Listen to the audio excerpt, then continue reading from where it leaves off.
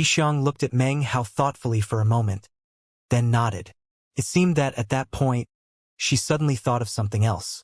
She hesitated for a moment. It's all legend, she continued. No one really knows if it's true or not. Maybe it is, maybe it isn't. Furthermore, true spirit knight's bizarreness can actually appear during any time. In the original demon Immortal sect, countless chosen disciples attempted to research it. In their belief, Knight possessed an ability like teleportation. However, it teleported not through the physical realm but through time. Therefore, many people staunchly believed that Knight's dream was no dream, but an actual teleportation through time. There was even much evidence collected to support that view. Meng Hao stood there thoughtfully for a moment, then closed his eyes. A long time passed before he opened them again. No trace could be seen of any change in his thinking. Whether it was an illusion or real doesn't matter, he murmured inwardly. As long as I believe it was real, and is still connected to me, then karma exists in my heart. Regardless of the facts, that is the most important. Just now, he had felt somewhat confused, but after closing his eyes for a moment, he felt enlightened. Let's go, he said coolly. The demon Immortal cistern awaits. Xiang looked at him for a moment and then nodded. They walked onward in single file, following the same path from before as they headed toward the demon Immortal cistern. Before much time passed, they reached the location of the same cistern they had visited within the second plane. The area was damaged and worn. Cracks could be seen everywhere, and many parts had completely fallen apart. Many of the stones had been crushed, quite a few of which hovered about in mid-air. All of it made it seem as if it would be very difficult to approach the pond waters. Even the waters themselves were not as clear as they had been in the second plane. There appeared to be silt built up in some parts. Most relevant of all, the waters were much shallower. At first glance, the cistern looked like a huge pit. Before, it had been filled with water, but now only a bit was left at the bottom, perhaps only 10% of what had been there in the second plane. When she saw that remaining 10% of water, though, Xiang's eyes filled with excitement, and she let out a huge sigh. What she had feared most was coming here with the proper qualifications only to find that because of the passage of time, the cistern waters were completely gone. Were that to have been the case, it would have meant she had completely wasted all of her effort. All of the preparations made by her sect would have been completely for naught. Everything had been a gamble in which success could lead to a meteoric rise. However, failure and the losses thus incurred would have led to the decline of her sect. Xiang suppressed her excitement as she looked around the area. When she caught sight of the rock upon which she had left the mark in the second plane, she began to quiver and breathe heavily. She had to work hard to try to suppress her excitement. Everything had worked out perfectly, even more smoothly than she could have possibly imagined. The key to it all was the stone with her mark on it. To enter this area, one needed the qualifications. To enter the demon Immortal cistern itself, one needed a second qualification. That second qualification could only be acquired within the second plane, but not used there. Instead, the qualification could be retrieved in the third plane and then cultivated. If there was no second plane and one went directly to the third plane at first, there wouldn't seem to be much difference. Xiang and her sect, however, had used augury to ascertain with relative certainty that, because of the passage of time and the great catastrophe, the restrictive spells in the area were thoroughly sealed and would not approve of any intruder. The only method of success was to get qualifications in ancient times. Xiang took a deep breath, then turned toward Meng Hao, clasped hands, and bowed deeply. Fellow Taoist Meng, many thanks for all your assistance. I would now like to once again ask for your expertise in opening up a path. Please remove the curse power from the area and allow me to succeed in entering the cistern waters. She bowed to him once again. Meng Hao understood that this was the extent of the help she needed from him. The entire area was broken and in ruins. It all seemed quite messy and chaotic, and even quite dangerous. Xiang was nervous because of the same thing that had made her nervous back in the bridge of Immortal treading. Invisible curses. The further one went along, the more terrifying the curses became. Anything that touched them would receive an intense jolt of backlash. "Let me try," he said with a nod. He had given Xianxia his promise, and would not go back on his word unless he came across something that was truly beyond his control. Thinking back to his experience in the Bridge of Immortal treading, he had some speculations as to the reason why he was not affected by the curses. Perhaps it had something to do with him being a demon sealer. His eyes glittering, he walked forward, waving his right hand to cause some of the stones that were blocking their way to lift up into the air. The stones did not appear to be equipped with any sort of curse. It seemed to take almost no effort to lift them up and move them over. Meng Hao continued forward, taking care of all the stones, even the ones that floated in mid-air. Soon a path emerged, leading directly up to the cistern waters. "Like that?" he asked, looking back at Xianxia. She gaped in astonishment, suddenly uncertain about whether or not the curses actually existed. If there were no curses, then it meant that bringing along Meng Hao for help was actually just giving him good fortune for free. When this occurred to her, she felt distress in her heart. After all, she had promised Meng Hao that he could immerse himself in the waters with her. And yet, the water was quite low now. There couldn't possibly be no curses, could there? She thought. Don't tell me that if I got the proper qualifications, and my identity was acknowledged, then the curses wouldn't target me? With that, she ground her teeth and began to walk forward. However, before she could take 3 steps, her face suddenly flickered. The color of her skin suddenly turned black. Blood sprayed from her mouth and she retreated backward quickly. She fell back 4 or 5 steps and then sat down cross-legged. She waved her right arm, causing 100 golden needles to appear, which then stabbed into her body from various directions. Vast quantities of black blood oozed out, emanating a foul, rotten stench. Xianxia's face was as pale as death as she produced a small clay pellet. Enduring the pain of losing such an item, she crushed it, causing an amber-colored medicinal pill to fly out, which she immediately consumed. A long moment later, she still felt incredibly weak, but the black color was fading away from her skin. When it finally disappeared, and her injuries were recovered, she looked up with an expression of fear toward Meng Hao. There was only about 30 meters or so between the two of them, but to her it was a shocking distance. Just now, she had neared a curse that hadn't fallen. If she had truly entered into it fully, she would long since have been transforming into pool of black liquid. Having seen what just happened to Xianxia, Meng Hao began to think. He felt a little bit bad. He quickly began to inspect the area, but couldn't see anything particularly strange about it. It was as if the area really was a forbidden zone, except the effects didn't apply to him at all. "What do we do now?" asked Xianxia. She was more than 30 meters away, her expression anxious, her eyes wide.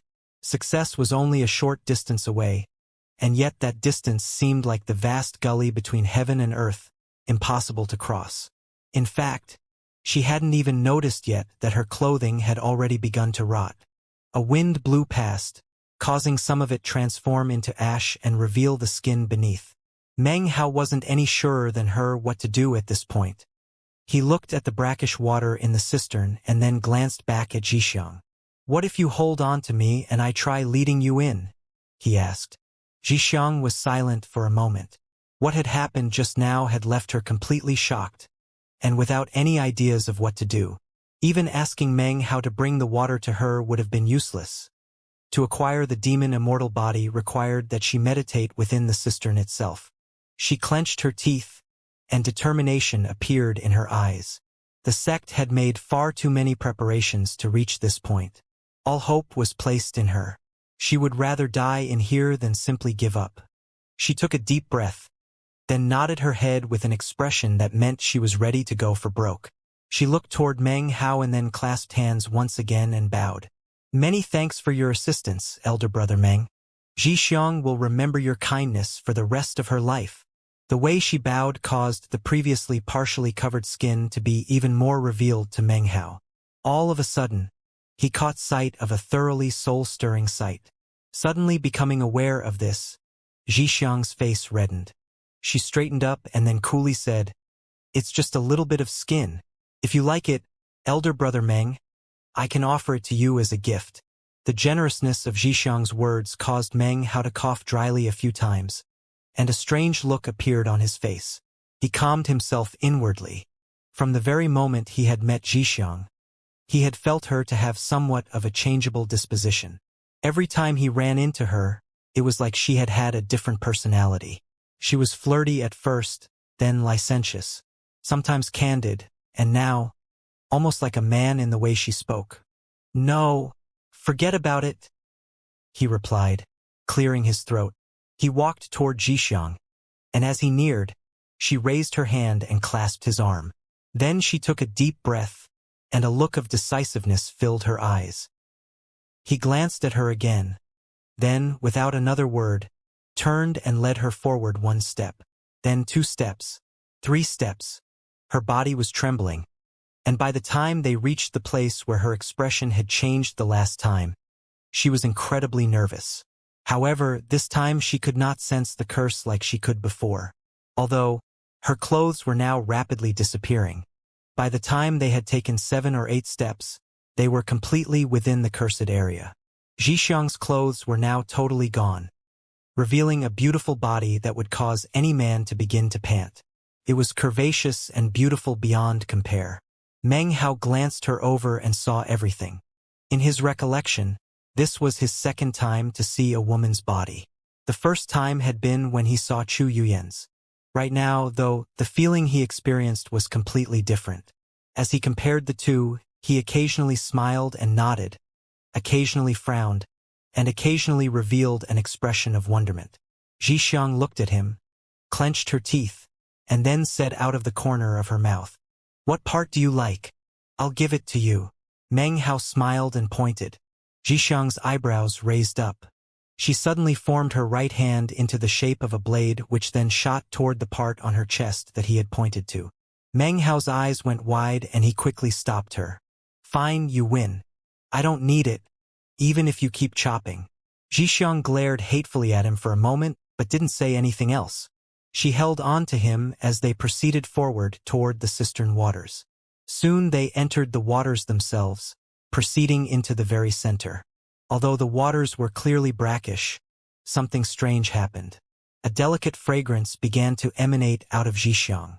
As it spread about, it fused into the waters, causing them to churn. In the blink of an eye, they were no longer brackish but instead perfectly clear. In fact, they even began to emanate their own delicate fragrance. If analyzed it carefully, you would realize that the fragrance was the same as Zhixiang's. Meng Hao's eyes flickered as Zhixiang dragged him into the waters and then sat down cross-legged. There was not much water, only enough to reach Zhixiang's supple waist. She pulled him to sit down cross-legged in the waters across from her. When his gaze fell onto her body, he cleared his throat. "While I absorb the power of the demon Immortal cistern," she said lightly, "you can also temper your body. As it happens, I have a special type of physique. During the process of transforming my body into a demon Immortal body, I will emit a unique fragrance. That fragrance can be considered something like heavenly materials or earthly treasures when you fuse it into your fleshly body. Therefore, you can build up a lot of synergy with your best body tempering magics when you use them here. It would be much better for you to absorb the fragrance than simply let it go to waste. In addition, please do not disturb me during the process. As for the curses, according to the research of the sect, once I begin the transformation process, they won't affect me. If you finish before me, you can wait for me outside. I'm not sure how long the process will take, so I hope you can stand guard over me until I finish." With a final look at Meng Hao, she closed her eyes. The instant she did, a strong fragrance suddenly emanated out from her. It fused into the waters, causing a white mist to rise up. The mist, too, was quite strong, and in the blink of an eye, had covered the entire cistern, completely concealing both Meng Hao and Zhixiang. Meng Hao's eyes flickered as he looked around.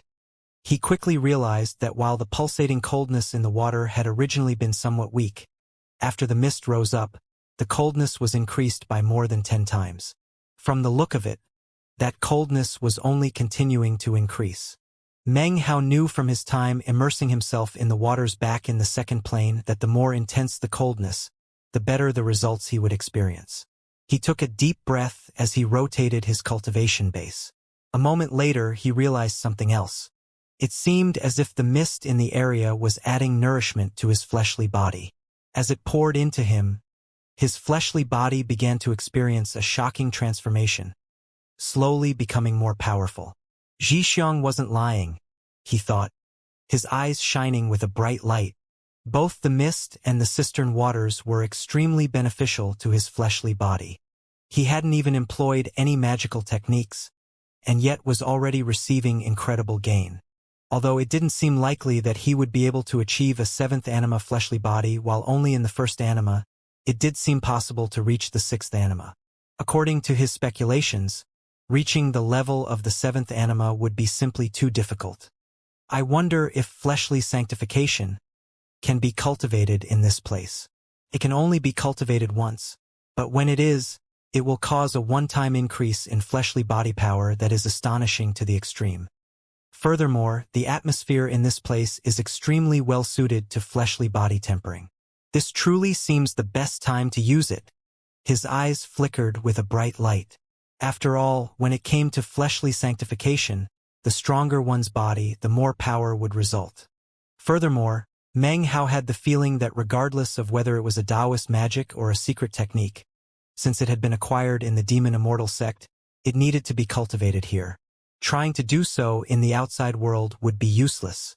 Considering that, there was no reason to hesitate. Now was the time to use it. Beams of light were shooting out of Meng Hao's eyes as he closed them. Within his mind, he unleashed the secret art of fleshly sanctification. Rumble. Meng Hao's mind thundered as the secret art spread out. His body instantly began to shake, and the mist around him churned. Instantly, an enormous vortex sprung up around Meng Hao, like clouds kicked into motion by the wind. The cistern waters also surged into a vast whirlpool. Xianxia was immersed in her own body transformation, but she could still sense what was happening on the outside, and was shocked. Her mind filled with a similar roaring, and her entire body began to emit vast quantities of demonic qi.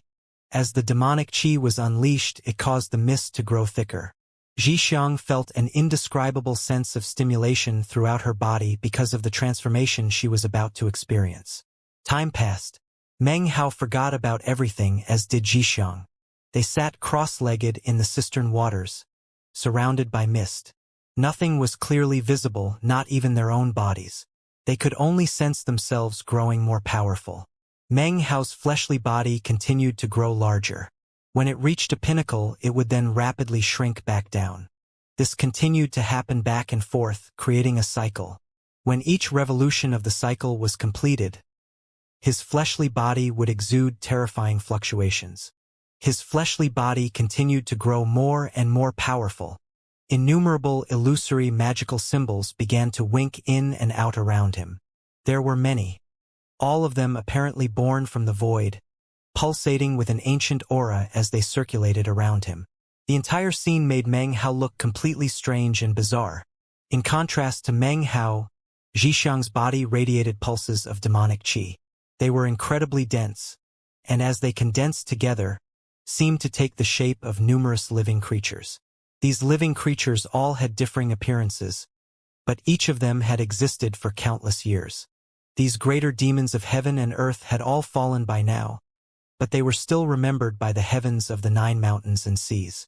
As they appeared, they shrank down in size, then sat cross-legged around Xianxia, performing incantations gestures that caused indistinct beams of light to shoot out and fuse into Xianxia's body. As for Meng Hao, he was sitting quite close to Xianxia. As a result, he was also located within the region of light cast by the greater demons of heaven and earth. Many of the indistinct beams also hit his body.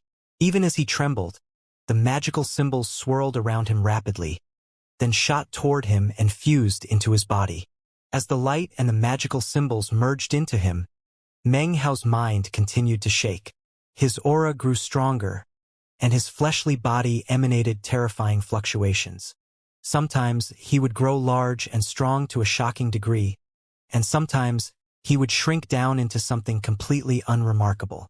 His clothes had long since been shredded into pieces during the growth stages. As of this moment, he wore no clothes whatsoever, and like Xianxia, he sat there completely naked. The first thing to be strengthened was his skeletal system.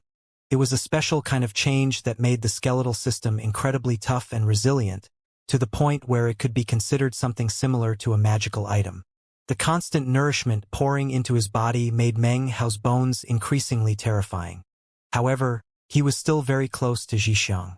The illusory greater demons sitting cross-legged around her continued to emanate the indistinct light that was actually in direct opposition to the magical symbols surrounding Meng Hao.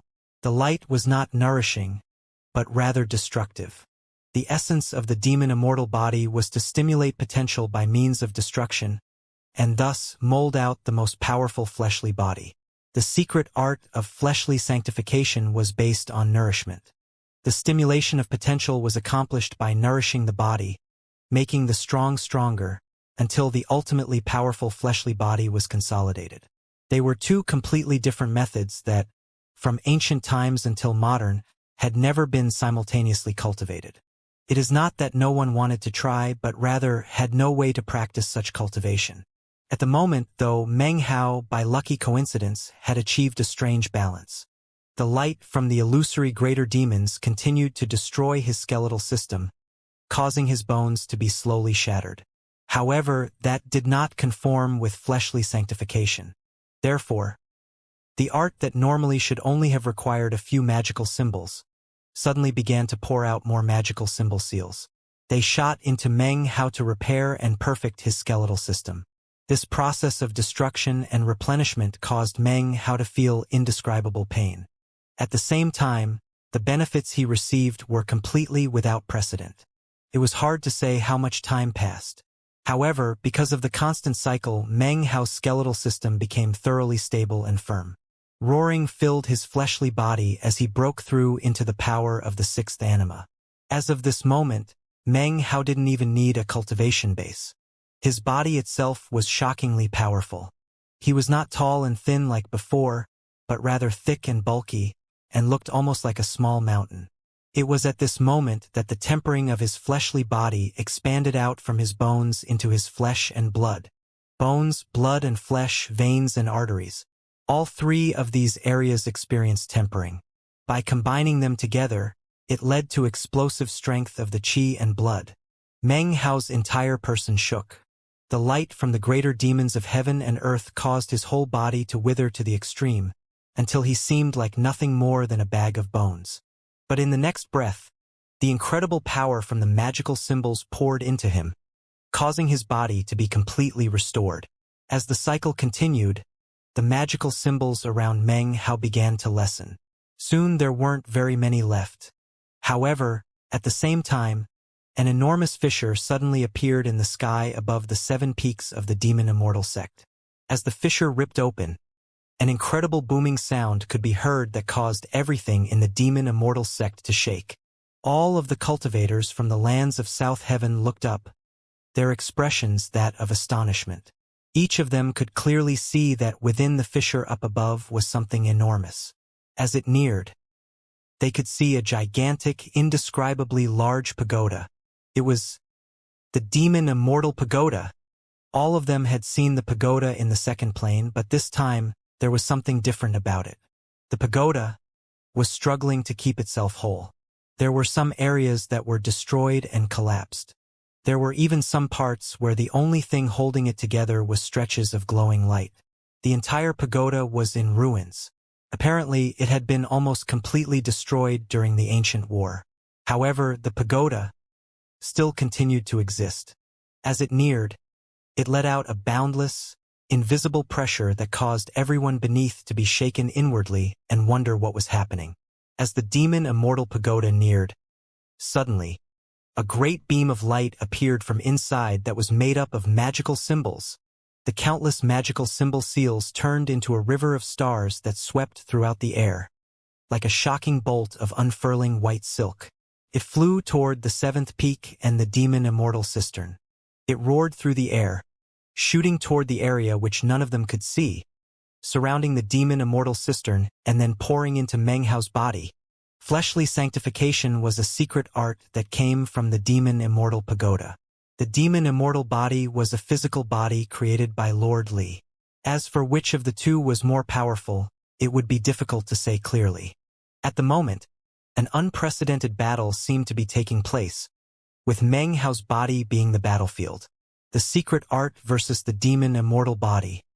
The two fought back and forth. Would destruction win out over nourishment, or was nourishment incapable of being destroyed? It was like a paradox. Meng Hao's flesh and blood expanded, then withered. The cyclical process gave birth to an indescribable pain that caused Meng Hao to tremble and sweat profusely.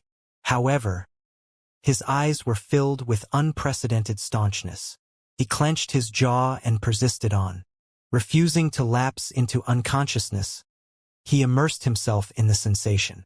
His fleshly body constantly withered and then expanded, giving rise to a terrifying power. Boom! The indistinct light from the greater demons of heaven and earth drained his body to the point of collapse and destruction. His hair fell out, and he looked like an oilless lamp, like a withered corpse. Boom! The secret art of fleshly sanctification and the magical symbols from the demon immortal pagoda swirled into his body, causing it to expand and grow until he looked like a giant. The paradoxical transformation was something that had never been seen from ancient times until modern times, an unprecedented molding of the fleshly body. As the cycle continued, Meng Hao continued to grow more and more powerful. Zhixiang's body was also trembling. She did not have any secret art of fleshly sanctification. She only had the pure transformation of the demon immortal body. At the moment, her body was withered, but within the withering was shocking demonic qi.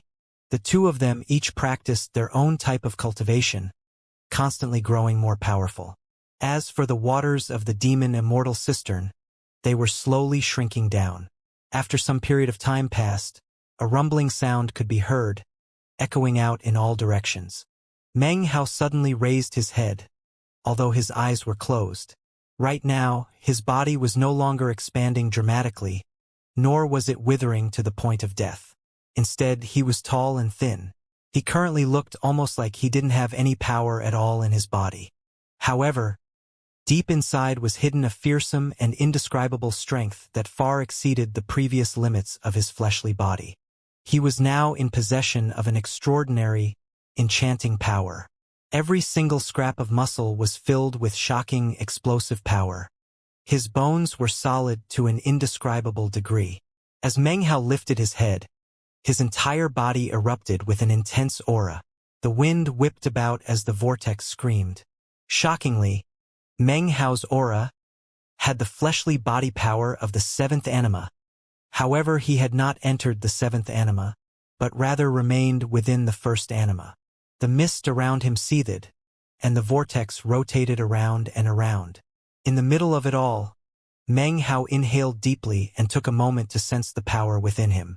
Although his cultivation base was still the same as ever, his fleshly body power and his battle prowess were now completely different than before. His eyes glittered as he entered the second anima. Boom!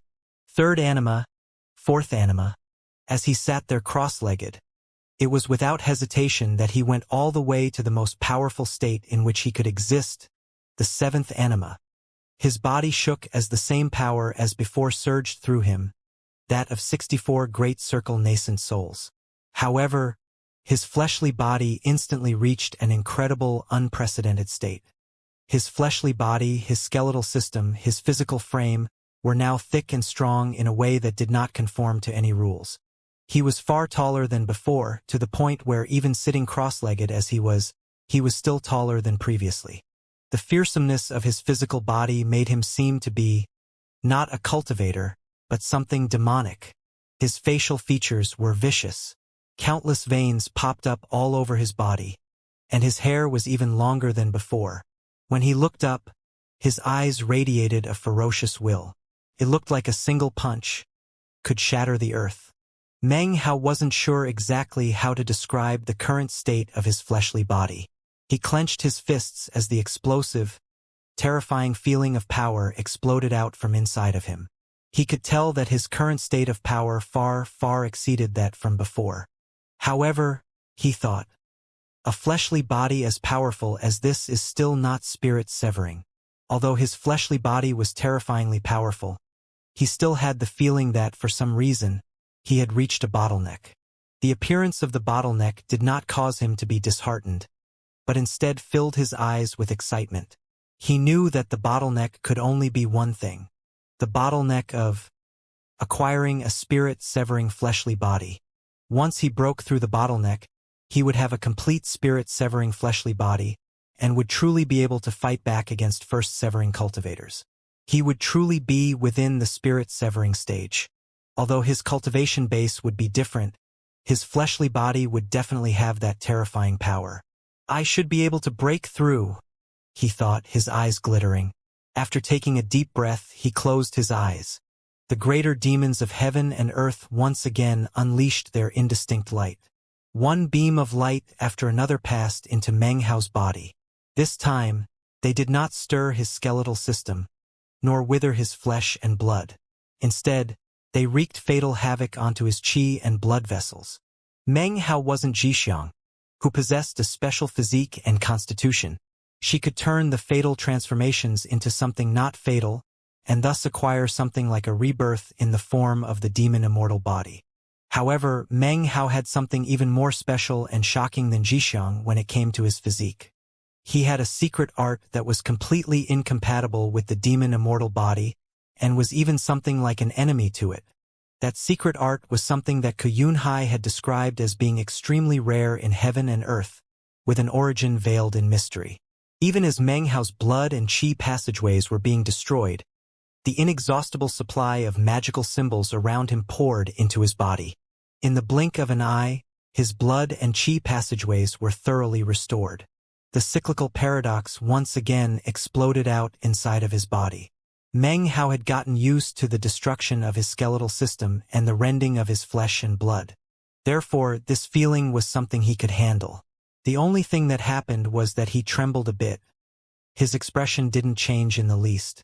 Rumbling filled his entire body as his blood and qi passageways were destroyed and then restored and strengthened. He became stronger, causing his fleshly body to experience yet another meteoric rise. This rise grew stronger and more stable, transforming into an explosive power that could break through a bottleneck. Boom! His body trembled and blood oozed out of his mouth. The bottleneck was like an enormous battlement. As he bashed against it, cracks appeared, but it didn't collapse. "One more time," he said, his eyes glittering. He focused all the power he could muster, combining it together. The magical symbols in the area were few, and as Meng Hao gathered his power, the demon immortal pagoda on the outside began to shake and erupt with even more magical symbols. The tower itself was beginning to grow dark and faded. The magical symbols joined together to form a silver river that shot toward Meng Hao, pouring into his body, causing it to shake. The light from the greater demons destroyed his blood and qi passageways. The secret art and the magical symbols poured into him to reforge them. He surged with more power, and then once again lashed out against the bottleneck. Boom! The bottleneck trembled violently, and the cracks spread out even thicker. Just when it seemed on the verge of collapsing, more light from the greater demons poured into Meng Hao, along with boundless magical symbols. Roaring filled Meng Hao's body. He lifted his head up and let out a soundless howl. As of this moment, his body was no longer expanding dramatically, but rather shrinking at high speed. He now seemed completely weak and thin. At the same time, the blood and qi vessels within him were completely restored. The light from the greater demons was incapable of any further destruction, and the increasingly scant numbers of magical symbols could offer no further assistance. His blood and qi vessels having been completely restored, the bottleneck within him directly shattered into pieces. As the bottleneck vanished, Meng Hao's fleshly body experienced an incredible, shocking rise. He grew more and more powerful, to a world-shaking degree. However, what caused Meng Hao to frown was that, after breaking through the bottleneck, he didn't get any sensation that he was in a spirit-severing state. That caused him to feel a bit confused. However, even as he frowned, a completely unpredictable sensation suddenly rose up within him. Meng Hao suddenly noticed a transformation occurring that caused the sky to fade, the wind and clouds to seethe, the surrounding mist to shoot up into the air, and the vortex surrounding him to suddenly stop in place. The transformation was caused by the increase in the three aspects of his fleshly body: his skeletal system, his flesh and blood, and his veins and arteries.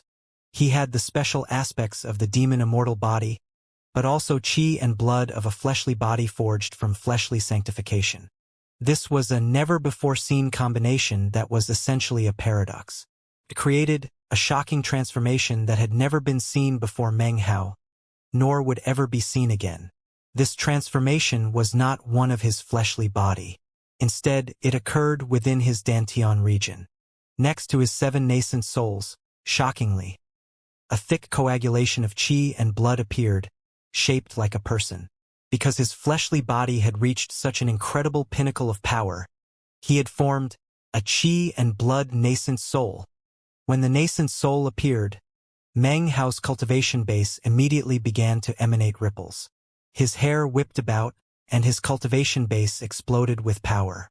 In this instant, Meng Hao could sense the fluctuations of an 8th nascent soul. Spirit severing is within the 8th anima, he thought, panting as he gained enlightenment. Meanwhile, an old man sped along beneath the 7th peak, nearing the forbidden area where Meng Hao and Xianxia were. The old man came to a stop and looked up, his eyes gleaming coldly. This man was none other than Patriarch Huyen. I can sense that little bastard Meng Hao inside there, he thought. He has my precious treasure. However, it belongs to the Heavenly Pursuit tribe, so even though he stole it away, he won't be able to use it. When I was in the 2nd plane, I was able to acquire the information I sought regarding its secrets. He smiled coldly as he took a few steps back. Lifting his right hand, he quickly began to set up restrictive spells on the ground around him. Meng Hao, I'm going to bury you in this place. I'll wait here for you to come out. And when you do, I'll splatter your blood everywhere. Smiling coldly, he finished setting up the spells, then took a deep breath and sat down cross-legged. Not even of spirit severing, yet you dare to fight with me? In the 3rd plane, the demon Immortal sect seals all personal items. Your mastiff won't be able to appear, so you won't be able to fuse with it to borrow the power of spirit severing. Well then, you shall die. Intense killing intent appeared in Patriarch Huyen's eyes.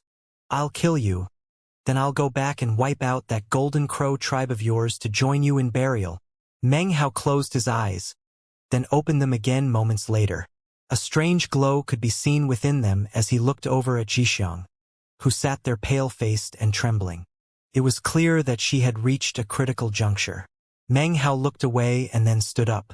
He walked out of the pond, through the mists, and to the outside world. As he left, the pressure bearing down on Xianxia increased. Earlier, the shapeless light of the greater demons had been shared between her and Meng Hao, but now all of it was focusing on her. Actually, she was incredibly lucky to have encountered Meng Hao. Without him there to share the burden, she might not have been able to handle it alone. Not only would she have failed to acquire the demon immortal body, but she would have faced grave danger to her life. That hadn't been part of her plan regarding Meng Hao. She could never have predicted that things would turn out the way they did. After all, she came from the demon immortal sect, which was started by people who escaped death all those years ago. Their understanding regarding the forbidden areas of the ancient demon immortal sect wasn't absolutely complete. When you added in the passage of time and all the changes that had occurred, it was impossible to know everything. Meng Hao left the cistern waters and stood in the outside world. He was tall and slender, and his skin was no longer dark like it had been all those years ago. It was white and clear, causing him to look completely refined and cultured. His scholarly air was even more obvious and intense than ever. He slapped his bag of holding to produce a long green robe, which he quickly donned. Now, he looked absolutely different than before. He was even more handsome, more naturally graceful, more youthful. However, deep within his eyes flickered a dim ancientness. After a long moment, he closed his eyes and focused on his dantian region and his 8th nascent soul. Chi and blood nascent soul. After a moment, his eyes opened, and he slowly merged the 8 nascent souls together. This was just a test, but even still, his mind shook as if lightning were smashing about inside.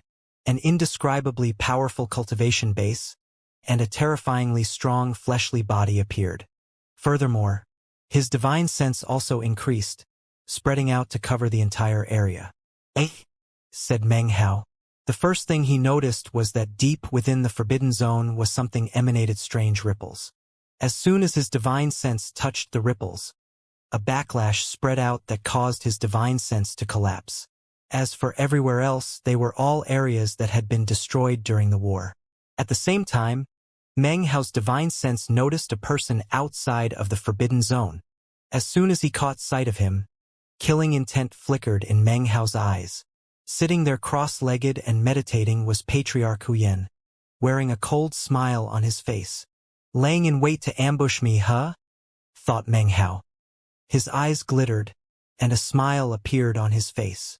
The smile was one of ridicule, and was filled with coldness and killing intent that was impossible to cover over. The killing intent still flickering, Meng Hao turned to look back at Zhixiang. The area was safe and Zhixiang was in the midst of transmogrification. No one would be coming around to disturb her. Meng Hao swept the area with his divine sense one more time, then turned to head toward Patriarch Huyen.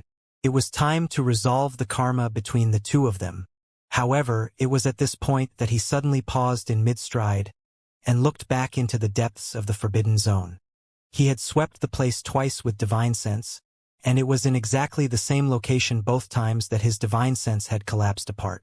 It made it impossible to even get some clues about what existed in that particular area. The only thing he could see was blurriness, and what appeared to be a corpse. His eyes flickered, and he temporarily did not continue on toward his battle with Patriarch Huyen. Instead, he turned and headed deeper into the forbidden area. After all, he had promised Zhixiang to stand guard over her. Therefore, he needed to ensure that the area really was safe. It didn't take too long before Meng Hao reached the place that had caused his divine sense to collapse. There was a boulder here, and beneath the boulder lay a corpse. Clearly, it was a woman. In her hands, the woman held a wooden sword. The sword emanated a faint glow, which was the source of the collapse of his divine sense. In fact, it might be less proper to say that it collapsed, but rather was consumed. As soon as Meng Hao laid eyes on the wooden sword, a tremor ran through him. It was not one of his spring and autumn tree wooden time swords, but rather one of those other swords, the ones he always found next to a corpse. An immortal murdering sword. Currently, he had 4 immortal murdering, and was now looking at a 5th. His eyes glittered. He stared at the corpse for a very long moment. However, it was decayed beyond recognition, making it impossible to tell who it belonged to. Meng Hao silently made a grasping motion with his right hand, causing the wooden sword to fly out to hover in front of him. He waved his sleeve to collect it up, then stamped his foot onto the ground, causing a deep pit to appear. After placing the woman's corpse inside and laying her to rest, Meng Hao clasped hands and bowed deeply toward the tomb. Then he turned, sending his divine sense out once more. This time, he didn't notice anything out of the ordinary. His body flashed as he transformed into a beam of light that shot out of the forbidden zone. "Patriarch Huyen, the time has come to settle matters between us," he thought, his eyes flickering with killing intent as he shot forward at top speed. "I'm going to use him to prove whether or not my 8th anima can exterminate the spirit-severing stage." He shot through the air like a lightning bolt. Even in the 1st anima, his fleshly body was even more fearsome than it had been in the 7th anima. As he shot forward, the air collapsed, and roaring sounds filled with air. The roaring grew stronger until it seemed powerful enough to shake heaven and earth. When it reached the region outside of the forbidden zone, Patriarch Huyen heard it, and his eyes went wide. It was at this point that he saw Meng Hao appear. "Meng Hao," he said with a vicious smile. Without hesitation, he performed an incantation gesture and then pointed forward. Meng Hao's expression was the same as ever as he proceeded forward. He pierced directly into Patriarch Huyen's spell formation, instantly causing multiple black-colored figures to rise up and pounce toward him. Within each of these figures could be sensed a faint, shocking power. However, as they neared Meng Hao, his expression didn't change in the least bit. He continued forward, giving rise to an intense roaring.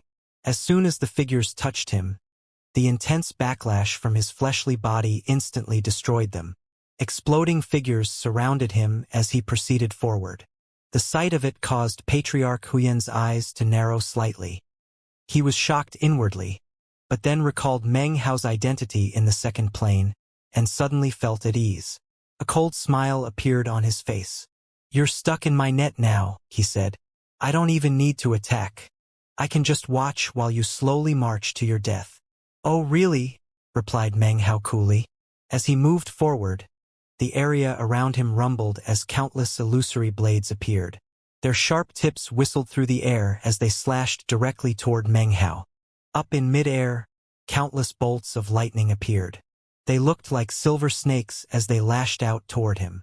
As the rumbling booms filled the air, Meng Hao continued on without even pausing. As he walked forward, all of the restrictive spells within the spell formation collapsed as soon as they touched him, completely incapable of impeding his progress. This caused Patriarch Huyen's face to flicker.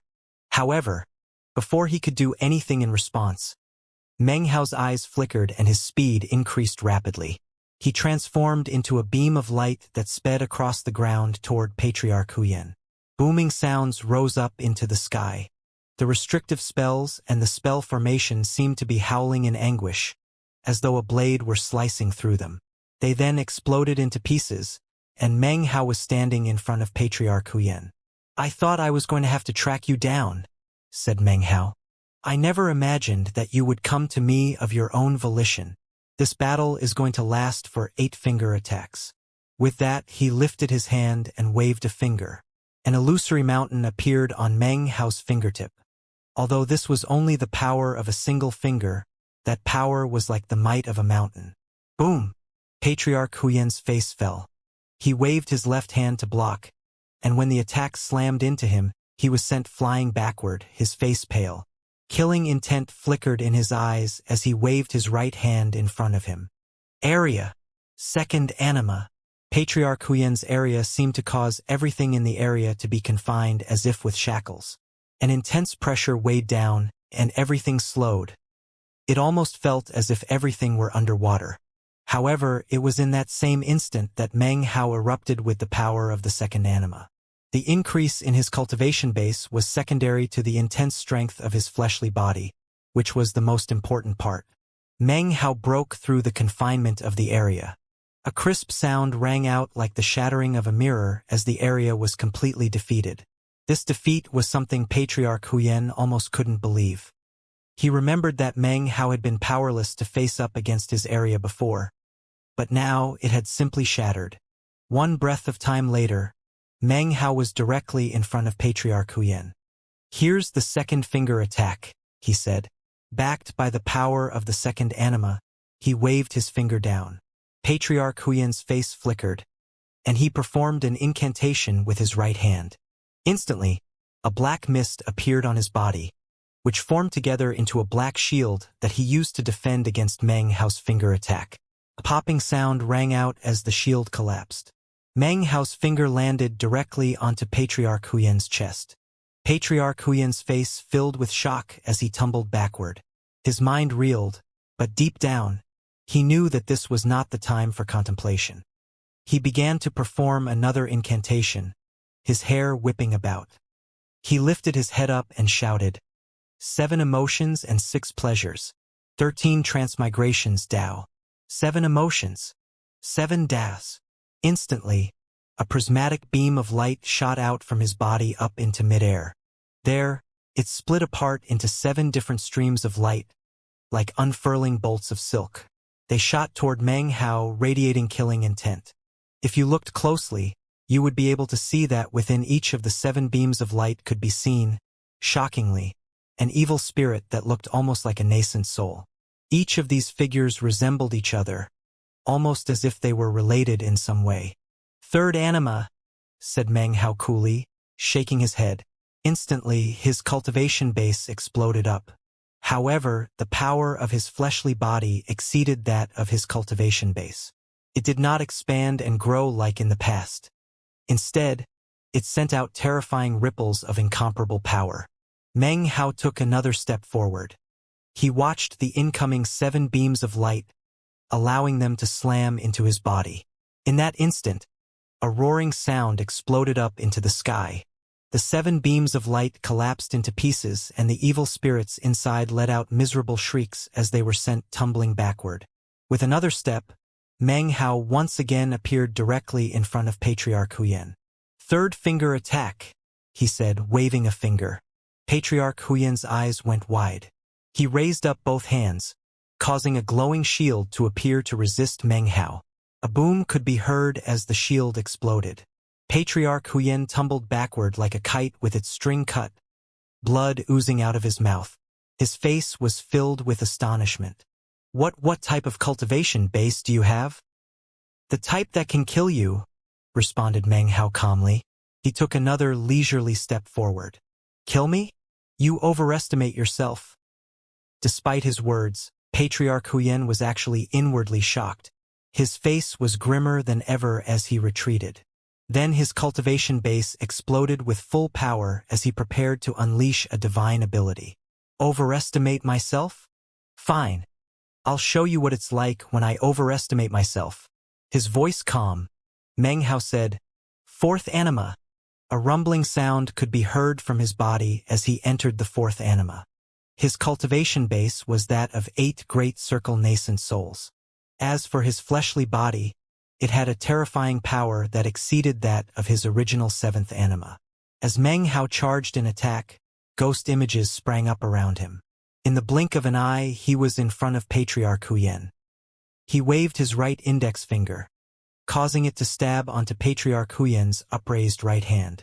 His left hand reached out to push into Patriarch Huyan's chest. A boom could be heard. Patriarch Huyan fell backward head over heels, blood overflowing from his mouth. His expression was one of astonishment and complete disbelief. What he feared was not Meng Hao's cultivation base, but the power of his fleshly body. Such a frightening fleshly body was something that vastly exceeded his imagination, and was something he had never even heard of before. Even as the power of the finger attack caused Patriarch Huyan to tumble back, Meng Hao strode forward again. 5th anima. He now had a cultivation base equivalent to 16 great nascent souls, and an even more shockingly powerful fleshly body. He was surrounded by a rumbling roar, and although there were no physical changes to his appearance, distortions and ripples appeared in the air around him. This was a fleshly body that could cause anyone to be completely shocked. Combined with his cultivation base, it made it so that Meng Hao's steps could shatter the air. He appeared again in front of Patriarch Huyan, lifting his right hand up to make a 5th finger attack. Patriarch Huyan raised his head up and howled as a sense of grave crisis swept over him. He bit violently down onto his tongue, causing blood to spray out of his mouth and then transform into magical symbols that spread out in all directions. 7 emotions and 6 pleasures. 13 transmigrations. Tao turns into 13 killing forms. Consolidate into emotion-severing extermination. The blood magical symbols in front of Patriarch Huyan shockingly began to form together into the shape of a heavenly saber. Instantly, it slashed down toward Meng Hao. In the following moment, Meng Hao's fingers slammed into the blood-colored heavenly saber, and a huge boom rolled out. The blade shook for a moment and then exploded into countless pieces, completely destroyed. As for Meng Hao's finger, it continued to descend until it tapped onto Patriarch Huyan's chest. Blood sprayed from Patriarch Huyan's mouth, and his chest turned into a bloody mass. Roaring filled his body as he shot backward at top speed. His face was pale white as he gave up all thoughts of fighting and focused completely on fleeing as fast as possible. He was in absolute fear of Meng Hao's fleshly body. It turned into an intense dread as he realized that such a fleshly body was shocking to the extreme. His own divine abilities and magical techniques were incapable of even causing it to tremble. In the same instant that Patriarch Huyan decided to flee, Meng Hao's voice once again drifted through the air. 6th anima. Boom! The instant Meng Hao entered the sixth anima, his body trembled. He lifted up his head and roared. To him, Patriarch Huyen could be killed any time he wanted. What he desired to do was to test out the eighth anima which he had created. As he entered the sixth anima, the power of 32 great circle nascent souls counted for almost nothing. What was truly shocking was his fleshly body. In the sixth anima, his power was now truly exploding out. As of this moment, a spirit-severing aura was gradually beginning to seep out of him. The air around him filled with distortions, and the soil in the area was jumping up and down. A vortex began to form like a mad tempest.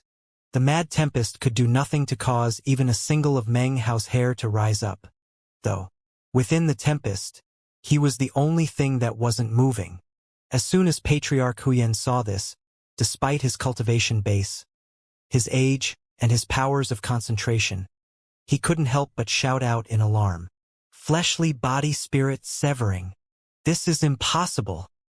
As far as he could remember, a spirit-severing fleshly body was a legendary stage that only existed in ancient times. It was both spirit-severing and not spirit-severing because it did not have a domain. And yet, even without a domain, such a fleshly body could compare to the peak of anyone in the spirit-severing stage. Were he to also possess a spirit-severing cultivation base, then any other spirit-severing cultivator would surely view him to be nothing less than a nightmare. Body cultivation is not a focus in the current generation. Such a thing has long since become a thing of the past. Don't tell me that this guy acquired some type of body-tempering good fortune in the demon immortal sect? Patriarch Huyen's scalp was numb, and he was scared out of his mind as he fled at top speed. He was already well aware that Meng Hao's magic had a seventh anima. As of this moment, Meng Hao's sixth anima was already shocking enough. If he changed to the seventh anima, Patriarch Huyen wasn't willing to risk his life and go all out here. He had more things to accomplish, so he ignored all matters of face and fled at top speed. However, no matter how fast he went, Meng Hao was faster. Boom! In the blink of an eye, Meng Hao appeared ahead of Patriarch Huyen. In addition to blocking his path, he lifted up his right hand and waved his finger again. "We're not finished here yet," he said. "What are you getting so anxious for?" Patriarch Huyen's face fell. Without hesitation, he performed a double-handed incantation, connecting the forefinger of each hand with the thumb of the other, with his palms facing away from each other. He immediately stretched his hands out toward Meng Hao. A four-sided collection of lines sprang into being, which was in accord with the domain he cultivated. A power of expulsion rose up, with one side being heaven and earth, the other side being a person to be expelled. The four-sided lines flickered as they shot forward, shooting against the wind as they expanded out to surround Meng Hao. At the same time, a shockingly intense power of expulsion seemed to fill the four-sided lines. This power of expulsion was intense enough to crush Meng Hao into pieces. "Begani!" The bizarre voice seemed to come from nowhere, and echoed out like thunder within Meng Hao's ears. The sound caused the shocking power of expulsion to seem to grow even stronger. This was not Meng Hao's first time to encounter this magical technique of Patriarch Huyen's. Currently, he was in the sixth anima and had terrifying fleshly body power. His eyes suddenly glittered. He opened his mouth and let out a roar toward the incoming four-sided lines. "Screw off!" The sound created something like waves that instantly suppressed all of the lightning up above. It rolled out, causing fissures to appear in the air, and rumbling sounds to be heard in all directions. The incoming four-sided line shape directly exploded into fragments. Its power of expulsion, having faced someone who it couldn't possibly shake, was now nothing more than a joke. It was like a tiny stream that wanted to become as powerful as a mountain. How could it possibly succeed? As the four-sided line shape collapsed, Meng Hao's finger once again tapped onto Patriarch Huyen's chest. A boom could be heard. Blood sprayed from Patriarch Huyen's mouth, and his chest caved in bloodily. Even his back was a bloody mess as he staggered backward. He looked at Meng Hao, his face twisted with savagery. "I feel like leaving," he growled. "You won't let me? Seems you actually think I'm scared of you." With that, Patriarch Huyen performed another incantation with his right hand. He pushed down onto his forehead, then opened his mouth to spit out a small, black-colored blade. As soon as the blade appeared, everything dimmed. It began to spin faster and faster in his palm, then grow rapidly in size. Shockingly, it transformed into a huge greatsword, upon which was carved the severed head of a dragon. Patriarch Huyen waved his right arm. His face was covered with a savage expression that seemed to say he was willing to go all out, even risk death, as he shot toward Meng Hao. Die! The power of Patriarch Huyen's cultivation base exploded out. In fact, the level of power he wielded now was multiple times greater than before. The area around him filled with ripples of ancientness that even seemed to contain natural laws of the primordial demon Immortal plane. These natural laws contained a power of expulsion that had nothing to do with the four-sided line shape. This was a true power of expulsion from the world of the primordial demon Immortal plane. The blade descended, shocking heaven and earth. "You will fear me," said Meng Hao coolly as he entered. The seventh anima, the power of 64 great circle nascent souls, exploded out within him. His fleshly body unleashed even more spirit-severing aura. Together, they caused the air around Meng Hao to begin to collapse. Roaring could be heard around him, almost as if this body of his was something that didn't belong in this broken demon Immortal sect. It was as if there were invisible restrictions in this place, and any cultivation base or battle prowess that exceeded those limitations were not permitted at all. With the battle prowess he was now displaying, Meng Hao had already touched that world limitation. So, I don't actually need to enter the eighth anima, thought Meng Hao. I've already reached fleshly body spirit severing. As he took a moment to experience the sensation, he came to the realization that he was already in the spirit severing stage. Although he had no domain, he was still of spirit severing. In fact, he was even stronger than when he had borrowed the power of the Mastiff, put on the Blood Immortal mask, and used the power of the Blood Immortal. He faced up against Patriarch Huyen's descending blade, lifting his right hand without hesitation and pushing out with his finger. In this moment, everything suddenly seemed to freeze. The roaring sound that filled the air seemed to cease for a moment. And then, everything returned. Crashing booms echoed out one after another into the silence. They filled the entire demon Immortal sect, to be heard by each and every one of the cultivators from South Heaven. Patriarch Huyen coughed up blood and tumbled backward. The huge black-colored blade in his hand broke up into fragments. His face was pale, and, ignoring any possible ramification that might give rise to expulsion, he employed the full power of his cultivation base to destroy his opponent. "You're already at your limit with your seventh anima," he said, his eyes filling with a streak of madness. "This is the strongest you can get." He was panting now, the killing intent in his eyes strong. "Since that's the case, let me escort you the rest of the way down your path." Patriarch Huyen lifted his right hand up and pushed it down onto his chest.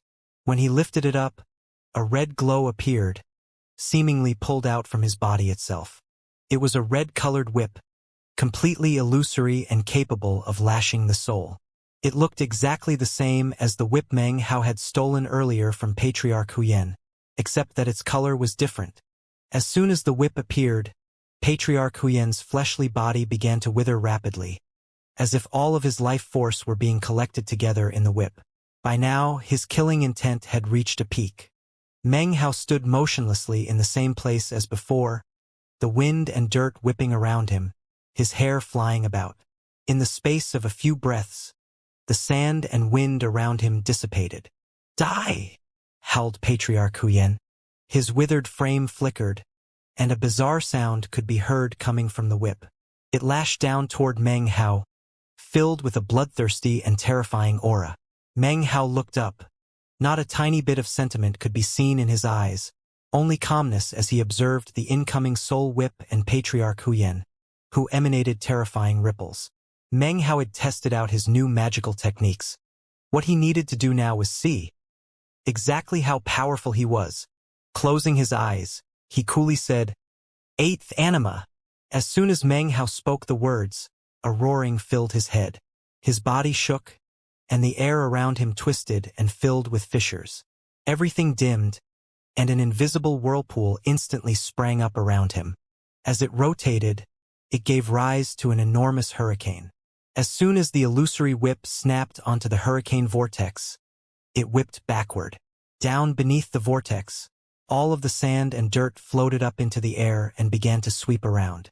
As for Patriarch Huyen, his face thoroughly fell, and he staggered out of control several paces backward. His eyes were filled with astonishment and shock, and his mind was reeling. Impossible! This magical technique has 7 animas. How could an 8th anima appear?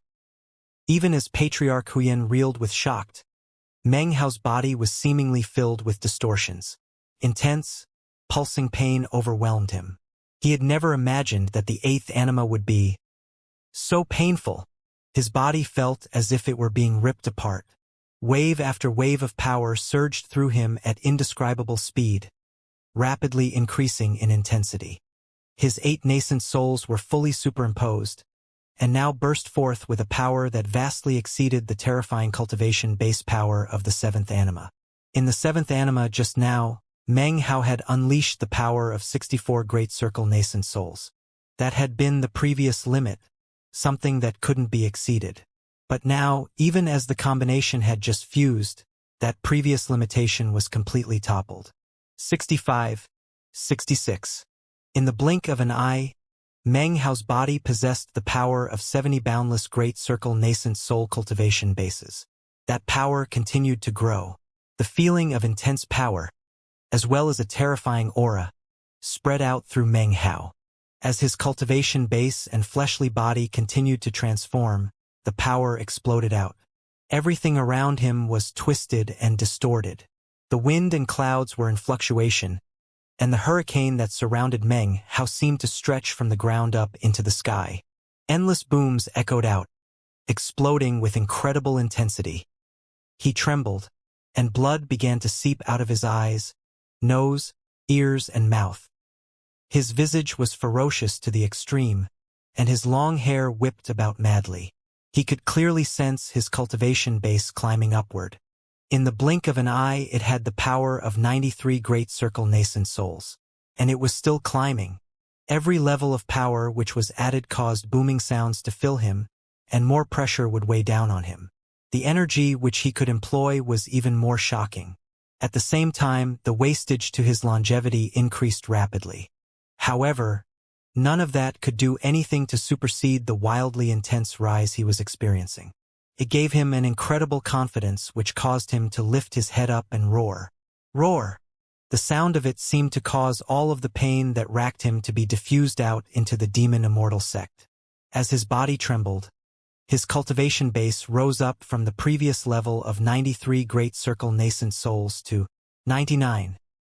The color of Meng Hao's hair began to change.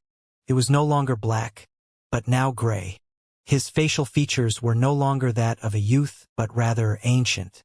His stature was tall and thin as before, but his aura was now completely different. 99, 100. The full power of 100 Great Circle nascent souls cultivation bases exploded out within him. As Meng Hao roared, his hair grew longer and longer, soon reaching his lower back. The tempest around him grew in intensity, causing Meng Hao to slowly float up within the midst of the hurricane. Lightning and thunder fell down to circulate around him, causing the hurricane to turn into a lightning storm, shocking to heaven and earth. The sight of it caused Patriarch Huyen to pant rapidly. His eyes went wide and filled with a look of disbelief. His mind filled with roaring. How could this be? He. In the midst of Patriarch Huyen's astonishment, more roaring exploded out from Meng Hao as his cultivation base rose again. 101, 102, 103, all the way to 115. Meng Hao's hair now stretched to his knees as his shocking roar echoed about in all directions. The tempest around him continued to expand until it was 300 meters wide. It was at this point that the heavenly expulsion force suddenly appeared. The air around Meng Hao was continuously shattered. The fearsome aura surrounding him continued to rise up, almost as if some primordial wild beast was awakening. 116, 117. In the blink of an eye, the power of 128 Great Circle nascent soul cultivation bases exploded up. His roar was now the roar of spirit severing. His power was that of spirit severing. The aura around him was now an aura of spirit severing. The tempest was now nearly 1,000 meters wide. Lightning had transformed the area into a sea of electricity. His hair was longer and his frame taller. His gray hair floated about, and his visage was one of ancientness. His eyes suddenly focused, and within them seemed to circulate a power to exterminate life. As soon as Patriarch Huyen saw those eyes, his mind trembled, almost as if he had just been subjected to a powerful attack. His body began to shake, and he fell back several paces, blood spewing from his mouth. Within the astonishment on his face could now be seen a trace of dread. "You," he said hoarsely, his body shaking. "I'm not finished yet," said Meng Hao, whose eyes were still closed as he experienced the shocking cultivation base power of 128 Great Circle nascent souls. This power far exceeded the absolute pinnacle of the nascent soul stage. This was the power of spirit severing. It was a situation in which quantity changed into quality. With enough nascent soul cultivation base built up, he was able to leap into a realm that was previously only occupied by true spirit severing. However, even as Meng Hao had said, his 8th anima wasn't finished yet. Just now, his growth had been in cultivation base only. His fleshly body was still growing, rapidly flying toward a true spirit-severing fleshly body. Fleshly body spirit severing was a stage for ancient cultivators. In modern times, there were few people who could temper their body to the stage of spirit severing. In fact, you could say that it was virtually impossible, the difficulty level being just too high. For Meng Hao, it was only by a series of lucky coincidences that he could reach this legendary stage. As of this moment, his fleshly body appeared to be normal, but in actuality, every strand of muscle was being shredded. Every inch of bone was being crushed. Every vein and artery was collapsing. However, no matter how they were shredded, crushed, or collapsed, it didn't cause any problems for Meng Hao. In fact, all of that destruction caused his body to reform, making his qi and blood reach astonishing levels. Within the space of time of a few breaths, the thumping of a heartbeat could be heard, like thunder rattling out in all directions, caused Patriarch Huyen to stop and look at Meng Hao. As of this moment, it appeared as if there were a shocking qi and blood fighting back against the natural law of heaven and earth. Qi and blood exploded up shockingly. As of this moment, every beat of Meng Hao's heart caused the tempest around him to pause, caused the air to vibrate, caused the land in the area to quake. Along with his qi and blood, his body broke through some invisible barrier. As he truly entered the spirit-severing stage, Meng Hao's spirit-severing aura exploded into the sky. He took a deep breath as he realized that his view of the world was now completely different. He could see innumerable dust motes dancing about in the air. He could hear countless sounds around him in the world, like the whisperings of innumerable deceased souls. He could feel all of the indescribable sorrow that filled the demon Immortal sect. Most importantly, he could hear the sound of breathing. It was the breathing of something asleep, coming from deep, deep within the ground. It was faint, as if there were some enormous creature far beneath the surface of the earth, sleeping. Every breath it took echoed about. All of these things take quite a long time to describe. However, it was a very short period of time from the moment in which Meng Hao entered the 8th anima until he could sense everything. 128 Great Circle nascent souls pushed Meng Hao's cultivation base into a state which could be considered the world of spirit severing. Because of the endless good fortune that had tempered his fleshly body, now that he had entered the 8th anima, his body truly had reached the legendary, fleshly sanctification. Figuratively speaking, that sanctification was none other than the spirit severing of his body. "I am not in the spirit severing stage," he murmured, "but I possess the power of spirit severing."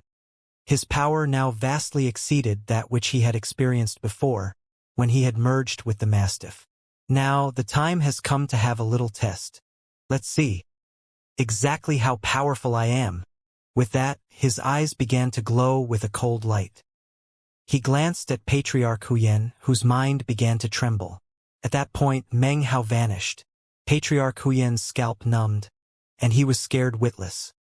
He retreated rapidly, waving his arm to cause the whip to flail about in all directions.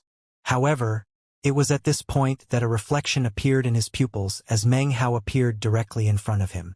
Meng Hao's left hand lifted up, forming a claw that snatched a hold of the whip.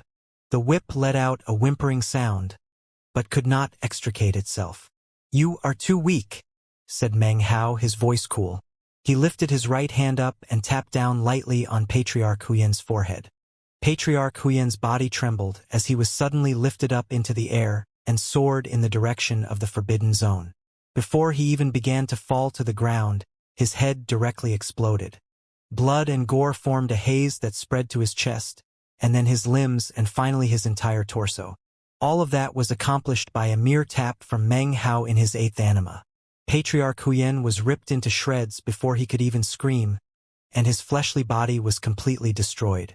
His half-transparent nascent divinity fled out, a large hole visible on its forehead.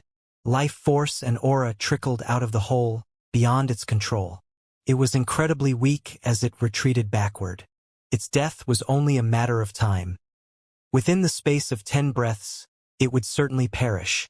It was with astonishment and indescribable fear and despair that the nascent divinity let out a miserable scream. Although it knew fleeing was useless, it still attempted to run away. However, it was in this moment that, from within the forbidden zone, what appeared to be a consummately beautiful jade-like hand suddenly reached out with incredible dexterity. The delicate hand stretched out through the air, to grab a hold of Patriarch Huyen's nascent divinity. My cultivation base suffered damage. With this nascent divinity, I can concoct some pills to help with that. Do you mind? A woman walked out from within the forbidden zone. She had Xianxia's voice, but her appearance was nothing like the woman Meng Hao remembered from before. She was as pretty as a flower, bewitchingly charming, matchlessly beautiful, unrivaled in elegance and demeanor. She was the new demoness Xiang. To use the expression indescribably beautiful and striking, to describe Xiang would only be enough to portray part of her. Meng Hao had no choice but to admit that in his entire life, he had never seen a more beautiful woman. This was not a situation of her being one of the most beautiful women. Any other woman placed next to her would pale in comparison, and could do no more than play a supporting role. She wore a light red gown, along with a wide smile. Her each and every move was dazzling, and her body let off a unique aura, resembling both the air of a demon and a spirit. The feeling Meng Hao got was that her body had become something like heavenly materials or earthly treasures. It was something that completely stood out from the masses, and the aura she emitted seemed to fill the entire area. Her current body did not belong to anyone except herself. This was the true Xiang. Because of her earlier fall in Cultivation base and the various plans to be carried out by her on behalf of the demon Immortal sect, her Immortal realm Cultivation base had been degenerated back to the edge of spirit severing. In fact, most of the time she only revealed the power of the nascent soul stage. Right now, though, it was obvious that she had succeeded with the demon Immortal body. Because of her success, her Cultivation base had now begun to restore itself. In a very short period of time, she would once again have the power of an immortal. When the time came, the others would return to the lands of South Heaven, but she would leave by a different route. She would return to the demon Immortal sect of the Ninth Mountain and Sea. There was even a high likelihood that the cultivators of the demon Immortal sect were already gathering at some unknown location to prepare to receive her. Upon hearing Xiang's request, Meng Hao's expression did not change at all. He nodded slowly. She gently bit her lip and smiled, then took Patriarch Huyen's rapidly fading nascent divinity and crushed it. Popping sound could be heard. Patriarch Huyen, a spirit-severing patriarch in his generation, had his nascent divinity crushed into tiny pieces. They transformed into dots of shining light that Xiang then slowly absorbed in through her forehead. Xiang's countenance became a bit more beautiful, enough to cause anyone who looked at her to be shocked and feel their heart palpitating with eagerness. "Thank you," she said. She lifted her hand up to place a veil over her face, covering over the features that would cause anyone to be infatuated with her at first sight. Her eyes flickered with a bizarre light as she looked at Meng Hao. "Allow me to introduce myself. I'm Zhou Zhixiang." The Zhi character is from the expression, that which is noble and lofty. The Xiang character is from the expression, a woman of ethereal color and celestial fragrance. I am Zhixiang, holy daughter of the demon Immortal sect. However, I prefer it when people call me Demoness. With a smile, she gave a curtsied bow to Meng Hao. Her words were simple as were the movements she made. However, an indescribable energy wafted off of her, forming together into an incredible pressure, which weighed down on the entire area. "You owe me," said Meng Hao coolly, "and not just a simple favor. Don't worry, fellow Taoist Meng. I acknowledge it, as does the new demon Immortal sect of the Ninth Mountain and Sea. We will absolutely never forget it." She cocked her beautiful head as she looked at him. Then her beautiful hand waved, causing a jade slip to fly out. The jade slip was ancient and crude. On one side could be seen the character Demon, and on the other side the character Immortal. This is the command medallion of a demon Immortal sect elder. Whoever holds this medallion is a vassal elder. Fellow Taoist Meng, if you need assistance in the future, you may come to the demon Immortal sect at any time. Meng Hao accepted the command medallion, looked it over, and then put it into his bag of holding. He nodded toward Zhixiang, then, without another word, turned to leave. "I would like to thank you in a more personal way, fellow Taoist Meng," said Zhixiang with a smile. "Therefore, I'll give you a bit of information. The pit located between the third and fourth peaks is critical to entering the fourth plane." Meng Hao stopped in place and turned to look back at her. Most likely, the other sects and clans have this information already. In fact, the fourth plane will never close. Anyone in the third plane who has the requisite skill can enter it. Without the skill, one can only gaze at the figurative ocean and lament one's inadequacy. Zhixiang chuckled, once again bowing to Meng Hao. Then she turned and disappeared. Meng Hao's eyes flickered. He could sense Zhixiang's power, and he knew that she was completely different than before. A thoughtful look appeared as he looked down at his bag of holding, and thought back to all his previous contact with Zhixiang. In his heart, he was 80% certain that the small bit of assistance he had provided here would later result in receiving help from Zhixiang and the demon Immortal sect, although it was impossible to predict whether that help would be of great use or not. A relaxed smile appeared on his face. He had long since come to realize that in the cultivation world, one must rely on oneself. One could not expect too much help from outsiders. Therefore, whether the new demon Immortal sect provided him with a lot of help or just a little, it didn't really matter to him. His greatest acquisition in this affair was not the promise of Zhixiang and the new demon Immortal sect. Instead, it was his 8th nascent soul and his incredibly powerful fleshly body. He took a deep breath as he examined his body, as well as the fearsome damage done to his longevity while in the 8th anima. As for the power of worldly expulsion that he had felt, he wasn't sure when, but it had vanished.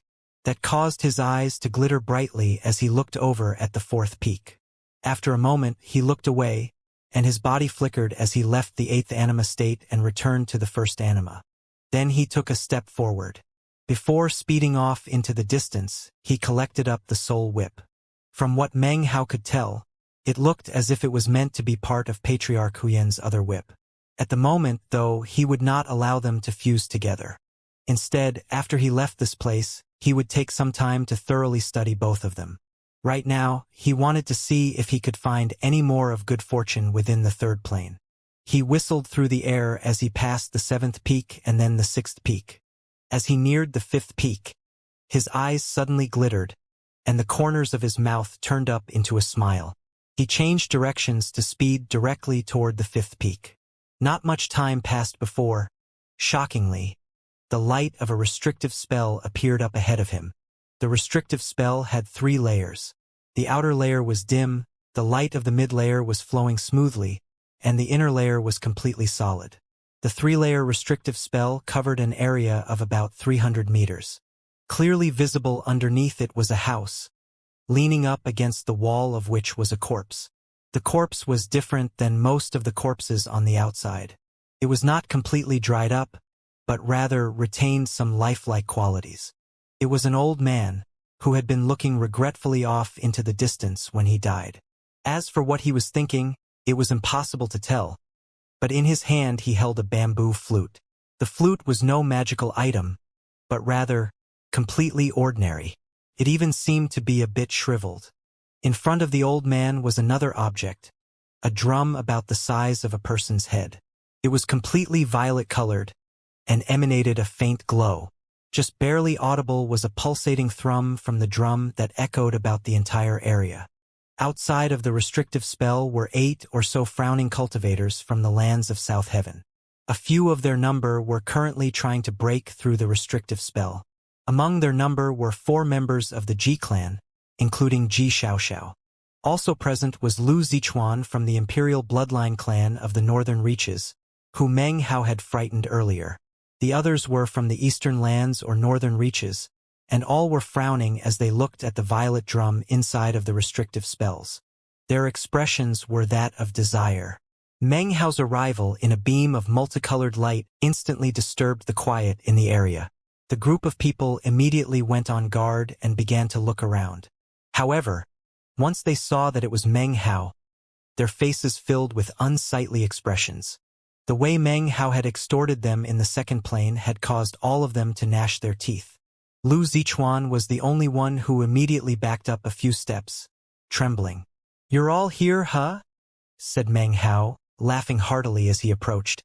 "I haven't seen you in quite a few days, but I missed you. I hope you've all acquired a lot of items here in the third plane." Meng Hao's expression was sincere. In fact, he really did sincerely want for everyone to acquire a lot. However, the more he expressed himself in such a way, the more unsightly were the expressions on the faces of the others. They stared at Meng Hao, faces filled with displeasure. Some even seemed to be contemplating trying to attack and kill him, to solve all troubles in one fell swoop. Meng Hao didn't seem to notice this. He was all smiles as he sighed and then said, "How come you're all ignoring me? Well, it doesn't matter. Fellow Taoists, I, Meng Hao, truly desire for all of you to make great acquisitions here. In that way, I will also benefit a bit more." By now, killing intent was flickering in the eyes of the others, and a few people stepped forward, their tempers seemingly on the verge of exploding. Meng Hao still didn't seem to notice this point. He had a bashful smile on his face, and even looked a bit emotional. However, from the point of view of the others, he was clearly showing off and was in the need of a bit of punishment. His expression might even be one of courting death. Only Lu Zichuan felt his heart pounding nervously, and was crying out inwardly, "Contemptible! Far too brazen. This bastard. This bastard is somebody I absolutely cannot afford to provoke. He has obviously grown powerful to the point of spirit severing, and yet he only shows off this level of power. He's obviously provoking the others into attacking him. How shameless!" At this point, Lu Zichuan couldn't help but think back to his own grievous situation earlier. He could only imagine that if some of these people attacked Meng Hao right now, they would quickly find themselves in exactly such a miserable state.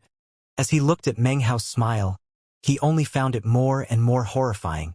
Yet, at the same time, he somehow was looking forward to seeing these other people meet a similar fate as he had. "Brothers," continued Meng Hao, "I know that I displeased you in the second realm. Please don't take it to heart. Now that we're in the third plane, I hope that we can all work together toward a common purpose. Brothers, whether or not I can find sufficient good fortune here, depends all on you."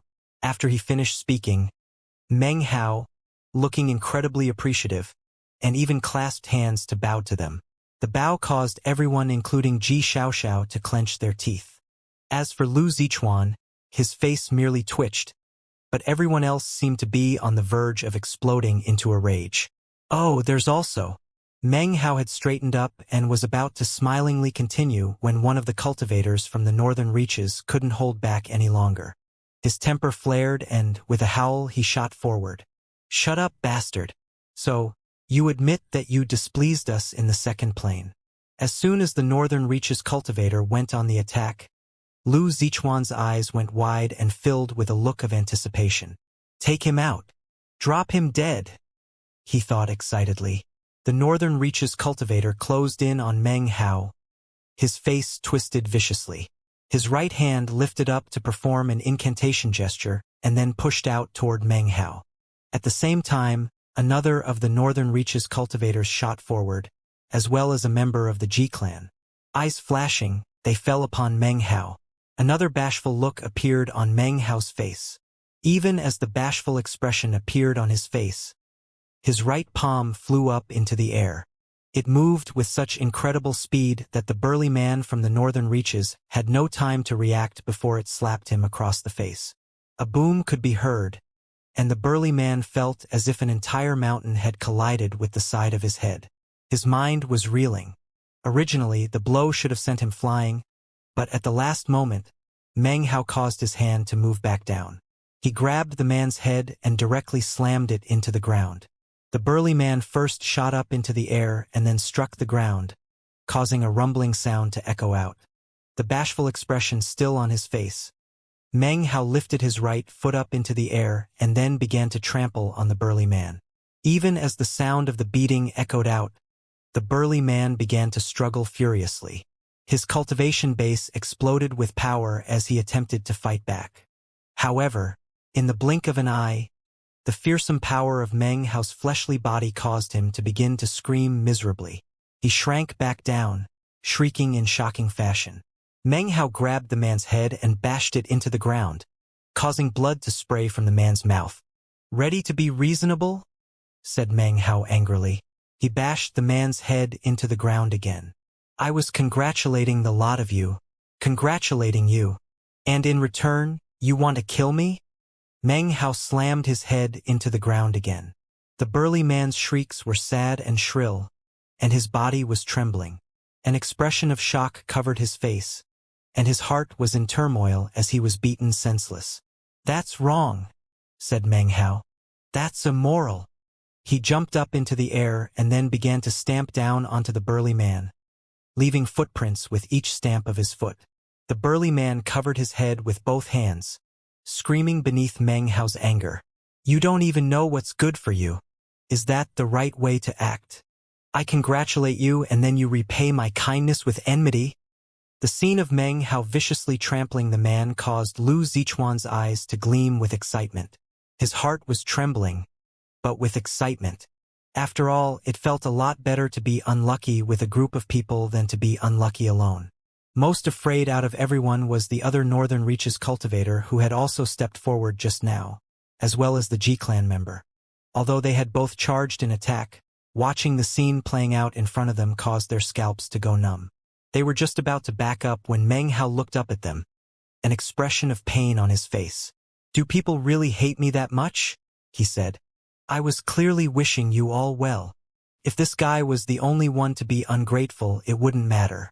But it seems you two also don't appreciate my kindness." He appeared to be more and more torn by grief. The two cultivators' scalps became even more numb as they backed up.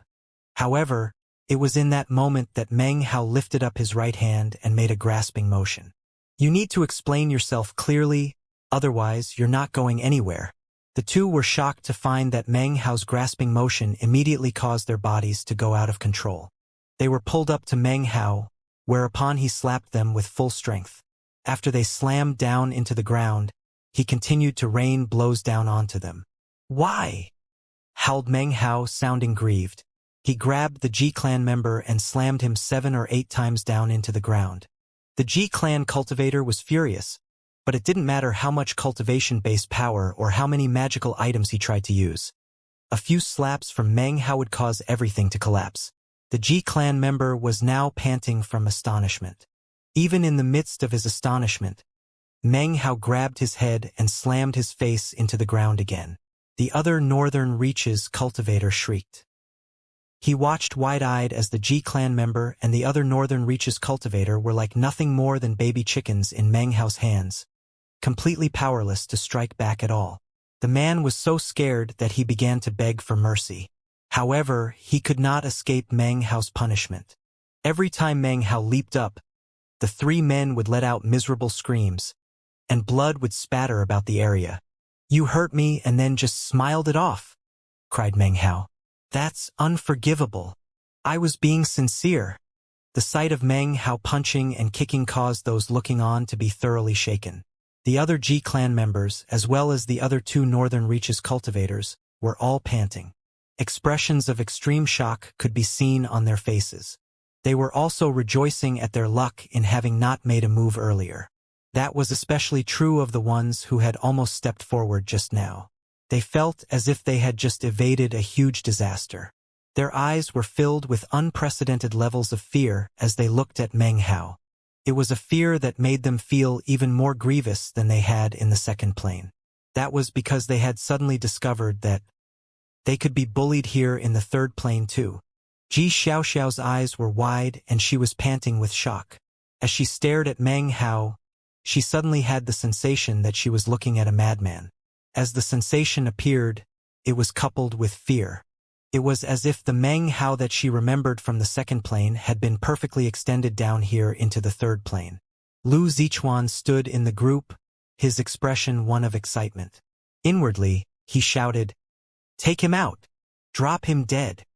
His face filled with grief and indignation. Meng Hao continued to mop up the three. The two Ji clan members other than Ji Xiaoxiao hesitated. One of them was an older man who gritted his teeth and said, "Elder brother Meng, they were definitely in the wrong. But, considering it was their first offense."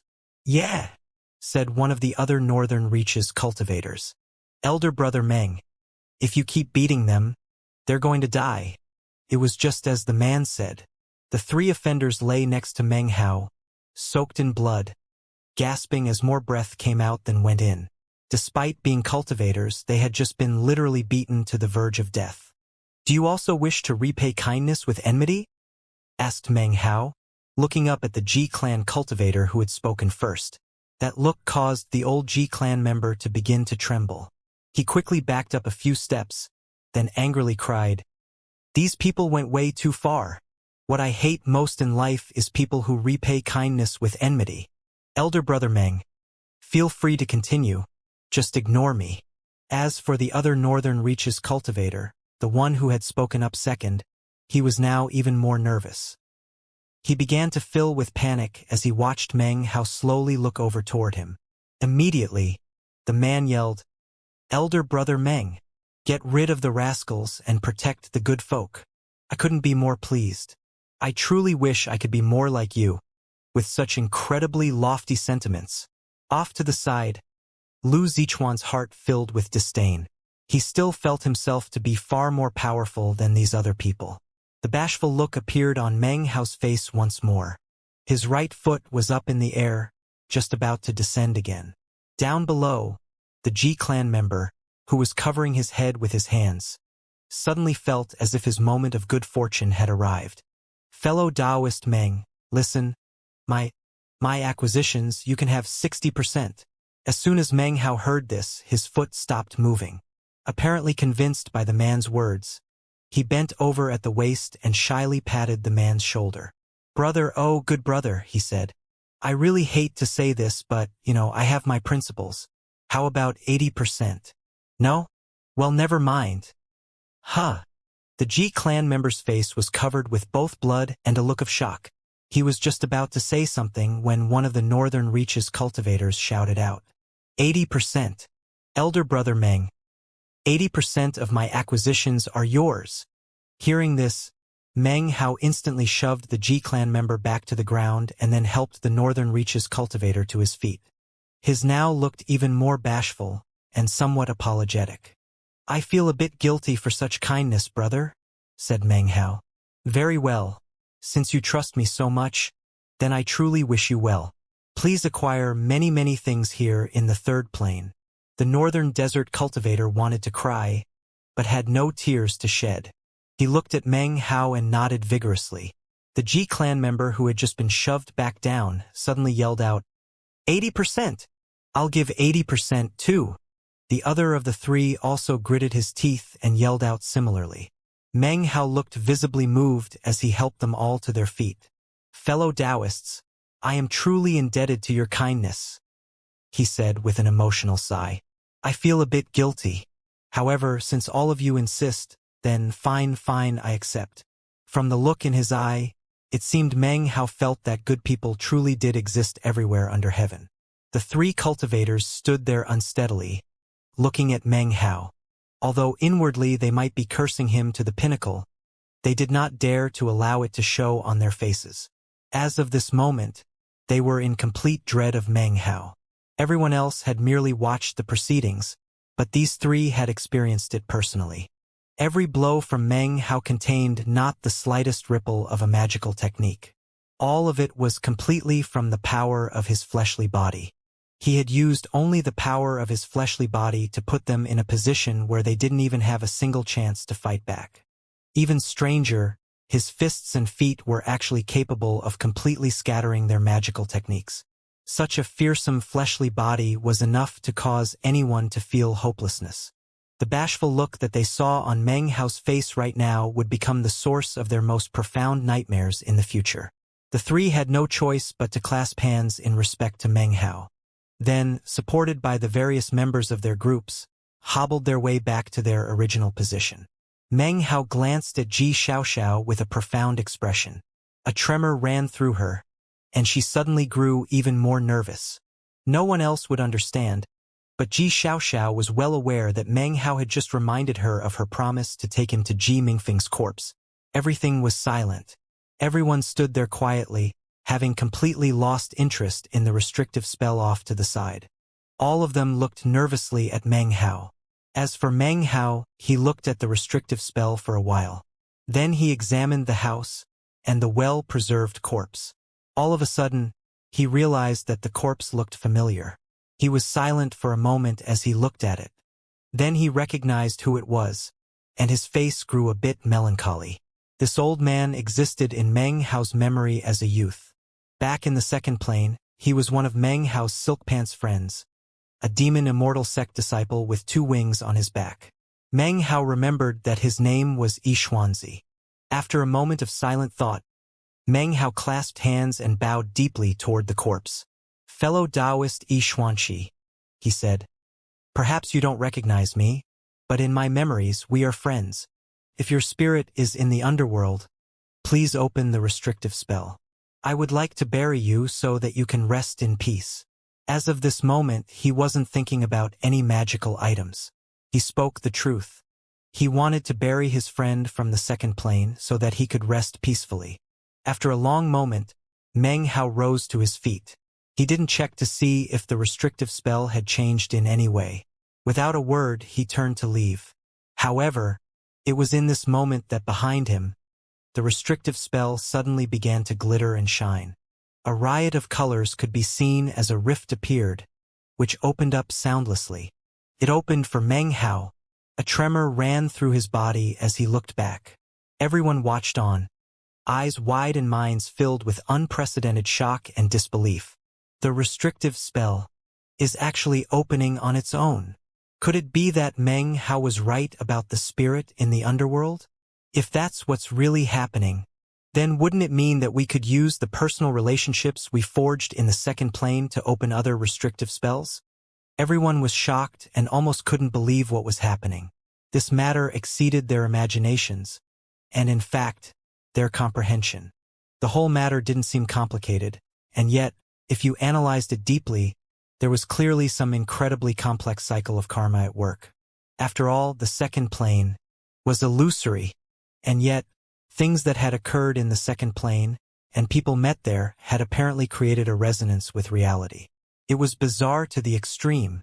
Even as everyone stood there in their fear and shock, Meng Hao looked back at the rift in the restrictive spell. After a moment of thought, a look of decisiveness appeared in his eyes. As everyone watched, panting, he strode forward toward the restrictive spell. His body almost flickered as he entered inside of it. The instant he entered, the rift twisted and then rapidly closed up. As for Meng Hao, he now stood there inside of the restrictive spell. He was now fully separated from the outside world and the onlookers. Completely ignoring how shocked everyone was, he looked at Xianxia's corpse, then silently approached it. He stood there for a moment, then clasped hands and bowed deeply. Then he began to dig a hole next to the house. He carefully placed Xianxia's corpse into the deep hole. As for the flute and the drum, he did not take them for himself, but instead placed them in the pit next to the body. Xianxia, whether or not you recognize me, in my memories, we are friends. I hope that you can rest in peace. If there is a reincarnation, I hope that we can meet again. He looked at the corpse in the deep hole, and his eyes filled with a look of reminiscence. He thought back to the second plane, his silk pants friends from the other mountain peaks, and how they had all been whipped together. After a long moment he let out a soft sigh. Just as he was about to begin filling the hole up with dirt, the violet-colored drum suddenly let out a thump. The sound was like that of a heartbeat, clear and distinct as it echoed around. Meng Hao's brows furrowed in concentration.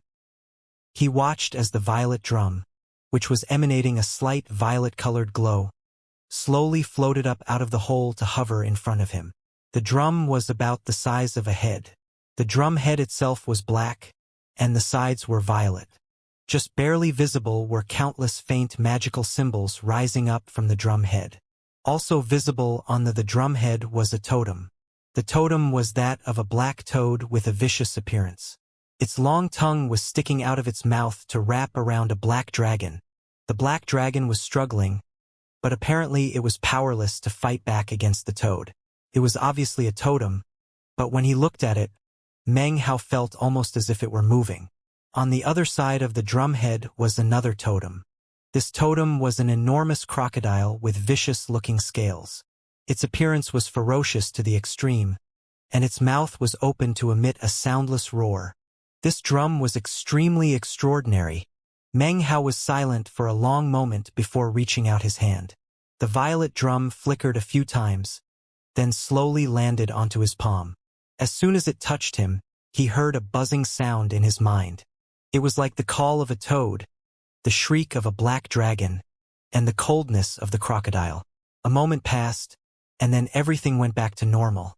However, as everything faded away, Meng Hao realized that the method of how to use the drum now existed in his mind. When everyone on the outside saw what was happening, their eyes went wide with astonishment. Although they were completely envious and jealous, they didn't allow it to show on their faces.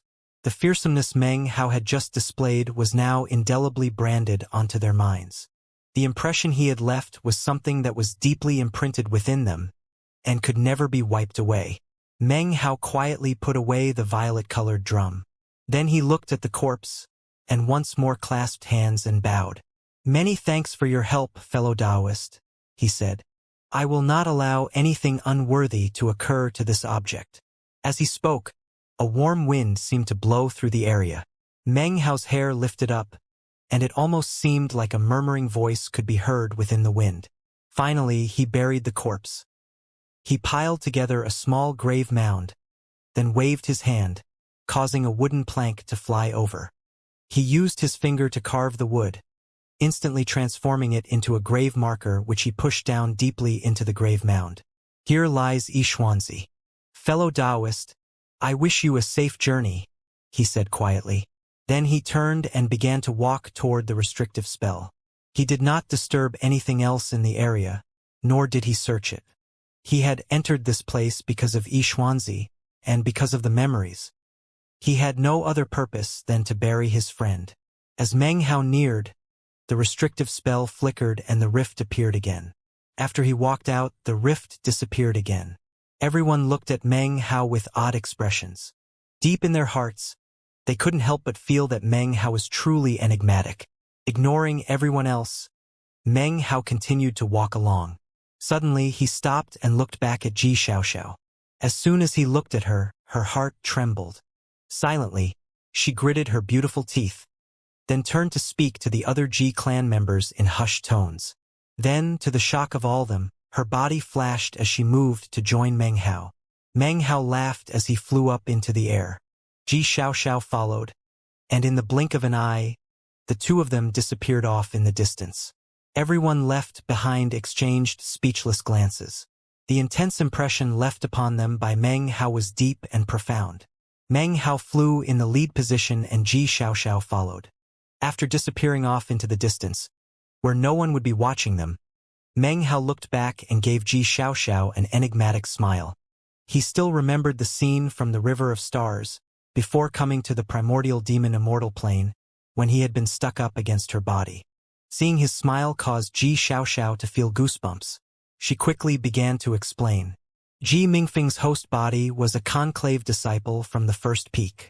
However, his body is not located at the first peak, but rather beneath the third peak. Lead the way, replied Meng Hao coolly. Actually, he didn't really care at all about Ji Mingfeng's corpse. He was merely using this method to thoroughly bind Ji Xiaoxiao to him. In this way, he was essentially inserting a mole into the Ji clan. If any mishaps occurred, Ji Xiaoxiao would not be able to escape unharmed.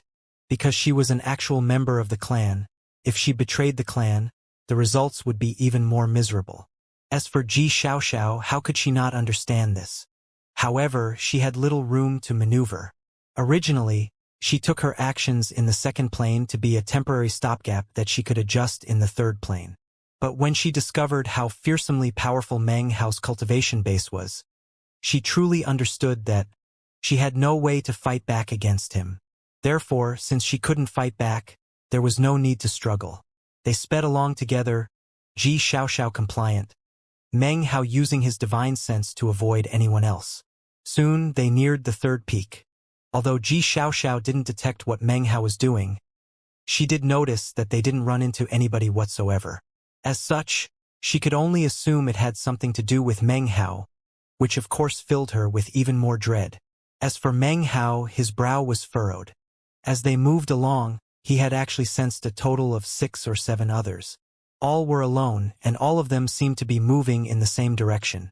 They were headed toward a place somewhere between the third and fourth peaks. Meng Hao thought back to what Zhixiang had told him about True Spirit Night and the pit between the third and fourth peaks. That pit led to the entrance of the fourth plane. His eyes glittered, and a cold smile appeared on his face. Considering that they aren't looking for any more good fortune in the third realm, he thought, but are instead hurrying toward the fourth realm, it shows that they must have acquired quite a bit already. In that case, it's just about time for me to go make them live up to their agreement. Up ahead, Ji Xiaoxiao stopped. We're here, she said, looking back at Meng Hao. This is the place. There are restrictive spells in place, so follow me. Meng Hao suddenly lifted his right hand and flicked his finger. A red medicinal pill flew out at top speed to appear in front of Ji Xiaoxiao. Her face flickered. There was still time for her to dodge out of the way, but when she saw the cold streak in Meng Hao's eyes, her heart seized. She did nothing to evade, instead allowing the medicinal pill to enter her mouth. As it dissolved, an acrid liquid spread out through her body. Let's go, said Meng Hao with a smile and a nod. He looked around at the ruins and the countless flickering restrictive spells. Ji Xiaoxiao's face was extremely unsightly. She said nothing, but merely turned and proceeded forward. As she did, the curves of her body made a scene of soul-stirring beauty. She proceeded on through a specific route for about the time it takes an incense stick to burn. Soon, a well appeared up ahead of Meng Hao. Shockingly, 2 corpses could be seen together at the bottom of the well. One was Ji Mingfeng, the other was the host body. A 3-eyed crow was perched atop Ji Mingfeng's body. In almost the same instant in which Meng Hao looked down at the crow turned to look at him. Ji Mingfeng also had 2 bags of holding. One was white, the other was black. Even as Meng Hao looked at the black bag of holding, Ji Xiaoxiao spoke up. The black bag of holding has Ji Mingfeng's collection of demon beasts. As for that 3-eyed crow, it long since gained sentience. When Ji Mingfeng was only 3 years old, it flew in from the outside and accompanied him ever since. You got lucky in killing Ji Mingfeng. If we were in the outside world, even if you were of the spirit-severing stage, it would still be very difficult. He is actually the nascent soul stage Dao child of the Ji clan. He even had a patriarch's brand on him, although sadly, it's faded since he died. Meng Hao's eyes glittered. Suddenly, the crow flew up into the air, transforming into a black beam of light that shot toward Meng Hao. Before Meng Hao could react, an excited voice could be heard coming from the copper mirror inside his bag of holding. Bitches! Lord Fifth is awake. Little bitches. Hey! I see a lovely three-eyed concubine here. This chapter was sponsored by Jansen and Harvey Zhou apparently. The three-eyed crow knew the parrot. Otherwise, it wouldn't have flown out it in such an overbearing fashion. Only to, upon hearing the voice of the parrot, begin shaking, the feathers on its body standing on end. Apparently something had gotten it quite worked up. It let out a miserable shriek, then suddenly turned around in mid-air and then fled in the opposite direction. At the same time, the parrot flew out from inside of Meng Hao's bag of holding. It seemed to be in high spirits, as arrogant as ever to once again be on the scene. Its eyes glittered with an excited glow as it raised its head up and squawked a few times. Then it shot forward toward the three-eyed crow. Long time no see. What are you running away for? If you keep running, Lord Fifth is going to screw you. Beloved concubine, don't run away. It continued excitedly. Husband and wife for a day means mutual benefactors for endless days to come. Although we couldn't remain as husband and wife for a long time back then, that doesn't mean you need to flee. Every time I think of you, I can't help but wallow in my memories. The parrot seemed to be on the verge of overtaking the crow. Suddenly, though tears appeared in the crow's eyes, it seemed ready to die rather than be violated. In this instant, it used some unknown magical technique to cause all of its black feathers to suddenly fall off of its body. In the blink of an eye, there was no longer a black crow in front of Lord Fifth and Meng Hao. Instead, it was a flesh-colored, completely bald bird. The sight of the completely featherless bird was appalling and almost too horrible to look at. However, the miserable shriek which rang through the air next did not come from the three-eyed crow, but rather the parrot. The blood-curdling scream seemed to emanate from a deep, deep pain. The parrot stopped in mid-air, staring at the feathers that were fluttering down to the ground, and then let out another miserable cry. WHWHW. Why did you do that? The parrot didn't seem to be able to accept it. One breath of time before, the crow had been its true love, completely in line with his sense of beauty. The next breath, everything was turned completely around in a completely upsetting fashion. His entire body was shaking, even its nerves. What had happened just now was something too intensely upsetting. Taking advantage of the parrot's sudden loss of spirit, the three-eyed crow used some other method to disappear into mid-air. It vanished without a trace. The parrot seemed on the verge of going insane. It raised its head up to the sky and let out a roar. Damnation! Lord Fifth will not let you off the hook. Meng Hao suddenly felt a bit of sympathy for the parrot, especially considering how it had just changed its use of bad words. Clearly, the parrot was not just a little bit upset at the moment. A face suddenly appeared on the bell attached to the parrot's foot. The meat jelly's voice could be heard, filled with a bit of a wicked tone. Happy? According to Lord Third, that crow is actually quite honest and sincere. For example, what if it had used that move just now when you were in the middle of screwing it? What would you do then? Upon hearing this, Meng Hao could only stare blankly. The parrot trembled a few more times before a look of intense alarm appeared on its face. Meng Hao had long since gotten used to the antics of the meat jelly and parrot. He had also put some thought into the matter of why the two of them hadn't made an appearance in the first or second planes. He had assumed that there was something special about the demon Immortal sect that made it impossible for them to reveal themselves. Based on the voice of the parrot just now, it seemed to Meng Hao that it had just woken up. However, even after trying, he couldn't cause the mastiff to appear. Then he thought back to what Patriarch Huyen had said before, and realized that the origin of the meat jelly and the parrot really was unfathomable. As for Ji Xiaoxiao, this was her first time seeing the parrot. Her eyes were wide, especially after she heard what the meat jelly said. Although she had always been a brazen person, she was still a young woman, and couldn't help but flush a bit and make a reprimanding pei sound.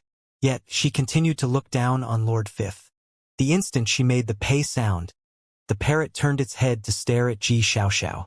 A deadly gleam appeared in its eyes, as if it desired to vent its frustration and pain on her. Panting, it looked her over. No fur or feathers. Damn it. Absolutely no fur or feathers. Dear heavens, why do you punish me this way? The parrot howled and then clenched its jaw. Even the mere thought of the crow shedding its feathers caused it to feel profound pain. Although Xianxia didn't have the fur or feathers that the parrot liked, as far as she was concerned, the damnable thing's gaze was far too penetrating. Meng Hao ignored the parrot. His right hand made a grasping motion, causing Ji Mingfeng's 2 bags of holding to fly up out from within the well and into his hands. He glanced them over, opting not to open them at the moment. Instead, he put them away. Then, eyes glittering, he snatched the wailing parrot and, ignoring whether it wanted to or not, shoved it back into his bag of holding. Then he looked at Xianxia. It's time for me to go collect some treasures, he said. If you have nothing else to do, you can come with me. My destination just so happens to be the entrance to the 4th plane. Xianxia hesitated for a moment, then nodded. She didn't seem to be surprised at all to hear about the 4th plane, as if she had known about it all along. As he gazed at her, Meng Hao thought about the resources of her clan, and how information about the 4th plane wouldn't be hard to come by. The two of them left, Meng Hao taking the lead as they shot toward the pit, which lay between the 3rd and 4th peaks. It wasn't very far away. About 2 hours later they arrived. There were quite a few people already gathered together. There were a handful from the Ji clan, one of whom was Ji Mingkong, who looked at Meng Hao with a strange glow in his eyes. Li Shiqi and Han Bei sat cross-legged not too far off, as did Wang Lihai. As soon as Meng Hao neared, their expressions flickered. Meng Hao was all smiles as he waved to everyone in greeting. Ha ha ha! What a small world! Ha! We meet again, fellow Taoists. So, tell me, how did things go for you in the 3rd plane? What did you acquire? Behind him, Xiaoxiao's cheek twitched a little as she realized that Meng Hao was about to con some more people. Meng Hao offers his most sincere well wishes to all of you fellow Taoists, he continued. I hope that you can really profit well in the 3rd plane. That way I can also bask a bit in your glory, right? Thank you, fellow Taoists. You are all truly good people. Meng Hao seemed a bit emotional and even somewhat embarrassed. A bashful expression appeared as he looked over the increasingly grim-faced crowd, then clasped hands and bowed. As for the group from the southern domain, their eyes flickered. That was especially true of Han Bei. When she saw Meng Hao smile, a tremor ran through her body and she quickly lowered her head.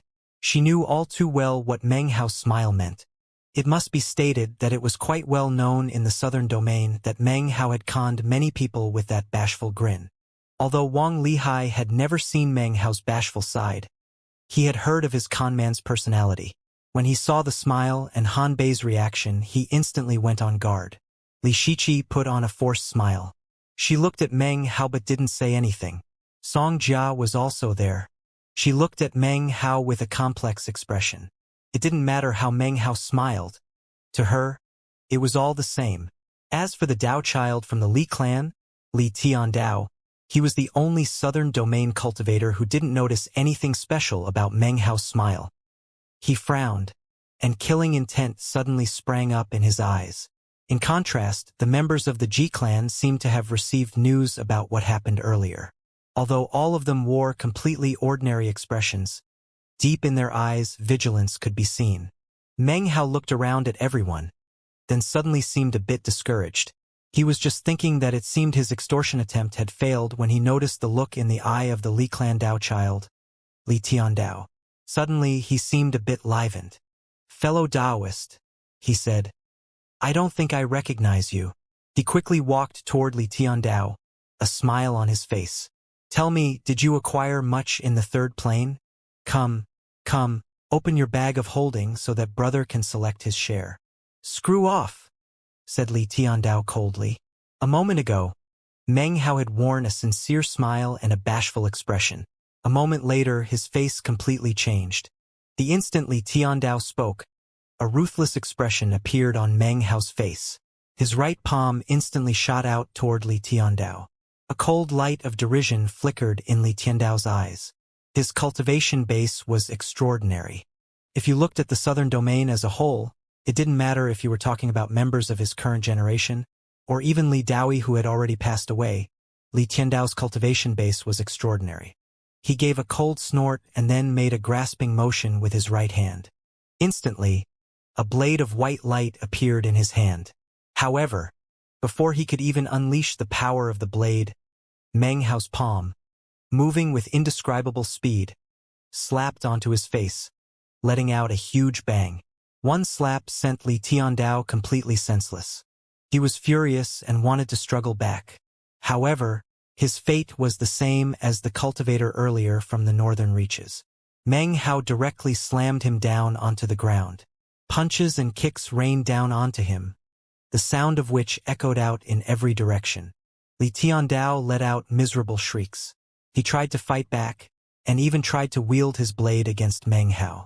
However, all it took was a slap from Meng Hao to cause the heavenly blade to shatter into pieces. The sudden violence caused the eyes of all the spectators to grow wide. "You actually dare to cuss at me?"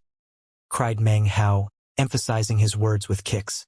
"I was sincerely wishing you well, and you respond with curses? Ridiculous." His expression grew more vicious and intense, causing all the onlookers to grow increasingly shaky with fear. Li Tiandao was livid, but gradually, that lividity was replaced by terror. Soon it turned into despair. Blood spouted from his mouth as the shadow of death loomed over him. Finally, Hanbei blinked, cleared her throat and offered up a quick reminder. That finally provoked a reaction from Li Tiandao who, despite feeling wronged to the extreme, shouted out that he would pay a higher price. After the matter was resolved, Meng Hao once again smiled sincerely and then took 2 of the total of 3 magical items that Li Tiandao had acquired. Furthermore, those 2 items were the very best of all of them.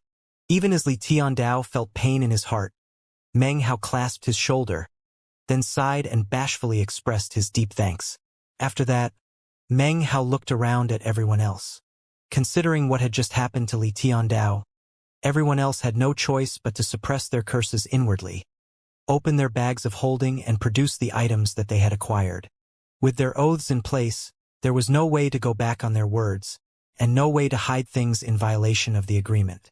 Despite their pain, they could only watch on in fear as Meng Hao carefully selected one incredible magic item after another. "Wow, this looks amazing. It's actually a scale shield. Excellent, excellent. This flower vase is incredible. With one glance you can tell it's a precious treasure. Ooh, look at this clay figure. It's missing an arm and a head, but I'll just have to suck it up and take it." Yep. Meng Hao circled around, making acquisitions that would cause anyone to be shocked. Every person from whom he took treasures had faces filled with unsightly looks. If it weren't for the fact that none of them felt capable of taking him on, they would surely attempt to attack him. The hatred they felt rose up to the heavens, and their hearts dripped with blood. To them, Meng Hao wasn't just taking away magical items, but their most prized possessions. Eventually he came to stand in front of Xianxia. He looked at the jade pendant she held out, as well as the complicated, cold look in her eyes. He stood there thoughtfully for a moment, then took out one of the magical items he had acquired and put it in her hand. Xianxia frowned, and was about to say something when, all of a sudden, 3 prismatic beams of light whistled through the air toward them from off in the distance. The person in the lead position was none other than Fang Yu. Behind her were the 2 other men from the Fang clan. The 2 men wore excited expressions. Clearly, whatever objects they had just acquired left them very happy. Meng Hao's eyes gleamed and he turned. With a smile, he clasped hands and bowed to the 3 incoming members of the Fang clan. Well, if it isn't the 3 fellow Taoists from the Fang clan, it seems these 2 brothers can't quite cover up the joy in their faces. They definitely must have acquired quite a bit in the 3rd plane. Fang Yu's face was a bit unsightly as she stared angrily at Meng Hao. The way he looked right now caused her fury to flare up. "No, we didn't," she said, glaring at him. Oh, that's not good, replied Meng Hao with a wink.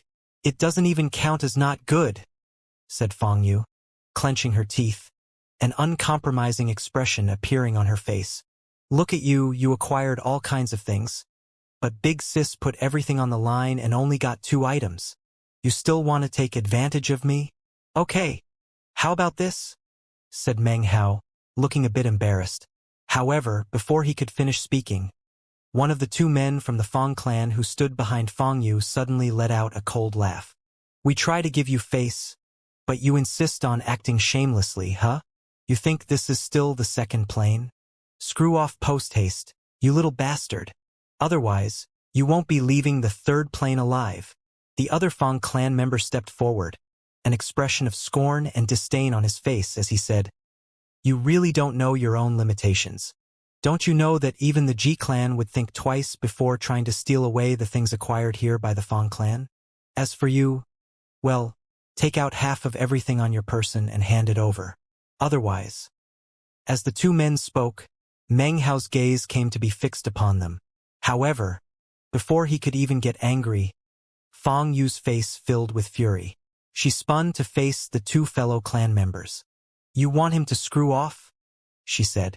Clenching her teeth, she vanished, to reappear directly next to one of the Fang clan members. Suddenly, her fist descended. Before the Fang clan member could even say anything, a boom could be heard, and he tumbled backward, blood spraying from his mouth as he looked at Fang Yu in astonishment. Fang Yu, what are you doing? Shameless, you say? She cried, fires of rage burning in her eyes. As of this moment, she truly looked like an explosive dragon. Her body flickered as she neared the man again. He was shaking, and was about to fight back when another boom echoed out and he was sent flying. You dare to threaten him? You say he won't leave the 3rd plane alive. Well then, I'll make sure you don't leave the 3rd plane alive. Killing intent flickered in Fang Yu's eyes. Before the Fang clan member even landed on the ground, she once again vanished to reappear directly next to him. Her fist smashed out again. This was no perfunctory blow, but rather contained all of her explosive power. A boom could be heard that rattled heaven and earth. Everyone watched on in shock as the blood sprayed from the mouth of the Fang clan member, and then his entire body exploded into bloody pieces. His nascent soul emerged, fleeing and screaming at the same time. Fang Yu, you dare to slaughter a fellow clan member? You're dead. You actually dare to kill me over an outsider? So what if I kill you? Said Fang Yu with a cold snort. She performed an incantation gesture, then waved her right hand. Instantly, an enormous square cauldron magically appeared. It instantly shot toward the fleeing nascent soul of the Fang clan cultivator. When they slammed together, a miserable shriek could be heard, and the nascent soul shattered. At the same time, the man's bag of holding flew out to be snatched by Fang Yu. She quickly erased the brand mark on it, and then tossed it over to Meng Hao. The scene which had just played out in front of everyone left them completely shaken. That was especially true of the G clan, whose eyes were wide and filled with disbelief. Killing a fellow clan member was a high crime in any clan. They truly couldn't understand why Fang Yu would respond so viciously to the handful of words that had just been spoken. Fang Yu turned and looked at the other Fang clan member. The man trembled and took a few steps back. His heart pounded with nervousness and vigilance as he quickly said, Elder Sister Fang Yu, this was all just a misunderstanding. You said he doesn't know his own limitations? She said, her eyes flickering with killing intent. The Fang clan cultivator's scalp was numb as he fell back nervously. Before he could get more than a few steps, Fang Yu was upon him, and her fist descended. A boom could be heard. Blood sprayed from the man's mouth as he fell back. Elder Sister Fang Yu, I was in the wrong. Really, it was my mistake. Didn't you tell him to take out half of his belongings and hand them over? She said coldly. She performed an incantation with her right hand, causing the illusory square cauldron to fly toward the man. Under the incredible pressure, the Fang clan cultivator's face fell. Even as he shot backward, He pulled out his bag of holding and threw it to Meng Hao. Elder brother Meng, allow me to atone for my crime. Junior brother admits his mistake. Meng Hao grabbed the bag of holding with a frown. It was impossible to tell exactly what he was thinking. You're clever, said Fang Yu. Therefore, you can avoid the death penalty. But that doesn't mean you're exempt from punishment. She glared at the Fang clan cultivator as the square cauldron descended. A boom could be heard as blood poured from the man's mouth. He staggered backward, his face pale. Although he didn't fear for his life now, he was still scared witless.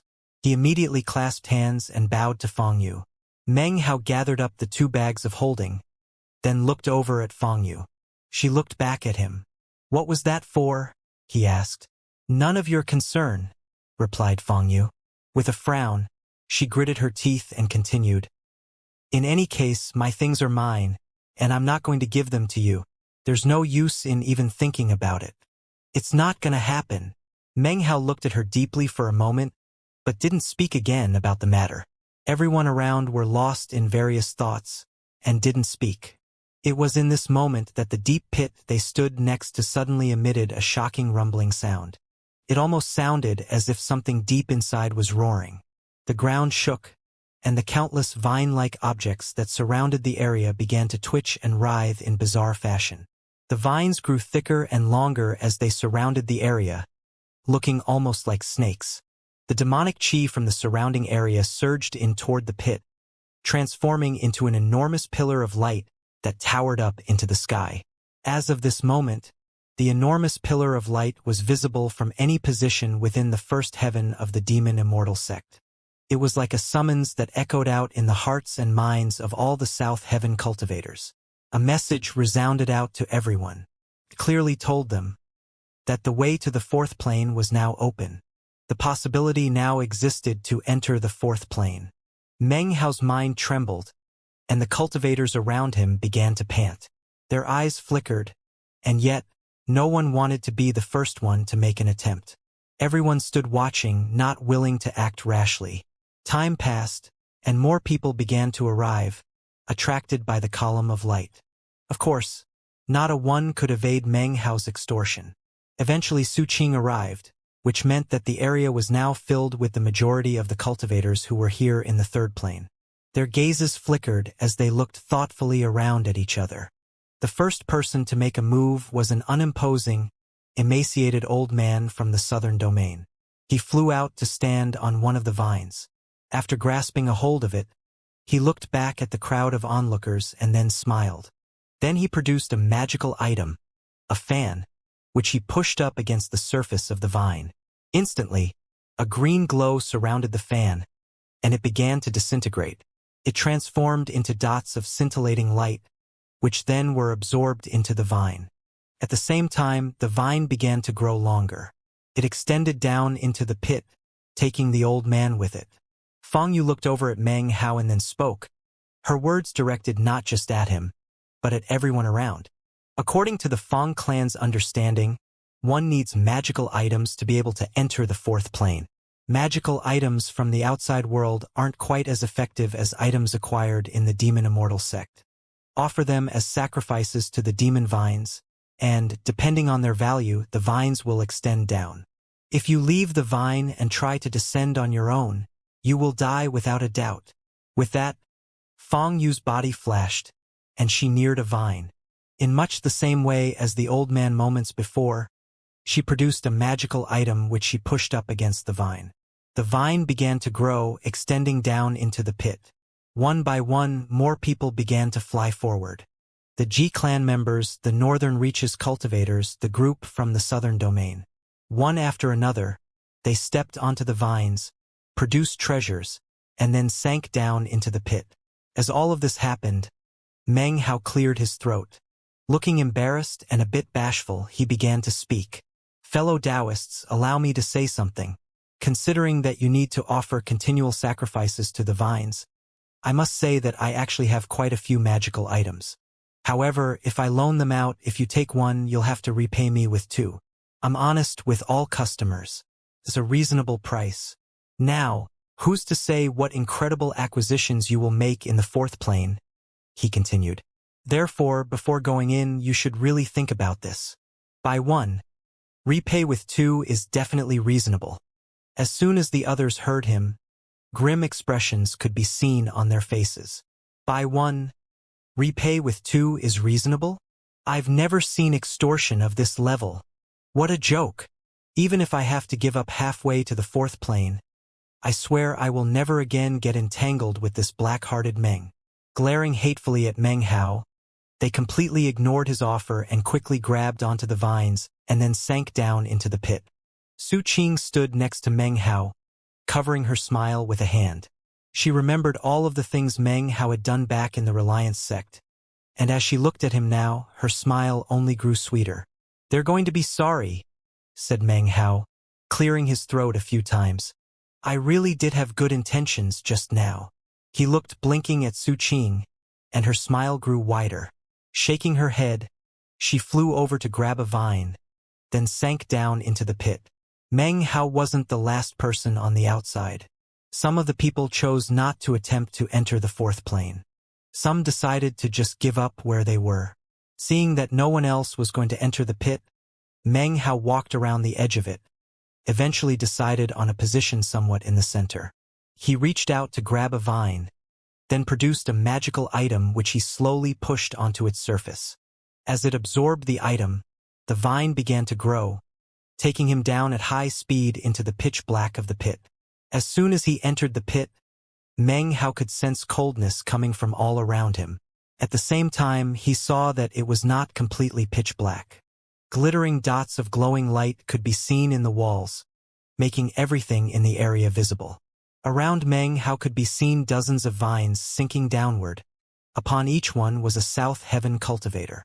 Far down below was completely pitch black, and it was impossible to see. Occasionally, a roaring sound could be heard, shooting up from down below like a wild wind. When that happened, everyone held tightly to their vines to stabilize their shaking bodies. A wind blew as cold as the underworld. As it passed by, everyone's hearts grew as cold as if they were stuck in the middle of winter. Even more shocking was that the frigid wind made the cultivators almost like mortals.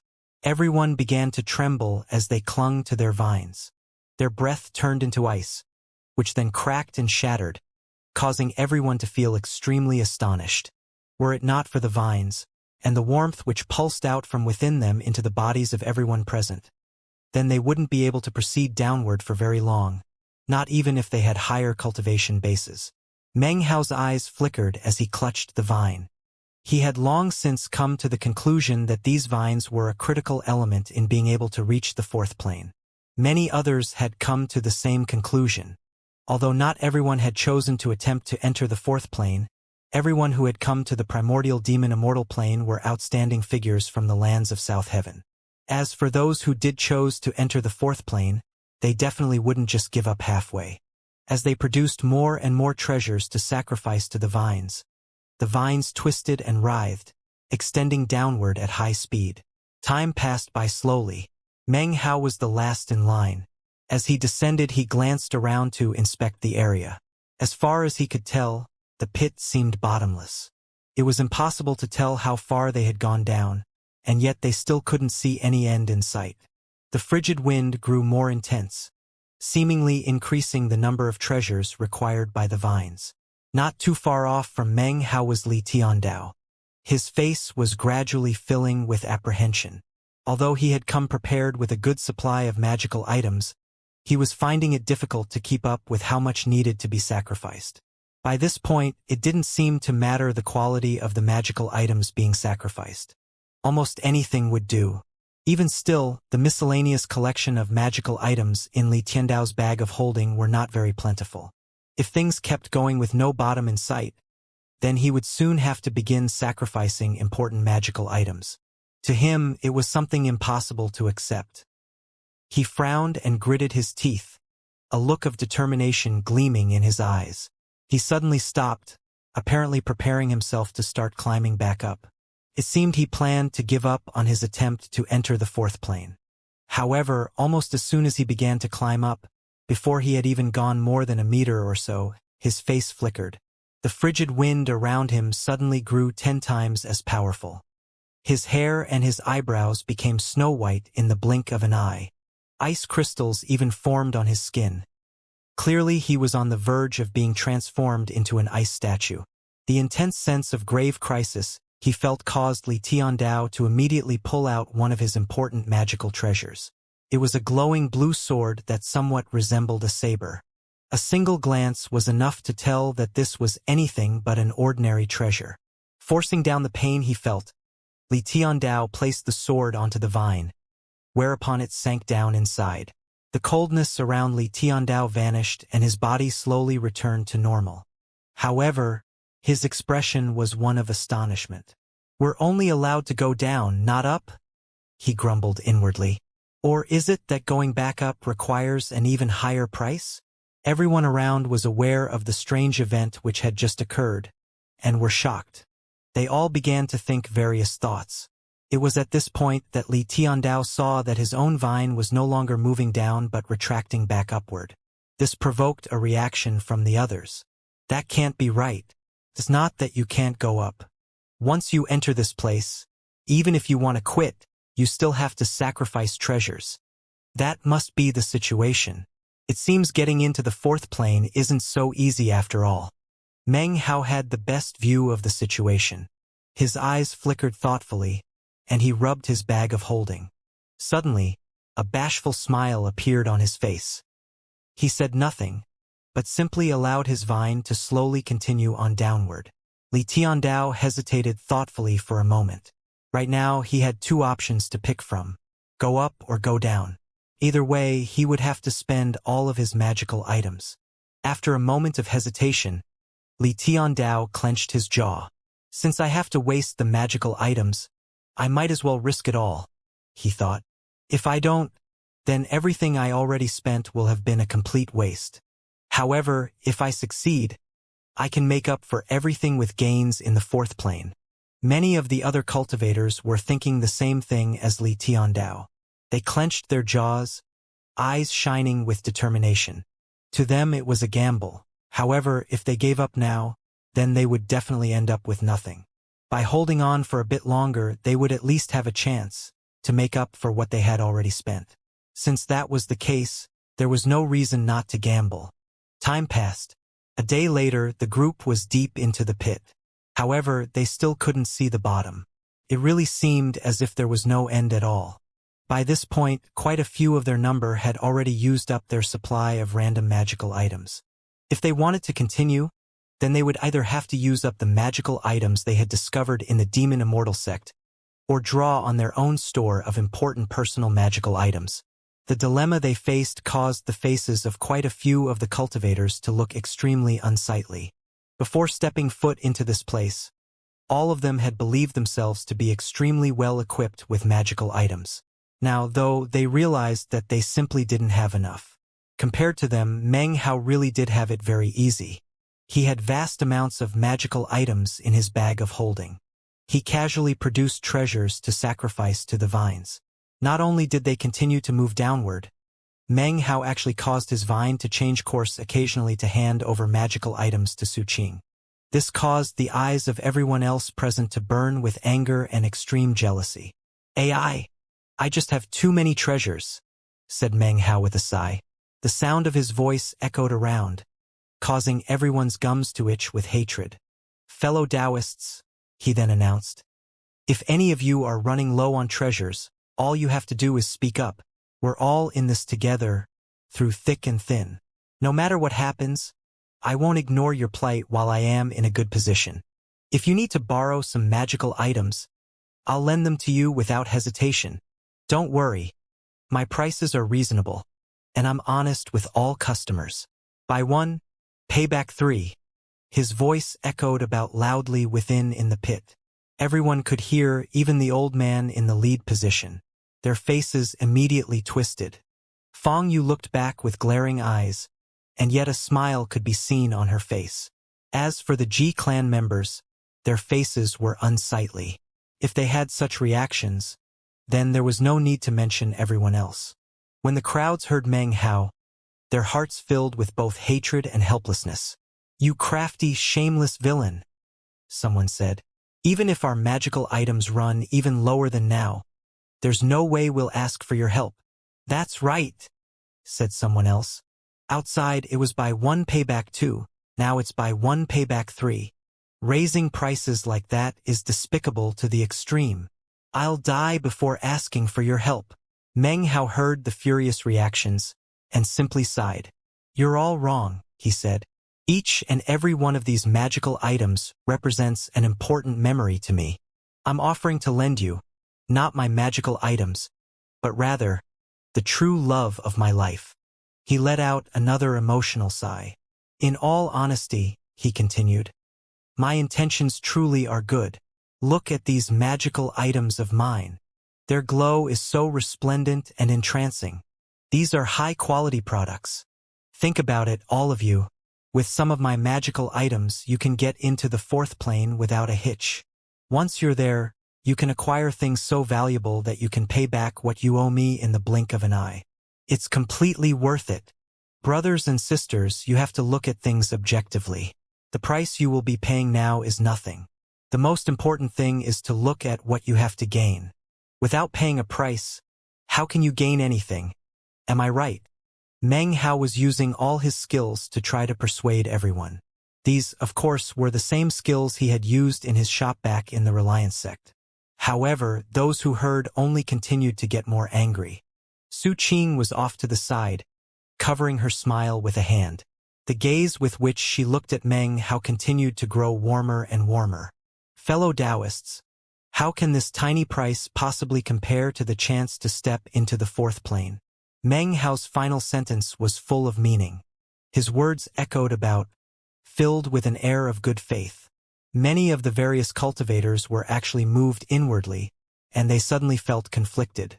Li Tiandao gritted his teeth. He currently only had 4 magical items left, and to sacrifice any of them would cause him incredible pain.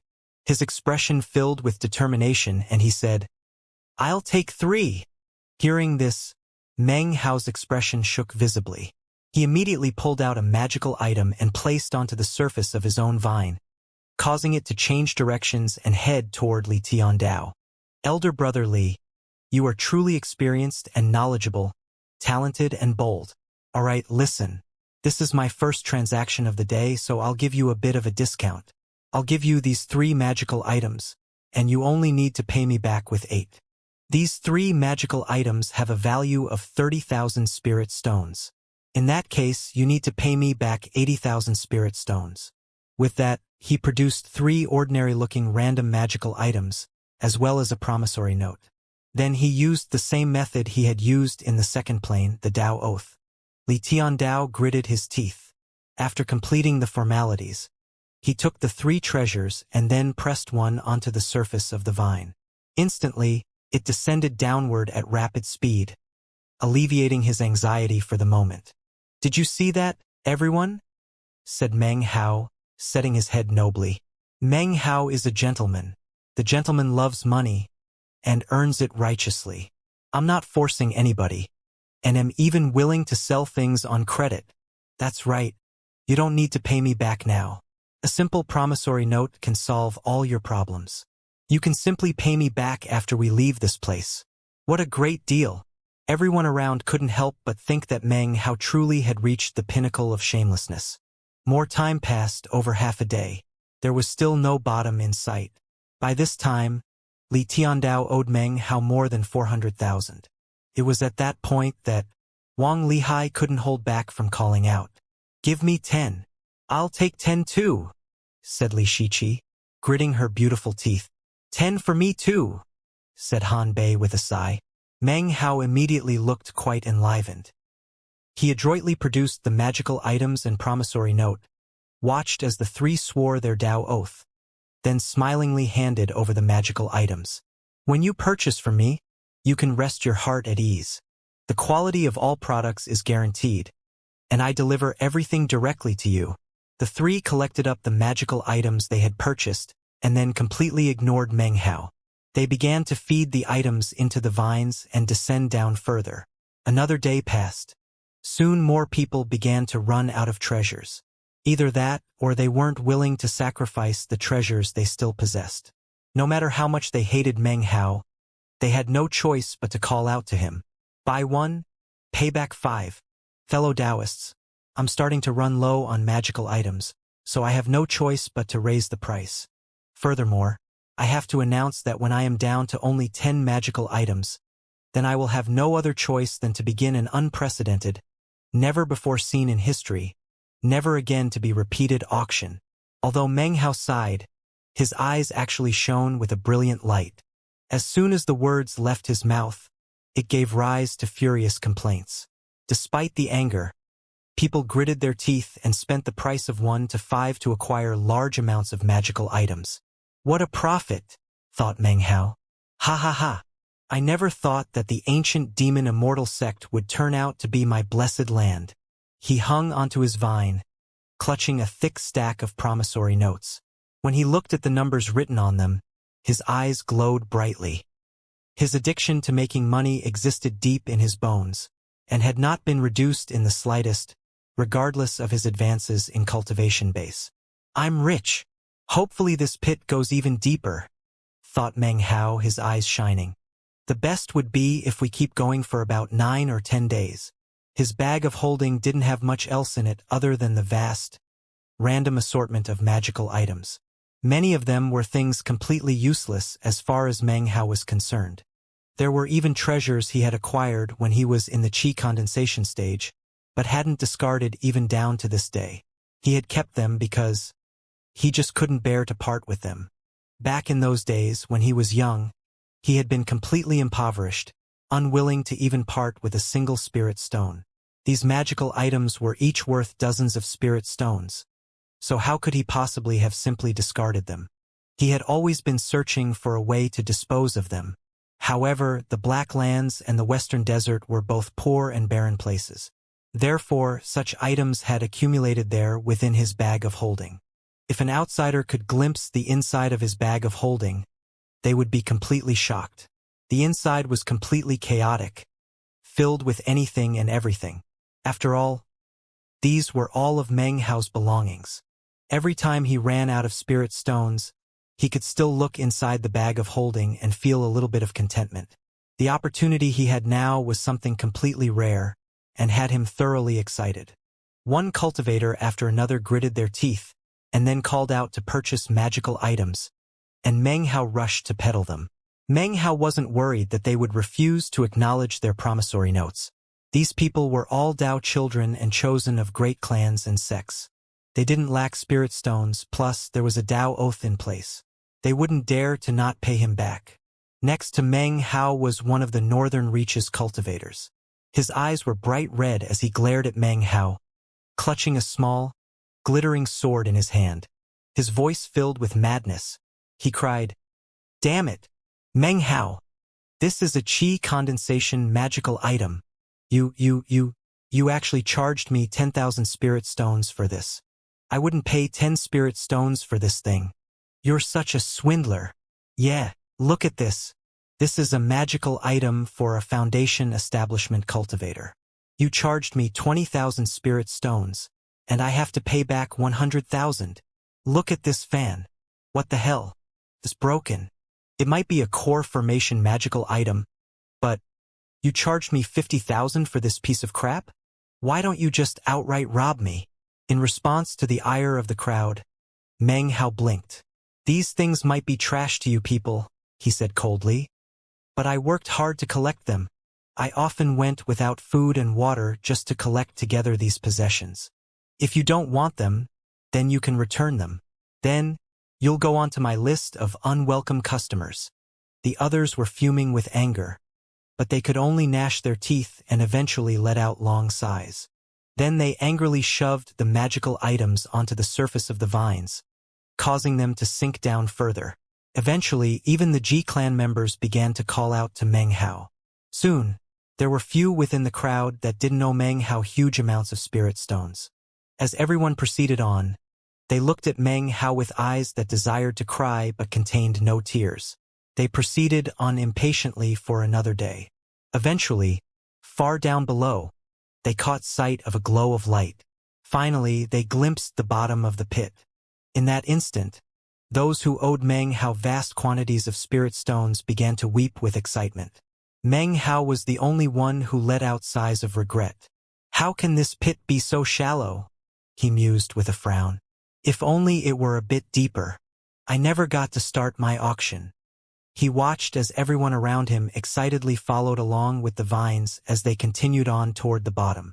It didn't take very long for them to reach the end of the pit. The bottom of the pit was actually far larger than anyone could have imagined. It seemed that the pit was actually a tunnel, beyond which was an enormous world.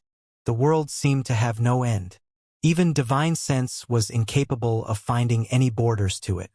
After everyone reached the bottom and stood there, their minds trembled. Meng Hao's pupils constricted, and he began to pant. Next to him, Su Qing arrived, and her mind reeled. Nobody spoke. Complete silence reigned. Everyone was completely and thoroughly astonished by what they saw. A continent stretched out in all directions, sleek and smooth. Its surface was like that of a mirror, which was the source of the light that everyone had seen earlier. If the continent could be described as a mirror, then the group from South Heaven could be described as standing outside of that mirror. Furthermore, when they looked at the mirror, what they saw was not their own reflection, but rather an ancient battlefield. Shockingly, an ancient world existed inside of the mirror. It was impossible to say whether or not it was an ancient world that existed before the time period of the second plane, or after. In any case, the group was now staring at boundless, majestic battlefield. Countless cultivators could be seen on the battlefield, all engaged in mutual slaughter. Heaven and earth were filled with riotous colors, and booming echoed out through the sky. Cracks spread out through the land, and the fearsome glow of magical shields covered everything. In the sky were innumerable war chariots flying about, as well as armored cultivators who fought each other feverishly. Off in the distance, several gigantic dragons could be seen, as well as countless demon beasts, hunkered into various positions throughout the land. Many things could be seen. A person could be seen waving a hand. A huge chunk of the earth collapsed, and then an enormous landmass flew out. It turned into a shooting star which smashed out into the air. A person could be seen punching. Stars collapsed, and countless flames burned the world. A person could be seen surrounded by millions of magical items. They formed a tempest that caused blood to splash about wherever it went. The tempest itself was the color of blood.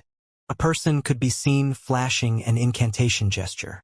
A finger was pointed up into the sky, and countless characters appeared, glowing with a golden light. They formed together into various ancient characters that radiated a shocking aura which led to endless slaughter. A person could be seen holding tight to an evil spirit. The spirit's body was 3,000 meters long, and had countless faces that appeared and disappeared, howling and glancing around with disdain. This was a great battle between two different parties.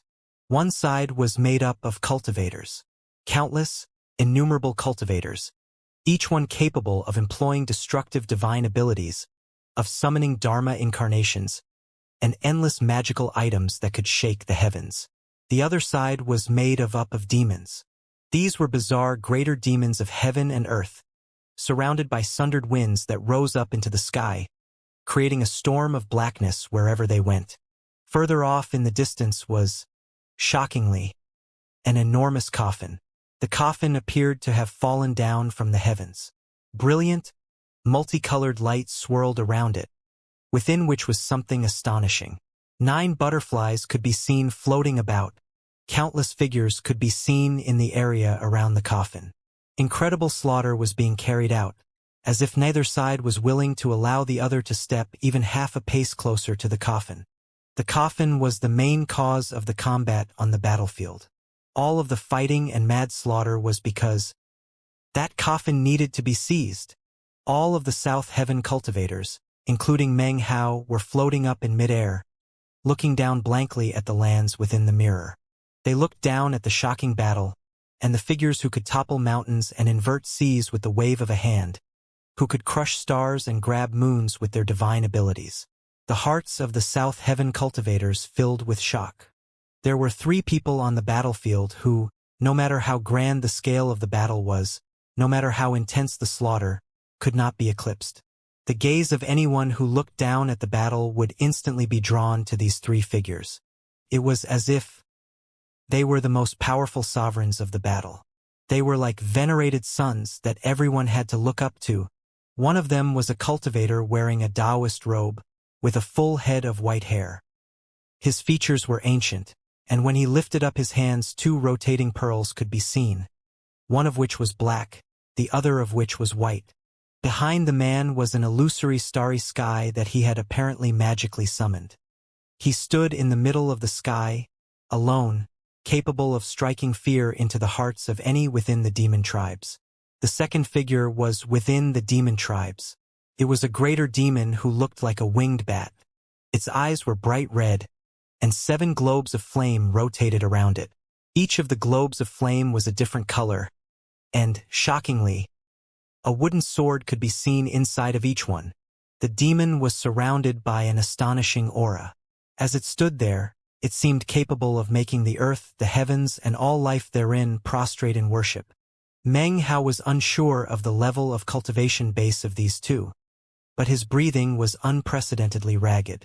He wasn't sure if he was perceiving things incorrectly or not, but when he saw the old cultivator and the black and white pearls in his hands, he suddenly thought of something. In his mind, he saw an image from back in the state of Zhao. He saw the pearl in the hand of Little Tiger's pearl, and the white pearl in the old man's hand, looked completely the same.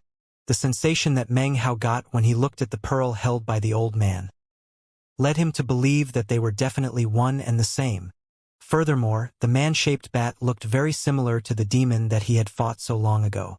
Even more relevant were the wooden swords inside the 7 globes of flame that surrounded it. When Meng Hao saw them, his mind shook. Those swords were clearly the same as his immortal murdering swords. Right now he had 5 such swords, 4 originals and 1 copy.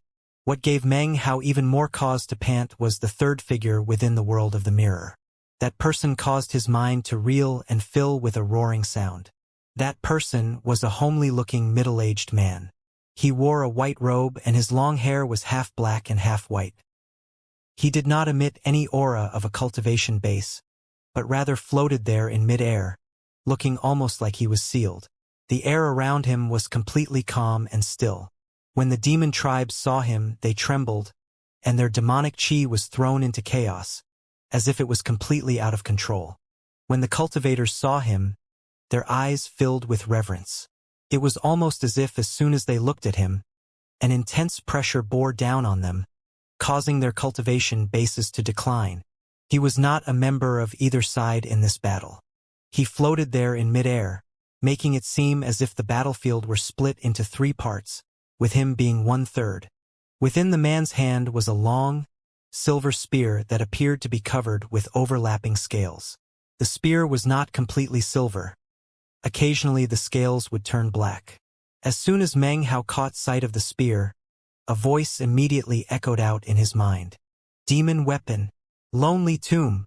2. Although Lonely Tomb's devil construct was on the verge of dissipating completely, Meng Hao still had it. It emanated a buzzing sound, like an intense summoning. In that instant, Meng Hao suddenly realized who that middle-aged man was floating there in midair. Staring fixedly at him, Meng Hao thought, 3rd generation, demon sealer. It was in this moment that Meng Hao suddenly realized that the copper mirror in his bag of holding, the same copper mirror that had been with him since the Reliance sect, that precious treasure which had provided him with such incredible help over the years, had begun vibrating. The vibrating was not like what had happened in the presence of furred or feathered creatures. This vibration was intense, and seemed to encompass the entire mirror, starting from within. Meng Hao was shocked, but his expression didn't change. His gaze flashed as he looked at Demon Weapon Lonely Tomb. The first time he encountered Demon Weapon Lonely Tomb, he had received the Devil Construct, incarnated into the Devil Spear. He had also learned how the real Demon Weapon Lonely Tomb was sealed within an ancient battlefield. Meng Hao also knew that the ancient battlefield had something to do with the Demon Immortal sect. Once inside the demon Immortal sect, he should have been able to use the reaction of the devil construct to locate Lonely Tomb. However, throughout all his experiences in the first, second, and third plane, he hadn't been able to find even the slightest trail to follow. And yet here, in the lands of the fourth plane, he finally had a trail. The white-robed man with the black and white hair was none other than the third-generation demon sealer. And the spear in his hand was none other than demon weapon Lonely Tomb. One man, one spear, hovering in mid-air, splitting everything under heaven into 3 parts. His energy shook the demon tribes and leveled immense pressure onto the cultivators. It was as if in heaven and earth, although he might not be the ultimate supremacy, he was still esteemed and respected to the utmost degree. Meng Hao's mind trembled as he looked at the third-generation demon sealer, and he began to breathe heavily. This truly was a demon sealer. When he saw the third-generation demon sealer's energy, Meng Hao suddenly felt intense anticipation regarding his own path as the 9th-generation demon sealer. He suddenly wished to one day be able to hover in mid-air and split everything under heaven. Everything that was happening inside the mirror continent filled Meng Hao with shock, and also astonished all of the cultivators from South Heaven, who were all breathing heavily. It was at this point that the eyes of the emaciated old man flickered. This was none other than the old man who had been first to enter the passageway from the third plane. He performed a minor teleportation as he headed toward the mirror below. The movement immediately attracted the attention of the others. Meng Hao's eyes glittered as he watched him. The emaciated old man moved with incredible speed. In the blink of an eye, he was standing on the surface of the mirror that made up this huge continent. Then he began to move forward.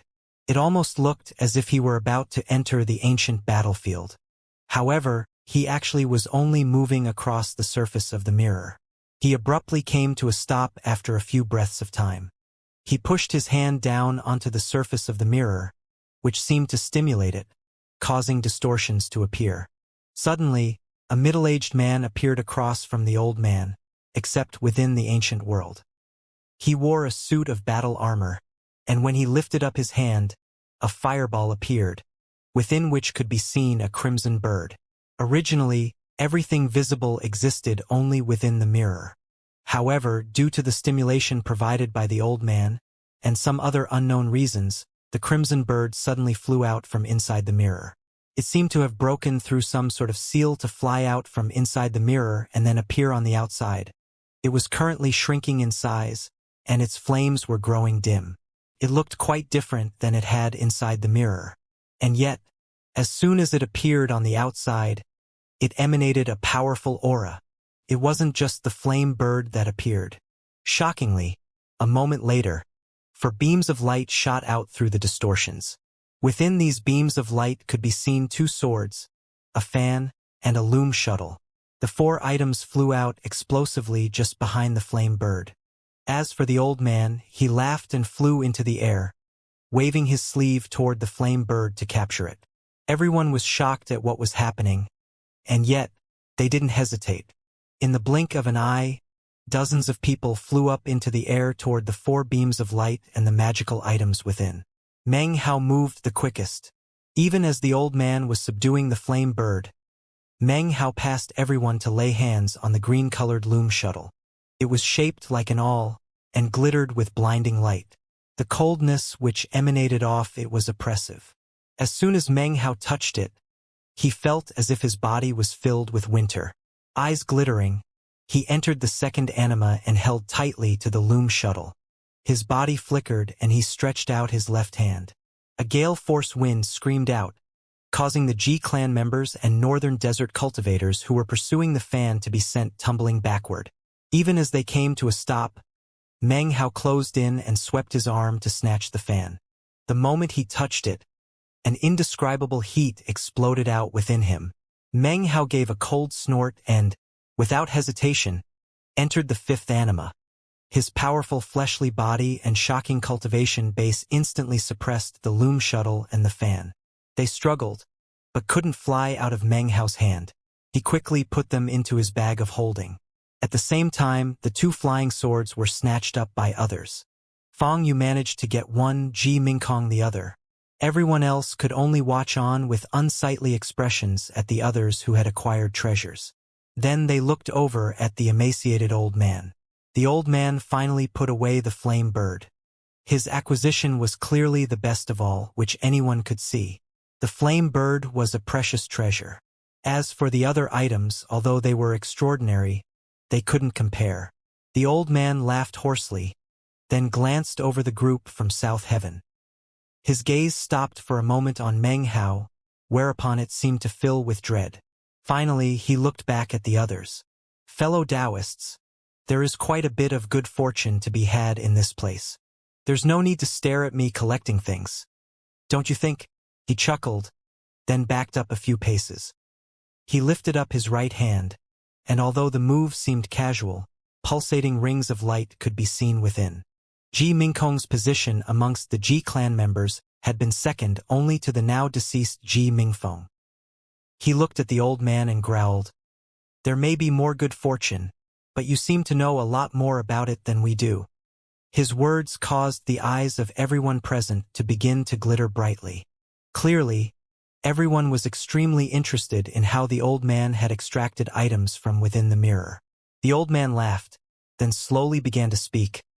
"Well, it's actually easy to explain. Any of you can do exactly as I did. This is the fourth plane, and not many people ever make it here.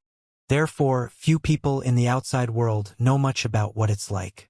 The mirror-like continent beneath us is actually a seal. Sealed inside is a battlefield or perhaps an entire world. Within the seal, time is eternal. If you can stimulate it from the outside and open a breach, then you can create a storm within the eternal time inside. It's like causing a reverse black hole. The objects inside will be sucked out to scatter into the outside world. Of course, that process will cause said objects to be weakened. As for exactly how to do it, I don't think you need me to go into a detailed explanation. The battlefield beneath us is enormous, and the potential acquisitions all depend on your own luck." Having finished his explanation, the old man gave a final glance to the crowd of people, then flashed off into the distance at top speed. Everyone else looked down at the mirror with flashing eyes. They all had their own judgments regarding what the old man had said. However, regardless of anything, it seemed that of what the man had told them, 80 to 90% was probably true. In that case, this place was a once-in-a-lifetime source of good fortune for all of them. Everyone exchanged glances. Then the Ji clan members scattered, flying in opposite directions. The cultivators from the northern reaches, southern domain, and western desert also sped off in different directions. Meng Hao looked at Su Qing. "I'm fine by myself," she said with a slight smile. She turned and flew off into the distance, looking for good fortune of her own. Meng Hao took a deep breath. He looked down at the world within the mirror for a moment. Then his eyes flickered. He picked a direction and shot off at high speed. He only had one objective, and that was the third-generation demon sealer. As for everything else, although it was interesting to him, when compared to the League of Demon Sealers, it was all secondary. He proceeded onward for the time it takes half an incense stick to burn. His brow was furrowed as he considered how strange this place was, especially the three most powerful experts that he had seen. They hovered in mid-air in the world inside the mirror, clearly visible, but unapproachable. Down below, the mirror continent seemed to be endless and without borders. However, it was possible to sense that far off in the distance, there was in fact an end to it all. However, once on the actual surface of the mirror continent, it truly seemed limitless. Even after moving forward for a long time, the third demon sealer still seemed far, far away. Meng Hao was muttering to himself about this when suddenly his eyes flashed. Not too far away he had caught sight of a magical battle taking place within the world of the mirror. There were two cultivators fighting with a mass of black fog. Magical techniques spread about in all directions and magical items slammed out in attack. When he caught sight of the magical items, Meng Hao's eyes began to glitter. One of the items was a golden leaf that he wouldn't originally have paid much attention to. However, Meng Hao happened to have noticed that upon the surface of the golden leaf was a pattern that looked like a lotus. It was made up of 10 swords, shaped together to look like a lotus. It looked exactly like Meng Hao's own lotus sword formation. He couldn't help but make an "eh" sound as soon as he saw it. He looked at it closely for a moment, then lifted up his right hand and punched down. The punch caused the surface of the mirror to tremble. Distortions appeared, transforming into something that looked like a vortex. However, they quickly dissipated. Meng Hao's expression was the same as ever as he entered the fifth anima. A boom could be heard from his fleshly body as he punched down again. The vortex instantly formed again along with a black hole. An enormous gravitational force appeared inside of the mirror world, causing 3 magical items to suddenly be sucked in. Next, those very 3 magical items flew out beneath Meng Hao's feet. One of the items was cracked in the process and instantly exploded. The other 2 shot off in 2 different directions at top speed, apparently possessed of sentience. Meng Hao performed a minor teleportation, then transformed into a green smoke and a black moon. He reappeared in midair and snatched his hand out to grab the golden leaf. It emanated a buzzing sound as well as a blinding light, and apparently intended to cut Meng Hao's hand in half. Meng Hao let out a cold snort, then flicked his sleeve to collect up the golden leaf. He pushed 2 fingers down hard onto its surface, preventing it from struggling and flying away. A look of happiness appeared in his eyes as he collected it up. But then he looked back down at the world in the mirror, and his mind trembled. It was at this point that he noticed that the golden leaf he had just acquired, as well as the item which had exploded and the other item which had escaped, were still inside the world of the mirror. Are they simply ghosts? He thought. Or are the items which flew out perhaps not real? He frowned as he thought back to how the copper mirror had begun to vibrate earlier. After some more thought, Meng Hao suddenly trembled and looked back down at the lands inside the mirror world. This continent is like a mirror, and within the mirror is a battlefield, murmured Meng Hao. The objects on the battlefield can emerge into the outside. However, those same objects still remain on the battlefield inside the mirror. This, Meng Hao's mind was filled with intense rumbling. He was starting to feel that he knew what was happening, but the explanation caused him to begin to pant, and his face to flicker. Strange. It's so similar to the copper mirror and its duplication powers. That was what caused him to be so agitated. He was the only person who could make such a connection. No one else had his copper mirror, nor did they know of the mirror's heaven-defying qualities. Therefore, it would naturally be impossible for anyone to reach the same conclusion. After all, everyone's thinking is limited by the scope of what they know. Thinking outside of one's own scope is something extremely difficult. Meng Hao's breathing grew heavier the more he thought about it. The situation just seemed to become more and more bizarre. His eyes flickered, and he suddenly leaped up into the air. He did not proceed along in the same direction he had been traveling, but rather went straight up into the air. As he rose up, his heart began to pound faster, and he grew more nervous. He had possessed the copper mirror for many years now, and in the past he had often wondered where it came from. However, the meat jelly and Parrot were always very enigmatic when it came to the subject. Every time he brought it up, they acted like it was some type of taboo. The Parrot would even begin to fume with rage. Meng Hao had tried to get information about it on numerous occasions, all to no avail. Eventually, he put the matter to rest inwardly. Now, however, he had the feeling that he suddenly had an opportunity to understand more about the copper mirror.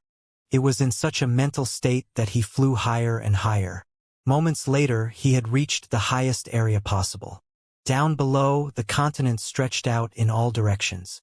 He took a deep breath as he lowered his head to look down. As before, the continent looked completely endless. The surface was sleek and glossy, and it was impossible to see what the continent actually was shaped like. I could keep going and look for the border. Maybe I can find some answers there. Or I could take out the copper mirror and shine it down. Perhaps that would reveal some clues. He thoughtfully rubbed his bag of holding, a profound look gleaming in his eyes. He had the feeling that if he produced the copper mirror but nothing happened, then it wouldn't really matter. However, if any types of transformations did occur, then they would certainly be enough to shake heaven and earth. In fact, considering how many people were here, it would be impossible to keep the matter of the copper mirror hidden unless he killed everyone. The copper mirror is the most mysterious object I possess. I can't let anyone know that I possess it, otherwise it will lead to terrible calamity. The innocent man will be lead to disaster by possessing a treasured object. Meng Hao's eyes glittered. He had been intelligent even as a child, and had experienced the law of the jungle in the cultivation world. The truth of what would happen should he reveal the copper mirror was something he knew all too well. After some thought, Meng Hao's eyes flickered, and he turned to look off into the distance, a cold smile tugging at his lips. Even as he smiled, distortions appeared in the air in the direction in which he was looking. An old man emerged. It was none other than the emaciated cultivator from before. He had been approaching in secret, but as soon as he neared, had been detected by Meng Hao. Without waiting for Meng Hao to say anything, he revealed himself. Fellow Taoist Meng, your cultivation base is extraordinary. It seems I've incurred your ridicule. The old man laughed and then clasped hands and bowed. Seeing that Meng Hao wasn't going to say anything, the old man smiled and continued. My name is Han Danzi I, a rogue cultivator from the southern domain. Your fame has resounded like thunder in my ears for many years. Fellow Taoist Meng. Grandmaster Pill Cauldron is an example for all cultivators like myself. I can't tell you how happy I am to be able to meet you here in the ancient demon Immortal sect. Did you really secretly follow me just to say some fawning words? Said Meng Hao, a cold glint in his eyes. State your purpose. Fellow Taoist Meng, you don't beat around the bush. He laughed, apparently ignoring Meng Hao's tone of voice. I could see you hesitating about what to do earlier. I'm not sure exactly what you were thinking about, but I was curious, so I followed you. However, now that you mention it, I actually do have something interesting to share with you. The greatest treasures hidden in this place are not the magical items of the cultivators and the demon tribes, but rather the objects held in the hands of those three paragons. Whether it be the spear, the 7 globes of fire and wood, or those 2 pearls, each and every one are shocking precious treasures. Any one of them would enable a cultivator to murder an immortal. As Han Danzi spoke, he observed Meng Hao to see how he might react. However, Meng Hao's expression did not reveal even the slightest bit of a change in his mood. This guy is smart and has a rock-hard will, thought Han Danzi with an imperceptible frown. I won't be able to fool him easily. Meng Hao's expression was the same as ever as he looked coldly at the old man. For some reason, the old man caused a feeling of vigilance rose up within him. He appeared to be at the great circle of the nascent soul stage, not very far from spirit severing. However, what he had accomplished earlier with the flame bird was not something that a great circle nascent soul cultivator should be able to do. This man clearly was hiding something mysterious. Perhaps others might not be able to sense it, but as the 9th generation demon sealer, Meng Hao could tell that the man actually had 2 auras. The first contained the ripples of a cultivator's cultivation base. The other was deeply hidden and had demonic qi. This demonic qi was borderline vile. Han Danzi looked at Meng Hao and said, I can't get the treasured items of those 3 paragons by myself. That is why I hope to form a cooperation with you, elder brother Meng. After we acquire the treasures, we can split them evenly. Which one do you want to acquire? Asked Meng Hao, his eyes glittering. The 7 globes of fire belonging to the demon tribe's paragon, of course, said Han Danzi with a smile. At the very least, we can extract one for each of us. That way we won't waste any energy. Meng Hao also smiled. He did not refuse, but instead nodded in agreement. Seeing Meng Hao agree so easily caused vigilance to rise up within Han Danzi. Previously, of all the people who came from South Heaven, he had paid closest attention to Patriarch Huyen. However, he had recently been shocked to sense that Patriarch Huyen had been killed. Later, when laid eyes on Meng Hao, he understood that Patriarch Huyen was most likely killed by him. When he thought about his own techniques and trump cards, Han Danzi felt at ease. With a hearty laugh, he and Meng Hao turned into colorful beams of light that shot off into the distance. Meng Hao didn't speak at all. He temporarily suppressed any notions of producing the copper mirror. Now was not the time. He needed to wait until the right critical juncture had arrived. Then he would pull out the copper mirror to see if it provoked any transformations. It seemed that Han Danzi was bringing him to just such a critical juncture. Of course, Han Danzi was wrapped up in his own thoughts as the two of them proceeded onward. Before long, they reached what was actually the very center of the whole continent. The locations of the three paragons are actually where the seal is strongest over this ancient battlefield, said Han Danzi with a smile. There are some special restrictive spells which prevent anyone from even getting close. However, I happen to know of a special technique. I tested it out earlier, and it seems possible to bypass the restrictive spells. However, it requires a certain level of cultivation base. Elder Brother Meng, considering how extraordinary your cultivation base is, I don't think you will have any problems. With that, he shot down toward the continent below. He quickly performed an incantation with his right hand, then pushed down onto the surface of the continent. Instantly, the land shook, and Meng Hao could see a vortex forming inside the mirror. There was no black hole within it, though, and it maintained its shape. At the same time, Han Danzi took a deep breath and lifted his hand back up. Then he stood. The vortex remained within the mirror. Han Danzi turned to look at Meng Hao. Elder Brother Meng, presumably you know what to do. I'll wait for you up ahead. With that, his body flickered and he moved forward. As he moved, the vortex beneath his feet followed him. Meng Hao's eyes glittered as he watched Han Danzi proceed onward for what appeared to be several hundred meters. However, he had actually not traveled for several hundred meters, but several hundred kilometers. Interesting, murmured Meng Hao.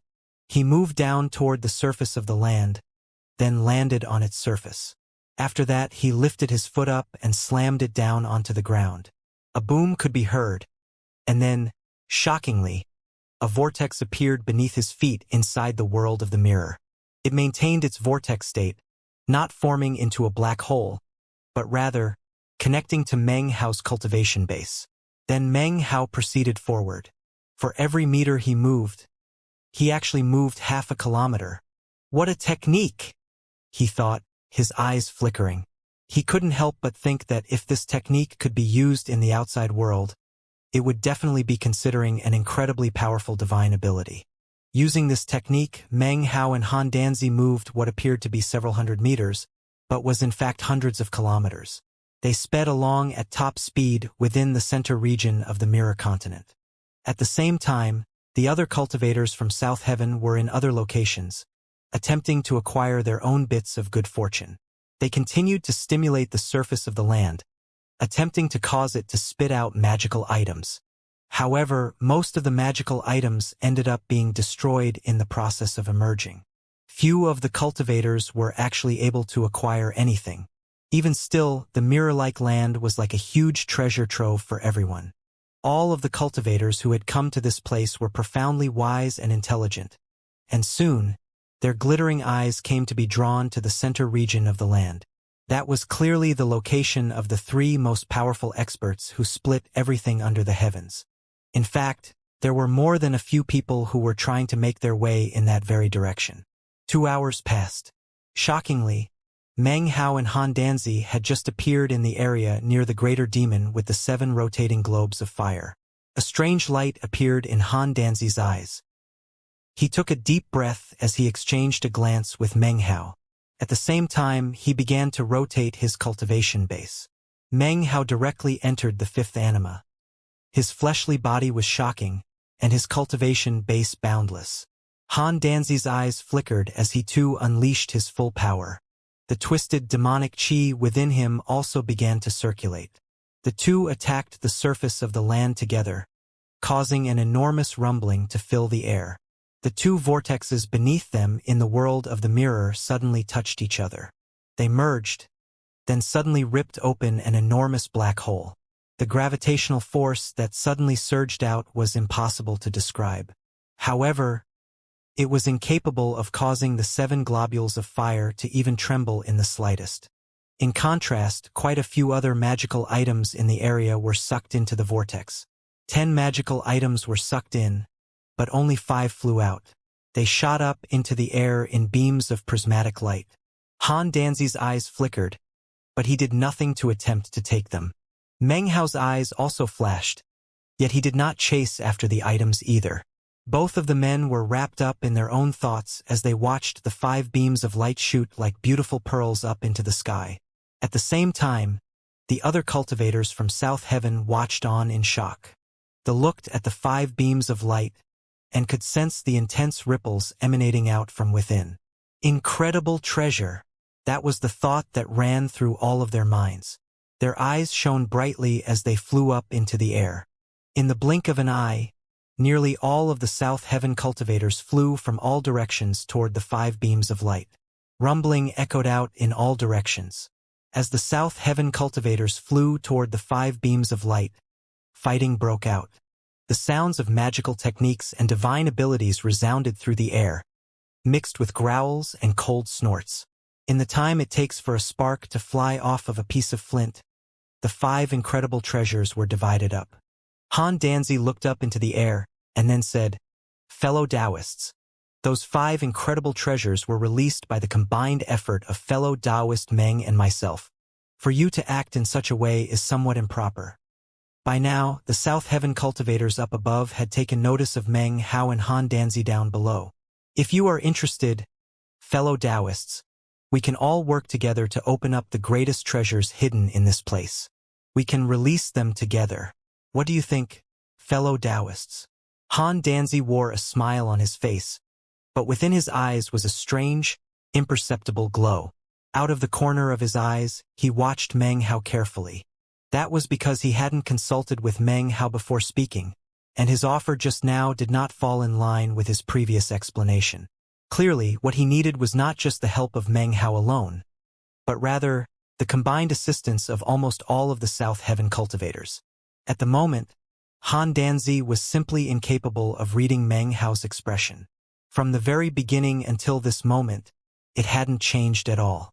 The more Meng Hao acted in such a way, the more Han Danzi felt unsure of himself. The main reason he had sought out Meng Hao was because of his cultivation base. It wasn't just him who looked at Meng Hao in such a way. Although no one would admit it, most of them had already taken Meng Hao to have the most powerful cultivation base of the entire group. Therefore, having Meng Hao at his side made Han Danzi's words even more persuasive. After all, when an expert plans some sort of scheme, it would by no means be a small plan. Up in mid-air, the eyes of the other cultivators flickered, but no one spoke. Although these people had all been conned by Meng Hao earlier, that was because of the circumstances. It was impossible for them to not get excited right now. Of course, in the outside world, any one of the group could be considered extraordinarily intelligent. As such, they only believed about 1/3 of what Han Danzi told them. Fang Yu suddenly spoke up. "If some precious treasure appears, how do we split it up? I will swear a Tao oath. I will vow on my heart of cultivation. It doesn't matter how many precious treasures appear. I only want one fire globe." Han Danzi spoke with decisiveness that could chop nails and slice iron. "Besides," he continued solemnly, his words ringing out like the peals of a golden bell, "if I violated my oath, if I went back on my word, not only would it sever my path of cultivation, but I would never be able to find safe haven in any of your various sects and clans back in the lands of South Heaven." The South Heaven cultivators up in midair looked on thoughtfully. It was actually exactly as Han Danzi said. Although their cultivation bases might not be incredibly high, they were all backed by sects and clans that could be considered major powers. Therefore, in some ways, they weren't worried at all about Han Danzi reneging on his promise. Everyone exchanged glances. All were thinking different things, but of course, they wouldn't casually allow others to see that based on their facial expression. Gradually, all eyes came to fall on Meng Hao. "I too simply require a pledge in the form of a Tao oath," he said coolly. At first, everything was quiet, but after a moment, the Ji clan members flew down toward the surface of the ground. After that was Fang Yu, and then the other cultivators from the southern domain and the northern reaches. Their eyes flickered as they neared. However, it wasn't each and every South Heaven cultivator that came. Su Qing as well as some of the others weren't present. Han Danzi smiled and then began to explain to everyone how to approach the center district. As they waited for everyone to arrive, Han Danzi clasped hands and bowed apologetically to Meng Hao. "Fellow Taoist Meng," he said in a sincere tone, "it's not that I changed my mind. As you can clearly see, by relying only on our power, it would be difficult to cause the precious treasures to appear. Only by combining power with the others will we be able to succeed. I hope you can forgive me." He bowed deeply once more. Then he lifted up his right hand, within which could be seen a jade pendant shaped like a dragon. "I acquired this pendant earlier, which can be considered an excellent treasure. Can summon an enormous dragon which spits out a sea. Fellow Taoist Meng, please accept it as a token of my apology." With that, he sent the pendant floating out toward Meng Hao. Meng Hao's face was expressionless as he first looked over the pendant and then scanned it with divine sense. There didn't seem to be anything suspicious about it, so he casually waved his sleeve to collect it up. "Thank you, fellow Taoist Han Danzi," he said coolly. Han Danzi watched calmly as Meng Hao accepted the pendant. Inwardly, he was a bit suspicious. Meng Hao's completely expressionless demeanor made it difficult for him to keep his thoughts straight. "Humph," he thought to himself. "He's just some kid from the younger generation. Although he might be a profound schemer, he has his limits. Besides, I already made it clear to everyone that all I want is one globe of fire. I simply don't believe that this Meng Hao will be able to create problems for me out of nothing." He was laughing coldly on the inside, but on the outside he was smiling from ear to ear. The two of them sat down cross-legged to meditate. 2 hours passed, after which the other South Heaven cultivators arrived one after another. No one spoke. They focused their power together to stab into one particular spot on the surface of the ground. Intense rumbling resulted, and a gigantic whirlpool appeared inside the world of the mirror. The vortex spun rapidly, and then transformed into a black hole. Immediately, an assortment of magical items were sucked in. Many were shattered in the process, but more than 10 beams of light appeared in the outside to shoot up into the sky. The light from the treasures was blinding, and instantly attracted the attention of the crowd. However, just as quickly everyone, including Meng Hao, looked back at the world of the mirror. Inside, the vortex was still there, as was the gravitational force of the black hole. Unfortunately, it didn't seem to be powerful enough to suck away the 7 globes of fire surrounding the greater demon. And yet, it was obvious that the 2 globes of fire nearest the black hole were beginning to ripple and distort. From the look of it, if the power of the black hole was increased, they might actually move. "One more time," snapped Han Danzi, staring fixedly at the globes of fire. The full power of his cultivation base exploded out. As the power built up, the eyes of the others flickered, and they too began to unleash the power of their cultivation bases. Meng Hao closed his eyes for a moment. When he opened them, he was in the 6th anima. Boom! Everyone attacked again. This time, the intensity of the vibrations seemed enough to cause earthquakes and shatter mountains. A vortex appeared inside the world of the mirror that was even larger than before. The black hole that magically appeared afterward caused the 2 globes of fire nearest the black hole to begin to distort violently. Finally, they began to move. As the globes moved, everything dimmed, and the majestic aura of a precious treasure poured into the black hole and was then released in the outside. A thunderous roar filled the air, and as they sensed the aura, everyone was completely shocked. The intensity of this aura was such that it seemed it could extinguish immortals. Meng Hao's pupils constricted. The aura he was sensing from the wooden swords in the 7 globes of light far exceeded that of the wooden swords in his bag of holding. However, it was also clear that they were one and the same. There was no need for Han Danzi to say anything else. A gleam of longing appeared in the eyes of the South Heaven cultivators as they once again unleashed the explosive power of their cultivation bases, along with their most powerful divine abilities and magical techniques. As for Han Danzi, he took a deep breath. The borderline evil demonic chi on him that only Meng Hao could sense suddenly superseded the fluctuations of a cultivator that existed within him. It was as if he had just become a demon. Meng Hao entered the seventh anima, which meant that he had a spirit-severing fleshly body. Along with the others, he continued to levy attacks against the surface of the ground. The entire area was covered with cracks. Although they sealed back up almost immediately, a huge vortex nearly 30 meters wide exploded out inside the world of the mirror. The edges of the vortex seemed to be just on the verge of actually touching the wooden swords within the globes of flame. Everyone was panting, and their eyes were focused on the spinning vortex as it transformed into a shocking black hole.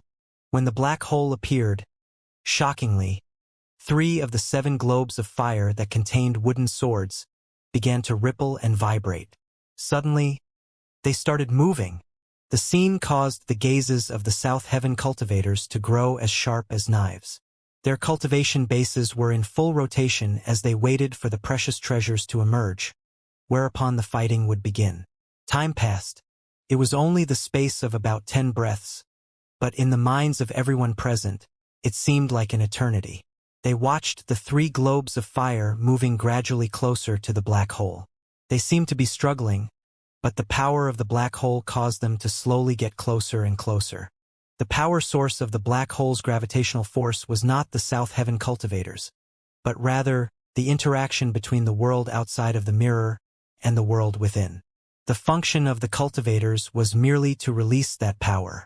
The gravitational force exerted by the black hole was so strong that it wasn't just the 3 globes of fire that were affected. Also affected was the extremely lifelike greater demon around whom the fire globes rotated. Nearer. Nearer. In the blink of an eye, one of the wooden swords within the fire globule vanished into of the black hole. Everyone stopped breathing momentarily. In that instant, shockingly, a wooden sword shot out from beneath their feet. It burst up toward the sky in a beam of light that resembled an unrolling bolt of silk. The G clan members instantly shot up into the air to pursue the beam of light. Next, 2 more swords shot out, their sword chi shining like a rainbow. Coldness radiated out, causing everyone to feel as if they were freezing. However, the burning within their hearts could not be frozen over.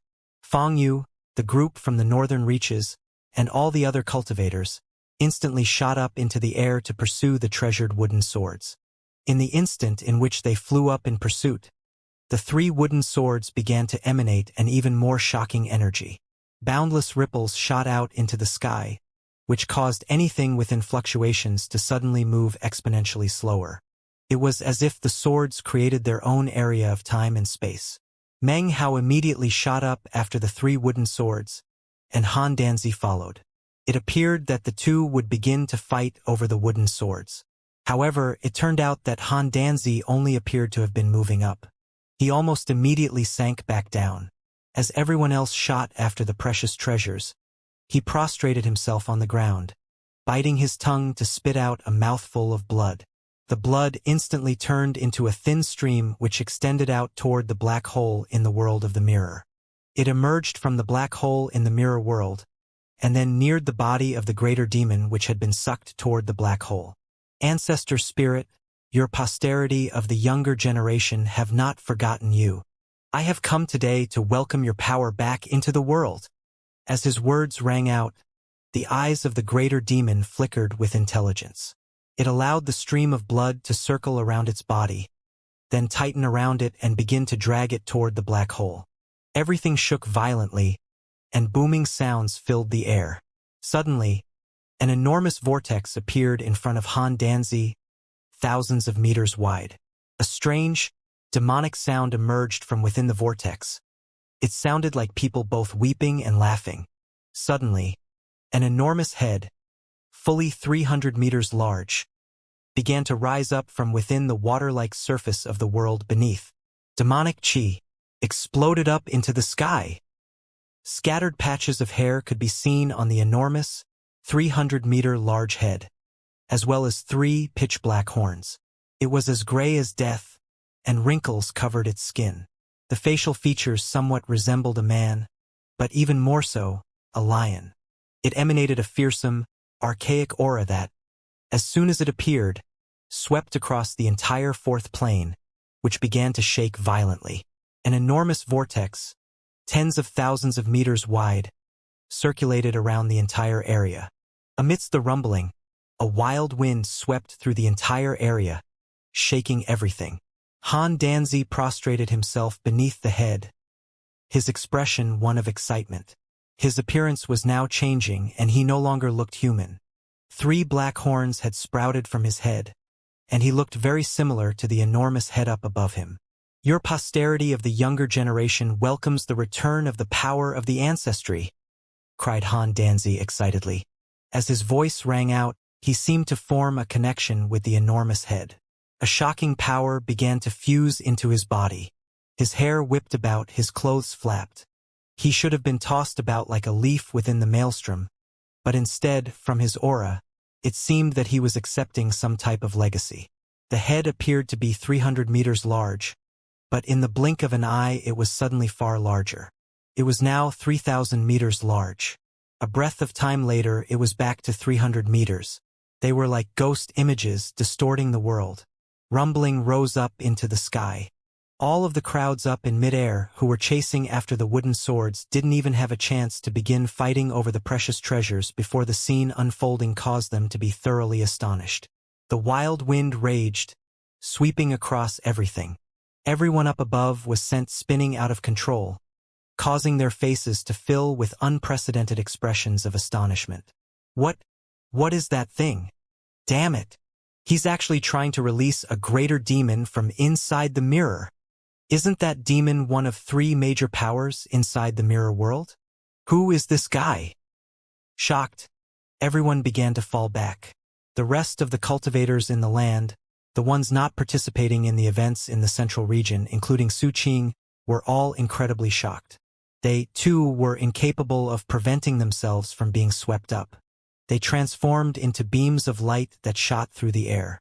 Meng Hao's eyes glittered as he hovered in mid-air in the 7th anima, with a spirit-severing fleshly body and a cultivation base of 64 great circle nascent souls.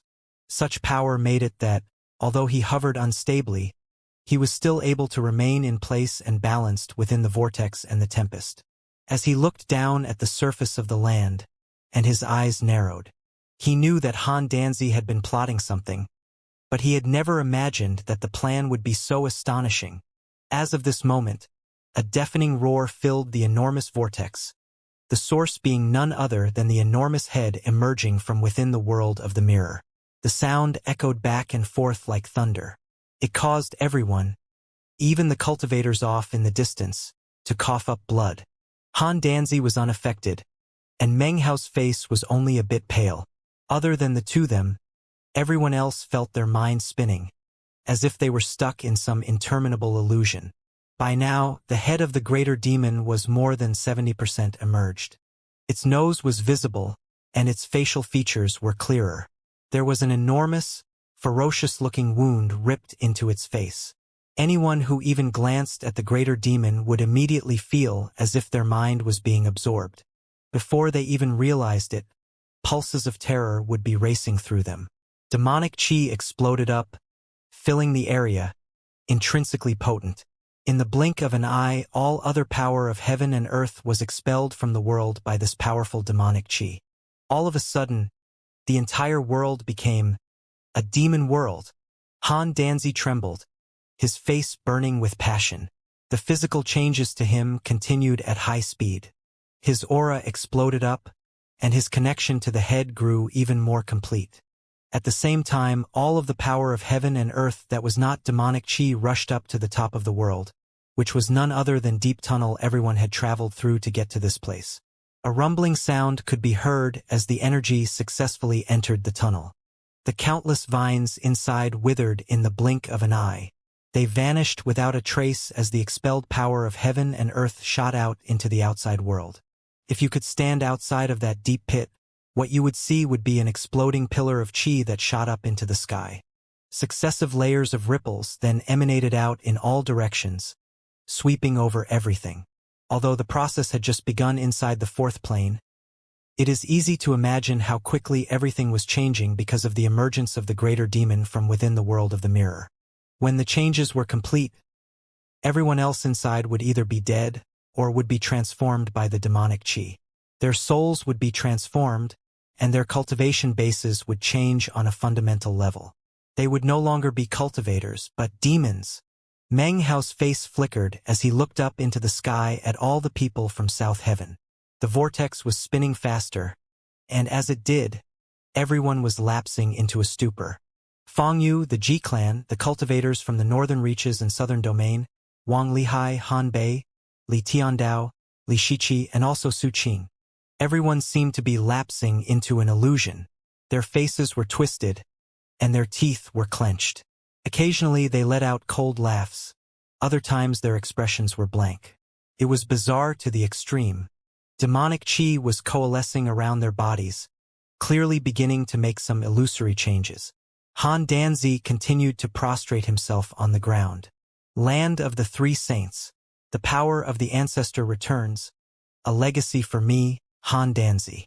Everyone here are my sacrificial objects. Their bodies will be changed.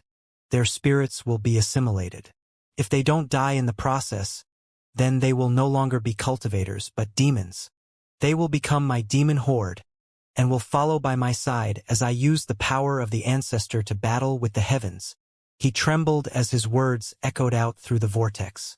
At the same time, the vortex which spun around the head of the greater demon was no longer tens of thousands of meters wide.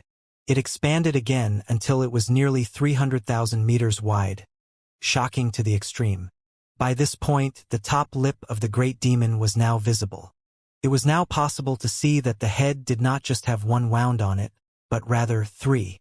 One of the wounds appeared to be on its lips, making it so that the creature did not have two lips, but four. Also visible were sharp, black fangs. This greater demon's physical appearance was savage to the extreme. More demonic chi roiled about, and the rumbling sounds grew more intense. Meng Hao's eyes glittered. This is the ancient demon Immortal sect. Kujusi isn't dead. He couldn't possibly ignore what is happening here. Could he? And what about Zhixiang? Her attitude is difficult to discern. So, why hasn't Kujusi made an appearance? It doesn't matter. I can't place all my hope in him. Although he could afford not to care too much about the others, Su Qing was here. Also, the others owed a lot of spirit stones. If a few died, he could handle it. However, if they all died, well, that was something Meng Hao just couldn't agree to let happen. His eyes filled with a bright glow and he took a deep breath. He closed his eyes for a moment, then reopened them. The moment he opened his eyes, Meng Hao entered the eighth anima. Boom! In the eighth anima, his fleshly body grew even more powerful. In the seventh anima, it was of the spirit-severing stage, but in the eighth anima, it reached an even more terrifying level. His cultivation base exploded out, not with the power of 64 great circle nascent souls, but rather 128. Such incredible power caused profound changes. Meng Hao suddenly appeared in mid-air in the wild vortex, buffeted by the spinning winds. Roaring surrounded him as what appeared to be countless shapeless bolts of lightning exploded out. His right hand formed into a fist that punched directly toward the passageway high up in the sky. The punch contained not just the full power of his cultivation base, but also the mountain-consuming incantation. An enormous mountain peak appeared, which was none other than the fourth peak. The image was somewhat indistinct, but as soon as it appeared, roaring sounds echoed out. It shot toward the passageway. As it flew through the air, parts of it disintegrated and fell apart, but by the time it reached its destination it was still half intact. The mountain shot at top speed toward the passageway, and as it neared, Meng Hao uttered a single word, "Collapse!" As soon as the word left his mouth, the illusory mountain stopped in mid-air and exploded, sending out a sound like endless thunder. The volume exceeded the rumbling of the vortex, transforming into shocking sound waves that swept across the world. Because of the sound, all of the others, including Su Qing, were mentally shaken. The illusion which gripped them temporarily vanished, and their eyes grew clear. Then their faces filled with astonishment. Meng Hao looked up at them and roared, "Why haven't you left yet?" He performed a double-handed incantation, and immediately tempest winds exploded out from him to fight back against the vortex. Instantly, the vortex was weakened. Fang Yu gasped and looked down at Meng Hao. She looked anxious, but at the same time determined. Her body flickered as she neared Su Qing. Even as Su Qing was gazing at Meng Hao, Fang Yu grabbed her. "Let's go," she said. "He won't stop worrying until you're out of here." Su Qing hesitated, but didn't struggle. She looked back at Meng Hao one more time, and an indescribable feeling welled up in her heart. She thought back to that year outside the rebirth cave. It was a scene just like this one in which she was no help at all to Meng Hao. The South Heaven cultivators were panting in astonishment at the terrifying scene playing out. One by one, they began to fly up toward the passageway overhead. As they shot through the air and then entered into the passageway, they heard Meng Hao's voice. "I saved your lives, which means you owe me. If you dare to not pay me back, things won't be finished between us." As everyone disappeared into the passageway, the expulsion power shoved them up, causing them shoot upward. It was in that same instant that the head of the greater demon completely emerged from within the mirror. Off to the side, Han Danzi looked up at Meng Hao and at everyone leaving through the passageway. "They can't escape from within the land of the three saints," said Han Danzi. "Although this is only a divine clone of the ancestor, if I can unseal it, it will still be beneficial for the demon immortal sect. The spirits of the demon immortal sect won't offer help, but won't resist either. Not even true spirit night will wake up because of this.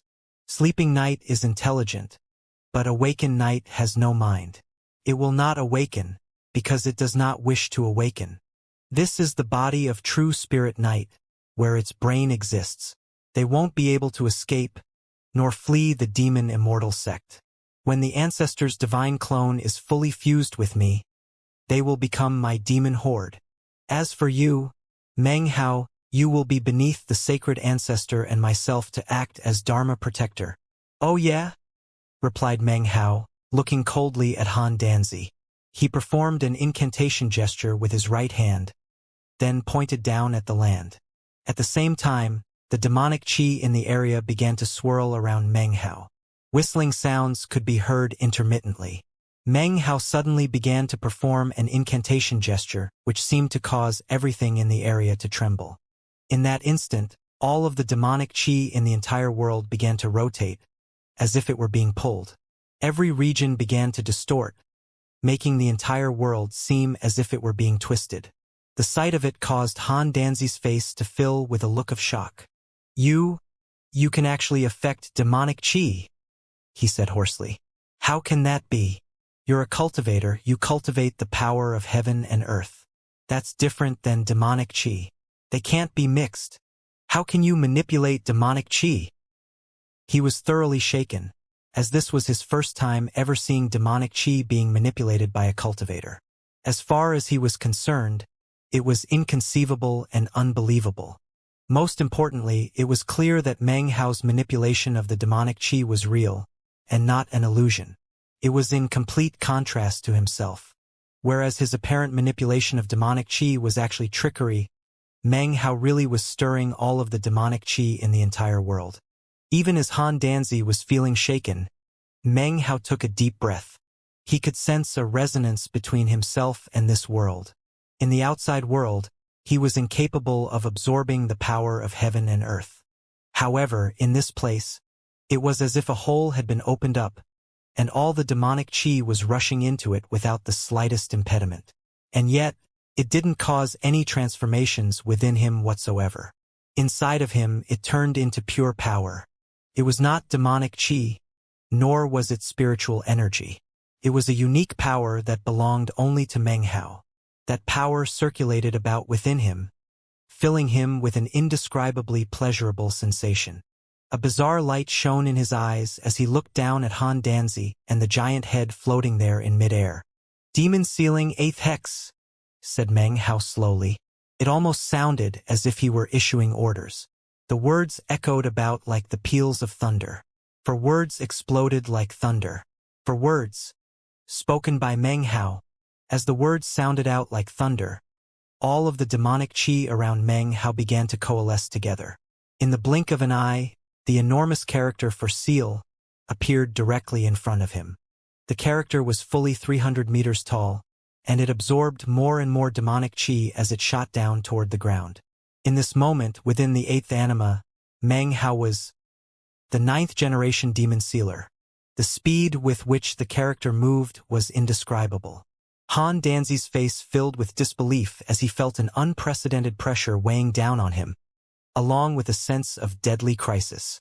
All of a sudden, he realized that Meng Hao was his archenemy. Or perhaps it could be said that he was the archenemy of all greater demons. Han Danzi began to pant, and suddenly he recalled a legend. According to legend, within the 9 mountains and seas, there are people who can cultivate the Tao and can also fuse with demons. No type of expulsion is effective on them. They call themselves demon sealers. The character seal has 2 meanings. One is to restrict, the other is to aid. Han Danzi's mind trembled as the seal character formed of demonic chi descended. All of the demonic chi seemed to be affected, making it so that Han Danzi was incapable of dodging or evading. He could only try to fight back directly. A huge boom lifted up into the sky. Blood sprayed from Han Danzi's mouth as, in the blink of an eye, he was surrounded by glowing hex light. From a distance, the hex light looked like strands of silk, binding up Han Danzi. It sealed his life force, sealed his cultivation base, sealed all of him. It sealed him, and it sealed the enormous head. Shockingly, the light of the 8th hex also thoroughly enveloped the enormous head. From a distance, it looked as if there were some enormous net covering over it. The giant net was fused with the ground in the area and pulled down viciously. Blood oozed out of Han Danzi's mouth, and he trembled. Unable to control his body, he kneeled down onto the ground, his expression vicious. It sounded like he wanted to roar with rage, but was incapable of making a single sound come out of his throat. Beneath the power of the 8th hex's giant net, the head slowly stopped emerging out. In fact, it began to show signs of sinking back. Meng Hao hovered in midair, trembling slightly, his fingers still pointing down at the ground. From the time he became a demon sealer until now, this was his first time truly sealing a demon. The demonic chi in the area continued to rush toward him. He alone had shaken the world and used its power to push down a demon. Han Danzi was pushed down closer toward the ground, his face pale, his eyes filled with frenzy and an unyielding look. The giant head sank back, and soon, half of its mouth was back in the other world. However, it was then that the greater demon in the world of the mirror suddenly looked up. Its gaze seemed to pierce out from the mirror into the outside world. A strange look appeared in its eyes, and its mouth twisted into a smile. "Tai," it said. As the bizarre word echoed out, a change occurred to the giant head emerging from within the mirror world. The aura of death which had previously swirled around it suddenly seemed to fill with the power of life. Although it did not open its eyes, it did open its mouth. The voice which emerged was the exact same voice which had been heard moments ago. "Tai!" The sound turned into an attack which spread out in all directions, sweeping over everything. Heaven and earth filled with roaring, and countless fissures spread out everywhere. The net of the 8th hex that covered the head began to shatter into small pieces. In the blink of an eye, it was destroyed and dissipated. The 8 hex which suppressed Han Danzi was also swept away, completely destroyed. The demonic chi in the world began to roar like exploding thunder. Up in midair, Meng Hao coughed up a mouthful of blood and his face went white. He staggered back several paces. "So, you're a demon sealer," said Han Danzi. A strange light appeared in his eyes, and he lifted his head back to laugh, then shot up into the air. "Who cares about demon sealers? I'll kill you, take your blood, absorb your soul, and make a demon-sealing precious treasure. It's just the will of heaven."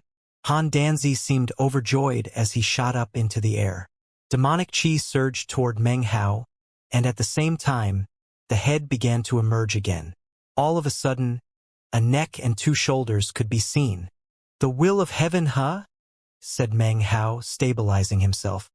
He looked coldly at approaching Han Danzi and the gigantic greater demon that he apparently couldn't prevent from emerging. "There was no enmity between us. Neither you absorbing the power of that demon, nor the prospect of bringing it back to life, have anything to do with me. What I want isn't you or that demon, but rather, this entire place." A bizarre light shone in Meng Hao's eyes. The current situation now fit in perfectly with his requirements. There was nobody left, so he felt confident enough to take out the copper mirror. Even as Han Danzi closed in, Meng Hao slapped his bag of holding with his right hand.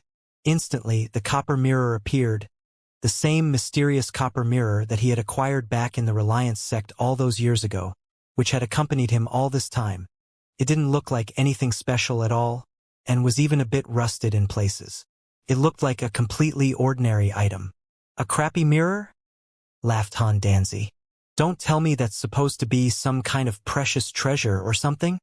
He stopped in place, looking as if he didn't care at all about Meng Hao and his mirror.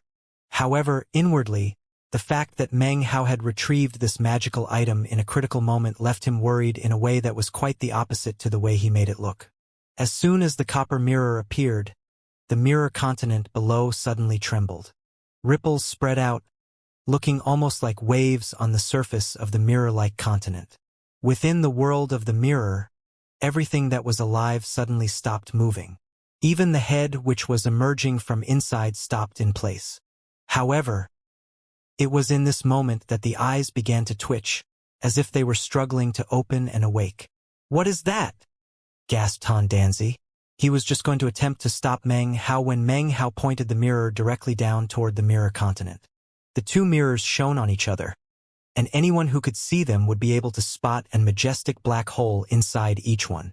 Each black hole seemed endless, as if it contained truths inside that no one would ever be able to understand. The great mirror land below began to rumble and shake. The ripples continued to spread out, thicker and more numerous. At the same time, the mirror Meng Hao held began to grow warm, as if it were thirsting for something, as if it wanted to consume the entire mirror continent below. It was then that the mirror continent, which Meng Hao could not even see the ends of, suddenly began to shrink. It grew smaller rapidly, accompanied by a roaring sound that lifted up into the sky. It shrank, and if you were able to stand in a position far, far above, you would see that the lands below, shockingly, were actually shaped like a mirror. And as of this moment, the mirror was shrinking down at a rapid rate. As the mirror continent shrank, it was possible to see that the shape of the mirror was absolutely identical to the copper mirror that Meng Hao held. Han Danzi's face fell. Even as he was about to charge at Meng Hao, his body began to be pulled back by the great mirror continent. His body was out of his own control, and he was incapable of nearing Meng Hao. Instead, a gravitational force pulled him down toward the lands below. At the same time, the eyes of the greater demon head that was emerging from the mirror land suddenly cracked open. An indistinct, growling voice echoed out, filled with ancientness. "You actually have the mountain and sea mirror." The sound seemed to echo out from ancient times. In fact, as Meng Hao looked over, what he really saw was not a head with eyes opened, but rather a virtually dead greater demon. It was almost as if everything from before had been an illusion. However, the ground was still shaking and rapidly shrinking. That was no illusion. Meng Hao could see, and even detect with divine sense, that the mirror, which was the continent, had shrunk down to only several tens of thousands of meters wide. From his vantage point, it was now possible to see that the land was rapidly turning into an actual mirror. It included all of the lives and magical items on the battlefield. All of them shrank down to become exponentially smaller along with the mirror. The head of the greater demon could no longer emerge, but rather sank back down, taking Han Danzi with it. His face was filled with terror and astonishment as he tried every method possible to break free. All were useless. He screamed miserably, hopelessly as he looked down at himself. It was at this point that he realized that he was also sinking into the mirror. When his feet touched the land, They sank directly into the water-like surface until he was as far down as his ankles. "No!" he cried out in alarm. "How can this be? This is impossible." He howled and struggled, but it did absolutely no good. Meng Hao trembled. The mirror was now incredibly hot, to the point where white steam was now pulsing off of his hand. He had no choice but to grip it with both hands. By now, Meng Hao could sense the indescribable gravitational force being exerted by the mirror. It wasn't targeting Han Danzi, but rather the entire mirror land. Don't tell me it wants to suck in the entire mirror land of the fourth plane of the demon Immortal sect. Having reached this conclusion, Meng Hao began to pant, and his mouth was parched and dry. If that was really what was happening, then it would mean that he had gained a colossal amount of good fortune in the ancient demon Immortal sect. Such good fortune would be simply unimaginable to anyone else, completely beyond anticipation or expectation. Meng Hao palpitated with eagerness as he clutched the copper mirror tightly in his hands and watched the mirror continent below shrinking. An unprecedentedly loud rumbling could be heard filling the entire world. Han Danzi let out a blood-curdling shriek. He was already sunk halfway down into the surface of the mirror. Next to him, the head of the greater demon had sunk back down to the point where its nose was covered. How could this be happening? This is impossible.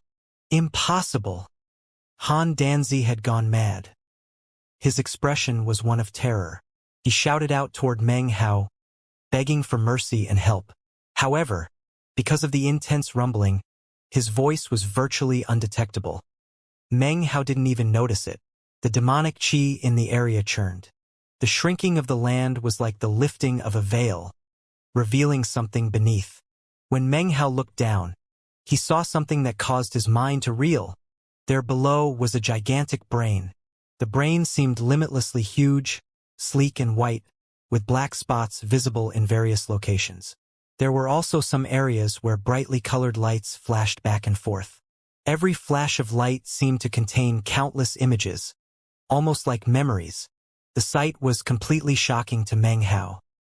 His breath came in ragged pants, and he glanced once again at the shrinking land. Suddenly, he recalled something Han Danzi had said. This mirror continent is placed on top of the brain of true spirit night. Meng Hao took a deep breath and looked down again at the boundless, colossally huge brain. Is this place really the head of true spirit night? If so, what exactly is that passageway? His scalp was numb and his body trembled as he looked around. The mirrorland seemed to be in the final process of shrinking. It was now only about 30,000 meters wide, and looked almost exactly like the copper mirror he held, except much larger. Han Danzi was almost completely sunk into the surface of the mirror. His face was pale and he was no longer howling. Instead, he stared at Meng Hao with a venomous, insane look. As for the head of the greater demon, it had sunk down past the eyes. Only the top of its head remained, along with the 3 black horns, which emanated a bizarre glow. The entire world was shaking. 30,000 meters, 25,000 meter, 20,000 meters. By this point, sweat was pouring down Meng Hao's forehead. His entire body shook as he clutched at the copper mirror. Were it not for his incredible fleshly body, it might not have been possible to prevent the mirror from slipping out of his hands. And yet, even in the 8th anima, Meng Hao was incapable of holding on for very much longer. It was at this point that suddenly, out of nowhere, a sound could be heard. It was like a baby crying, and it seemed to be coming from the outside world, and yet, at the same time, seemed to be coming from inside all around him. It started out somewhat weak, and then grew stronger and stronger. At the same time, Meng Hao's mind filled with a roaring. Simultaneously, the dancing flashes of electric light on the surface of the brain of true spirit night suddenly increased by tenfold, as did the speed with which they moved. An aura of awakening suddenly covered over everything. Meng Hao's face twitched. "Ha ha ha! You're dead!" cried Han Danzi. "You shook the seals of the 3 holy lands, and thus have awoken true spirit night. When it awakens, it brings calamity." He began to laugh maniacally. Meanwhile, outside of the fourth plane, in the demon immortal sect, the ground was quaking and the mountains were shaking. Rumbling could be heard in all directions as huge cracks and fissures suddenly appeared to spread out across the surface of the land. The huge cracks and fissures, the massive rumbling, all of it made it seem as if the demon immortal sect was experiencing doomsday. Ruins toppled and dust flew up in all directions, covering everything and making it hazy. Off in the distance, the South Heaven cultivators fled in shock toward the demon immortal sect's exit gate past the first peak. They had no idea what was happening, but they could guess. Obviously, something incredible was happening in the fourth plane that was connected somehow to the goings-on. Everything grew dark and the sound of rumbling rose to the heavens. As the land was shattered, a boundless aura seeped out to flood the entire area. Rifts even began to appear in the air, one after another. A middle-aged man stood atop the fourth peak, wearing a long white robe. He looked around at everything that was happening, his expression complex. Occasionally, killing intent would fill him, sometimes gentleness could be seen. This was Kujusi. If it was anyone else who awoke night and caused the legacy of Lord Li to appear, I would be forced to kill him. Outsiders cannot acquire the legacy of Lord Li. But him. Kujusi thought back to what he had experienced in ancient times, when he had superimposed with Meng Hao. In the end, his father had recognized Meng Hao, acknowledged that they were father and son in that life. The killing intent in Kujusi's eyes slowly dissipated, to be replaced by gentle warmth. If he was my father's son in that life, then that means he is my little brother. Maybe I can't acquire the legacy of Lord Li, but if he can, it's the will of heaven. Kujusi sighed, as everything shook, and even more rifts appeared up in the sky above the demon immortal sect. Gradually, the shocking sight of the peaks of 3 inverted mountains became visible. As they appeared to descend, an incredible pressure could be felt. The entire demon immortal sect shook violently. The South Heaven cultivators were arriving at the exit gate past the first peak. In their shock, there were already quite a few who had chosen to use their demon spirit to leave. However, that would take time. As the world shook more and more violently, the sound of a wailing infant suddenly filled the air. It sounded as if there was a baby sleeping deep, deep under the ground, its eyes closed. But then, as it began to awaken, it started to cry. Once the sound could be heard, the destruction grew even more intense. By now, the 3 inverted mountains were visible by more than half. Meanwhile, back in the fourth plane, the Great Mirror Continent had now shrunk down to only about 10,000 meters wide. Han Danzi was now completely submerged inside, gone. As for the head of the greater demon, only a tiny bit was left visible. The rest had sunk back down into the mirror. Meng Hao's face was pale, and his body was slowly moving forward. He was not moving of his own volition, but rather was being pulled by the copper mirror. Closer and closer, the mirror continent continued to shrink.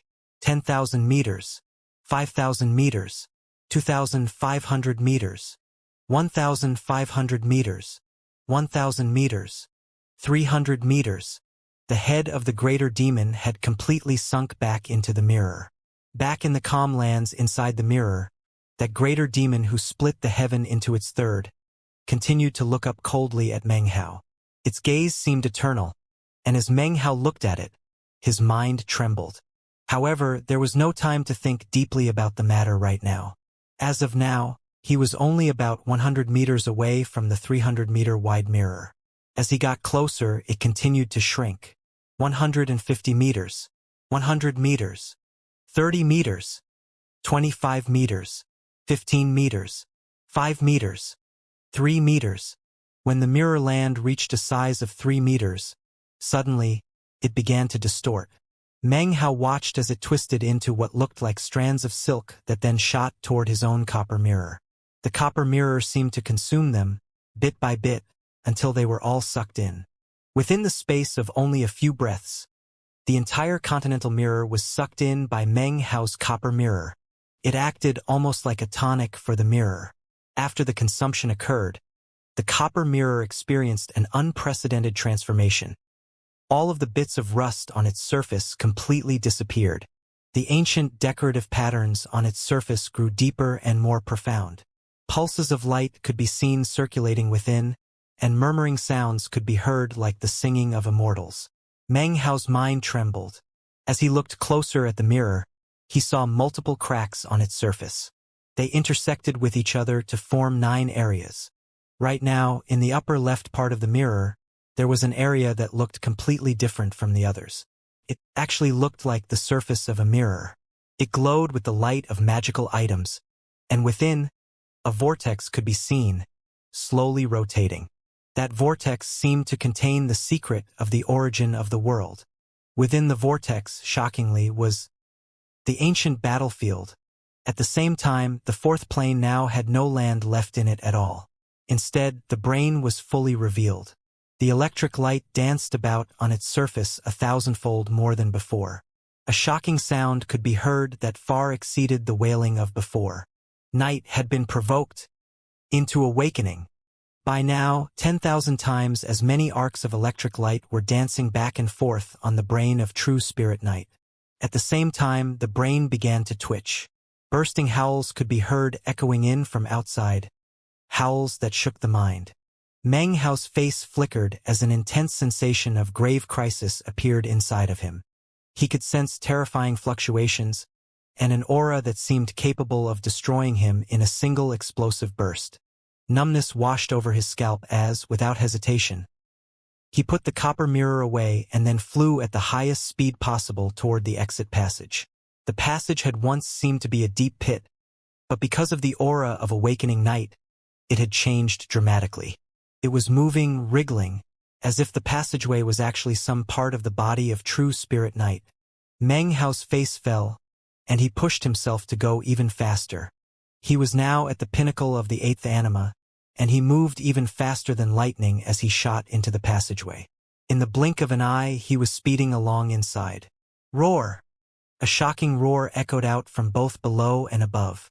Everything in the demon Immortal sect shook violently and began to fall into pieces. The destruction was clearly visible to Meng Hao. He could see it with his own eyes, because the walls that surrounded him seemed to be covered with a partially transparent filament.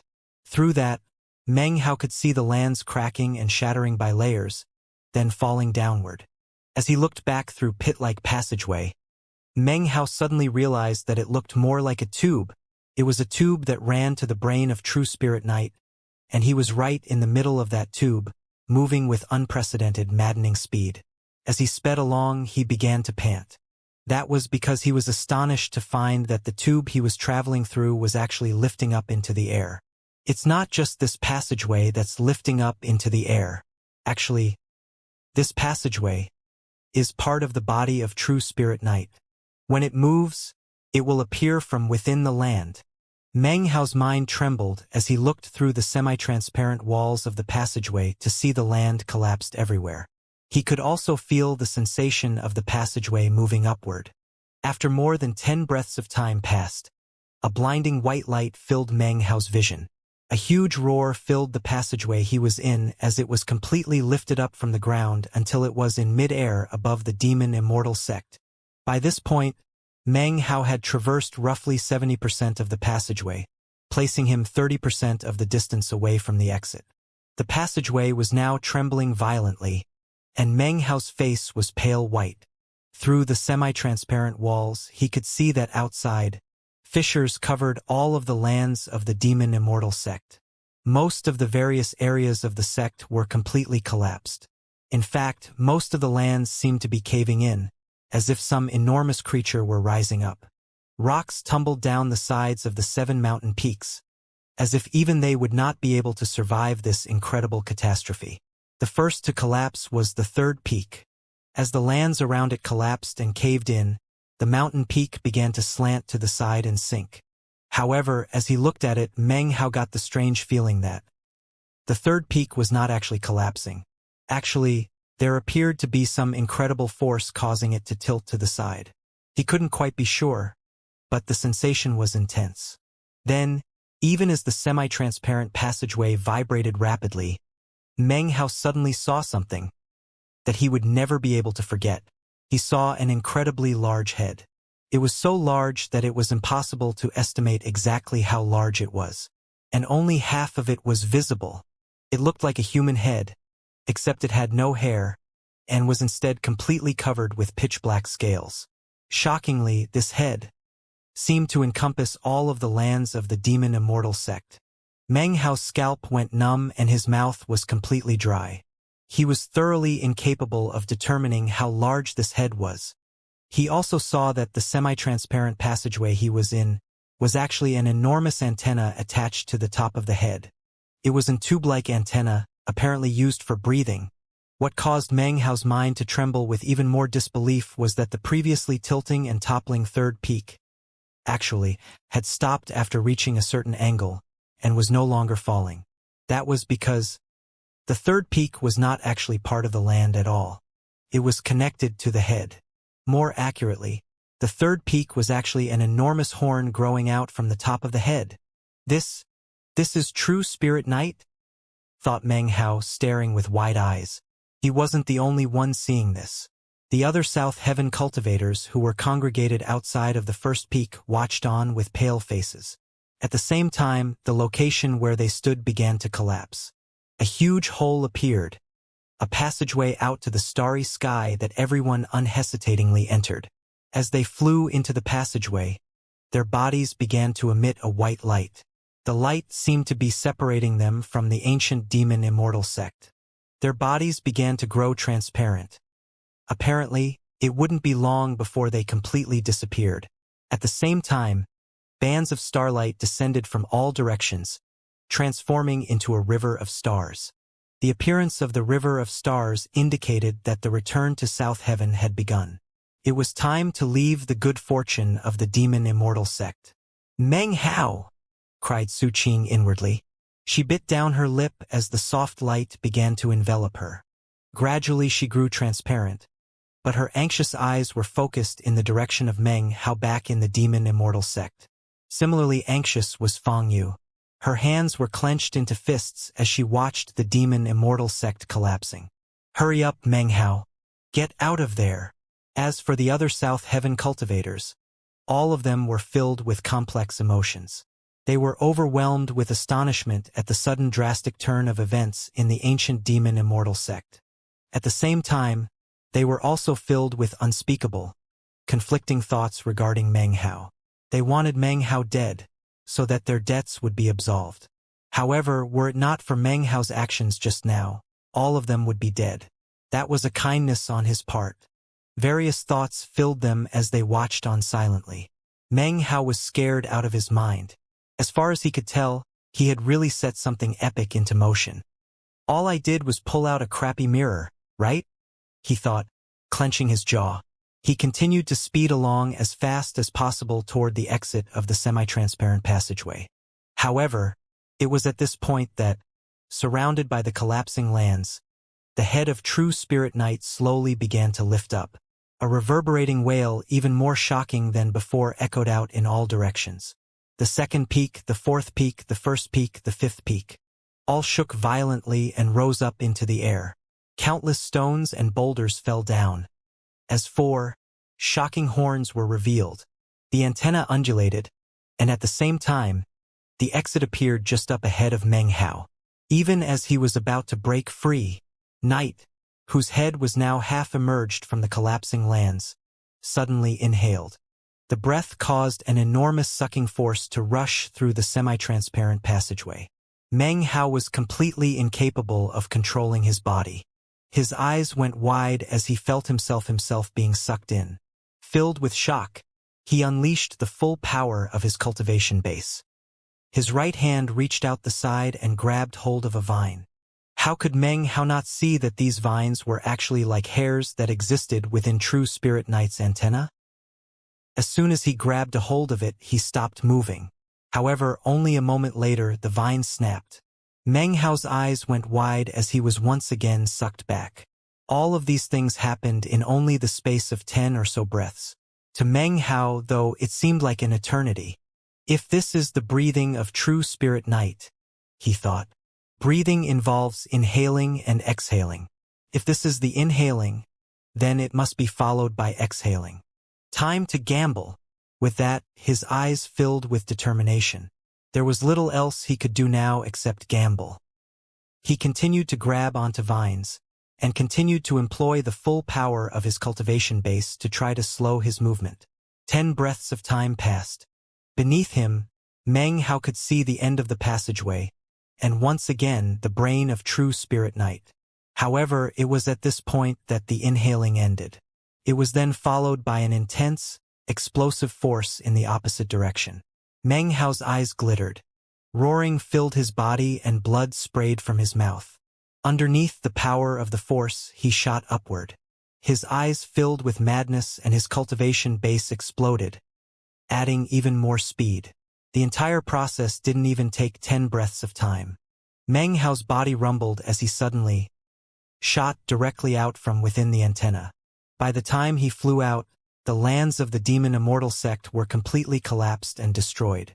The 6th peak and the 7th peak shook violently. Beneath them was revealed a head that was as large as more than half the lands of the demon Immortal sect. It had human features but was covered with pitch-black scales. It had 7 enormous horns and a long antenna, the end of which glowed with a green light. Its eyes were half open, and inside could be seen the blankness of awakening. There was also a shocking, indescribable energy pulsating off of its body. This was true spirit night. It had 7 horns that could form mountains, and even though the head was only half emerged, its shocking aura was such that anyone who looked at it couldn't help but feel their mind tremble. Meng Hao shot back at top speed. He himself was nothing in comparison to true spirit night. He couldn't help but think back to the only thing which could possibly compare in size to true spirit night, and that was Patriarch Reliance with the state of Zhao on his back. All I did was take out a crappy mirror.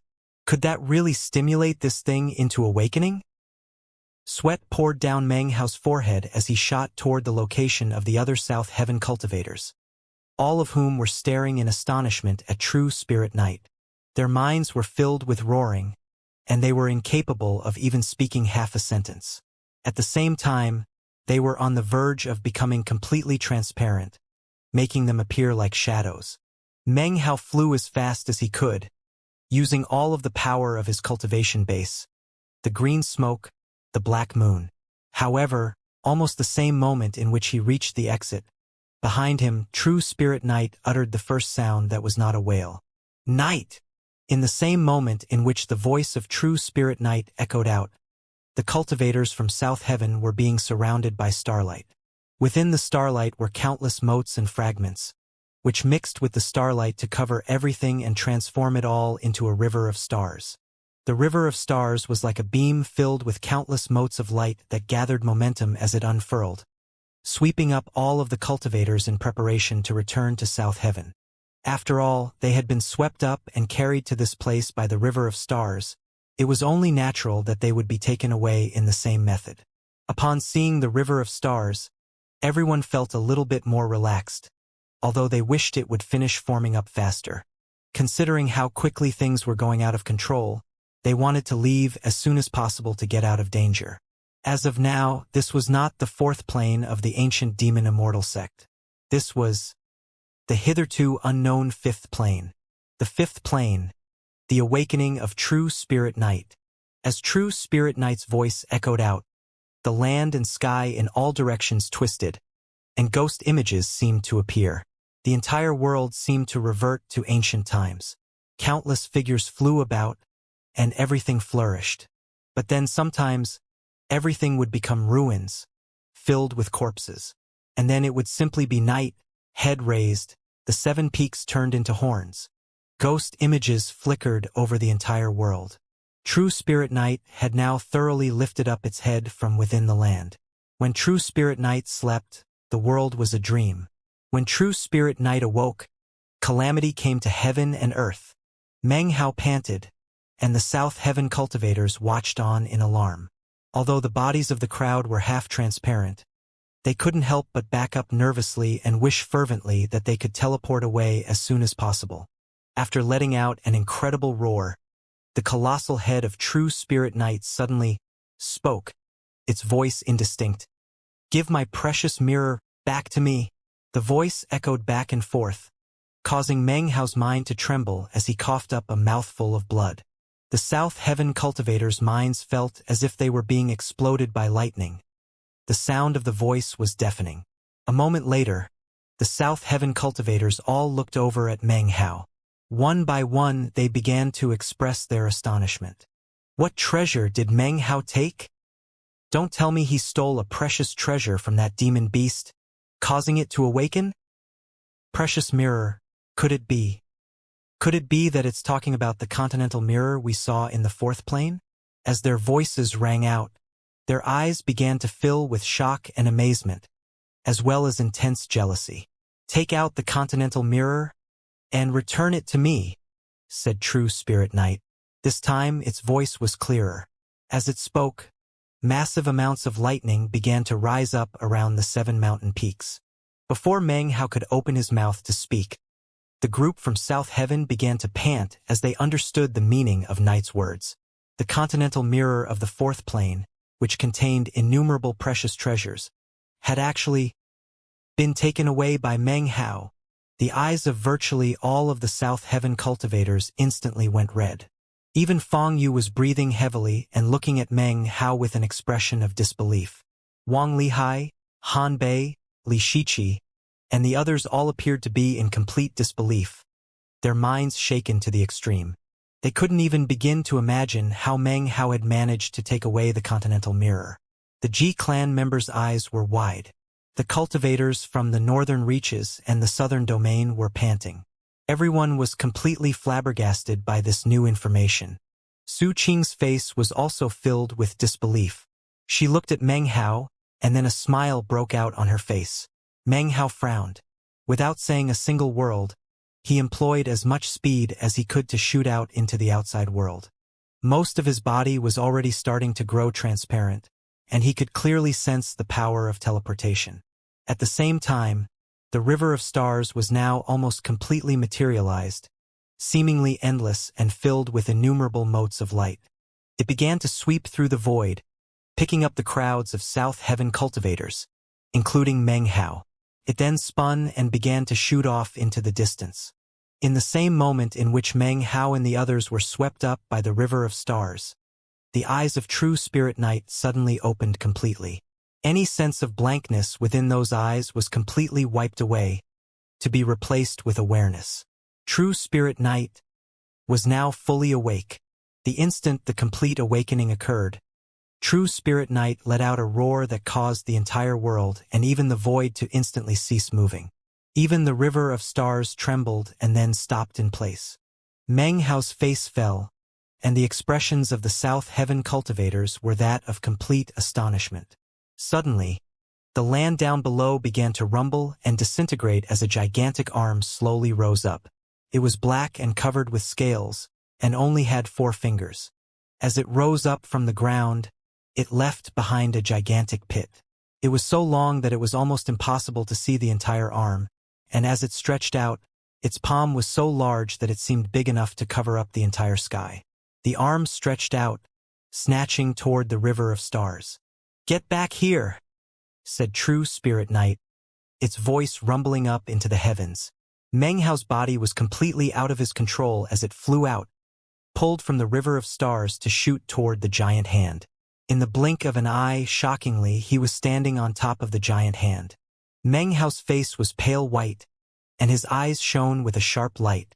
Now that Meng Hao had left the river of stars, it trembled once again, and then slowly began to move once again.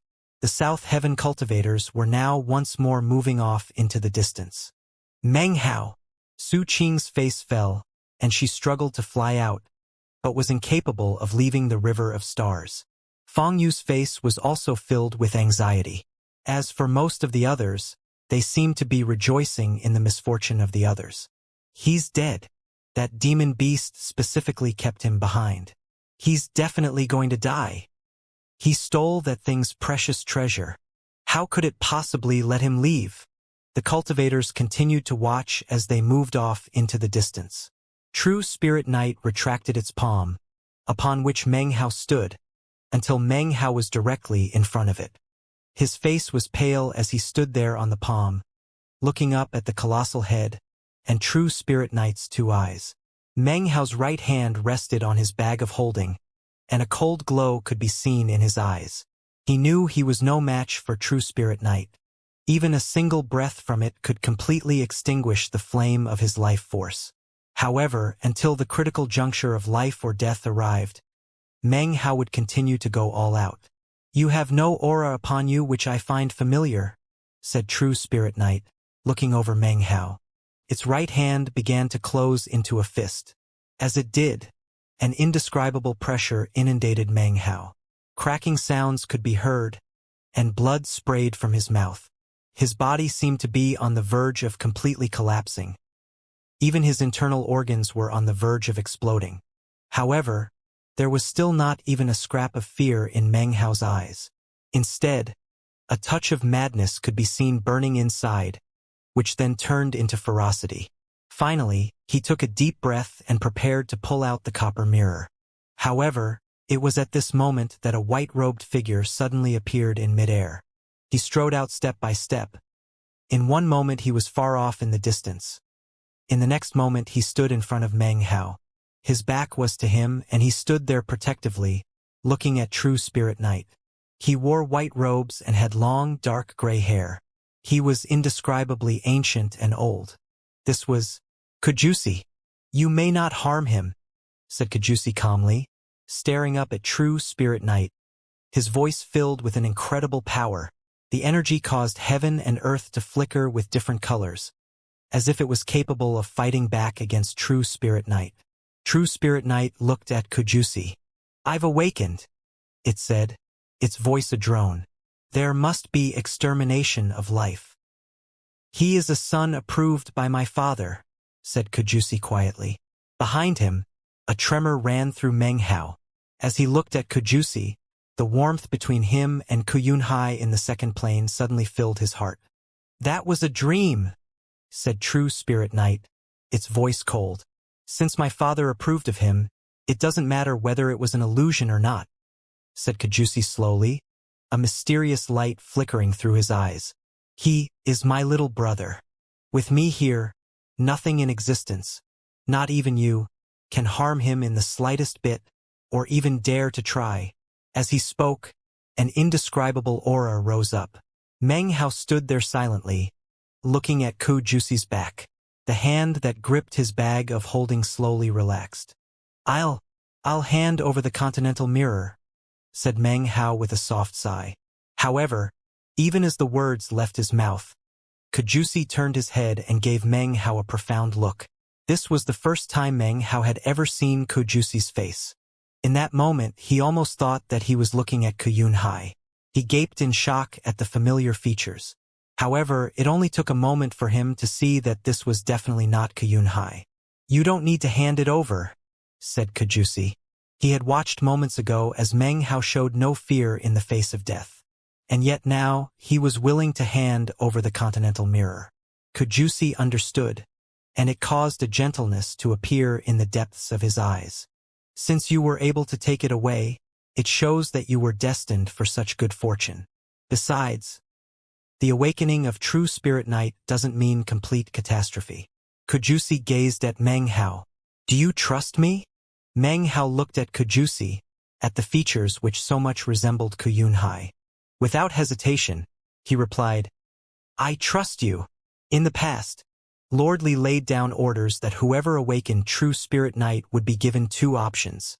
With another deep look at Meng Hao, Kujusi turned to look back at true spirit knight. "Knight, he is my little brother, so I will act on his behalf to make the decision. He will choose the second path." Knight was silent for a long moment, its expression one of complexity.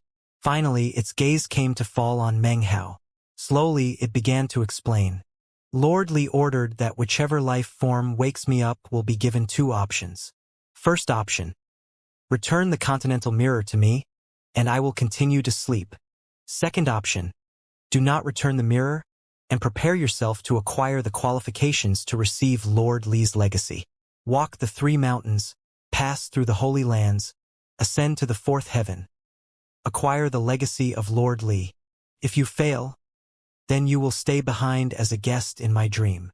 As its voice echoed out, it was audible to even the South Heaven cultivators in the River of Stars. When they heard the true spirit's words, they gaped in shock. That was especially true of the G-clan members and the cultivators from the northern reaches.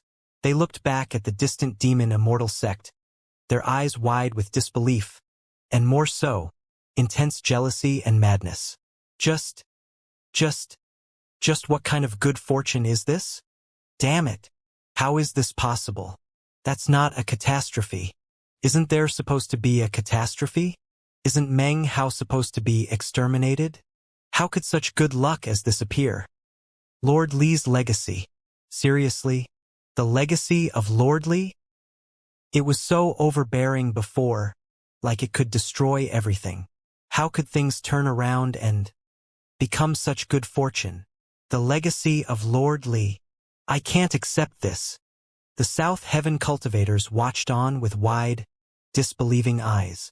Their hearts were filled with complexity and jealousy. The emotions continued to ripple out until, eventually, they turned into avarice.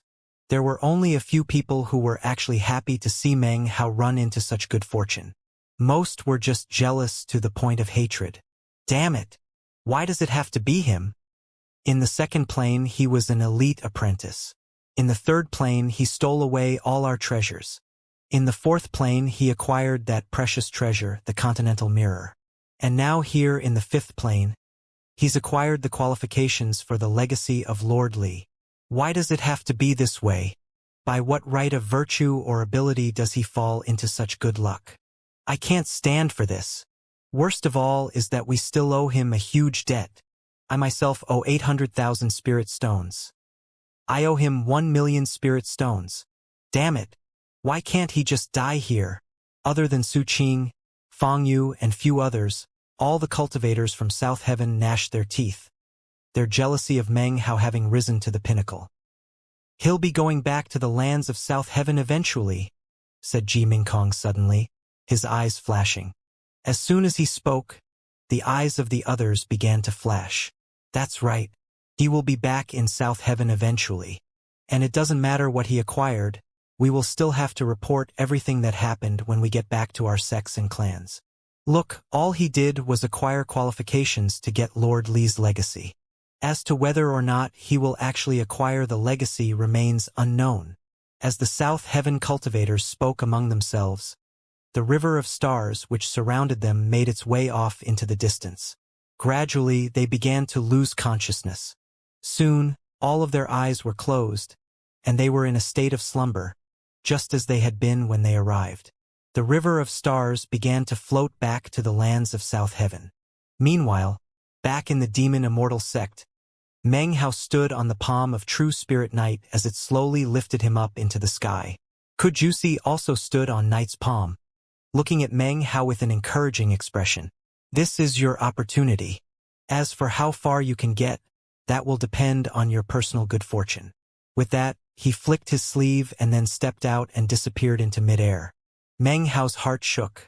He could never have imagined that, in the end, he could acquire qualifications to try to acquire Lord Li's legacy. He panted as the enormous palm lifted him up into the sky. After that, shockingly, 3 inverted mountains appeared in front of him. These were the 3 greater demon mountains. It was at this point that Night's voice rumbled out.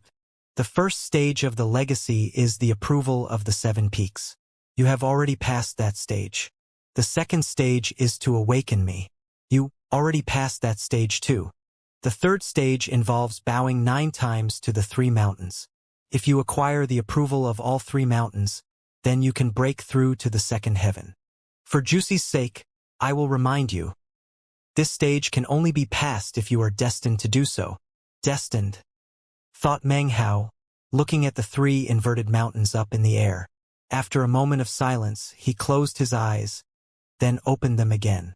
They shone with a brilliant light. The first mountain was none other than the Frost Soil Demon Mountain. It was completely frozen over, and was filled inside with chaos, making it impossible to clearly see the whole mountain. However, Meng Hao could definitely sense the freezing pressure coming from the mountain. This mountain seemed to be the coldest thing in heaven and earth, something even flames could do nothing to melt. It was as if any other freezing cold thing in the world wouldn't even dare to call itself cold while standing before this mountain. If you looked closely at the decorations and patterns within the layers of ice, it almost looked as if they contained entire worlds. It was bizarre to the extreme. Also visible on the mountain was a towering altar, upon which was a throne. Seated in the throne was what appeared to be a statue. The statue's features were unclear, but its upraised right hand was held up into the air where apparently an ice flame had once burned. By this point, Meng Hao was already panting. He shifted his gaze to look at the next mountain. The second mountain was completely crimson, as if it overflowed with fresh, red blood. An indescribable, monstrous killing intent seemed to fill it, as if an uncountable number of lives were buried inside the mountain. The vast number of people who had died led to the overflow of fresh blood, thus turning the mountain completely red. Killing intent circulated around, to the extent that even a single glance would cause one's mind to fill with a mountain of corpses and a sea of blood. There was also an altar on this mountain, upon which could be seen a blood-colored throne. A figure sat on this throne, its right hand raised up. As soon as Meng Hao saw the figure, his mind trembled. A shocking scene appeared in his mind that was not exactly the same as this, but extremely similar. This is. Meng Hao's mind shook, and his breath came in ragged pants. After a moment, his eyes flickered as he suppressed his thoughts and emotions, then looked over at the third mountain. Upon this mountain, flames raged. The flames were dim, but seemed incapable of burning out. Even stranger, upon looking at the mountain, ghost images would spring up in the mind, as if countless volcanoes existed. It made it impossible to tell which of the mountains was real, and which was false. Eventually, the image of countless withered figures could be seen on the surface of the volcanic mountain. They looked like evil spirits, emitting noiseless howls as they climbed, struggling amongst each other to be the first to reach the peak of the mountain and then throw themselves into the pit of fire there. There was no altar, no throne, no figure. This third mountain was completely different than the other two. 3 mountains, 3 greater demons of heaven and earth. Of course, the 3 greater demons had long since perished, but even Lord Li would not have been capable of making their essences fade away. Therefore, the 3 mountains existed as before. Panting, Meng Hao once again focused his gaze on the frost soil demon mountain. He then clasped hands and bowed deeply. First bow. I am connected by destiny to Han Shan, he said. I received his immortal sword and his bronze flagon. Therefore, I should bow first to the frost soil demon mountain. As his words rang out, the frost soil demon mountain suddenly trembled. Cracking sounds could suddenly be heard from the entire mountain.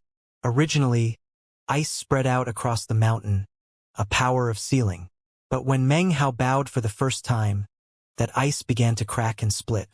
More and more fissures spread out, creating a roaring sound that lifted up to the heavens as Meng Hao straightened back up.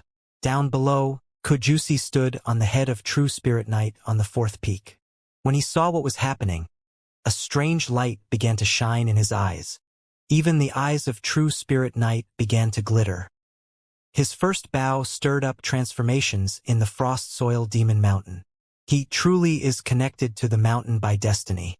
However, exactly how strong that destiny is remains to be seen. Can he ignite the demon fire to illuminate the 3rd heaven? Meng Hao looked up at the frost soil demon mountain, then took a deep breath. He clasped hands and bowed again. My earth-type totem is formed from frost soil. In the end, I created a frost soil nascent soul. This kindness, or destiny, leads me to bow again to the demon mountain. Second bow. Boom! As his voice rang out, a huge rumbling could be heard from the frost soil demon mountain. Even more cracks appeared on the layers of ice which covered the mountain. The cracks began to form together into something that looked like a face. The facial features were extremely lifelike. They were that of an old man, his face filled with ancientness as he looked at Meng Hao. He seemed capable of seeing all of Meng Hao's past with a single glance, as well as his future. At the same time, something changed about the figure seated in the throne on the altar. The previously empty spot in its right hand suddenly flickered as blue sparks appeared. It looked as if a flame wished to ignite there. When he saw this, Kujusi's eyes shone even brighter. As for True Spirit Knight, it said nothing, but a strange glow could be seen in its eyes. Meng Hao looked up at the face of the old man in the layers of ice. He clasped his hands and bowed yet again, a look of determination in his eyes. I have an agreement with Senior Han Shan. One day, when my cultivation base is up to the task, I will return to the realm of the bridge ruins to rescue him. That agreement is destiny between myself and Senior Han Shan. It is also destiny between myself and the Frost Soil Demon Mountain. Today I repeat the same oath as before. Demon Mountain, please bear witness. This bow is evidence of the determination of Meng Hao of the junior generation. Not even the slightest sound could be heard from the Frost Soil Demon Mountain. It seemed to have no reaction whatsoever to Meng Hao's third bow. Meng Hao felt his heart pounding. He knew that he had tried to pull a bit of a fast one with the third bow. However, all of a sudden, "Agreed," said an ancient voice. It echoed out from the Frost Soil Demon Mountain, almost from within the depths of time itself. As the voice spread out through the area, it carried with it endless coldness which caused the world to distort and blur. The word was spoken by the face of the old man. He looked deeply at Meng Hao for a moment, and then began to grow blurry. Cracking sounds could be heard as the cracks which made up the face spread out. They formed together to make a huge rift that spread from the top of the mountain to the bottom. It created a massive, scar-like mark, which stretched across the entirety of the mountain. The mark stretched all the way to the altar and the figure on the throne. A bang could be heard. The blue sparks which danced above the right hand of the figure suddenly began to form together, transforming into a blue flame. As soon as the flame appeared, it illuminated the face of the figure. That face was exactly the same in all respects as Han Shan's. The flame roared up, shining 3 portions of light into the sky up above. Gradually, because of the light shown by the flame, 2 shocking, enormous objects became visible up in the sky. They floated high up above, looking even more majestic and shocking than the 3 greater demon mountains. A shocking, indescribable aura surrounded those 2 objects. Meng Hao's mind trembled, and he closed his eyes. After calming himself, he opened his eyes again and then looked at the second mountain, the blood-colored demon mountain. He clasped hands, looked at the blood demon mountain, and then suddenly bowed. I'm not sure if this mountain has anything to do with the ancient Temple of Doom. However, that is what this bow is for. If destiny exists, I implore the mountain to express itself. This was his 4th bow in total, and his first toward the Blood Demon Mountain. Thank you for your concern, everyone. Thank you. I'm fine. I just have a sore on my tongue, which makes it difficult to eat. I don't want to think about the past. The Crimson Blood Demon Mountain was originally sealed as quietly as death. However, after Meng Hao's bow, an aura began to spread out from the figure on the throne. It filled the entire Blood Demon Mountain, causing a bloody glow to shine up into the sky. In addition, an incredible rumbling sound could be heard. Even as Meng Hao's heart trembled, his eyes began to shine with a strange light. Earlier, he had suspected that the Blood Demon Mountain had something to do with the Blood Immortal mask. After all, the figure on the throne looked very similar to the figure Meng Hao had seen in the Blood Immortal Legacy Tournament all those years ago. Most shocked of all, however, was True Spirit Knight.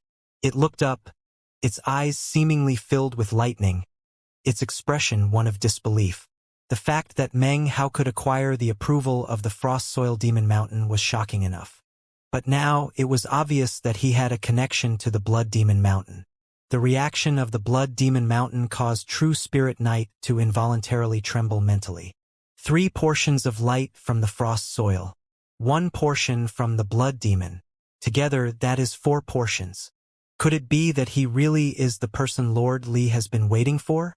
If he is, then how come I can't sense anything familiar about him? He has no aura that I recognize, which does not conform with the requirements of Lord Li. That was why I didn't bestow him with the qualifications originally. Knight's eyes glittered as it looked at Meng Hao. It could clearly examine all of Meng Hao's person, but no matter how it looked through everything, it still felt that Meng Hao was full of mysteries. Are you, or are you not that person? Thought Knight. Regardless of whether you are or not, bowing 9 times to the 3 mountains is not a simple matter. He still does not have enough approval. The approval in the beginning is only the first step. The approval of a demon mountain can give rise to 3 portions of light. The path to the 3rd heaven depends on the approval of all 3 demon mountains. 3 to 9 portions of light make it possible for that path to appear. However, the path that appears with 3 portions of light is ordinary. Failure on that path will lead to the revoking of the qualifications. Only the path of 6 portions gives the participant 3 chances at the legacy, once every 500 years. As for the path of 9 portions of light, that is the legendary Great Circle. When it appears, failure still is followed by 9 more chances, like a blessing from above. The path of 9 portions is also called 1 step to immortality. If that person is already an immortal, their cultivation base can rise up to another realm. If they are not immortal, they can achieve immortal ascension. I must see exactly how many portions of light this fellow will acquire. Knight's eyes glittered as it looked at Meng Hao. In contrast to True Spirit Knight, Kujusi's thoughts were not so complex. He watched on with an admiring smile, sincerely desiring that Meng Hao could acquire as many portions of light as possible. Meng Hao took a deep breath as he looked at the quaking blood demon mountain. Then he clasped hands and bowed for the 5th time. At the same time, it was his 2nd bow to the blood demon mountain. Junior is connected by destiny to the ancient temple of doom. I formed a blood-violet nascent soul. I gained enlightenment to realize that a boundless will of life exists within blood. Therefore, I bow to you, Senior Demon Mountain. Meng Hao's bow was deep as he spoke these words. Instantly, roaring could be heard from the blood demon mountain. Bloody beams of light rose up into the air, interlocking to gradually form a blood-colored demon flower. As soon as the flower appeared, a boundless radiance shone out. Crimson sparks suddenly appeared in the figure's right hand. This was the 5th portion of light. 2 demon mountains, 5 portions of light. It caused the scene up above in the air to grow a bit clearer. As of now, it was possible to see 2 enormous land masses floating in the air far, far up above. Each of these land masses were matchlessly majestic as they floated there up above, like 2 holy lands. They were high, high up, as if they were looking down upon the entire world. They really were holy lands. It didn't matter if you were speaking of the Demon Immortal sect or the 9th mountain and sea as a whole. The Ji clan and the Fong clan holy lands were secondary only to the palace of Lord Li himself.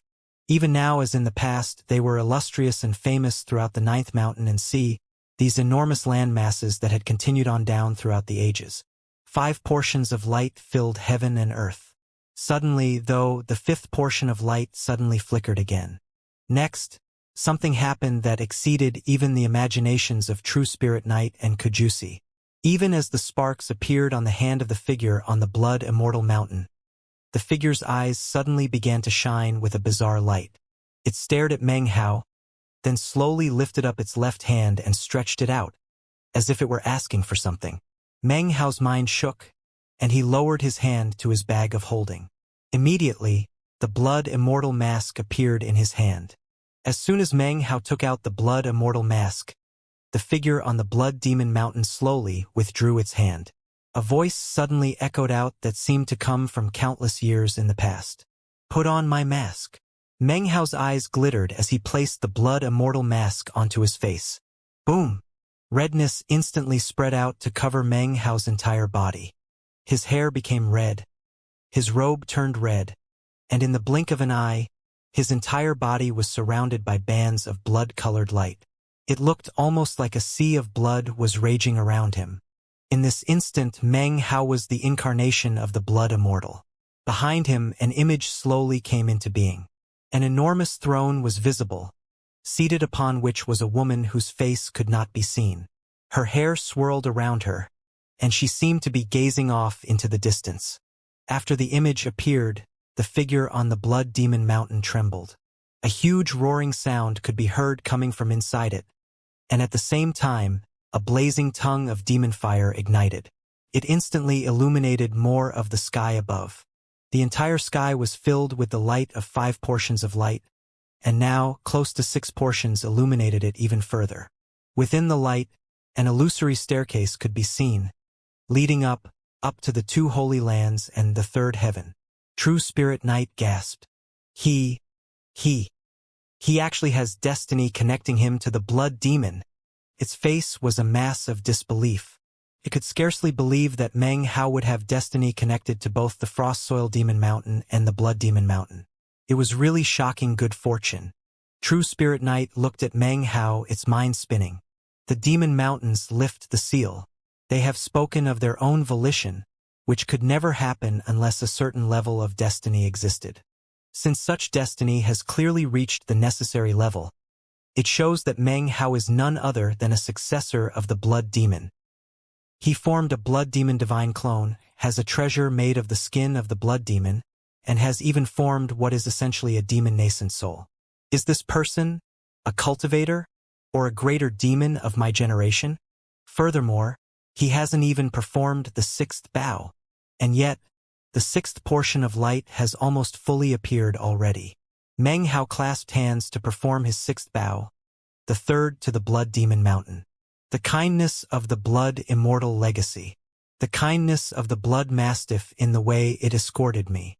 Junior will never forget these things for the rest of his life. Once again, Senior, I bow to you, the essence of the mountain. After he bowed, the mountain rumbled. An endless echo could be heard, along with an ancient voice which slowly spoke out from within the Blood Demon Mountain. Agreed, said the voice. A single word. However, as soon as that single word could be heard, the demon fire towered up. This represented the complete and utter approval of the Blood Demon Mountain toward Meng Hao. At the same time, light shone up into the sky. This was no longer 6 portions of light, but 7 portions. The sky had room for a total of 10 portions, and now Meng Hao occupied 7. The 7 portions of light illuminated the majority of the boundless sky. The 2 holy lands were now even clearer. Gradually becoming visible were the restrictive spells which had sealed the holy lands for so many years. Also visible were countless vines hanging downward. They looked as if they had been in confinement for far, far too long, and were finally being revealed at long last. An unsightly expression appeared on the face of True Spirit Knight, and complex feelings arose in its heart. It knew that it was incapable of doing anything to revoke the qualifications of this person. Once 6 portions of light were revealed, a minimum of 3 chances were guaranteed. Even if Meng Hao completely failed now, Knight was incapable of harming him in the slightest, let alone demand the Continental Mirror be returned. As long as Meng Hao had the qualifications, it was incapable of doing anything to him.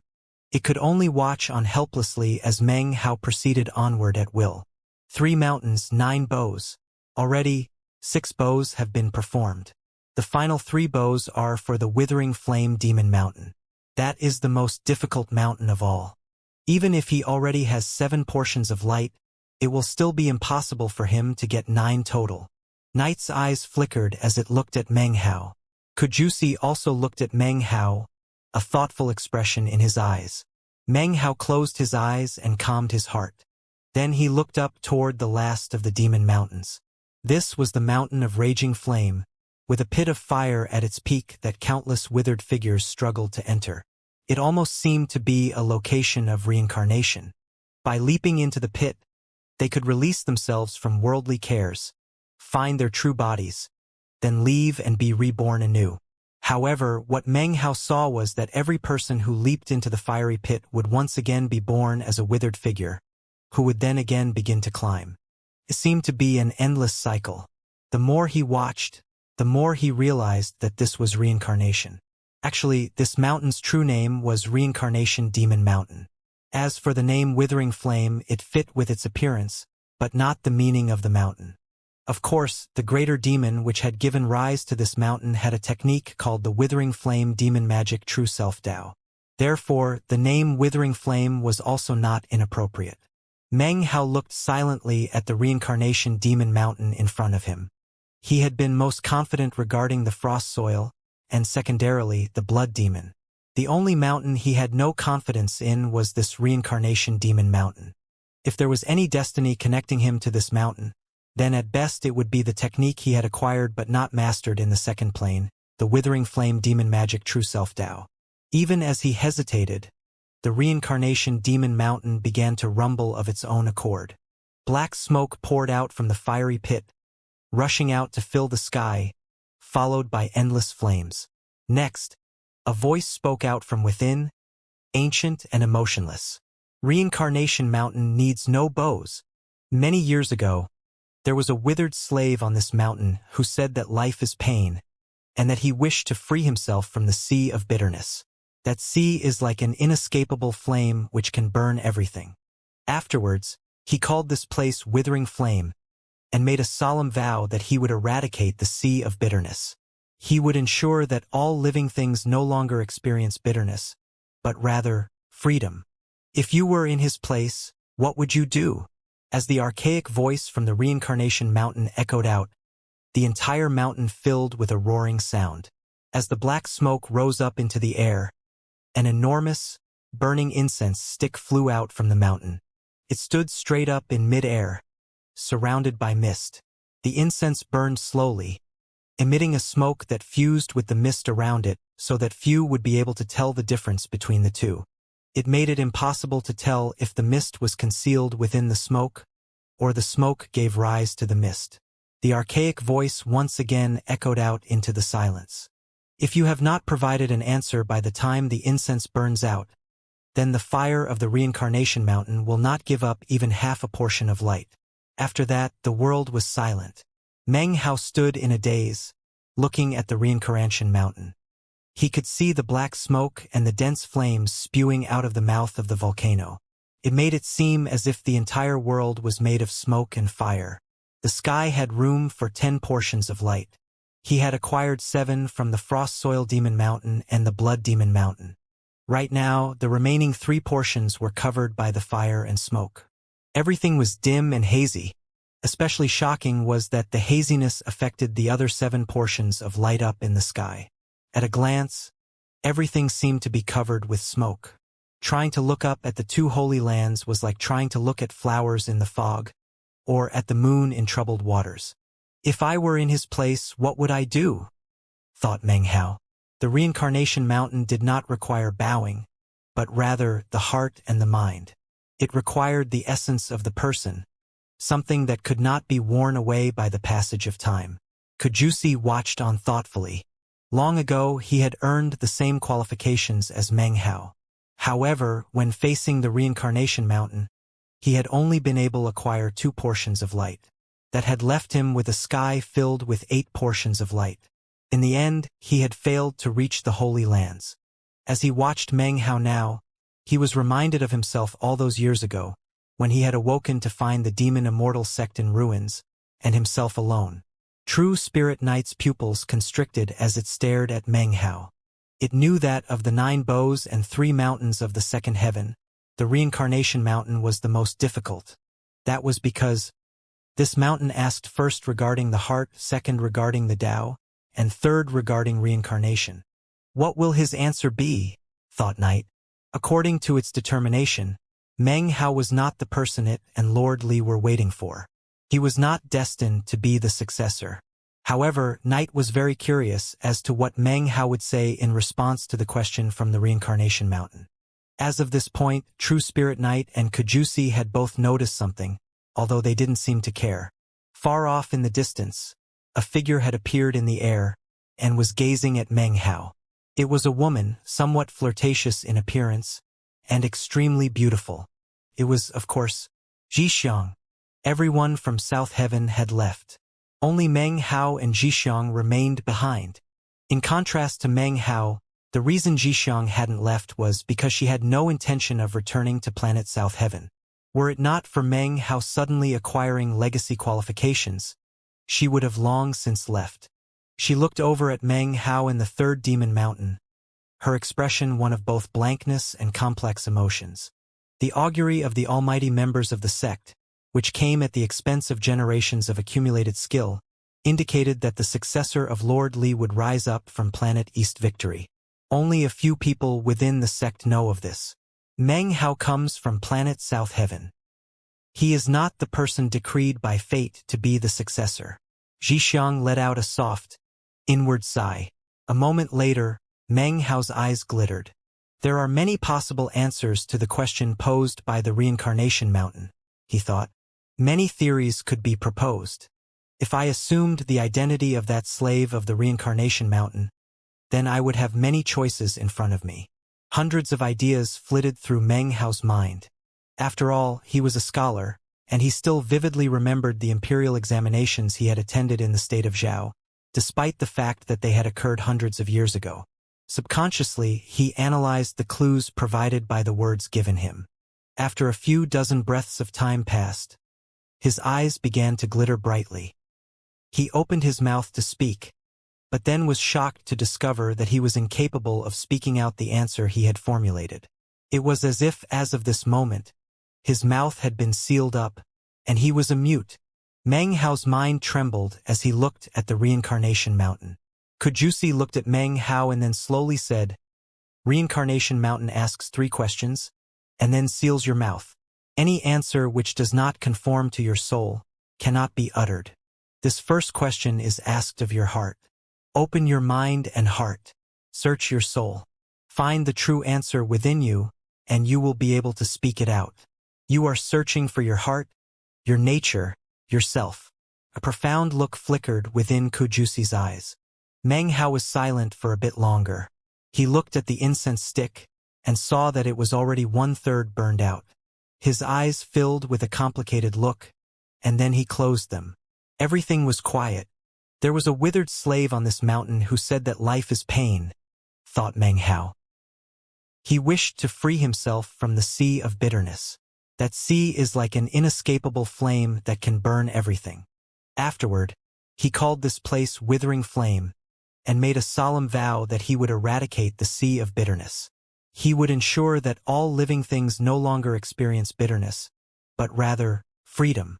That was his choice. Perhaps that person was none other than one of the illustrious 3 greater demons of the 9th mountain and sea, Withering Flame Demon. I don't know how the other 2 greater demons of these demon mountains appeared, but as for Reincarnation Mountain, if even a single slave could become a greater demon, then this mountain is a defiance of the heavens. Meng Hao took a deep breath and then calmed himself inwardly. If I were him, facing the sea of bitterness, what would I do? Meng Hao murmured. Would I do the same as him, vow to eradicate the sea of bitterness? Or would I make a different choice? He gradually forgot that he was in the demon Immortal sect. He forgot everything as he immersed himself in his mind and heart, as he sank himself into his own soul. He whispered to himself, seeking for the true answer within the depths of his own self. Suddenly, a vision appeared to him. Within the vision, he was one of the slaves on Reincarnation Mountain. He climbed the mountain constantly, struggling to reach the summit and the pit of flames. Finally, he jumped in to be burned up by the flames and the molten rock inside. When he opened his eyes again, he was at the bottom of the mountain, where he once again began to stride the same path as before. Over and over again this happened, an endless cycle. He was right, but also wrong, murmured Meng Hao. This could be viewed as a sea of bitterness, but also not. If you believe everything to be bitterness, then it is. If you believe that everything is not bitterness, then it is not. Leaping into the pit of fire represents death. Reappearance at the bottom of the volcano represents birth. The climb up the mountain represents the process of life. I would not swear to eradicate this place, nor would I sink myself into cowardliness. What I have is the determination to set my foot where I wish to set it. I control my own fate. I may not be able to control my own birth, but I can decide how I die. And the final destination will definitely not be the pit at the top of the volcano.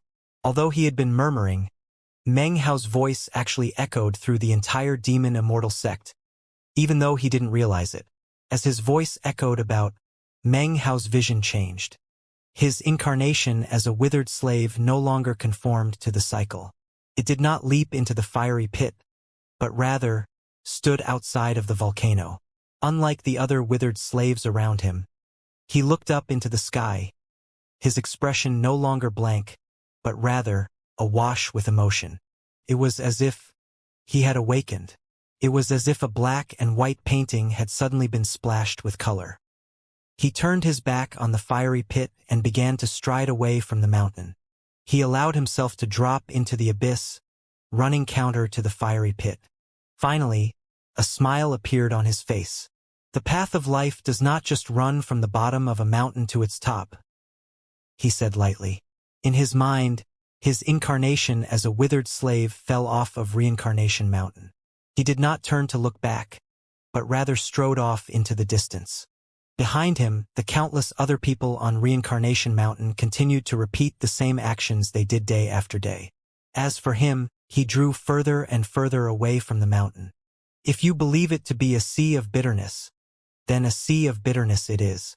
If you believe it to simply be scenery on the path of life, then scenery it is. The sea of bitterness never ends, but the scenery does. That is my answer. Meng Hao opened his eyes. In that instant, he heard his own voice echoing out around him. Kujusi was shaken inwardly as he looked at Meng Hao. Meng Hao's answer far exceeded what he could have anticipated. He had assumed Meng Hao would choose to eradicate the sea of bitterness, and then be reborn. If he does not die prematurely, thought Kujusi, then the possibilities for his future are incalculable. The shock in his eyes gradually turned into admiration. His cultivation base is nowhere close to mine, but his heart is far bigger. Even more astonished was True Spirit Knight. Stared at Meng Hao, its mind roaring. Echoing in its mind were Meng Hao's words. The sea of bitterness never ends, but the scenery does. Such a choice seems simple, thought Knight. But if you analyze it carefully, his ambition far exceeds that of others. The makeup of his inner being is infinitely large. To him, the sea of bitterness can be likened to scenery on the path of life. The further he travels, the more scenery he will encounter. Reincarnation examines of the heart. It inquires of one's essence, one's nature and one's self. His answer cannot be false. This man's will, although spoken lightly, can shake the heavens. Off in the distance, Xianxia was breathing heavily. She had long since come to the conclusion that Meng Hao was beyond ordinary. But now that she had personally heard the expression of his heart, she suddenly realized that she had underestimated him. His choice represents his heart. It doesn't matter if you talk about South Heaven or the Ninth Mountain and Sea.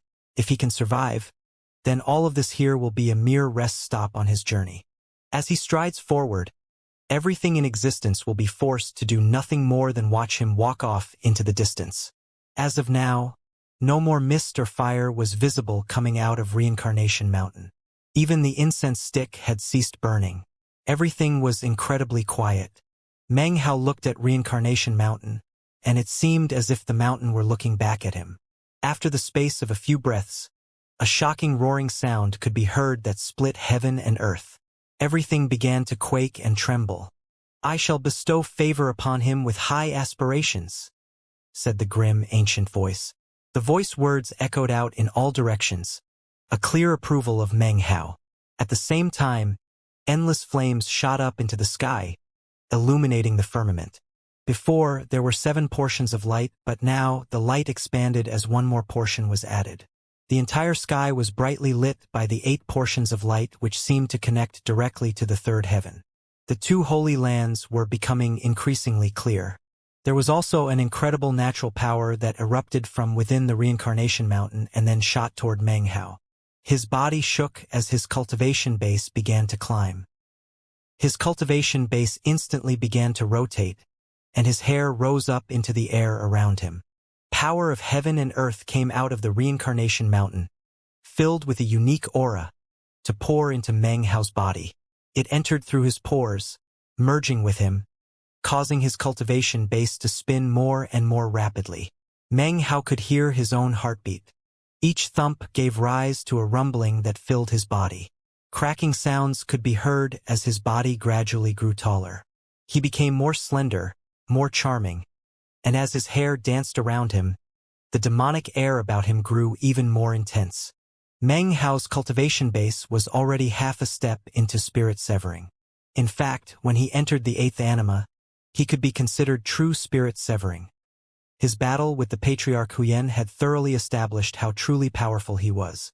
If he wanted to, Meng Hao could simply close his eyes for a bit and attempt his first severing. If he succeeded, he would have a domain. However, the matter of a domain was far too important. Spirit severing was a demarcation between immortal and mortal, so that decision was not one that Meng Hao would make lightly. He needed enlightenment from his life force, from his life in general. He needed to search for the path that led to understanding, then naturally gain enlightenment of his own domain. When he took that first step from being immortal to being immortal, that was the time for spirit severing. In addition to those reasons, there was another reason. Meng Hao was very stubborn when it came to his cultivation base. He did not want to use the 8th anima to enter spirit severing. He had a perfect foundation as well as a perfect core. As for his nascent souls, he had used his own methods to acquire perfection. And yet, although merging his 8 nascent souls into one seemed perfect, that was not the limit. I need to form a 9th nascent soul. A strange light gleamed in his eyes, and the ambition within him grew even stronger. He had started upon this path in his cultivation, so he would do everything possible to acquire the pinnacle of good fortune. Right now, his body rumbled as the power of heaven and earth from the Reincarnation mountain's aura surged into his body. His cultivation base climbed up until it reached a certain point where it couldn't go any higher.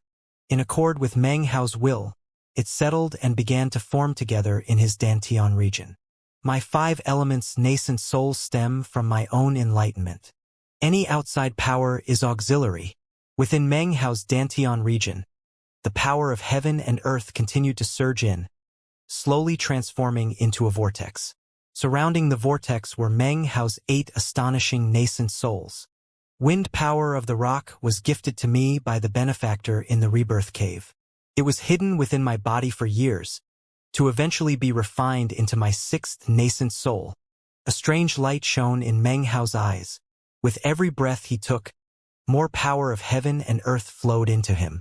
Lighting of heavenly tribulation. I experienced it on multiple occasions, starting with foundation establishment all the way to the nascent soul stage.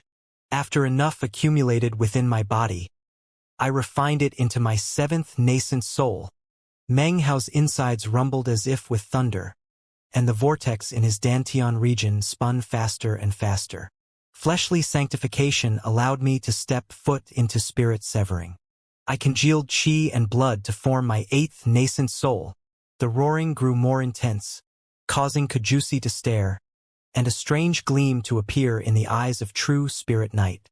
A look of disbelief could be seen on Zhixiang's face. This time, I will form a 9th nascent soul, purely with power from the outside.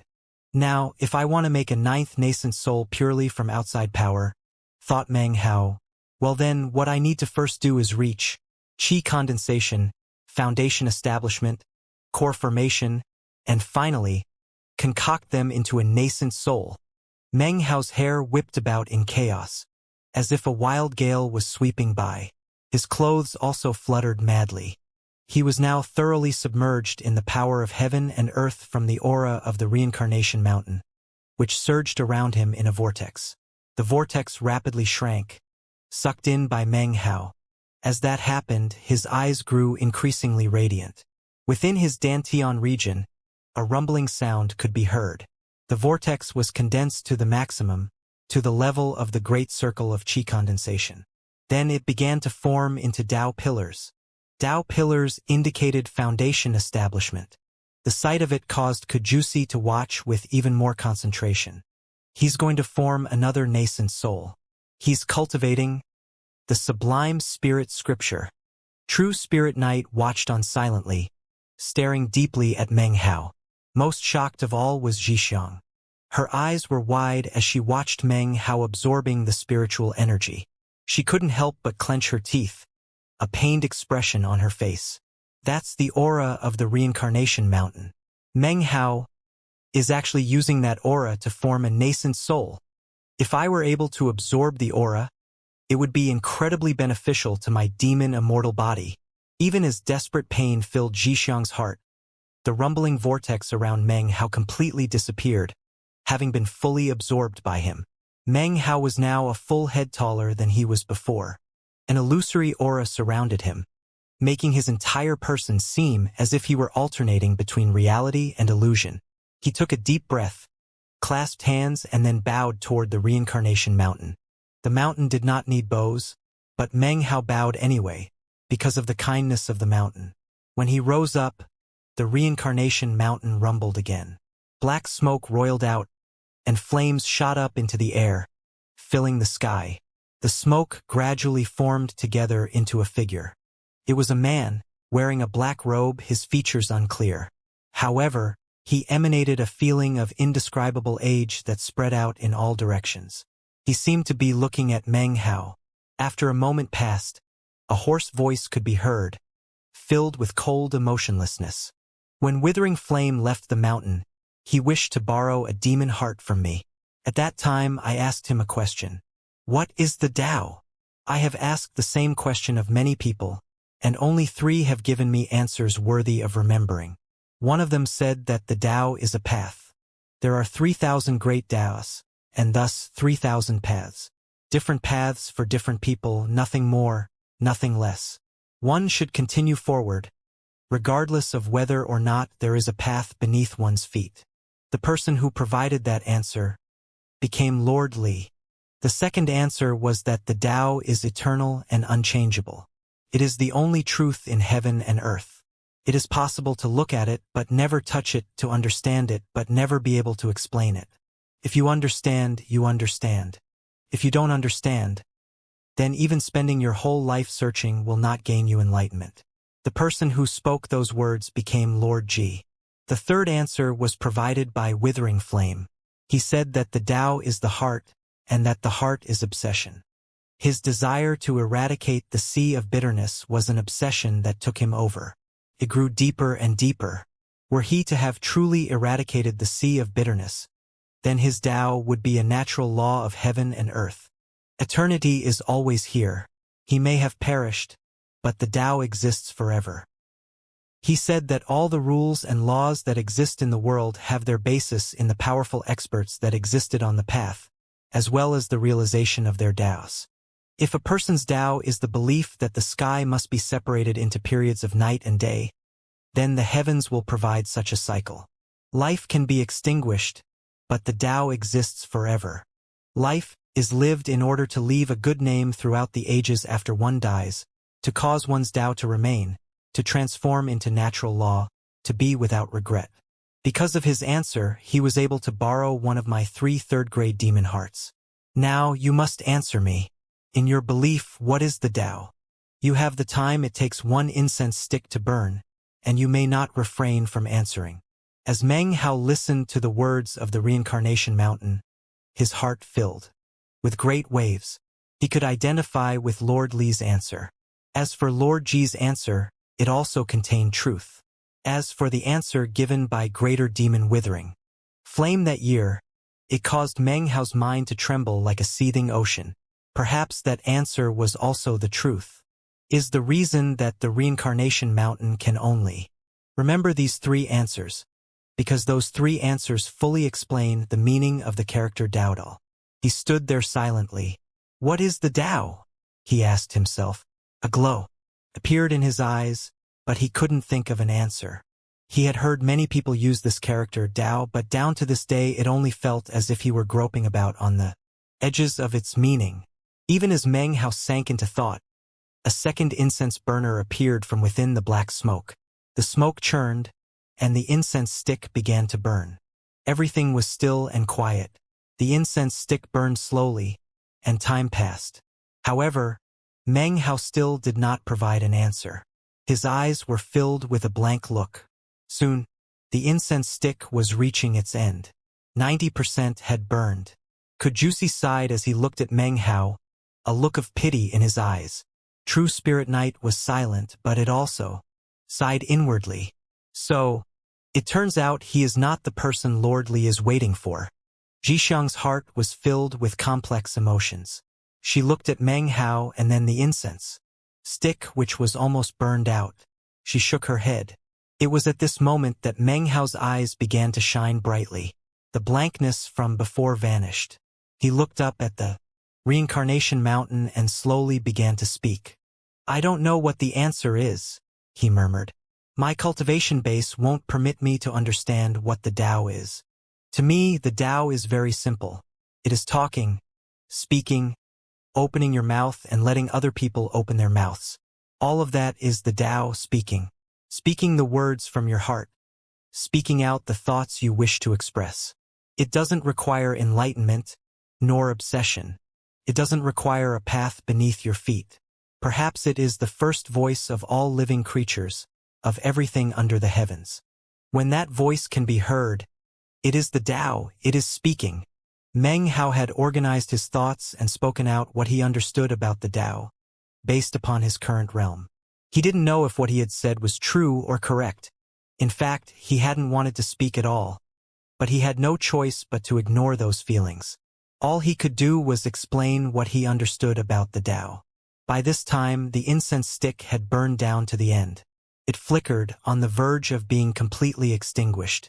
At the same time, he continued, when that voice speaks, it represents a direction.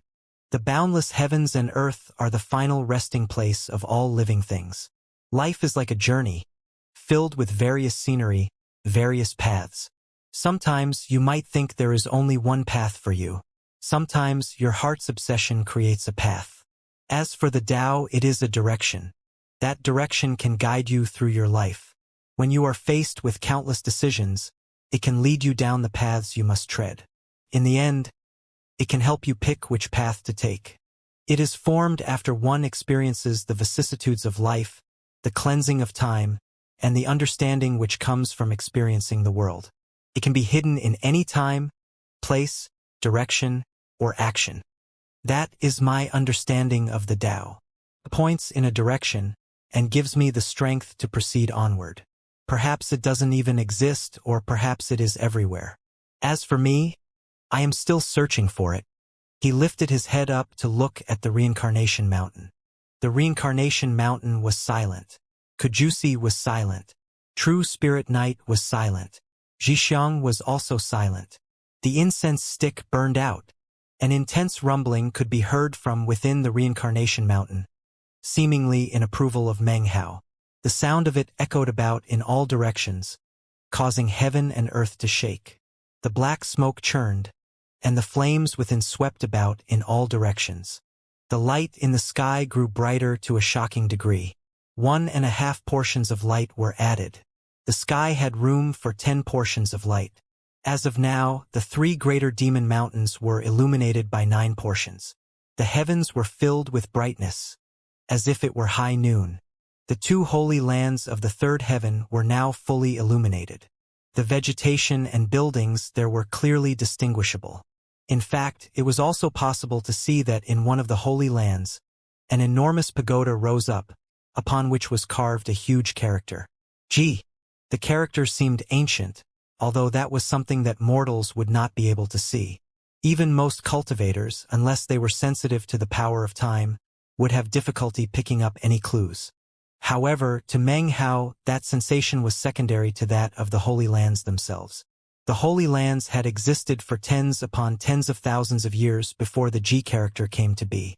That made sense according to the legends regarding Lord Ji. The Ji clan originally did not have that surname. It was only after seizing lordship of the 9th mountain and see that the name was changed, and the heavens were placed onto top of the Li clan. An ancient voice spoke out from the Reincarnation mountain. Although the voice was cold, it seemed to be filled with sentiment as it slowly reverberated out. The Tao is a direction, the words of an innocent child. I will remember this answer. Even as the voice spoke, the power of heaven and earth contained in the aura of the Reincarnation mountain erupted out from the mouth of the volcano.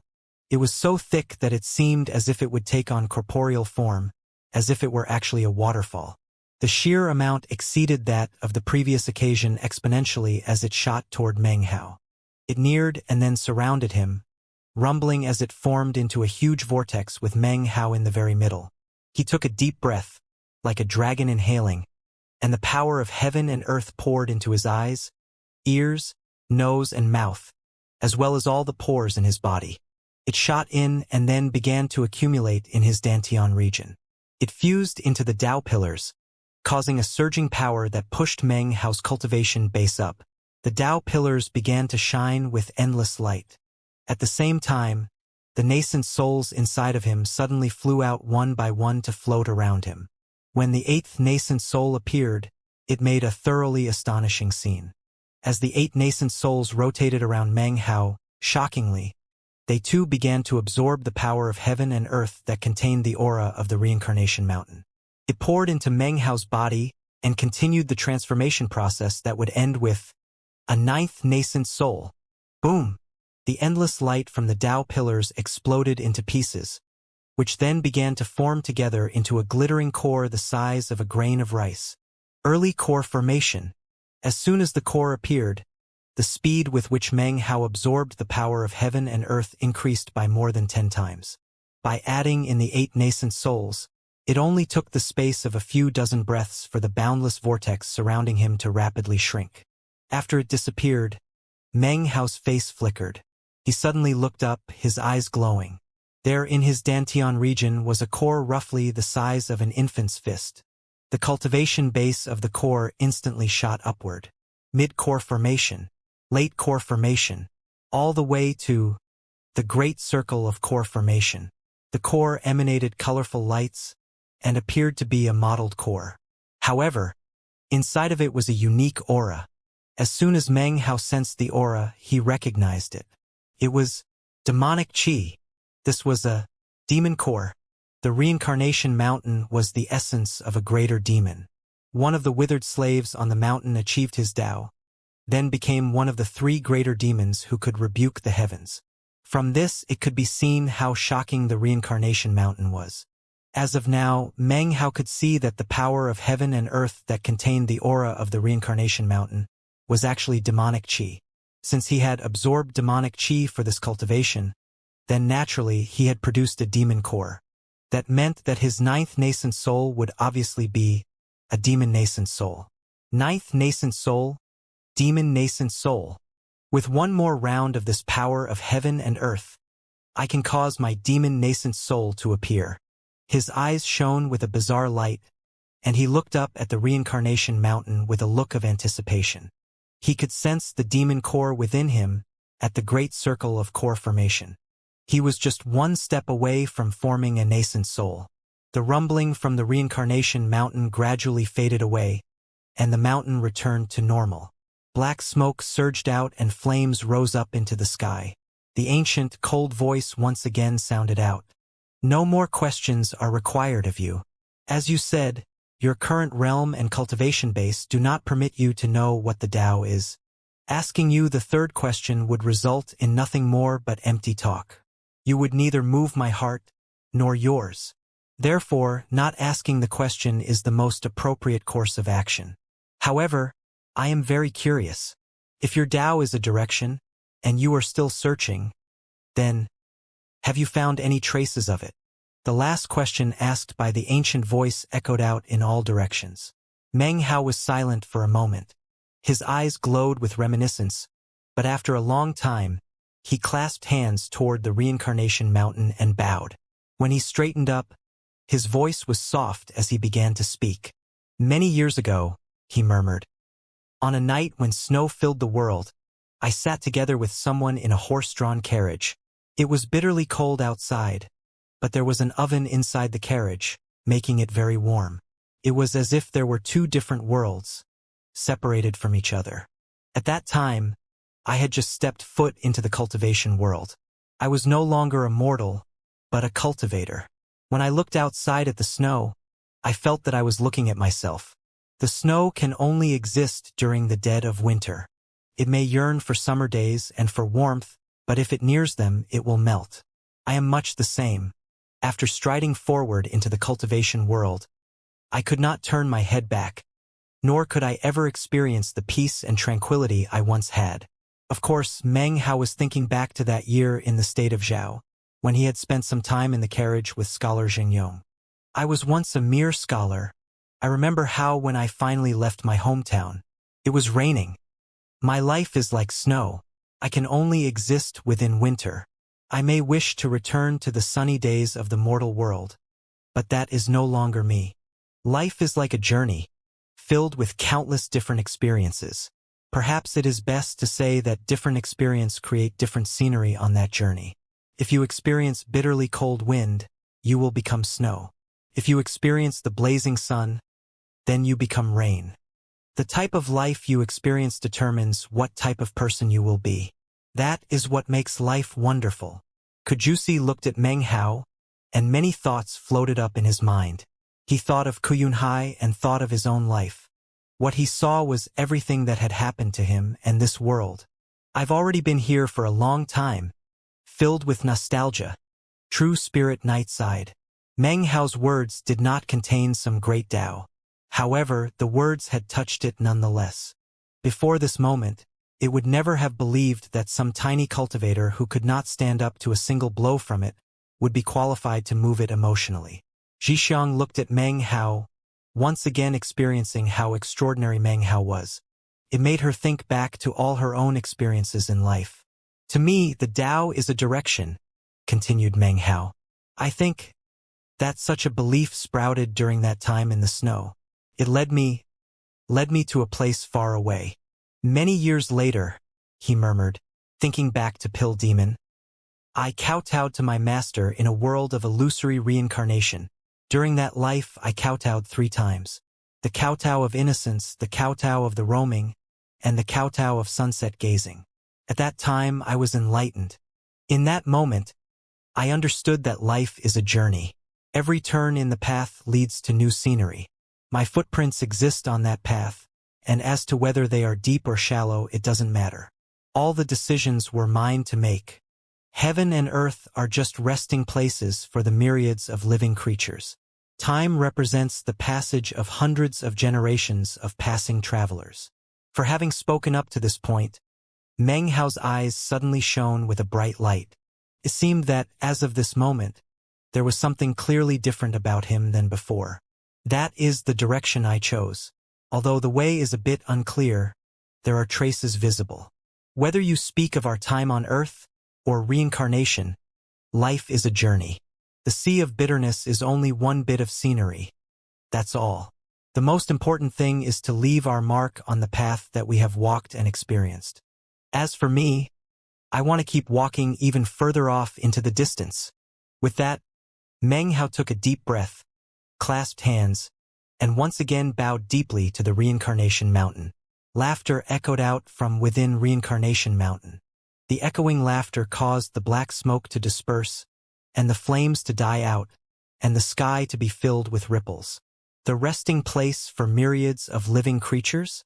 Excellent. Hundreds of generations of passing travelers? Wonderful. And you want to walk further off into the distance? Well said. Well, you have answered my 3 questions. Allow me to provide you some assistance to walk further off into the distance. As the voice faded away, the Reincarnation Mountain once again began to rumble. This time, the power of heaven and earth that exploded out of it was dozens of times stronger than before. It shot out from the mouth of the volcano, shooting through the air toward Meng Hao. It circulated around him and then transformed into a magnificent vortex. The vortex spun rapidly and then began to pour into Meng Hao.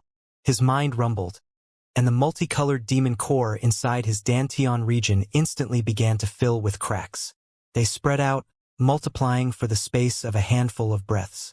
Finally, the core collapsed, and a tiny, illusory person appeared from within. The person looked exactly the same as Meng Hao in every way.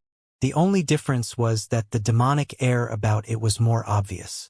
This was Meng Hao's 9th nascent soul, the demon nascent soul. As soon as it appeared weak. Its eyes were closed and incapable of being opened, and overall it was completely incapable of even comparing with Meng Hao's 8 other nascent souls. However, as more of the power of heaven and earth poured into it, it began to mature. Peak of the early nascent soul stage, mid-nascent soul stage, peak mid-nascent soul stage, late nascent soul stage. Meng Hao's hair whipped about his head and he began to float up into the air. His 8 nascent souls rotated around him. While the demon nascent soul remained inside, the vortex surrounding it rapidly shrinking. Soon, all of the power of heaven and earth was pouring into Meng Hao's body. The demon nascent soul sucked it all in. Suddenly, the aura of the great circle of the nascent soul stage radiated out. At the same time, the 9th nascent soul flew out from his dantian region to fly around him. It joined the other nascent souls to float in a circle around Meng Hao. Finally, its eyes, which had been closed the entire time, suddenly opened. Its pupils were green and completely demonic. 9th nascent soul, demon nascent soul. Meng Hao's cultivation base experienced an unprecedented explosion in power. The wind whipped around him, and heaven and earth flashed with a riot of colors. As of this moment, Meng Hao was the focus of attention of the entire demon immortal sect. "Agreed," said the Reincarnation Mountain, its final word. As the sound echoed out, a brilliant light surrounded the mountain, pierced the sky, filling it with 10 portions of light. 9 portions of light had already been bright. As of now, the light was piercing, illuminating everything completely. Light shone down from up above, filling the entire world with brightness, making the 2 holy lands completely clear. Now, a tall pagoda was visible on the other holy land, upon which a large character could be seen. Fang. In the past, Lord Li had 2 great generals who were the basis of the 2 holy lands. In later generations, one of those generals came to be called Ji. The other was named Fang. Had been and always would be. Meng Hao's mind trembled and he took a deep breath. One by one, the 9 great nascent souls that spun around him re-entered his body to sit cross-legged in his dantian region. As they returned, Meng Hao's cultivation base climbed up again. He could sense that he now had the power to enter the 9th anima. That would be fearsome power equal to 256 great circle nascent soul cultivation bases, as well as an intense fleshly body power that could reach a shocking realm. Meng Hao looked up. He saw the Reincarnation Mountain, and then, above all the 3 greater demon mountains, the fully illuminated 3rd heaven. He could sense an enormous, terrifying pressure weighing down from the 3rd heaven. Even with his 9 nascent souls, it was something he couldn't possibly even touch. Even spirit severing would be incapable of breaking through, thought Meng Hao, his eyes glittering. Only a higher stage, higher than Tao seeking, would have even a chance. The voice of true spirit night suddenly could be heard echoing about, filled with complex emotions. You acquired 10 portions of light. I never thought that could happen. If you acquired only 6, I wouldn't stand in your way. That would especially be the case if you acquired 9. But you acquired 10. The sky has room for 10 portions and you occupied them all. 9 portions of light qualifies you to have 9 chances. As for 10 portions of light, you are qualified to unlimited chances. As long as no one acquires the legacy of Lord Li before you do, then most likely that legacy belongs to you. However, I advise you not to attempt to break through to the 3rd heaven before Immortal Ascension. Meng Hao's eyes glittered as he looked up to see true spirit night staring at him. Kujusi was silent for a moment, then looked at Meng Hao and quietly said, 10 portions of light is the pinnacle. I also advise you not to attempt to break through this time. The 3rd heaven is not a place for those who are not immortals. Furthermore, the 10 portions of light contain incredible good fortune that cannot be acquired unless you are immortal. Meng Hao clasped hands and bowed to Kujusi. As he rose, he looked at him and said, I want to try. Kujusi looked at Meng Hao. When he saw his staunchness, he held his tongue and did nothing to block his way. True Spirit Knight similarly said nothing. Meng Hao took a breath and the flashed up into the sky, transforming into a beam of colorful light. He shot directly toward the 3rd heaven and the Fang clan Holy Land. As soon as he flew up into the air, everything began to shake. An enormous pressure descended, causing Meng Hao's body to instantly stop in midair. It was as if all the bones in his body were making cracking sounds. His entire person felt as if it were being grabbed by a giant hand and then crushed into pieces. At the same time, something that seemed like a giant net wrapped him, causing his body to weaken rapidly. All of this was when he had just started out. He was still far, far away from the third heaven. Meng Hao's eyes flickered as, without hesitation, he entered directly into the third anima. 3 great nascent souls merged together. The fact that he had a cultivation base equal to 4 great circle nascent souls was secondary. His fleshly body power was the key. Meng Hao lifted his head up and laughed. Boom! The pressure surrounding him quavered, and the force wrapping up his cultivation base loosened a bit. Meng Hao once again flew upward, shooting up roughly 3,000 meters. The sky was 30,000 meters high, which meant that Meng Hao had only forced his way 10% of the way toward the third heaven. In his position 3,000 meters up, Meng Hao began to pant. His body felt as if it were sinking into waters of weakness. The force wrapping around him emitted intense pressure, causing his body to distort. 5th anima. Boom! Meng Hao's body shook. He now had a cultivation base equal to 16 great circle nascent souls, and his fleshly body was close to spirit severing. He was able to cast off the pressure surrounding him, once again forcing his way up. Soon, he had reached the 6,000-meter mark. At that point, the pressure in the area bore down with overbearing aggression. It seemed ready to crush Meng Hao in an instant.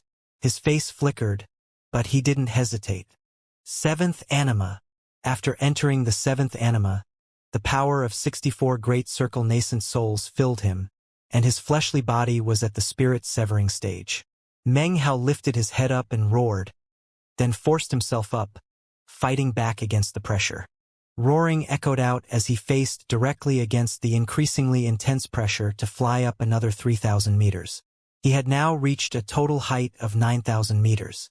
By this point, Meng Hao was panting. The pressure here was such that it would instantly destroy any cultivator who was under spirit severing, exterminating them in mind and spirit. As for Meng Hao, if he didn't have his incredibly powerful fleshly body, then he too would be destroyed. His face was now extremely unsightly. However, a smile could also be seen on his face, and a wild determination appeared in his eyes. 8th anima. Boom!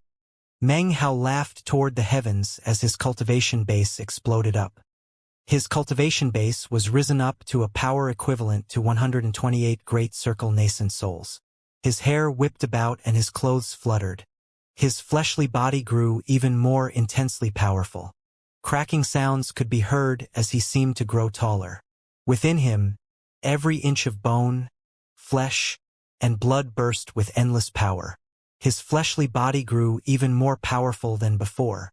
The 8th anima was something that could imperil first severing cultivators. Patriarch Huyen, who was of the great circle of the first severing, couldn't stand up to a single blow when Meng Hao was in the 8th anima. The pressure surrounding Meng Hao shattered, and his body flew up again. The sight of it caused Kujusi to be moved visibly. A profound look appeared in the eyes of true spirit knight. To them, Meng Hao's cultivation base wasn't even worth mentioning. However, Meng Hao's will, his determination, and his decisiveness caused their minds to tremble. Off in the distance, Xianxia was staring fixedly at the scene. Her heart was also trembling, moved by Meng Hao's persistence, perseverance, and tenacity.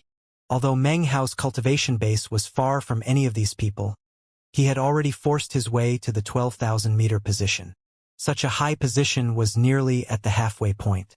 The pressure was intense, and as Meng Hao neared, he coughed up a mouthful of blood.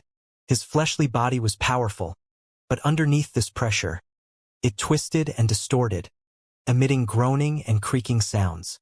Even the cultivation base power of 128 great circle nascent souls was defeated with a boom. As of this moment, it seemed he had reached the end. Meng Hao's eyes filled with an intense light. He could accept that he couldn't go further, but what he couldn't accept was that he couldn't reach the halfway point. 9th anima. As his voice rang out from the 12,000-meter level, his body suddenly shook. White hair appeared on his head as his longevity was sucked away at a terrifyingly rapid rate. However, at the same time his cultivation base began an unprecedentedly mad climb.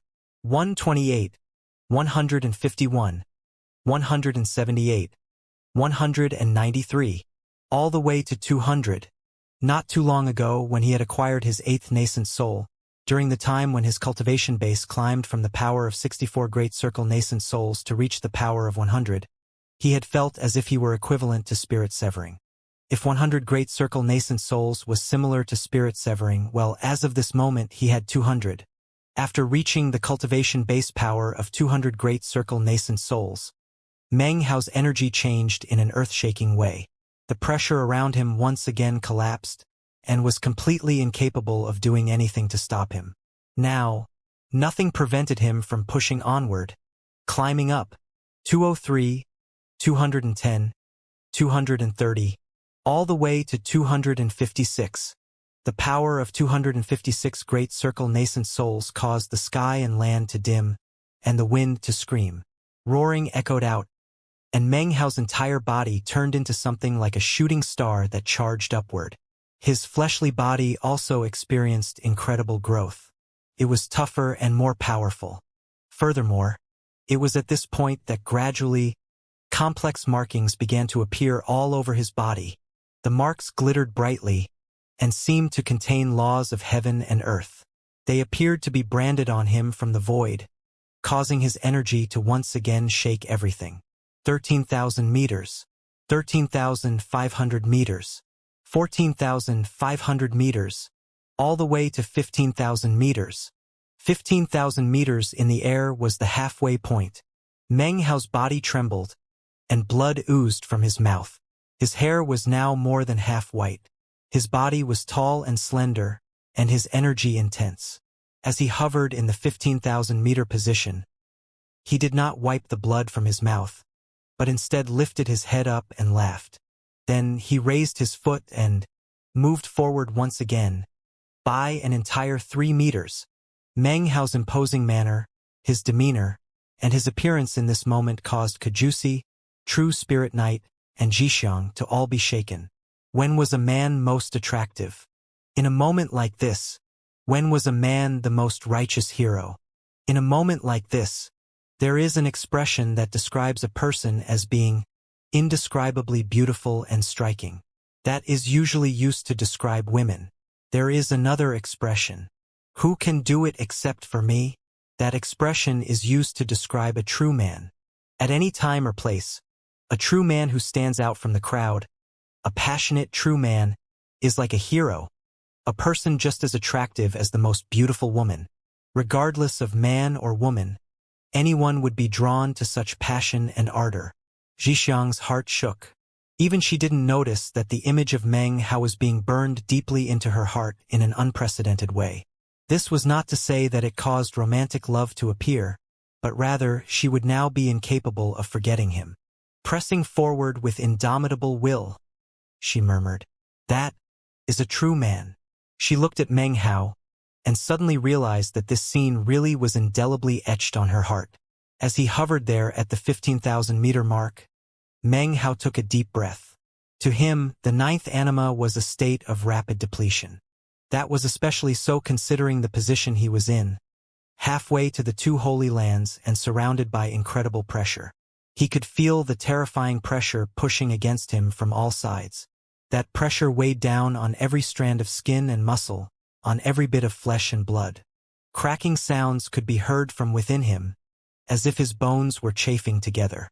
Despite the incredible power of his current fleshly body, he was still incapable of moving forward even a pace. The power of 256 Great Circle nascent souls continued to fight back explosively against the pressure. However, it continued to be defeated, and would clearly be extinguished soon. The intensity of the pressure was such that, if Patriarch Huyen hadn't died, and was suddenly next to Meng Hao here, he would be destroyed in an instant. His body completely exploded into countless pieces. Meng Hao took a deep breath and looked up at the 2 holy lands 15,000 meters away. His eyes gleamed. Based on his current cultivation base, He was incapable of treading that path. That was what Cajusi had said, as well as True Spirit Knight. However, Meng Hao's personality was not the type to just accept what others said. Although he trusted Cajusi's opinion, he couldn't rest until he tried it out for himself. It didn't matter if the difficulty level was obviously high. He had to take a shot personally to see exactly how difficult it was. "So this is the limit, huh?" he murmured hoarsely. Underneath the pressure, his eyes were now bloodshot, and veins bulged out all over his body. The blood in his veins circulated sluggishly, and his life force was showing signs failure. He looked down silently at Cajusi, True Spirit Knight, and Zhixiang, who he had long since already noticed. They were 15,000 meters below him. If he wanted to give up now, all he had to do was relax, and he would descend down into safety. But, he thought, his eyes glittering with determination, "I want to do one more test to see if this is really my true limit." With that, he looked up, and his energy exploded out. His half-white hair danced about him, and his clothes whipped in the wind. He lifted up his leg and viciously forced himself higher by a large measure. Another 3 meters. Boom! A tremor ran through him. His fleshly body emitted cracking sounds, and his cultivation base was under enormous pressure. His cultivation base of 256 great circle nascent souls was under so much pressure that it was about to disintegrate. Meng Hao's face was pale. However, it was at this point that he noticed something. He noticed something that quickly caused his face to fill with excitement and joy. He almost didn't dare to believe it. However, his eyes filled with determination and, underneath the intense pressure, coughed up a mouthful of blood and forced himself forward by another measure.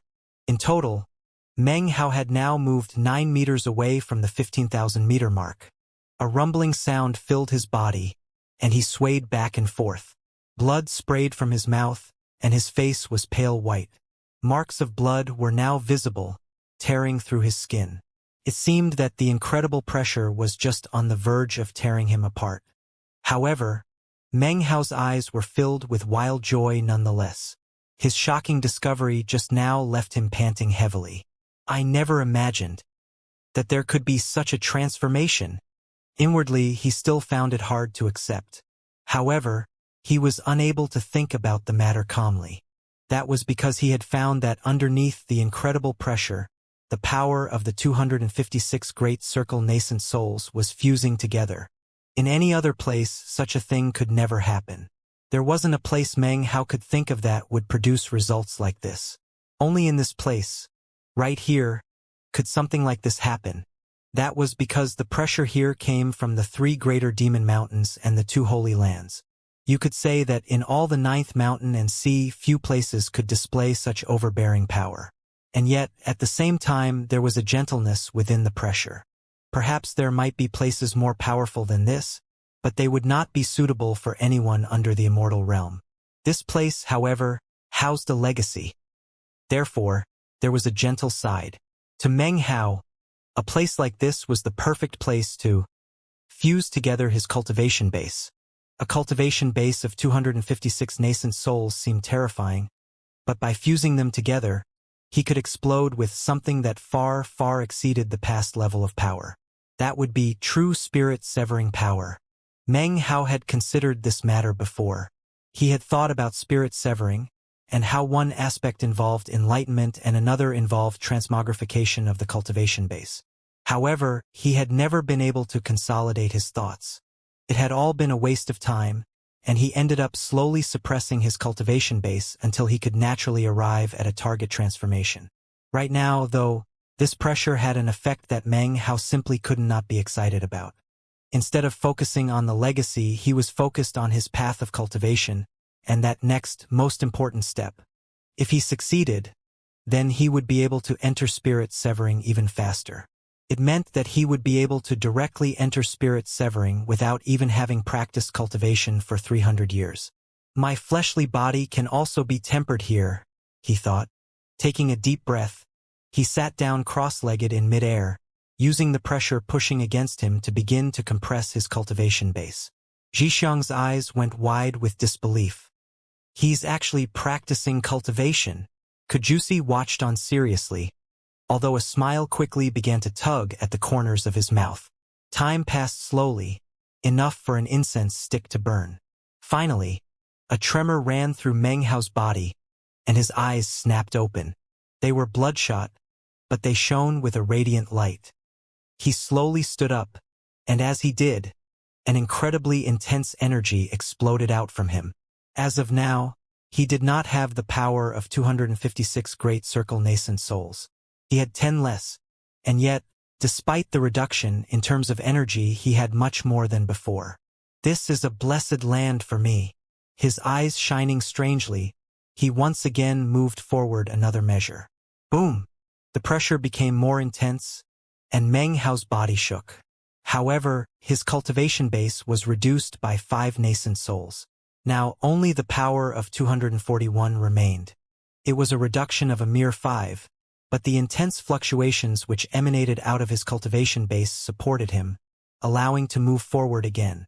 Once, twice, 3 times. His body trembled violently, as if he might explode at any moment. However, he continued onward relentlessly. As he did, his cultivation base continued to shrink down and down. 236. 226. All the way to 180. By this point, Meng Hao was now at the 16,000-meter mark. If a cultivator of the second severing reached this position relying only on cultivation base as a protection, he would quickly become unstable and then be destroyed. Meng Hao felt like his body was exploding. The fleshly body exists outside of his cultivation like a shell. In this aspect, Meng Hao was different from a second severing cultivator. He was using his fleshly body to protect his cultivation base. Relying on the power of his fleshly body, he was using this place to pressure his cultivation base into solidity. However, streaks of blood were appearing all over him as his skin split. He seemed to be on the verge of collapsing apart.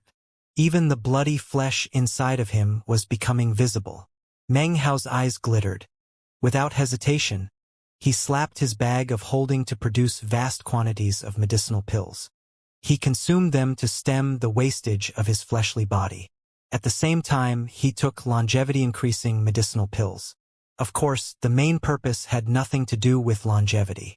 Instead, the life force contained within the medicinal pills nourished his fleshly body, causing it to be able to endure for even longer. He took a deep breath and then once again proceeded forward. This advanced him to the 16,200 mark. A bloody haze exploded out around his body, and his trembling reached a pinnacle of intensity. As of this moment, he had shrunk his cultivation base down to only 163 nascent souls. This is going too slow, thought Meng Hao. The struggle was clear on his face, although it was quickly replaced by determination. Rewards come only with risk. If I give up this chance, I won't be likely to find another place that can exert such pressure on my cultivation base. Next time I come here will be hundreds of years from now. I can't wait that long. Without any further hesitation, Meng Hao began to rapidly rotate his cultivation base. At the same time, he transformed into a green smoke, within which was a black moon. From his position at 16,200 meters, he instantly rocketed up. The sight of it caused Cajusi to be visibly moved. He instantly flew up into the air. "Are you crazy?" thought Xianxia, her eyes wide. It was like watching a moth fly directly into a flame. Meng Hao really was like a moth flying into a flame, although he was even crazier than that moth. As he sped upward, he began to burn. His fleshly body burned, his blood and muscles burned. To him, it felt as if he was being hacked to pieces by tens of thousands of blades. Vast quantities of flesh and blood were destroyed. He looked like a shooting star made of blood. However, that bloody shooting star quickly advanced 1,800 meters. When Meng Hao reappeared, he was at the 18,000-meter mark. He instantly coughed up a huge mouthful of blood. His body was mincemeat, and he was on the verge of completely falling apart. Violet pupil transformation. In the instant in which his body was about to collapse, his eyes suddenly turned violet. His longevity was reduced, but in exchange, His shattering body was sustained for an extra breath of time.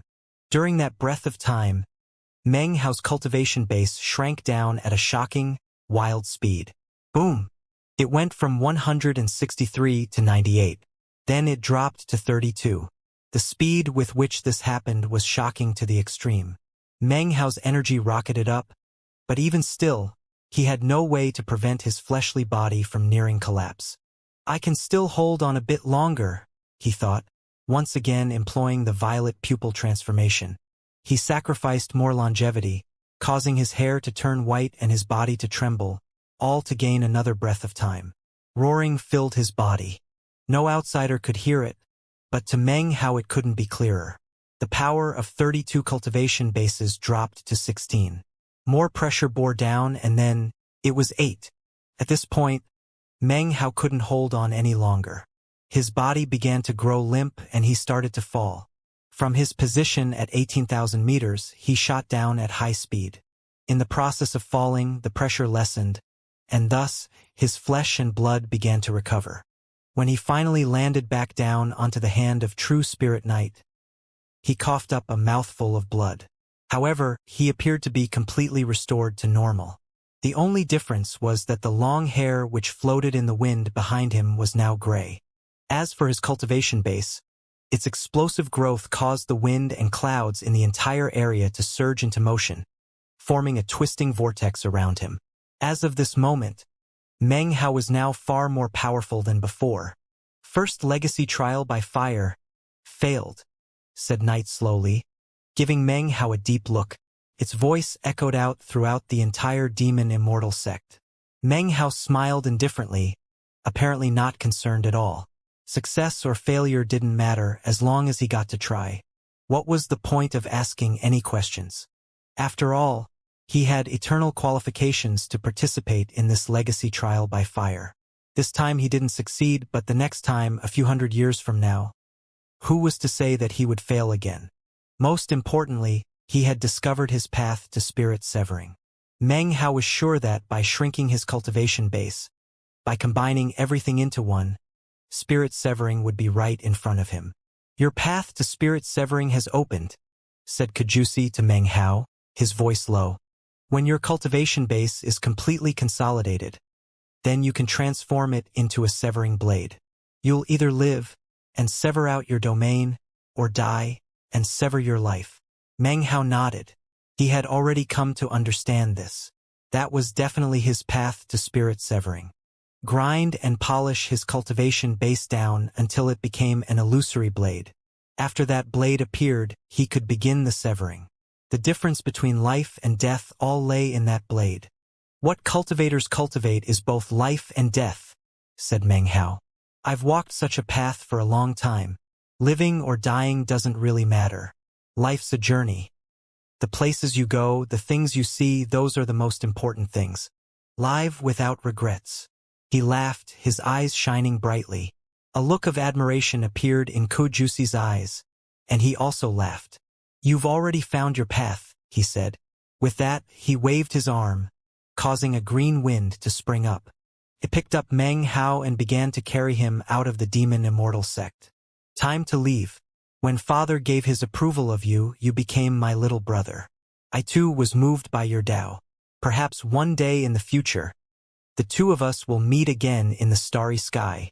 I hope that when that day arrives, you will have already reached immortal ascension. Even as Cajusi's voice echoed about, Meng Hao was carried by the green wind far away from the demon immortal sect. At the same time, Cajusi's gaze came to fall upon Xiang, who still stood off in the distance. Xiang immediately clasped hands and bowed. I am Zhou Xiang of the younger generation of the demon immortal sect. Greetings, Patriarch Ku. We'll be old friends from now on, said Cajusi. Demon immortal body. With people like you, I can feel good about the demon immortal sect. As he looked at her, his eyes seemed to fill with reminiscence. It was impossible to tell who he was thinking about, but he sighed and then waved a sleeve. A jade slip flew out toward Xiang, which she quickly grabbed. Then the green wind picked her up and, along with Meng Hao, she began to be carried away. Place that object in your sect's ancestral hall, said Kujusi coolly, and have the disciples prostrate to it. It can stave off extermination for 10,000 years. Meng Hao and Zhixiang continued to speed away within the green wind. Meng Hao looked back at Kujusi and couldn't help but think back to all of the things that had happened since he arrived in the Demon Immortal sect. "Seal up the Demon Immortal sect," said Kujusi, his voice echoing out. "Destiny has already been severed. Now we adjourn for a few centuries." Meng Hao watched him as he sat down gloomily cross-legged on the fourth of True Spirit Knight's horns. At the same time, True Spirit Knight gave Meng Hao a deep look. Then its enormous head began to sink down. Its eyes slowly closed, and by the time the head sank down completely, the 7 horns rose up above the land. Endless amounts of dust flew about. It was almost like time was running in reverse. Everything returned to its original position. In the blink of an eye, the 7 horns grew thick and bulky, and were soon 7 mountain peaks once again. There were corpses on the mountain peaks just like before, not one more or less than before. The restrictive spells were in place just like before. It was like nothing had changed at all. The lands below also returned to how they were before. In moments, everything looked exactly as it had when Meng Hao first arrived. Kujusi sat cross-legged atop the 4th peak. His back was to Meng Hao. He was facing an area just outside the 7th peak, the location of Ku Yunhai's tomb. Boom! Meng Hao felt as if he had just slammed into an invisible wall. As he sank into it, everything went black. When he came to, he was outside the Demon Immortal sect. He glanced back, and the Demon Immortal sect looked hazy. Just barely visible were countless illusory figures, hustling and bustling about. Meng Hao said nothing. Zhixiang had emerged along with him, and when she looked back, her expression was one of pain and complex emotions as she looked at the illusory Demon Immortal sect. Countless tiny fragments of rock and stone suddenly flew out to surround Meng Hao and Zhixiang, quickly transforming into a new river of stars. Meng Hao was still gazing at the Demon Immortal sect when a tremor ran through the whole river of stars, and it began to carry him and Zhixiang away. It rolled out like a bolt of white silk. Meng Hao said nothing as the Demon Immortal sect drew farther and farther away. Zhixiang likewise maintained her silence. They got farther and farther away until soon, the bridge of immortal treading became visible among the stars. "I need to go," said Zhixiang suddenly. She looked at Meng Hao. He turned to look at her. "Take care of yourself on your journey." Their eyes met, and Zhixiang gave a warm smile. "Thank you. My promise to you hasn't changed. I truly believe that one day in the future, we will meet again. I look forward to finding out where we will meet, under what circumstances, or perhaps I should say, in what identity." Although she smiled, a flicker of farewell could be seen in her eyes. With a final deep look at him, Zhixiang slapped her bag of holding. Person flew out from inside. It was a woman, her features beautiful, obviously quite young. This was none other than the holy daughter of the 5 Poisons tribe, Zhao Yulan. Her eyes were closed, and she wasn't moving. There were still signs of life detectable, but she was obviously in a state of dormancy. From the ripples of her cultivation base, it was obvious that she was of the great circle of the nascent soul stage. "This girl and I are connected by destiny," said Zhixiang lightly. "I possessed her fleshly body that year, but I didn't destroy her soul. I promised her that when it was time to part, I would bestow her with the good fortune of a great circle nascent soul cultivation base.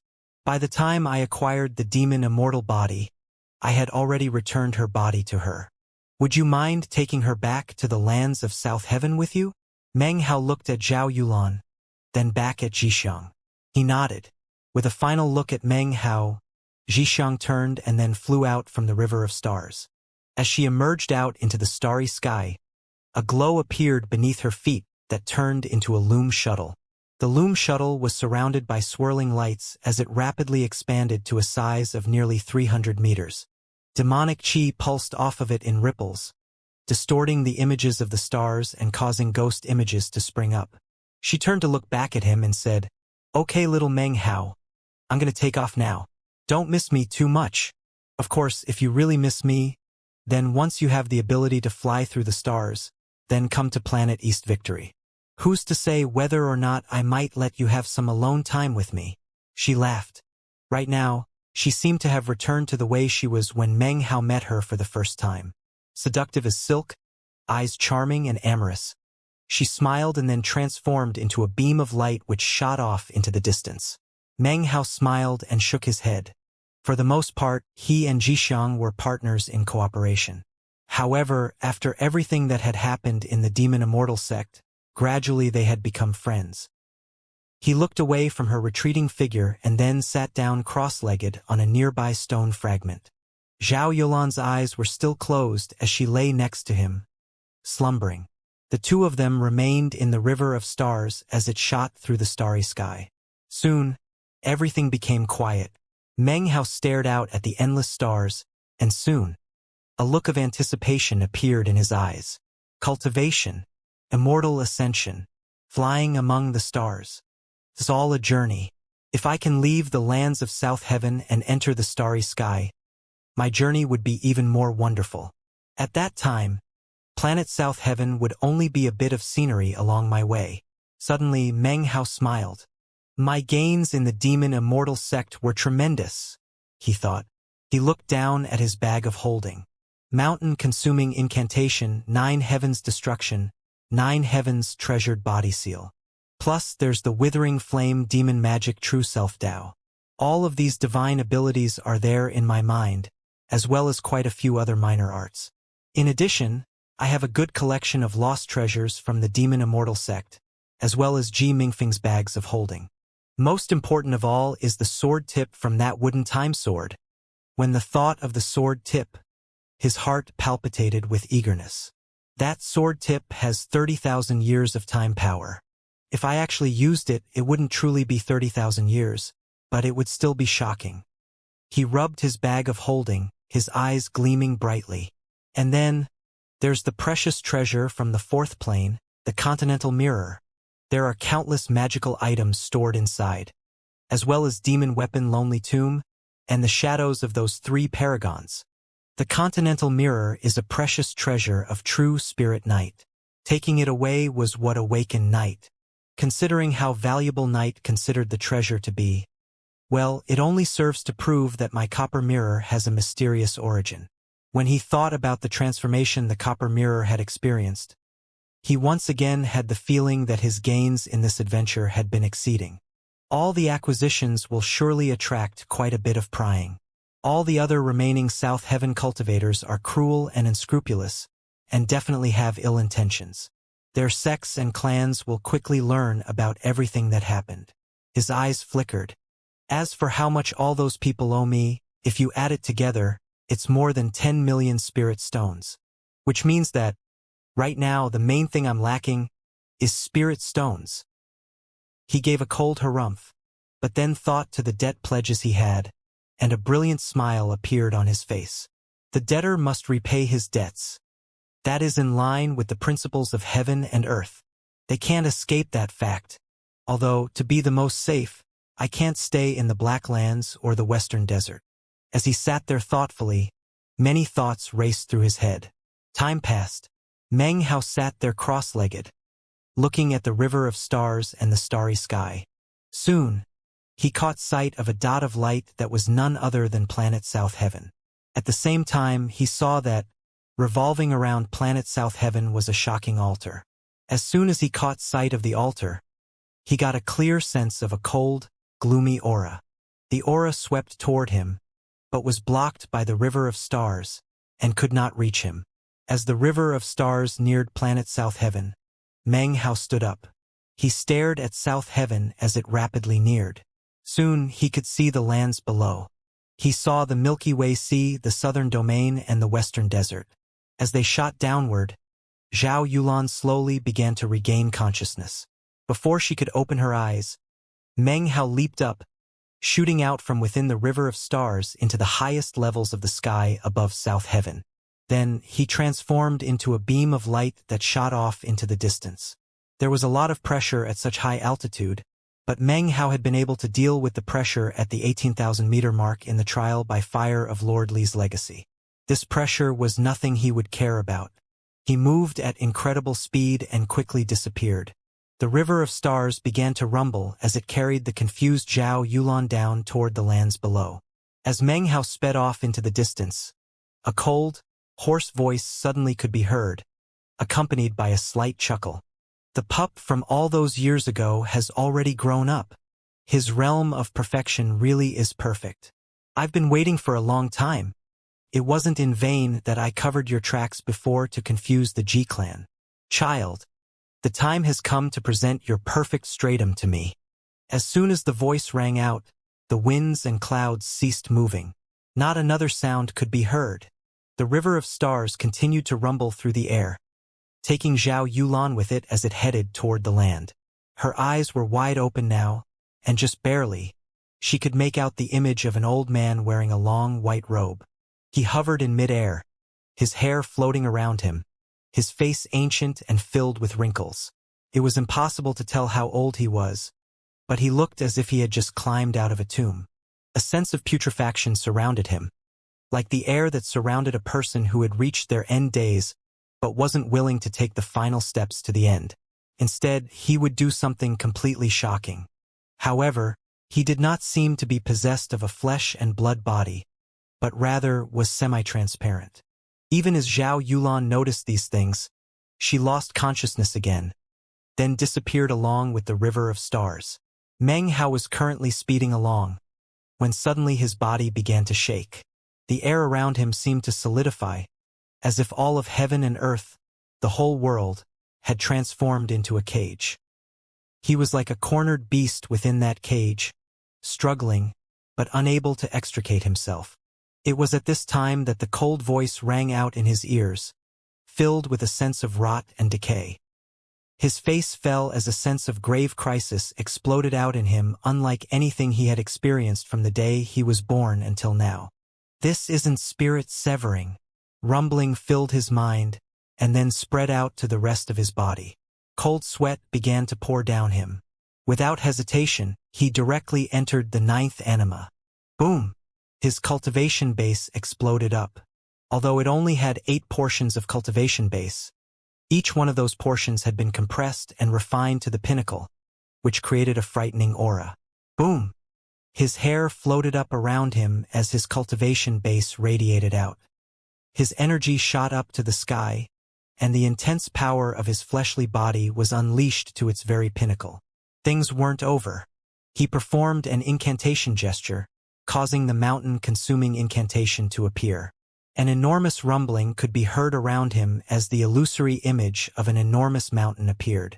The illusion twisted and distorted as it suddenly expanded outward. Next, he slapped his bag of holding, causing around 10 magical items to appear. Each one of these items were incredible treasures that he had acquired in the Demon Immortal sect. He valued them greatly, but in this moment of deadly crisis, he had no time to think about the pain of losing them. He produced them without hesitation and then roared. Detonate! It caused Meng Hao's heart to bleed to say such a word, but he had no other choice. All of this takes some time to describe, but actually happened in a very short moment. An illusory hand appeared out of nowhere off in the distance. It was semi-transparent and was filled with glowing lights. It seemed to contain a great Tao of heaven and earth that was in accord with natural law. As soon as the hand appeared, everything grew dark, making the hand the only focus of attention. The hand neared, gently slapping toward Meng Hao. As it got close, Meng Hao detonated the 10 Demon Immortal sect treasures. A boom rattled out that seemed capable of splitting heaven and earth. Everything shook, and distorted ripples appeared in all directions. It seemed almost as if the world couldn't handle the destructive force unleashed by the explosion. Boom!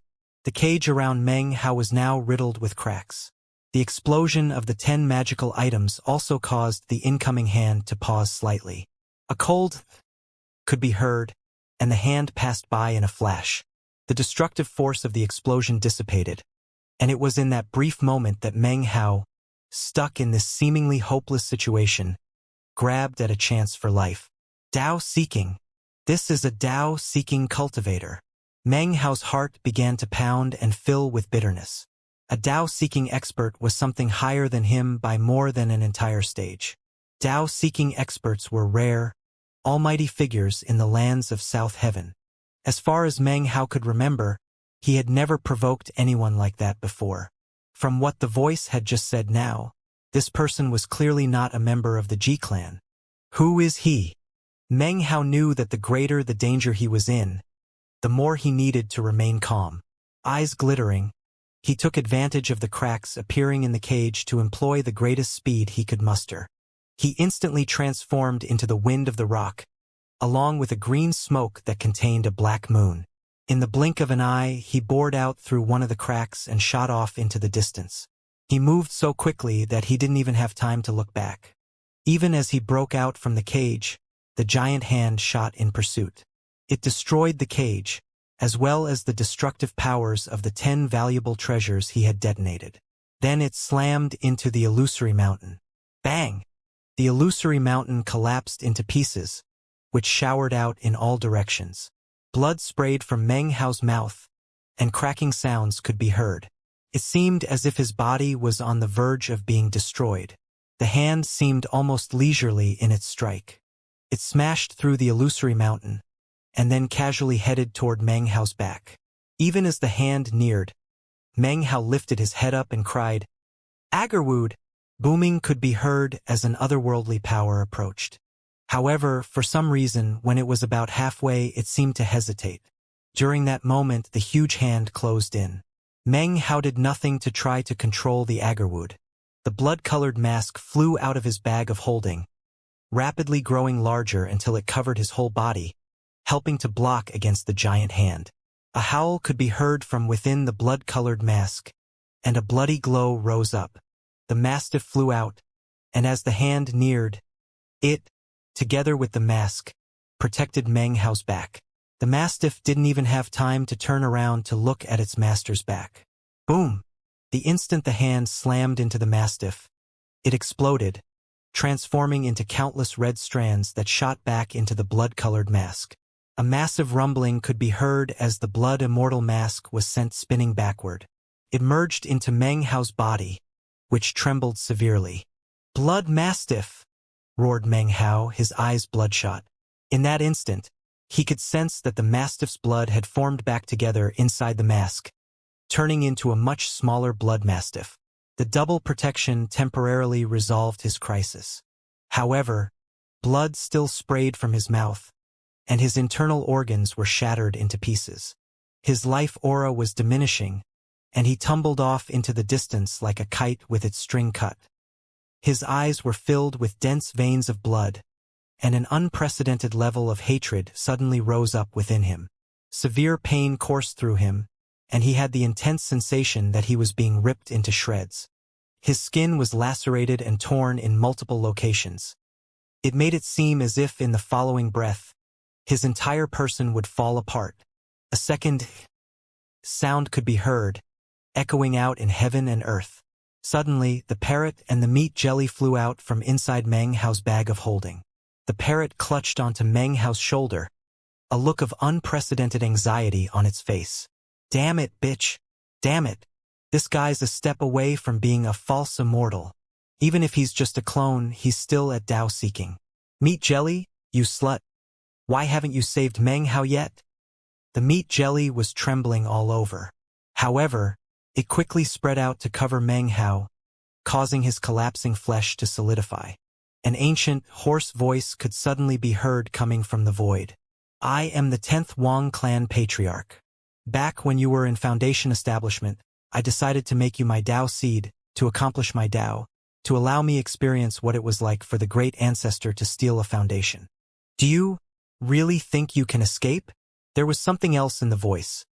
It contained bizarre fluctuations that seemed to conform to the natural laws of heaven and earth. As the voice spoke, the hand faded away. However, it became clear again only a breath later. And when it did, it was behind Meng Hao. The hand formed into a claw that swiped at Meng Hao from the back. "I saved you outside of the rebirth cave," the voice said, speaking neither quickly nor slowly. "When the Ji clan was after you, I helped. And then there was all the commotion you caused in the demon Immortal sect. After you returned, I took the liberty of wiping out traces of your aura so that no one would know that you have returned. All of that was because a time would come for you to pay me back. And that time is now. As the voice continued to speak, the sense of putrefaction continued to grow clearer. For perfect stages, the perfect foundation is the basis for immortal ascension. It would be a waste on you, so it belongs to me. The hand continued to grab toward Meng Hao. No matter how the parrot and Meng Hao sped away, it was impossible to escape the gravitational force that they felt wrapping around them. Meng Hao's body trembled, and then he clearly senses something on himself that caused the gravitational force to loosen. It almost seemed as if the force would leave him automatically. In this critical moment, the parrot and meat jelly were going crazy. Meng Hao once again urgently said, "Agarwood, what about your promise to me?" As the words echoed out, everything grew quiet. Suddenly, a rumbling spread out as an otherworldly power neared. Boom! The power slammed into the hand that was grasping toward Meng Hao. The hand instantly shook, and any connection it had to Meng Hao was severed. Meng Hao coughed up a mouthful of blood, and yet instead of fleeing, he turned around, his eyes bright red. Fleeing like that wasn't something he was willing to do. This was his first time to turn around during the entire encounter. He saw the hand that had been attacked by the power of the Agarwood. Rays of light circulated around, forming into the figure of a man who seemed to be stepping out of nothing. He wore a long white robe and was very old. Meng Hao had no recollection of ever seeing this man before, and was quite certain that they had never met. The 10th Wang clan patriarch had been enveloped by the mysterious power of the Agarwood. It was as if he had been imprisoned. His body floated there in mid-air, alternating between blurry and semi-transparent. It was a very strange sight. "Why do you have to resist?" he said hoarsely, looking at Meng Hao. He seemed as if he didn't even notice the power of the Agarwood. Meng Hao didn't reply, but his right hand slapped his bag of holding to produce a bronze alcohol flagon. He raised his head up to take a large mouthful, then spit it out. Alcohol chi spread out, and suddenly, an azure bronze immortal sword appeared in his hand. This sword was from Han Shan, and contained sword chi that was like a song. Killing intent raged in Meng Hao's eyes. He raised his right hand and, without hesitation, struck out with the sword. The sword chi appeared, shaking heaven and earth, causing everything to shake. The sky dimmed as uncountable amounts of sword chi poured out of the azure bronze sword. As the sword descended, the sword chi rumbled, transforming into a 3,000-meter waterfall which shot from up above down toward the 10th Wang clan patriarch. The 10th Wang clan patriarch's pupils constricted, the first change in his facial expression. Even the Agarwood hadn't moved him. His eyes flickered, and as the sword chi neared, he suddenly spoke. "The great ancestor once said that rain is born in the heavens and dies in the earth. The passage between those two places is its entire life." As the voice rang out, the 10th Wang clan patriarch waved his right hand softly out in front of him, as if he was sweeping away some rain. "Call the wind. Summon the rains." "Whose entire life, bitch?" said Meng Hao, his killing intent boiling. The sword chi descended, slashing down toward the 10th Wang clan patriarch, who was currently enveloped by the power of the Agarwood. Rumbling climbed up into the sky as the sword chi neared. However, it was then that a black wind suddenly sprung up around the 10th Wang clan patriarch. The wind rapidly condensed into a shocking black dragon. The black dragon opened its mouth and a roaring wind emerged that fought back against the power of the Agarwood. The cage appeared to be instantly diffused. At the same time, drops of rain appeared out of nowhere. More and more appeared, transforming into a rain that filled the entire sky and then shot toward the sword chi. A massive boom could be heard that shook everything. Blood poured out of Meng Hao's mouth, and he fell back. Without looking back to see what had happened, he retrieved the teleportation jade slip that he had acquired from Patriarch Reliance that year, and squeezed it between his fingers. The jade slip had been on the verge of shattering years ago. Strangely, though, after not having used it for so long, it had slowly repaired itself, and was now much more solid. Glittering light spread out. Because of the current level of Meng Hao's cultivation base, the time needed to activate the teleportation power was much less. It only took the space of 7 or 8 breaths to succeed, and then he began to teleport away. After Meng Hao disappeared, the roaring and booming in the area faded away. The Wang clan patriarch slowly moved forward, his body gradually becoming more blurry, and occasionally glittering with light. A huge gash could be seen stretching from his head all the way down through the rest of his body, splitting him entirely in half. He seemed to be forcing the two halves to remain together. He didn't seem to recognize any sort of pain as he watched Meng Hao disappearing. His eyes glittered with a mysterious light, and he smiled.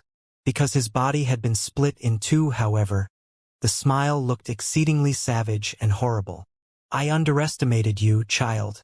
It turns out you have a real precious treasure. However, you can't evade me. Even as he smiled that horrific smile, the Wang clan patriarch's body grew completely blurry. Gradually, it turned into a wisp of aura, which then dissipated into the surroundings. At the same time, in the mountains of the Wang clan in the southern domain, the 10th Wang clan patriarch's true self lay in a coffin in the tomb underneath the 10th mountain. His eyes opened. A strange light glowed within as he looked up at the cliffs stretching up above him. He began to chuckle hoarsely. If it weren't for the fact that I used the power of my true self to interfere with the G clan to hide that child's perfect foundation, they definitely would have noticed. At some point throughout the years, they would definitely have discovered him and successfully stolen him away. If I had been able to use the power of my true self this time, I would have succeeded. However, the perfect Tao foundation has matured and is ripe for the plucking. Even though I still can't venture out with my true self, a clone will still do the trick.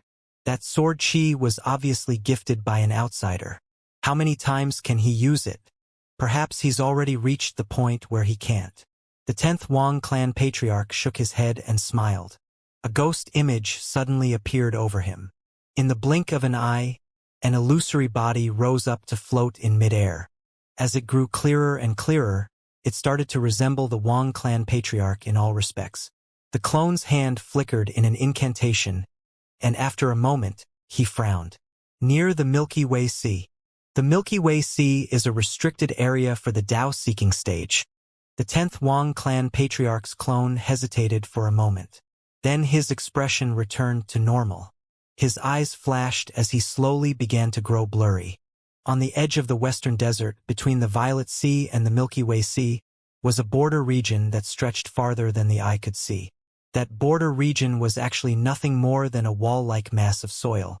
On one side, the water was violet, the other side, the water was blue, making the difference between the Violet Sea and the Milky Way Sea clear-cut. In a particular area in that border region, a huge black vortex suddenly appeared in midair. Meng Hao staggered out from the middle of the vortex, blood spraying from his mouth. The blood was pitch black and filled with rot. Meng Hao's face was pale, and his entire body was covered by a thin membrane, which was nothing other than the meat jelly, helping him to prevent his body from completely exploding. However, Meng Hao could still sense his body slowly decaying. The feeling of imminent death grew stronger and stronger. 10th Wang clan patriarch. Monstrous killing intent boiled in Meng Hao's eyes.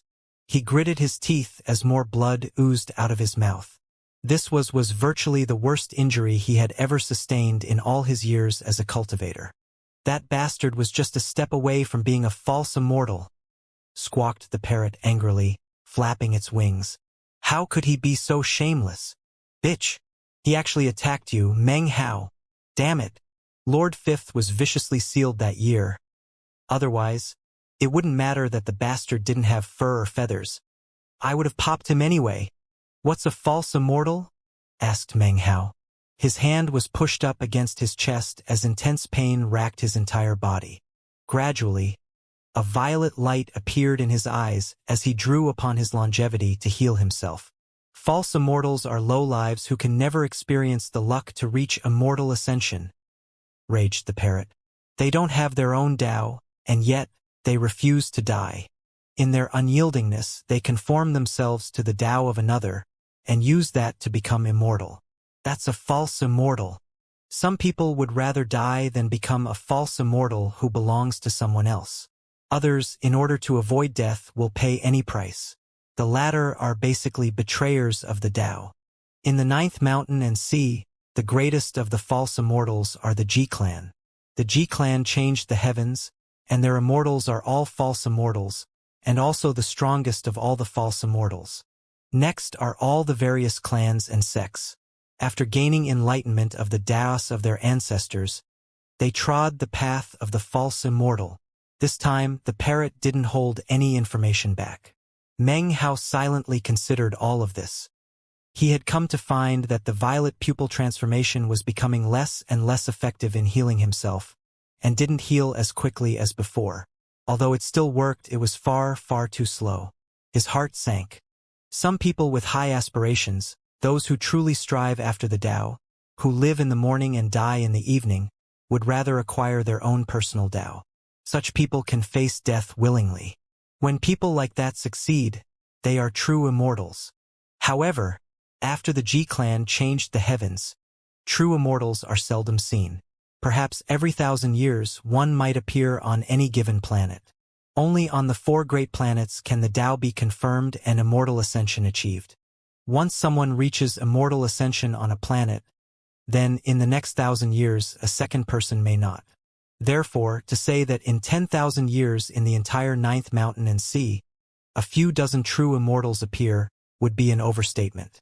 When you add in true immortal tribulation, the number of true immortals who can survive in the 4 great planets won't exceed 10. By this point in its speech, the parrot sounded grieved and indignant. True immortal tribulation? Asked Meng Hao. He sent his divine sense into the blood-colored mask. When he saw that the mastiff was there recovering, he breathed a sigh of relief. Those who wish to search for their own Tao and become true immortals must face it. Succeed, and it is inconsequential. Fail, and they perish to become a natural law of heaven and earth. Success mean ascension to being a true immortal. Afterwards, when any immortal tribulation falls, that person will rise to prominence. Other than another true immortal, no one else could possibly be a match. It was hard to tell what exactly the parrot was thinking, but all of a sudden, its tone was gloomy. Meng Hao's eyes flickered as he looked at the parrot and then asked another question. That 10th Wang clan patriarch said something about a perfect Tao foundation. What did he mean? You cultivate the sublime spirit scripture. Although I don't understand too much about it, I do know that it's one of the 3 classic scriptures. If you cultivate it to completion, you will be a sublime spirit doyen. However, the perfect stratum lies only beneath spirit severing. That is, chi condensation, foundation establishment, core formation, and nascent soul for stages. As for how to cultivate it after that, nobody knows except for past generations of sublime spirit doyens. As for the perfect Tao foundation, that is something that only those who cultivate the sublime spirit scripture are qualified to have. Furthermore, anyone with such qualifications will have a much, much greater chance of reaching true immortal ascension. As far as false immortals are concerned, if they can acquire your Tao foundation, then it means they would have another chance to make a choice. With enough experience and preparation, they might be able to change their path from that of false immortal to the realm of the true immortal. Most importantly, possessing a perfect Tao foundation means that if you fail in true immortal ascension, then you won't perish. You can shed your Tao foundation and escape death that one time.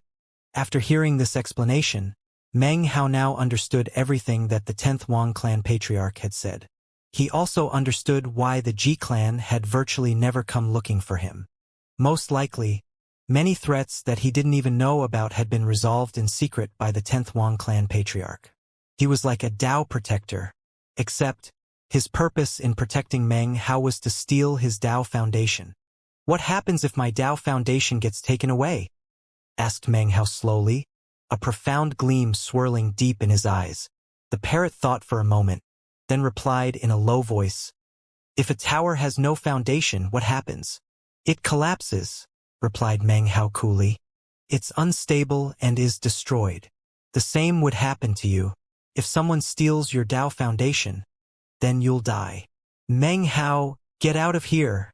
cried the parrot anxiously. "That bastard definitely got away.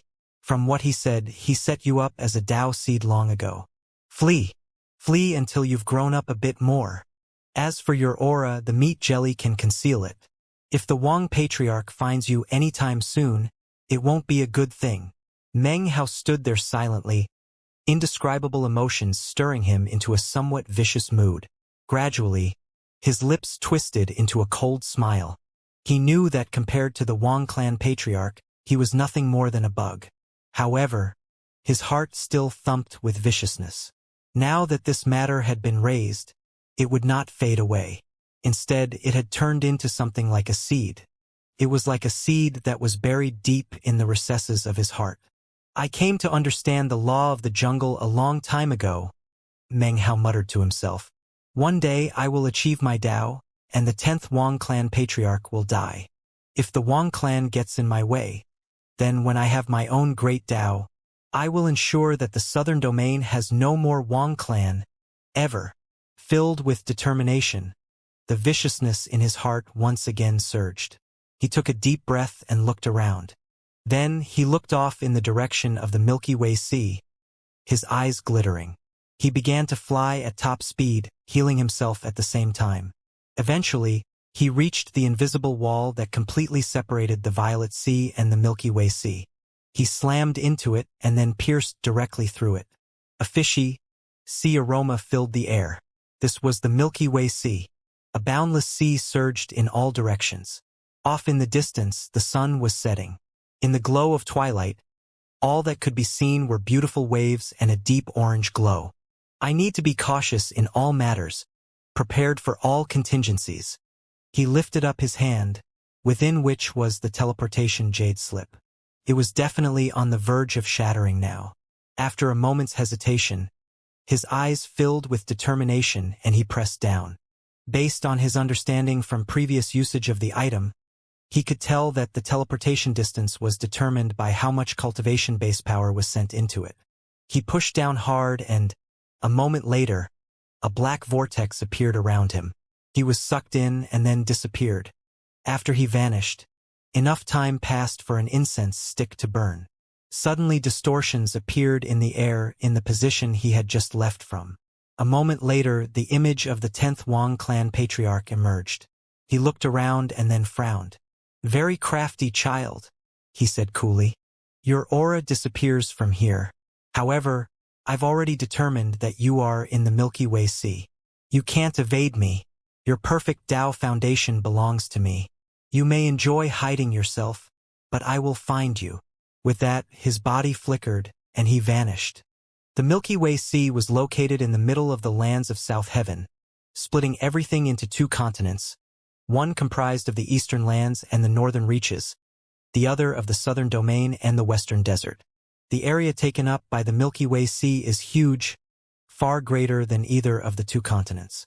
If you compared it in size with the southern domain, the Milky Way Sea would be approximately 5 times as large. Therefore, it was divided up into 4 sections called rings. The part outside of the 4 rings was called the Outer Sea. The boundless sea was constantly plagued with hurricanes that swept about, causing huge waves to spring up. Still, there were many islands to be found, some large, some small, which meant that there were cultivators too. Of course, sea beasts swam to and fro within the sea waters.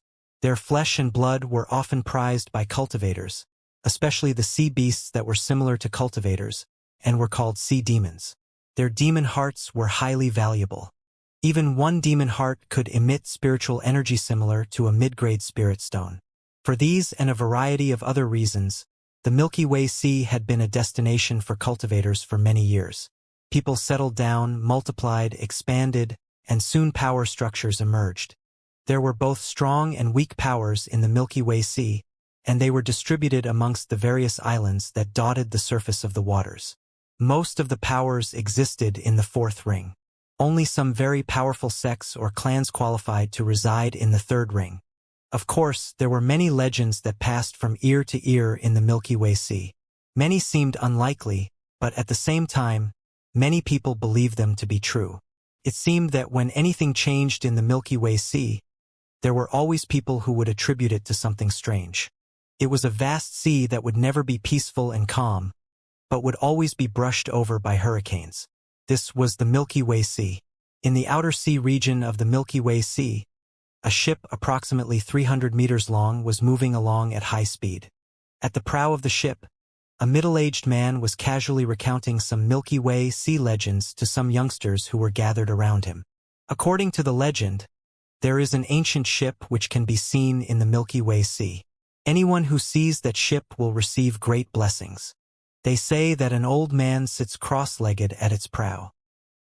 He wears a dilapidated suit of armor, and his eyes are closed. He never moves. The youngsters looked very excited. Apparently, this was a story they could hear 100 times, but never get tired of. Water sprayed up from the surface of the sea, and high up above the ship, a silk flag snapped in the salty breeze. Embroidered on the flag was the character Xianxia, along with the representation of a flying sword, that indicated that this ship belonged to the Xiang clan, a cultivator clan of the Milky Way Sea. There were approximately 50 people on the ship, most of whom were fit and strong but mortal. There were only a handful of cultivators, all of whom sat cross-legged in meditation. The only one who didn't was the middle-aged man at the prow of the ship, who was in the late foundation establishment stage. He was the one telling stories to the younger generation clan members. Our Zhang clan's patriarch saw that ship a few hundred years ago, he continued in a low voice, taking advantage of the situation to subtly influence the younger generation of the clan. He received a blessing just as the legends say. He had a cultivation base breakthrough and became a core formation expert. It was for that reason that he was able to occupy an island in the outer sea and establish our Zhang clan as a local power. All of you need to remember this. Among the group of youngsters was a strapping young boy who instantly spoke up. We know that story, Uncle Xianxia, he said. His tone pleading, he said, tell us about Saint's Island. As soon as the words left his mouth, some of the other children began to beg for the same thing. The middle-aged man laughed silently, not quite sure of what to say. He was about to begin speaking, when suddenly he sensed something. He turned his head to look at the ship's quarterdeck and saw a beautiful young woman emerging. She wore a nautical silk jacket and skirt, and was naturally beautiful, radiant, and enchanting. A slight smile could be seen on her face as she stepped out of the quarterdeck. However, despite the smile, it was impossible to cover up the anxiety and unease in her eyes. Holding her hand was a child of 6 or 7 years old, a boy. He had plump cheeks and looked quite adorable. As for the young woman, her cultivation base was at the Great Circle of Foundation Establishment. Greetings, clan leader, said the middle-aged man respectfully. He clasped hands and bowed deeply. The other youngsters around him also bowed to her. We're all fellow clan members. There's no need for such politeness, said the young woman, laughing. Nanner wanted to see the sun setting over the ocean, so I brought him out to have a look. The boy next to the young woman looked at the middle-aged man with wide eyes and piped, Uncle Xianxia, did I just hear someone mention Saint's Island? The middle-aged man laughed, and a doting gleam appeared in his eyes. To him, all the hope of the clan rested on the future of this boy. Ah, Saint's Island, said the man, smiling. It's the #1 island in the 4th ring, and its Footloose sect is the #1 sect in the whole 4th ring. Saint's Island is very large, almost like a continent. It's far, far larger than our island. There is even a nation of mortals that exists there, called the State of Shao. Because the Footloose sect has a spirit-severing cultivator, it can strike awe into the hearts of all the other forces in the 4th ring. It has many cultivators. Qi condensation and foundation establishment cultivators are everywhere. There are even dozens of core formation cultivators. And when it comes to nascent soul experts, they have 7. In the entire 4th ring, there isn't a single sect or clan who could possibly fight back against their power. The Footloose sect is fully deserving to be regarded as the overlord of the 4th ring. You all know the reason we're going there. Therefore, when we arrive, all of you need to be very respectful. Young Master Nanner has the best latent talent of anyone born in recent years. The Footloose sect is accepting disciples, which means that our clan has an incredible opportunity. As of this point, the man's eyes shone with anticipation. If young Master Nanner can join the Footloose sect, then with his latent talent, he'll definitely be able to reach Foundation establishment. There would even be the possibility that, in the future, he could reach core formation. Then, he could be just as heroic as our clan patriarch all those years ago. When that happens, our Zhang clan will once again be able to rise to prominence in the outer sea. The middle-aged man's voice was filled with passion. The youngsters around him looked over with admiration and envy at the boy standing next to the young woman. The young woman tousled his hair and was about to say something when, suddenly, her expression flickered. In the same moment that she looked up, so did the middle-aged man. From the middle of the ship, a man and a woman suddenly flew up into the air. Both of them looked to be about 50 years old and had cultivation bases in the late Foundation establishment stage. They stood on flying swords, expressions of shock on their face as they looked up into the air. Everything was quiet, and everyone on the boat looked on, stunned. What they saw was a huge rift soundlessly open in midair. It rapidly turned into a pitch-black vortex, which rotated rapidly as it turned into a black hole. A man staggered out, blood spraying from his mouth. He had long gray hair and wore a white, blood-stained robe. His aura was unstable, and his face was pale white. Of course, it was Meng Hao. The parrot perched on his shoulder, and its disdainful gaze swept around the area. As soon as Meng Hao appeared, his internal injuries once again exploded out, which was something he hadn't anticipated. The second teleportation had actually ripped open the old wounds, causing the injuries to become even worse.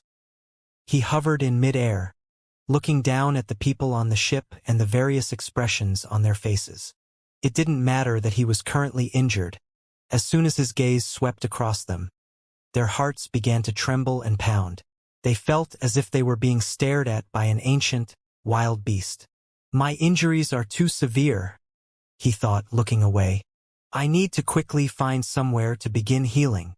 Ignoring the people on the ship below, he took a deep breath and was just about to force his cultivation base to rotate so that he could move off into the distance. On the ship, everyone stood around as mute as cicadas in winter, except for the young woman. "Senior, there's no need to leave." As soon as the words left her mouth, she felt regret. When Meng Hao looked back at her, she trembled, but then forced herself to clasp hands and bow deeply. "Senior," she went on, trembling, "you're seriously injured. If you're searching for a place to rest and heal, our ship has first-class cabins as well as some medicinal pills. If you'd like, you can always treat yourself here." She clenched her teeth, and her heart pounded with nervousness. When they heard her words, the faces of the surrounding Foundation establishment cultivators, including the middle-aged man, all fell. They couldn't understand why the clan leader would do something like this. They wanted to do something to stop it, but didn't dare to open their mouths. Meng Hao's expression was the same as ever as he paused in midair to look at the young woman. When he looked in her eyes, the young woman felt as if all heaven and earth were roaring, and she began to tremble even harder. "What place are you going to?" he said, retracting his gaze. "Our humble clan is going to Saint's Island in the Fourth Ring, so that my son can join the Footloose sect." The young woman didn't dare to hide anything, and also spoke very respectfully. As of this point, the other three Foundation establishment cultivators had guessed what her purpose was. Although they continued to tremble inwardly, they also felt a bit of anticipation. Meng Hao didn't know where exactly this Saint's Island was, nor did he understand the power structures and various regions of the Milky Way Sea. After a moment of thought, he nodded and then floated down onto the ship. The young woman respectfully guided him to a private cabin protected by a spell formation. Meng Hao nodded, then sat down cross-legged. As he closed his eyes, the young woman respectfully made her exit. As soon as she left, the parrot disapprovingly said, "Why did you pick this place?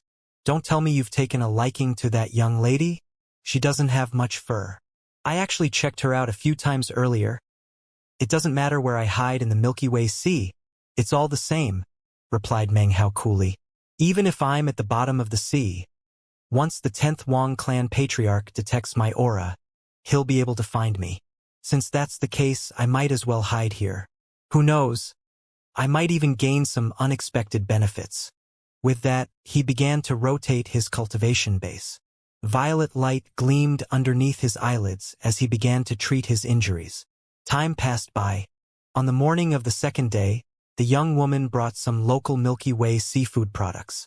She also gave him a jade slip that had information about Saint's Island, as well as a sea map of the surrounding areas. The map was the most valuable thing to Meng Hao. Although it seemed simple, it had actually been produced by information gathered by successive generations of the Zhang clan. The young woman wasn't sure of Meng Hao's origins, but just to be safe, she gave him the map as a show of good faith. Meng Hao took the jade slip, looked it over, and then smiled. The young woman instantly felt a bit more at ease. She reached up to pull a strand of hair back over her ear. Her features were naturally beautiful, but the mixture of anxiety and relief caused her to look even more entrancing. Suppressing her own excitement, she respectfully left. Meng Hao watched her leave. Based on his experiences, the reason she had asked him to stay was because she had experienced grave danger in the past. Thus, she had taken the risk to call out to him. He then focused his attention on the jade slip. So the Milky Way Sea is divided into 4 rings. The area outside the 4th ring is called the Outer Sea. Saint's Island, State of Shao, Footloose Sect. After a bit of time, he put the jade slip away and then continued to treat his injuries. Time passed by slowly.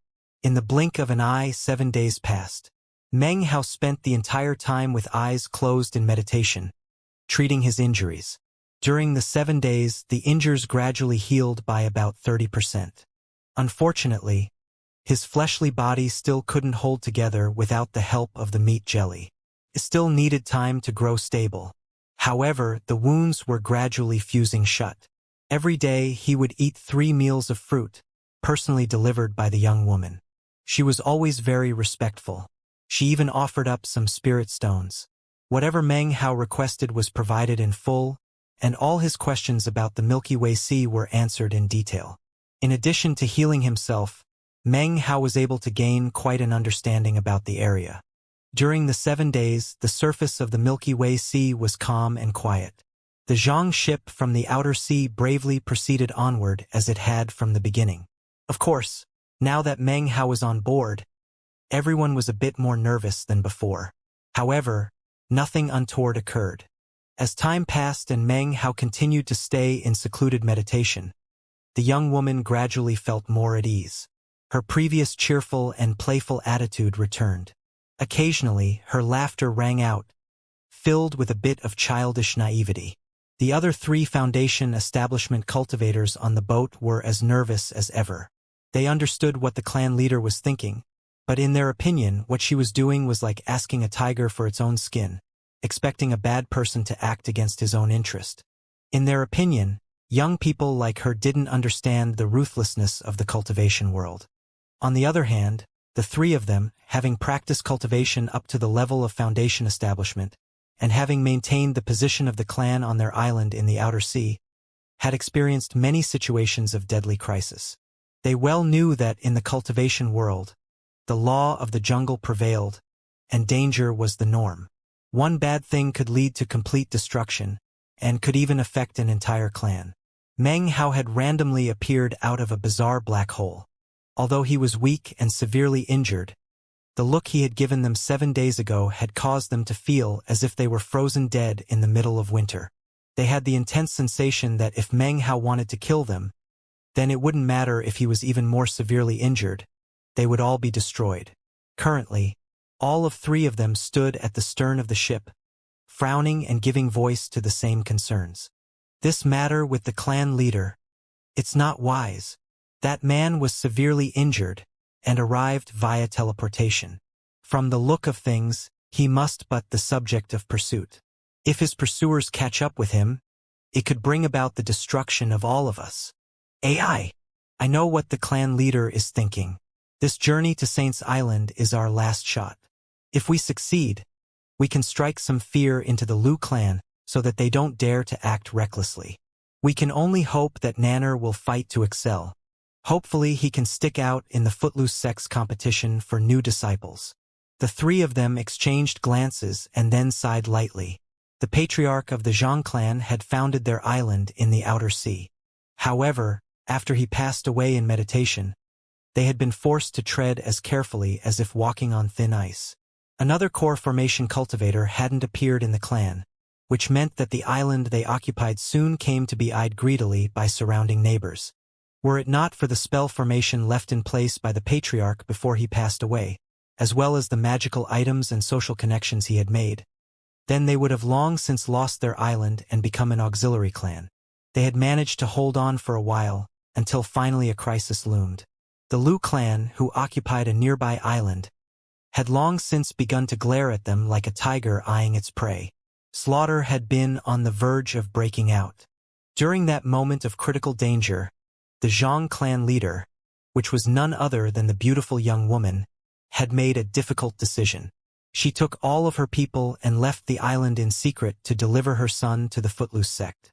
If he became a disciple of the Footloose sect, then his identity would be enough to intimidate anyone in the outer sea. It would protect the Zhang clan for at least around 100 years. The three Foundation establishment cultivators continued to discuss matters. This whole thing is going to be very difficult. There's no need to even mention that after arriving at Saint's Island, it's impossible to know if Nanner will be able to distinguish himself amongst the crowd and enter the Footloose sect. Regardless of anything, our path is going to be one of extreme danger. That's right. Rumors will have spread and the news leaked. The Lu clan won't be willing to accept this. We can only hope that they react too slowly. Hopefully we left early enough to seize a superior position and evade their pursuit. In addition to the Lu clan, there are also the numerous sea beasts that roam between the outer sea and the fourth ring, not to mention the cruel rogue cultivators. How could our path possibly be one of peace and security? However, this really is our only chance. The three once more sighed and then lapsed into silence. They understood what the clan leader was trying to do, and since she had already made her decision, there was no need to spend time worrying. Who knew? Perhaps, inviting the wounded expert to stay with them might have some extraordinary outcome. At the same time that the three of them were having their discussion, the Zhang clan leader, the young woman, stood at the prow of the boat, clasping her son's hand. She looked off into the sky up above, unable to conceal her expression of anxiety and unease. Our voyage will continue for 3 more days before we reach the fourth ring, she murmured. After leaving the outer sea behind, then we really will have evaded the Lu clan. Although the Lu clan was not weak, that was only when speaking in terms of the outer sea. In the fourth ring, they could be considered bugs. In the analysis of the young woman, once they entered the fourth ring, the Lu clan would most likely give up any pursuit and not dare to follow. After all, she and her clan were at the end of their rope, whereas the Lu clan wouldn't dare to rashly put themselves in danger. She looked down at her son and patted his head. Nanner, you need to remember the Footloose sect pays a lot of attention to seniority. After we arrive, you must not make any breaches of etiquette. The boy didn't seem to understand what she meant, but he nodded his head obediently. Her eyes filled with a doting expression, and she was just about to lean over to pick him up when her expression flickered and she suddenly looked behind her. At the same time, the 3 Foundation establishment cultivators in the stern also looked back. What they saw was a pitch-black ship speeding toward them at top speed. The flag flying on the ship was clearly emblazoned with a huge character. Luleo. This was a ship from the Outer Seas Lu clan. They had been in full pursuit for days, and had finally caught up. On the prow of the ship stood 4 people, 3 of whom wore extremely respectful expressions. The other was clearly different than them. He was an old man with an aloof expression. His eyes flashed like lightning, and he held his hands clasped behind his back. His voluminous robe flapped in the wind, and his long white hair made him look completely extraordinary. His cultivation base emanated the ripples of the early core formation stage. It was for this reason that the Lu clan ship had been able to pursue at top speed for so many days. As soon as the young woman caught sight of the old man, the blood drained from her face. She began to pant, and her hands clasped down tightly onto her son. The other 3 foundation establishment cultivators of the Zhang clan also felt their hearts beginning to pound. Their faces paled, and their eyes filled with despair. Lu clan, patriarch. As the Lu clan ship neared, the appearances of the old man and the other 3 who accompanied him grew clearer. Behind them appeared 7 or 8 Qi condensation clan members, all of whom wore expressions of disdain. Standing next to the Lu clan patriarch was a middle-aged man. He smiled and said, "Zhang Wenfang, what's your hurry? Now that you've abandoned your Zhang clan island, where exactly do you think you're going?" One Zhang Wenfang walked to the stern of the ship, took a deep breath and then said, "Junior offers greetings. Senior Lu. Senior, we've abandoned our island, and would simply like to get as far away as possible. Our 2 clans were friends in the past. Don't tell me you won't even give us a chance to survive." The other Zhang clan cultivators gathered around her, their faces filled with extreme grief and indignation. The young woman's words were directed, not toward the man who had spoken, but toward the Lu clan patriarch. Despite matters having reached their current state, she still addressed him respectfully. The Lu clan patriarch said nothing. He merely looked on with a proud expression. The clan member standing next to him was the one to respond, his tone of voice filled with ridicule. "What a joke! Do you really take us to be 3-year-old children? Do you really think we don't know of your plan, Zhang Wenfang? You're obviously journeying to the Footloose clan. Junior can abandon everything, even deliver our island to you, Senior. I can also swear that we have no intention to encroach on what is not ours. I just beg of you to be a bit lenient." Zhang Wenfang's face was pale, but before she could finish speaking, the Lu clan patriarch frowned. "Pipe down," he said coolly, his voice echoing about like thunder in all directions. The seawater roiled, and the minds of the Zhang Wenfang and the other clan members filled with a droning sound. 1 sentence, 2 words. All of the Qi condensation clan members coughed up blood. Only Zhang Wenfang and the other foundation establishment cultivators got by with only pale faces. Their expressions were filled with increasing hopelessness. "Where do you come up with so much nonsense?" said the Lu clan patriarch, his voice cool. "Kill them all. Old people, children. Don't leave a single one alive." With that, he waved his sleeve, and the surrounding Lu clan members flew up into the air, vicious expressions on their faces. Zhang Wenfang clenched her teeth and looked back at the ship's quarterdeck. "Senior Lu," she suddenly cried, "if you have a quarrel with the Zhang clan, you can kill us, but do you really dare to trifle with our honored guest?" "Still making things up?" said the Lu clan patriarch with a cold snort. "You expect me to believe that the Zhang clan has a nascent soul guest aboard? Or is it a spirit-severing expert? Wouldn't that be a bit more threatening?" He had already swept the ship with spiritual sense, and had detected only the Zhang clan cultivators and mortals on the ship, no one else. By this point, the Lu clan cultivators were closing in. A glowing shield sprang up from the Zhang clan ship, blocking their progress. However, it couldn't do anything to stop the Lu clan patriarch. With a single palm strike, he caused a deafening boom to ring out. The ship sank down by more than half into the water, and the shield shattered into fragments. The Lu clan cultivators proceeded onward with vicious grins. As soon as they reached the boat, Zhang Wenfang and the other 3 foundation establishment cultivators unleashed magical items and flashed incantations to summon magical techniques. Booms instantly rang out. The massacre had begun. The patriarch has issued the orders. Eliminate them completely, root and branch. They can only blame their own name of Zhang. Some of the Lu clan Qi condensation cultivators, with hideous grins on their faces, headed toward the pale-faced and terrified youngsters. Zhang Wenfang's eyes turned red, and the clan members next to her were on the verge of going crazy and risking everything. The Lu clan patriarch hovered in mid-air, staring superciliously out of the corner of his eyes. To him, all of these people were clearly insects. However, it was at this moment. A calm voice suddenly echoed out from within the Zhang clan's ship. "Pipe down." It was only 2 words, but as the sound expanded out, it instantly suppressed all other sounds. It was louder than thunder and gave rise to 3 echoes. It was also filled with intense pressure that weighed down on everything. At the same time, within his cabin, Meng Hao's eyes opened. His gaze seemed to pass through the ship, making everything outside visible. The instant his voice rang out, it gave rise to the first echo. Ripples appeared that headed toward the Lu clan Qi condensation disciples who were about to attack the youngsters. They began to tremble. Then blood sprayed from their mouths as they were sent tumbling backward. Then, their bodies simply exploded in mid-air, countless pieces flying about in all directions.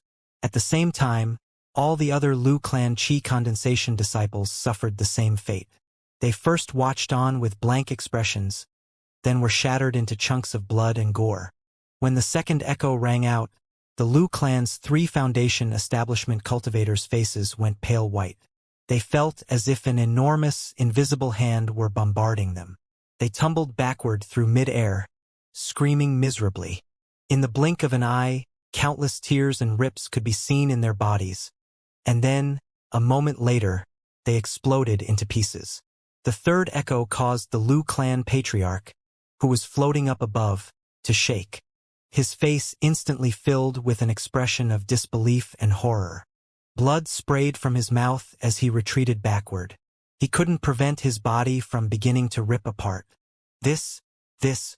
His mind roared with a terror he had never known.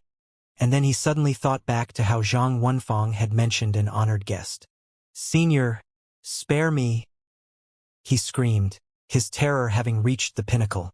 However, even as the words left his mouth, he suddenly burst into pieces, causing blood and flesh to rain down in all directions. In that instant, everything went deathly silent. Everyone who remained on the Lu clan ship were all mortals, who were now watching on with pale faces, their bodies shaking. As for the Zhang clan members, including Zhang Wenfang, they all stared in shock and were also shaking. That was especially true of the 3 foundation establishment cultivators, whose faces were completely pale. They had no way to even imagine what kind of cultivation base could destroy all their enemies with a single statement. And that included an early core formation cultivator, someone whose cultivation base was the same as their own previous patriarch. Nascent soul eccentric, that was what was now floating in the minds of the 3. Zhang Wenfang's body trembled. She also had never imagined that the person she invited to stay on their ship would be so fearsome. Originally, she had taken him to be a core formation expert, but what she had just seen left her astonished to the extreme. Had she known that Meng Hao possessed such a cultivation base, she might not have had the courage to speak up and urge him to stay behind. However, she was the clan leader. Therefore, her first reaction was to instantly turn toward the ship's quarterdeck, then drop to her knees and kowtow. "Thank you, Senior, for your action just now." Her voice quavered as she spoke. At the same time, the other members of the clan, their minds trembling, began to drop to their knees to kowtow. "Come on, let's keep going," replied Meng Hao from within his cabin.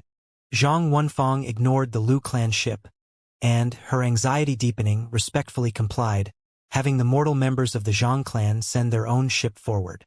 Moments later, the Zhang clan ship was moving on just as before. As for everyone on board, absolute silence reigned amongst them. They remained in that state for 3 days until finally the ship entered the 4th ring, and then everything finally changed. However, everyone still acted extremely cautiously. Whenever any of them happened to pass Meng Hao's cabin, they would stop outside to bow before proceeding on their way. Half a month later, the ship was speeding along through the 4th ring, and they drew ever nearer to Saint's Island.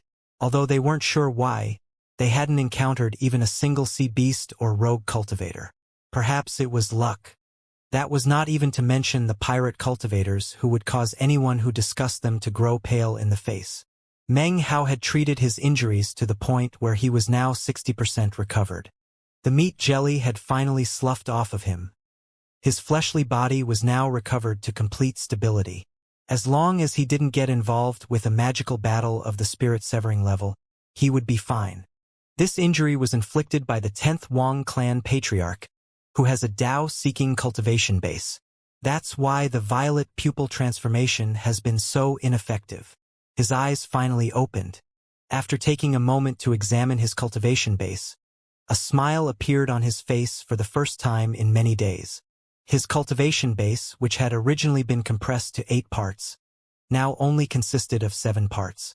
The deadly pressure he had experienced in the magical battle with the 10th Wang clan patriarch had fused it together.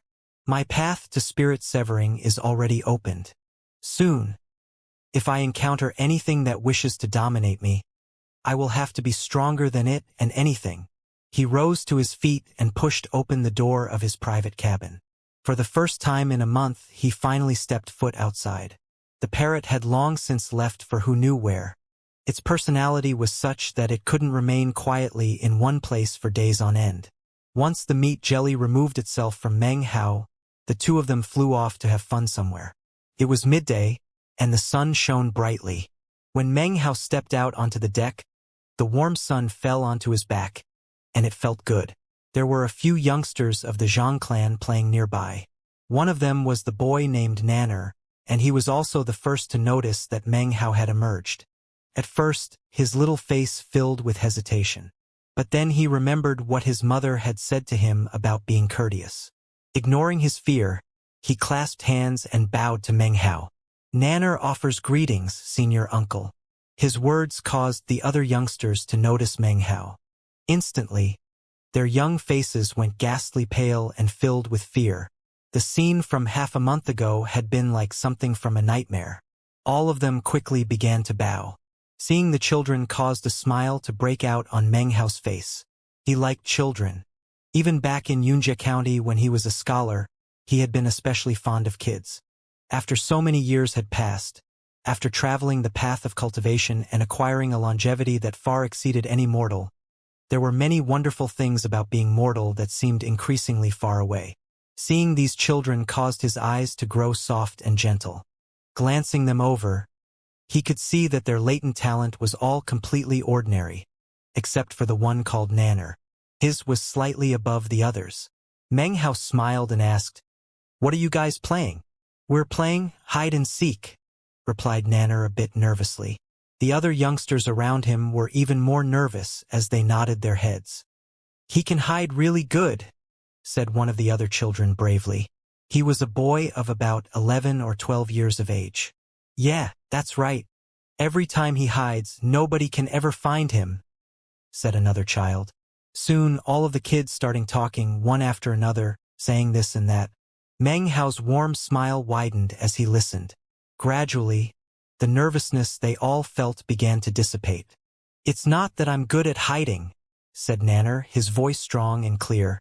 "You guys are just stupid and can't find me." He glared around at the others. When Meng Hao heard this, he laughed and looked at Nanner. "Where exactly do you hide?" he asked with a smile.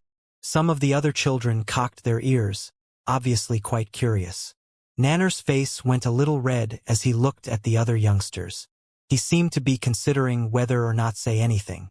After all, if he told everyone his hiding place, then where would he be able to hide in the future? Finally, he took a few steps forward, and Meng Hao scooped him up in his arms.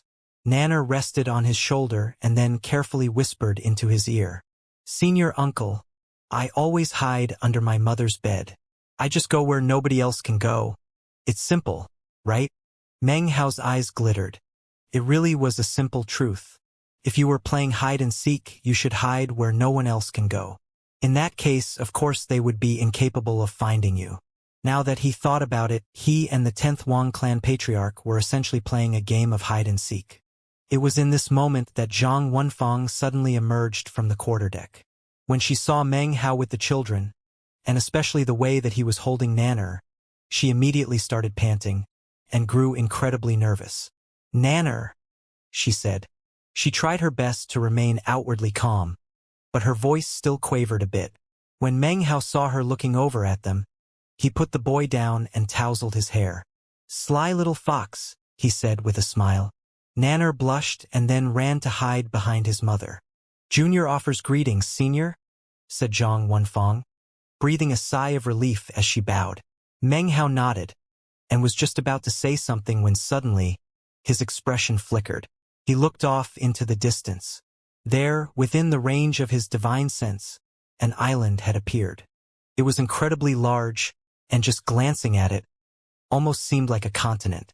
Mountain ranges could be seen, as well as many areas swirling with mist that blocked his divine sense. He only examined the place for a moment before retracting his divine sense. According to the map in the jade slip he had been given, Meng Hao knew that their voyage was almost at an end. Senior, we have only half a day left. When evening falls, we will reach Saint's Island. Many thanks for your assistance, she continued, her voice sincere. Our entire clan will remember you from generation to generation. Senior. She gave Meng Hao a curtsying bow. She really was extremely appreciative. However, the awe and reverence she felt occupied the most of her heart. By now, many of the others on the ship had gathered. They watched Meng Hao with heads bowed. They were so nervous that they didn't even dare to look up. Meng Hao glanced over at Nanner and then casually said, "He's going to join the Footloose sect?" "That's right," replied Zhang Wenfang quickly. "My son has the best latent talent in the clan. The Footloose sect is recruiting disciples right now, so if he can distinguish himself, he will put himself in a superior position, both for himself and our entire clan. The Footloose sect is the most powerful sect in the entire Fourth Ring. You could consider it the overlord, a force that nobody dares to provoke. They pay very close attention to seniority, and the sect rules are very strict. In fact, they say that there is virtually no fighting between members." "The state of Shao," thought Meng Hao. "The state of Shao." He said nothing, instead opting to stare off into the distance. Seeing him remain silent, the rest of the people around didn't dare to speak. Time passed slowly, and Saint's Island grew nearer and nearer. The sky was starting to grow dark. In the murkiness of evening, the island resembled some enormous creature lying there on the sea.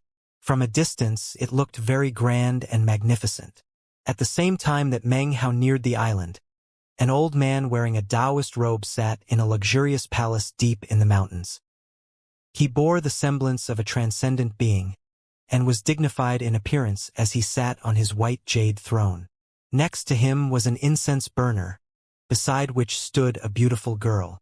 The girl yawned as she lazily fanned the burning incense, causing the tendrils of incense smoke to spread out. Originally, the palace was completely silent, but suddenly, the meditating old man opened his eyes. He trembled, and a perplexed look could be seen in his eyes. "Strange," he said, his eyelids twitching involuntarily. "Why do I feel so jumpy all of a sudden?" "Rainy, what do you think is going on?" murmured the old man toward the girl as she languidly fanned the incense. "Why does the patriarch suddenly have this feeling that something huge is going to happen?" The old man was obviously ill at ease, and in no mood for meditation. "Maybe you did too many bad things?" replied the girl, glancing over at him. "No, not me. The patriarch has spent these years cultivating life and spirituality. It's been a long time since I even stepped outside." The old man found that his eyelids were twitching even more rapidly, and for some reason, the unease he felt in his heart was growing more intense. He stepped down from his throne and began to pace back and forth inside the palace. The uneasy feeling kept growing stronger, leading him to believe that something akin to a disaster was just around the corner. If the other members of the Footloose sect saw his current appearance, they would be truly shocked, as if the heavens had fallen. They would all drop to their knees to kowtow immediately. That was because this old man was none other than the patriarch of the Footloose sect. In the entire Footloose sect, his position was the highest and absolutely without compare. In fact, he was the founding patriarch of the entire sect. The Footloose sect paid special attention to seniority.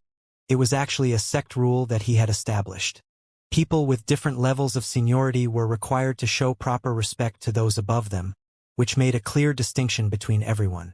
As for him, he was Patriarch Footloose, a position without compare. In all of Saint's Island, he was the most supreme existence. A mere word from him could determine the existence or destruction of the entire island. Something fishy is going on. Something is definitely about to happen. I'm feeling more and more nervous, more and more jumpy. The old man's face flickered, and the girl suddenly looked a bit suspicious. Something big is definitely about to happen, he said. The patriarch's premonitions cannot be wrong. With that, he suddenly stopped in place and looked up. A glow appeared in his eyes that seemed capable of splitting heaven and earth. At the same time, an indescribably majestic divine sense suddenly spread out from him. It swept out in all directions, the mountaintop palace being the point of origin. In the blink of an eye, the divine sense had covered the entire island. Every inch of dirt, every scrap of rock, every district, every person, every life. Whether it be flying creatures in the sky, or the plants or animals on the ground, everything on the island was scanned and examined carefully by the divine sense. "Nothing out of the ordinary?" said the old man. Now he looked even more baffled. He scanned back and forth several times, but couldn't detect anything that should make him anxious.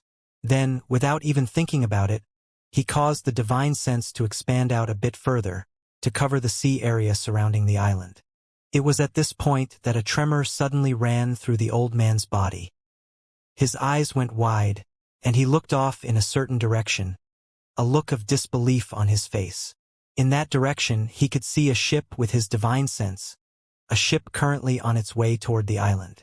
In the prow of the ship was a man with gray hair, a pale face, and a long white robe. As soon as the old man saw him, his heart was thrown into chaos. Beads of cold sweat began to pour down his forehead, and he started panting in unprecedented fashion. He almost didn't seem capable of believing what he was seeing. He rubbed his eyes vigorously a few times, just to make sure he wasn't mistaken. Then he let out a mournful wail. "Damn it! Damn it! Damn it!" Eyes filled with disbelief and blankness, he stared at the white-robed man. Although he looked different than before, the old man instantly recognized who he was. "Meng Hao!" The old man gnashed his teeth, and a vicious expression appeared on his face.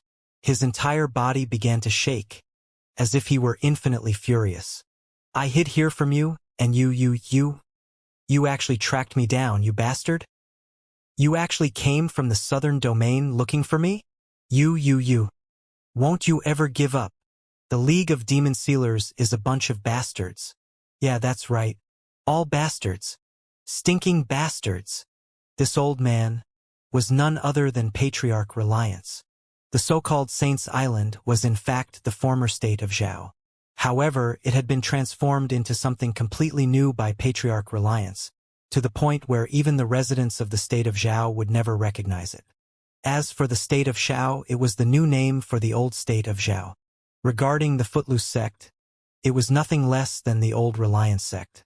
The cultivators who made up the sect were all previous members of the old sects that had existed in the state of Zhao.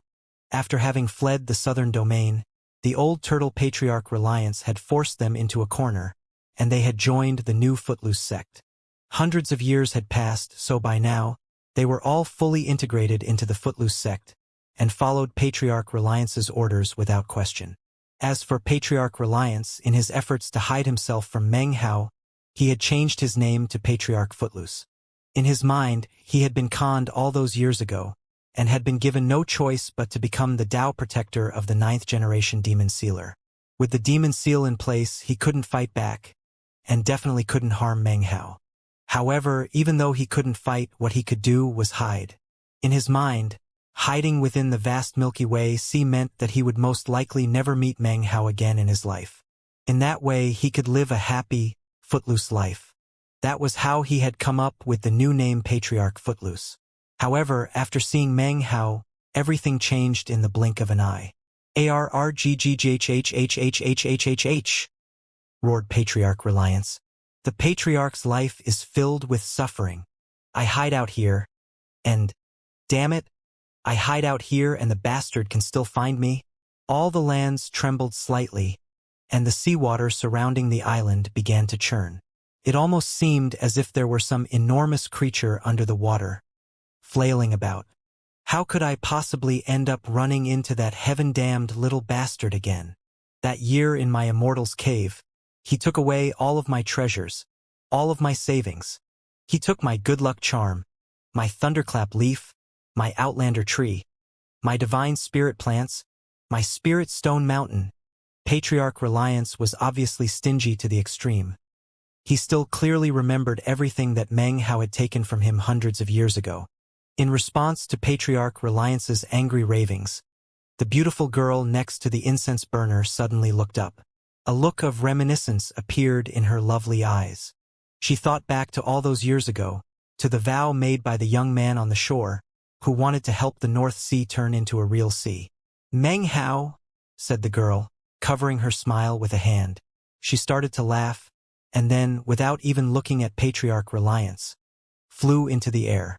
The instant she emerged from the palace, she saw an old boatman leaning up against the wall, looking at her with a doting expression. Boat spirit. Meng Hao is back. This girl was none other than guiding Trirane. A look of concentration appeared in the old boatman's eyes, and then he laughed. The girl shouted out in excitement, and then the two of them began to make their way off into the distance. Patriarch Reliance suddenly looked up and then roared, "You two aren't going anywhere." Suddenly, the entire mountain that the palace was located on completely vanished. At least, that is what someone looking from the outside would see. From the perspective of the mountain, everything on the outside disappeared. Fudge! Do I need to flee again? Damn it! I lived here footloose and carefree for hundreds of years. Hundreds of years. No. I need to get away before he finds me. I can't allow him to figure out that I'm here. Gnashing his teeth, Patriarch Reliance flicked his sleeve. He was just about to send his divine sense back into his true self and then flee before Meng Hao stepped foot on the island, when suddenly, his eyes turned up thoughtfully. Wait a second. From the look of things, the little bastard doesn't know I'm here. Patriarch Reliance's eyes suddenly grew bright. As for guiding Trirane, she didn't look very happy as she returned into the palace with the boat spirit. If he doesn't know that I'm here, then that must mean that he's not here to look for me, right? He just happens to be passing by. If that's the case, then what do I need to flee for? I don't need to flee. He doesn't know I'm here, so all I need to do is make sure he leaves without a hitch. As long as he doesn't detect me, then he won't have any reason to suspect anything. Ha ha ha. Turns out the Patriarch is the cleverest as usual. This way, I can continue to live here footloose and fancy-free without any further complications. The more he continued to talk, the brighter Patriarch Reliance's eyes glowed. As he paced back and forth within the palace, guiding Trirane watched on, her face growing increasingly unsightly. Didn't you make a promise to the patriarchs from his sect? She asked, unable to hold back. Why back out? Being his Tao protector doesn't mean nothing good will come to you. Why do you have to constantly hide? Silly little girl, said Patriarch Reliance, glaring at her. You don't know a damn thing. You know, it was just recently that I remembered something. I feel like a long, long time ago, I met another little bastard who had the same name as this bastard. That other bastard went way overboard. It was back when I was little, and he bullied and humiliated me to the extreme. I almost forgot about it. It wasn't until recently that it suddenly came to mind. Patriarch Reliance's eyes went wide with both humiliation and curiosity. He really had no idea why it was only recently that he had suddenly recalled the matter. In fact, the clearness of the memory also contained haziness. Have you ever wondered why the Patriarch carries an entire continent on his back? You think I want to? It's a humiliation.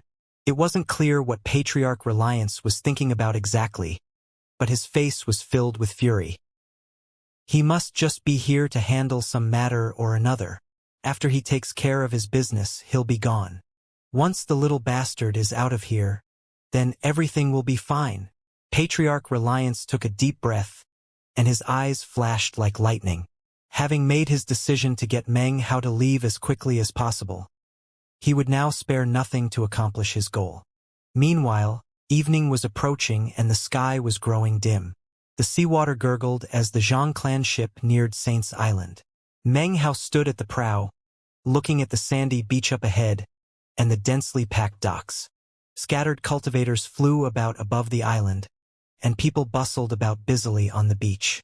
For some reason, Meng Hao felt as if he weren't in the Milky Way Sea, but rather back in the southern domain.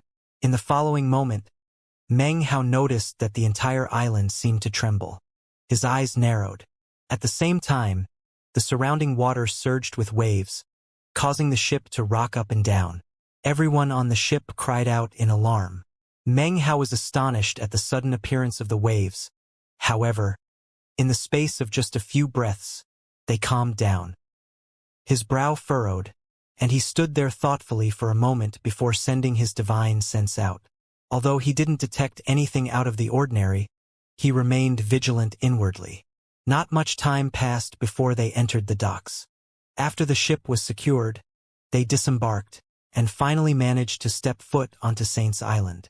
Meng Hao didn't know it, but as soon as he stepped foot onto land, Patriarch Reliance's heart trembled. The docks were constructed into the beach and seemed quite simple. However, the atmosphere was incredible. For one thing, there were countless uniformed disciples directing the boats here and there. These disciples weren't very old, and most of them had a cultivation base at the chi condensation stage. Occasionally, a Foundation establishment disciple would stroll past on patrol. They didn't wear haughty expressions. However, it was clear that deep in their bones, they held themselves high above the masses. The feeling wasn't very intense, but it was there. Despite that, they treated all the guests very courteously. On the far side of the docks, horse carriages were lined up in rows. The horses that pulled these carts looked very bizarre. They didn't have 4 legs but rather 6. Also, they had horns coming out of their heads. They looked like horses, but were also covered with tentacle-like feelers. This was a unique wild beast in the Milky Way Sea that happened to be easy to tame. They were called heavenly horses. Far off in the distance, 3 towering pagodas could be seen. Burning lights flickered inside, which would make them visible even from far off in the sea. As Meng Hao looked at the 3 pagodas, he noticed that sitting within each of them was a cross-legged cultivator. All were middle-aged. One had a cultivation base at the mid-core formation stage, the others at the early core formation stage. Obviously, they were here to keep guard over the area and prevent any disorder from erupting. The entire dock and beach could be considered a point of entry and exit of Saint's Island. Everything proceeded in quite an orderly fashion, despite the relatively large number of people present. Therefore, even though evening was falling, a clamor of noise and voices filled the air. Even as they docked, Meng Hao saw at least 10 more ships arrive, to be directed by the locals into various locations in the harbor. No one actually approached the docked ships to receive any of the outsiders. This was Saint's Island, and the Footloose sect was the greatest sect in the entire area. Despite the stellar reputation of the enormous organization, they wouldn't send disciples to personally receive tiny clans from the outer sea. Of course, that included the Zhang clan. During the time period in which the Footloose sect was recruiting new disciples, many clans from the outer sea would come. In fact, right now there were literally hundreds of boats moored to the docks. And this was only one side of the island. If you counted the docks on the other sides of the islands, the number of boats would exceed 1,000. In addition to the people coming to join the Footloose sect, there were others who had arrived to do business. Saint's Island was a huge place, and the cultivator cities there were exceedingly famous. In fact, there were some types of cultivation resources that could only be acquired in full on Saint's Island. Right now, the sky was getting dark, and the ocean breeze blew across their faces, bringing with it the pungent smell of salt water and sea life. Meng Hao breathed in deeply as he stood there on the deck, looking at the shadows that were distant mountains of Saint's Island. The Zhang clan members, under the leadership of Zhang Wenfang, were preparing to disembark. The group of youngsters looked around with both nervousness and curiosity. Deep in their eyes could also be seen anticipation. Nanner clasped his mother's hand tightly as he looked around. He looked a little bit scared, As the Zhang Clan Foundation establishment cultivators engaged in the proper formalities with the Footloose sect disciples in charge of the docks, Zhang Wenfeng turned to Meng Hao and gave him a curtsying bow. Her voice low, she respectfully said, "Senior, this is Saints Island. Anyone below the core formation stage is prohibited from flying here, so we will need to travel by horse carriage." Meng Hao nodded but didn't say anything. It didn't take long for the Zhang clan members to finish up with the Footloose sect disciples, who then led the group toward 3 horse carriages. This was the first time for the children, including Nanner, to see heavenly horses. They looked at them wide-eyed, desiring to near them, but also afraid. This was also Meng Hao's first time seeing such beasts, and he couldn't help but stare a bit. It was at this point that some cultivators walked off of the deck of a newly arrived boat off in the distance. They wore resplendent clothing, and were led by a man of roughly 30 years of age. His appearance was beyond ordinary, and he had a cultivation base at the Great Circle of Foundation Establishment. He was followed by a group of 4 or 5 Foundation Establishment cultivators, who in turn led 7 or 8 children along with them. The whole group casually looked over Meng Hao and the others as they neared. The 30-year-old man in the lead position suddenly made an "ee" sound. He stopped in place and looked at Zhang Wenfeng. She saw him as well, and her face flickered. "Wenfeng," the man said slowly, obviously recognizing her. She pursed her lips, a complicated expression on her face, as she curtsied to him with clasped hands. "Brother." Upon hearing her words, the rest of the Zhang clan members' faces also flickered. As for the cultivators behind the 30-year-old man, they all seemed to be thinking the same thing as they looked over. The 30-year-old man stood there silently, his gaze as sharp as a blade. When he saw Nanner standing there holding Zhang Wenfeng's hand, he frowned. Zhang Wenfeng bit her lip, then finally lowered her head and said to her son, "Nanner, this is your uncle." "Hello, uncle," said Nanner in his clear, crisp voice. A bit of fear could be seen on his face. The 30-year-old man snorted coldly. "Wenfeng," he said coolly and in a very impolite tone. "Father and mother are still furious about what happened all those years ago. If you have a heart, you'll come home and let them talk to you. Don't continue to lose face and make a fool of yourself among these outsiders. As for this child, don't have him call me uncle. Did you really bring him here to try to get him into the Footloose sect? You've overrated yourself from when you were young, and now you're getting your own son to do the same. You're just going to disappoint people." The people behind him began to chuckle, especially the group of children, within whose eyes scorn could be seen. Nanner was shaking, and looked even more scared. Zhang Wenfeng suddenly looked over to glare at her brother. Breathing heavily, she said, "I already cut off all ties with you people that year." "Su Wenfeng," growled the man, his eyes growing wide. "Su Wendy, I am clan leader Zhang Wenfeng of the Zhang clan," she retorted coolly. "You aren't even qualified to speak with me." With that, she tugged her son's arm to get into a horse carriage. The other members of the Zhang clan glared with hostility at the members of the Su clan, then began to enter the horse carriages. As for Meng Hao, his expression was the same the entire time, and he did not speak a word. In fact, he had long since taken a seat up front on the bench seat of one of the horse carriages. No one dared to try to convince him to sit anywhere else. They all lowered their heads wordlessly as the horse carriages began to slowly make their way off. "Slut," said Su Wendy coldly, his voice loud enough for all the Zhang clan members in the horse carriages to hear. "I offer to give you some face and you reject it? Our clan suffered shame because of you, and now you dare to bring that bastard son here to join the Footloose sect? Since you insist on bringing your little Zhang clan bastard here to lose face, then I look forward to seeing just how far he can get through the competition." The Zhang clan cultivators clenched their fists, and Zhang Wenfeng sat there in the horse carriage, her face pale and her arms wrapped around Nanner. It was impossible to tell what she was thinking, but tears were streaming down her face. "Don't cry, mother," said Nanner, wiping the tears off of his mother's face. "I'll definitely get into the Footloose sect," he guaranteed, his voice soft. Meng Hao sat on the bench seat of the horse carriage. As the heavenly horses sped along the well-maintained road, he looked up at the canopy of stars overhead. He also heard what Nanner said inside the horse carriage. "What a good kid," he whispered, shaking his head. Based on his experiences, it was simple for him to understand the situation with the Zhang clan. Obviously, there was an unapproved marriage, after which the husband died. The clan then began to deteriorate, leaving the wife responsible for her husband's role of leading the clan. The heavenly horses sped along through the night. At dawn the following morning, a city appeared up again. Even from a distance it appeared majestic and magnificent. Despite the early hour, the city was still like a seething cauldron of activity. People walked hither and thither, and a buzz of excitement filled the air. Up in the air, colorful beams of light could occasionally be seen flying about. Those would be core formation cultivators. Meng Hao looked everything over, and suddenly got the feeling that there was something out of the ordinary with this footloose sect. He wasn't sure what it was, but there was something about Saints Island that felt very familiar to him.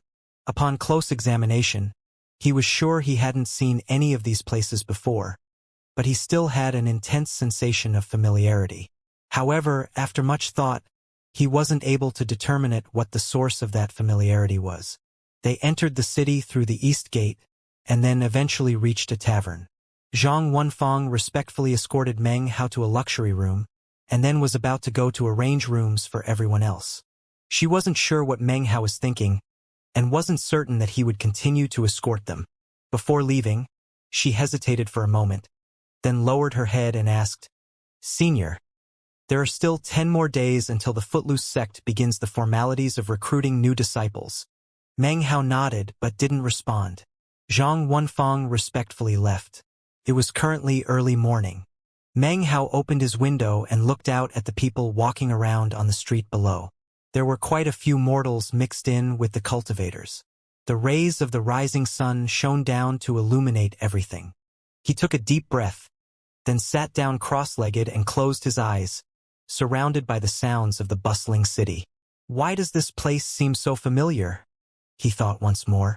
Despite the fact that Meng Hao's current cultivation base allowed him to fight first-severing cultivators, he still couldn't detect the stream of divine sense that cautiously swirled beneath his feet.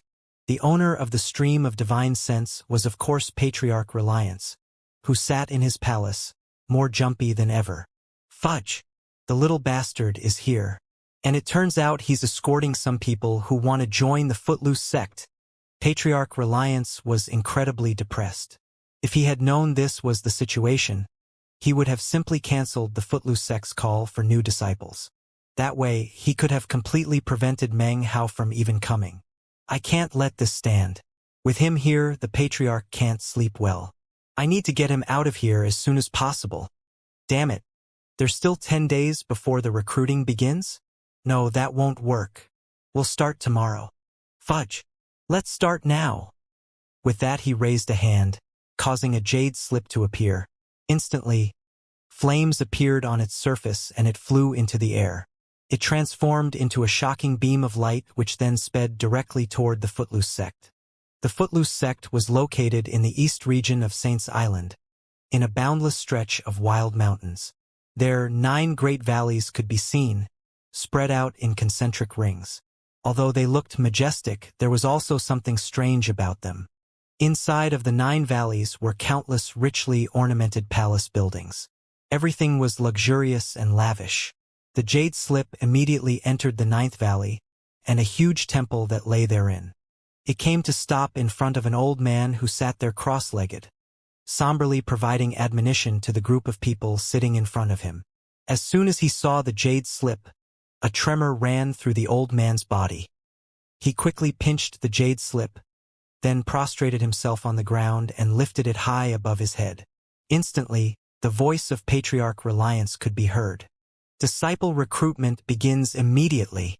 It was only 4 words, but as they echoed out through the Footloose sect and the other deep valleys, colorful beams of light immediately shot out to gather in the main temple of the 9th valley. These people were the sect leaders of the various auxiliary sects from the other valleys. Their cultivation bases were extraordinary, and some of them were cultivators with whom Meng Hao had butted heads in the past. Moments later, bells could be heard tolling throughout the Footloose sect. Footloose sect disciples flew out by the hundreds to head off in all directions. It was time to notify the visiting clans that the disciple recruitment was beginning. Meng Hao was flabbergasted, and it wasn't just him. The group from the Zhang clan were also shocked. In fact, everyone who had come to Saints Island with the hope of joining the Footloose clan were completely astonished.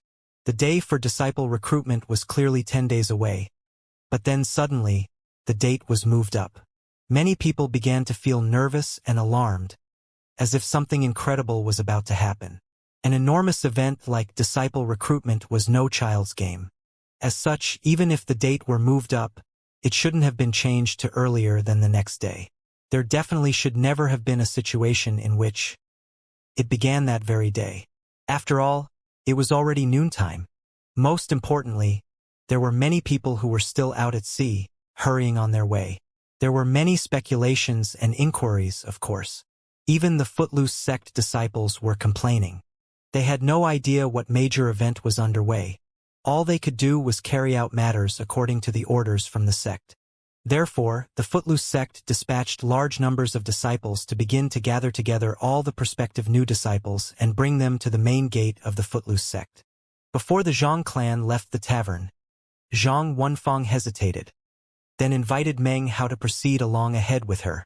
Meng Hao muttered inwardly for a moment, but then he saw the anticipation on Nanner's face, and he couldn't refuse. He joined the Zhang clan as they went to be teleported to the Footloose sect. When they arrived near the main gate, a hubbub of voices could be heard. Already, more than 1,000 people could be seen, although only about 300 were actually there to join the Footloose sect. The rest were just along as escorts. Among the crowd was the Su clan, who, when they caught sight of the Zhang clan, gave cold, contemptuous laughs. The Zhang clan had arrived somewhat late, and so were forced to wait at the end of the very long line. In the Footloose clan's disciple recruitment, there were 3 trials by fire, each one of which could only have 3 participants. Of course, in addition to the members of the various clans present, there were also quite a few Footloose sect disciples there to maintain order. They acted very courteously, but it was also impossible for them to hide the pride they felt in their bones. In the crowds, everyone was talking about the goings-on. 3 trials by fire. The first tests willpower, the second tests latent talent, and the third tests powers of insight. In every stage, you can earn first, second, third, or fourth-rate marks. Anyone who gets 3 first-place marks is worthy of the title chosen. Yeah, that's right. In all the years, I don't think anyone ever got 3 first-place marks. At the most, there may have been some people who got 2. Furthermore, the Footloose sect is very strict in its requirements for recruiting disciples. You have to get at least full third-rate marks to get into the sect. Even 1 fourth-rate mark means that you're out. Back at the end of the very long line, Meng Hao yawned as he listened to the conversations around him. According to his calculations, it would take at least 2 or 3 days for the Zhang clan to get to the front of the line. Nanner was extremely nervous. Zhang Wenfang stood next to him, offering quiet words of encouragement. Meng Hao looked around, and even sent out his divine sense to sweep over the Footloose sect. This sect is a bit odd, he murmured to himself, his gaze flickering. It's made up of 9 valleys. At the same time, Patriarch Reliance sat in his palace, wearing a worried face. This is taking too long. The little bastard is escorting someone to join the sect. But, hey, couldn't you go to the front of the line? Huh. Why did you run to the back? What do you think you're doing? Patriarch Reliance clenched his teeth, then sent his divine sense out to cover over the whole Footloose sect. Eventually, it came to rest on a disciple near Meng Hao and the others. The disciple was currently looking coldly out at the crowds, inwardly confused about why the sect suddenly moved up the date for recruiting disciples. Even in the midst of his contemplation, his body suddenly trembled, and then his eyes began to grow brightly. As of this moment, he was no longer himself. Instead, he had become a clone of Patriarch Reliance. He began to walk forward, eyeing Meng Hao and shivering a bit. Then he turned toward the Zhang Wenfang and Nanner. "Are you the Zhang clan from the Outer Sea?" asked the patriarch Reliance-controlled Footloose sect disciple. His voice was cheerful as he stepped forward to examine Zhang Wenfang and the other members of the Zhang clan. Zhang Wenfang was taken aback, as were the other clan members around her. In fact, the members of other clans that were lined up ahead of them couldn't help but turn around to look. "Yes, we're the Zhang clan," replied Zhang Wenfang as quickly as she could. "Wonderful, wonderful. The descendant of an old friend is here." The Footloose sect disciple sighed emotionally.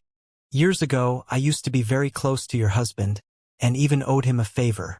To be able to see all of you here today is nothing less than fate. Come, let me escort up to the front." With that, he quickly grabbed Nanner and began to walk forward. Zhang Wenfang stared in shock, racking her brain to try to remember what past incident the man must be referring to. The other clan members were also astonished. Even after thinking for some time, they truly couldn't recall their previous clan leader having a close relationship with any Footloose sect disciples. Zhang Wenfang hesitated for a moment, but seeing that the disciple had already begun to pull her son away, she quickly followed. The other members of the Zhang clan also went along. Meng Hao watched everything happening, and then joined them. The group made their way from the very back of the line toward the front, which instantly attracted the attention of everyone who was waiting. That was especially true of the Su clan, who watched on in astonishment as everything happened. Immediately, people began to call out questions. "Fellow Taoist of the Footloose clan, dare I ask why they get to go from the back of the line to the front?" "Yeah, they were in the back. They can't just randomly cut in line. How come they can so brazenly go all the way to the front?" Now even more people were paying attention. As soon as they saw what was happening, they were shocked and couldn't understand why the Footloose sect, which normally paid such close attention to rules and regulations, would allow something like this to happen. Meanwhile, there were other Footloose sect disciples who saw what was happening. One of them happened to be a core formation cultivator who was in charge of maintaining order in the area. When he saw what was happening, he frowned. "Zhao Han!" he shouted, a dignified expression on his face. That was the name of the Footloose sect disciple who Patriarch Reliance was controlling with his divine sense. "What are you doing? It doesn't matter if you're longtime friends with these Zhang people, you?" Before the core formation cultivator could finish speaking, Patriarch Reliance up in the palace gave a cold snort and sent out more divine sense. A virtually imperceptible tremor ran through the core formation cultivator, and then his eyes glittered brightly. "Wait, these guests are the Zhang clan from the Outer Sea?" His expression one of excitement. He immediately stepped forward to glance over the group from the Zhang clan. This scene caused all the surrounding Footloose sect disciples, as well as the visiting clan members, to exchange astonished looks. "The heavens finally take notice, and allow me to see you members of the Zhang clan," said the core formation cultivator, looking very excited. "The descendant of an old friend is here. Years ago, I was close friends with your Zhang clan, and even benefited from a great kindness on the part of the clan. Come, I'll take you to the first place in line." With that, he took gaping Nanner from Zhao Han without any further explanation, and headed off toward the front of the line. Zhang Wenfang stared in astonishment once more. She felt as if her mind was spinning. She looked back at her other fellow clan members, but they had looks as blank as hers. No matter how they racked their memories, they couldn't think of any time in which their patriarch had any close friends at all. The rest of the clans who were here to join the Footloose sect all watched on in astonishment, especially the Su clan. Their eyes were widest of all, and filled with disbelief. It was in this manner that, under the leadership of the core formation cultivator, the Zhang clan continued on from the back of the line directly toward the front. The entire time, the cultivators of the Zhang clan almost couldn't believe what was happening. However, their expressions of confusion quickly turned into excitement. Right now, more than half of the Outer Sea cultivator clans had come. There were even some clans from the Fourth Ring. As of this moment, everyone now took note of the Zhang clan, and many people began to discuss the matter in hushed tones. Many people glanced over at them with admiration and envy. The Su clan members all had faces pale and filled with disbelief. This is impossible.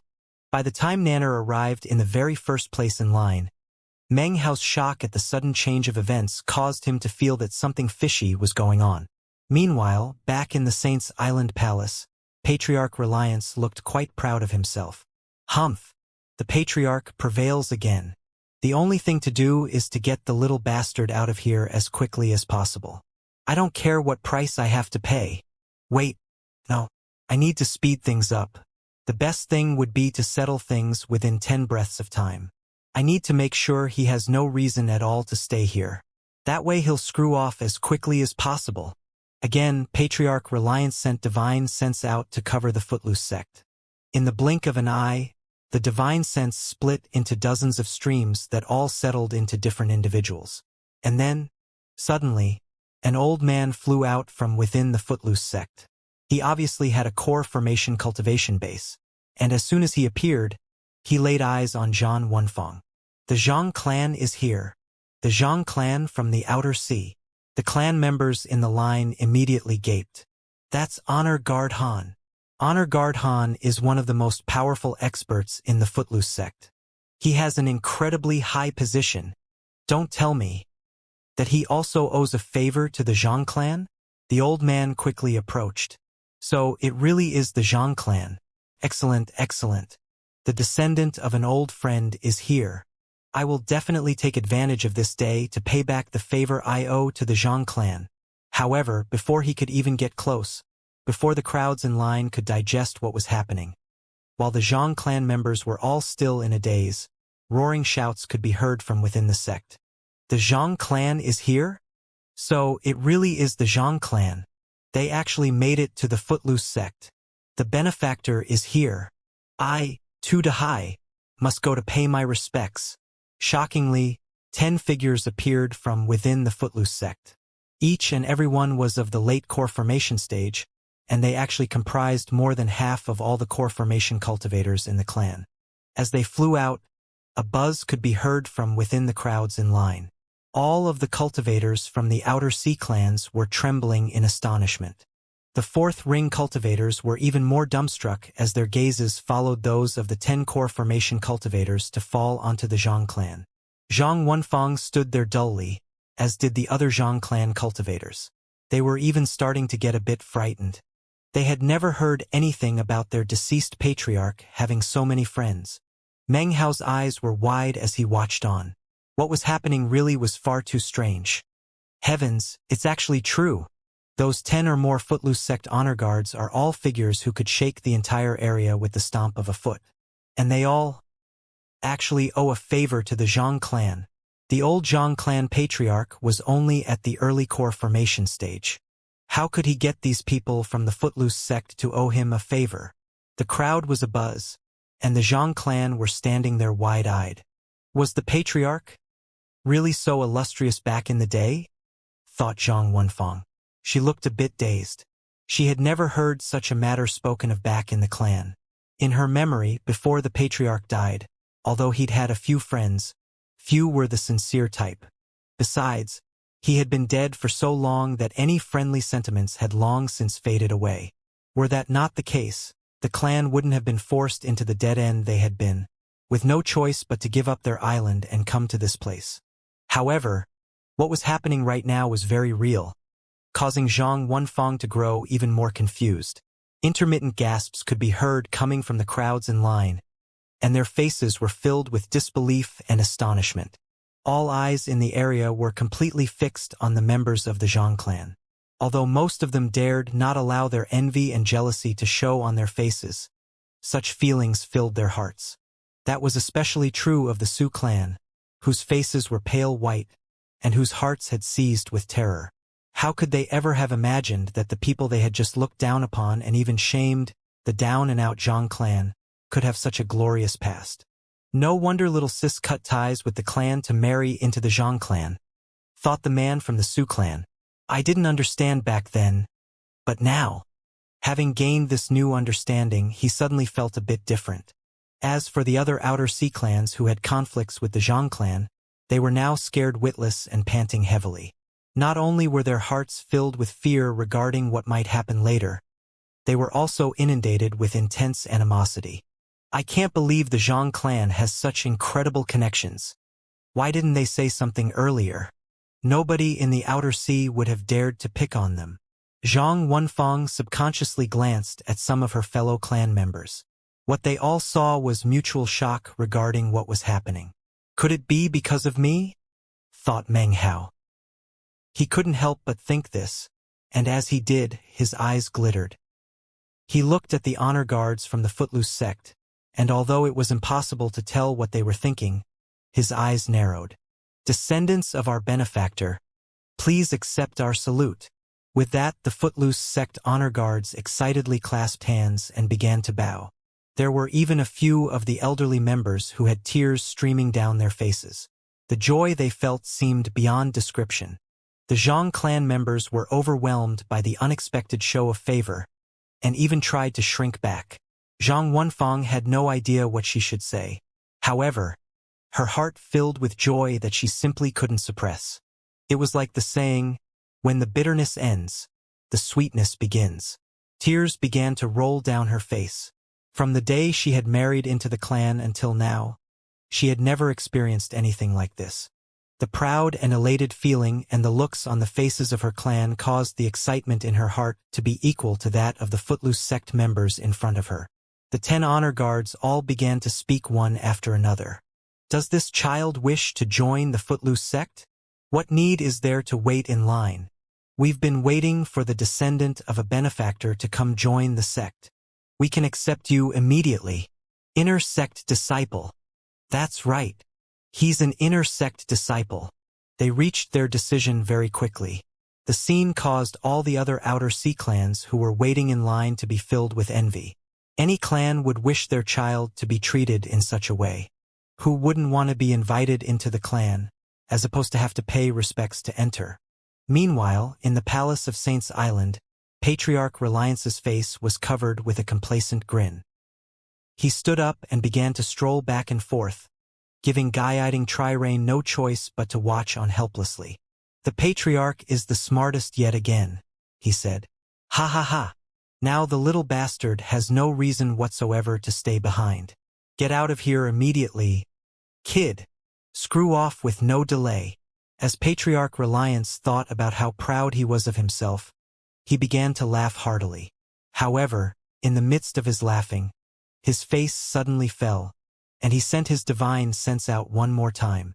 Even as the honor guard members were excitedly discussing their decision to accept Nanner as an inner sect disciple, a cold voice like that of a thunderclap suddenly filled the Footloose sect.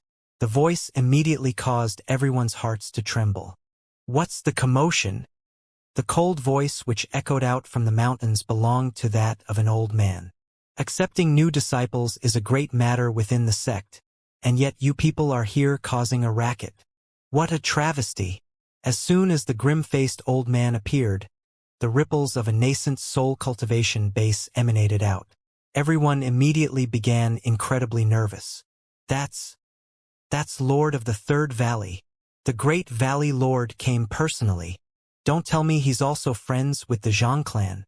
The crowds in the line, as well as the other Footloose sect disciples who were not affected by Patriarch Reliance's divine sense, were all making the same guesses inwardly. Even if you all are old friends with this clan, the old man said coolly, the sect still has its rules and those rules won't change. His expression was not one of anger, but power. His words instantly shook everyone present. In the Footloose sect, he continued, there is nothing more important than rules. Anyone who wishes to join the sect must do so according to the rules. His ice-cold gaze fell onto the members of the Zhang clan. All of you go back to your original position in line. After enough time passes, you will naturally reach this position. Immediately, the cultivators from the other clans in line felt roused. They had felt that what was happening was unfair, but didn't dare to give voice to such thoughts.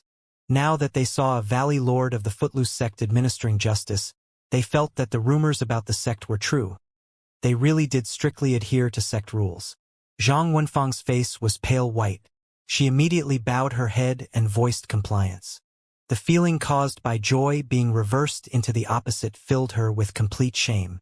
However, She feared causing problems for the Footloose sect honor guards who were friends of the clan.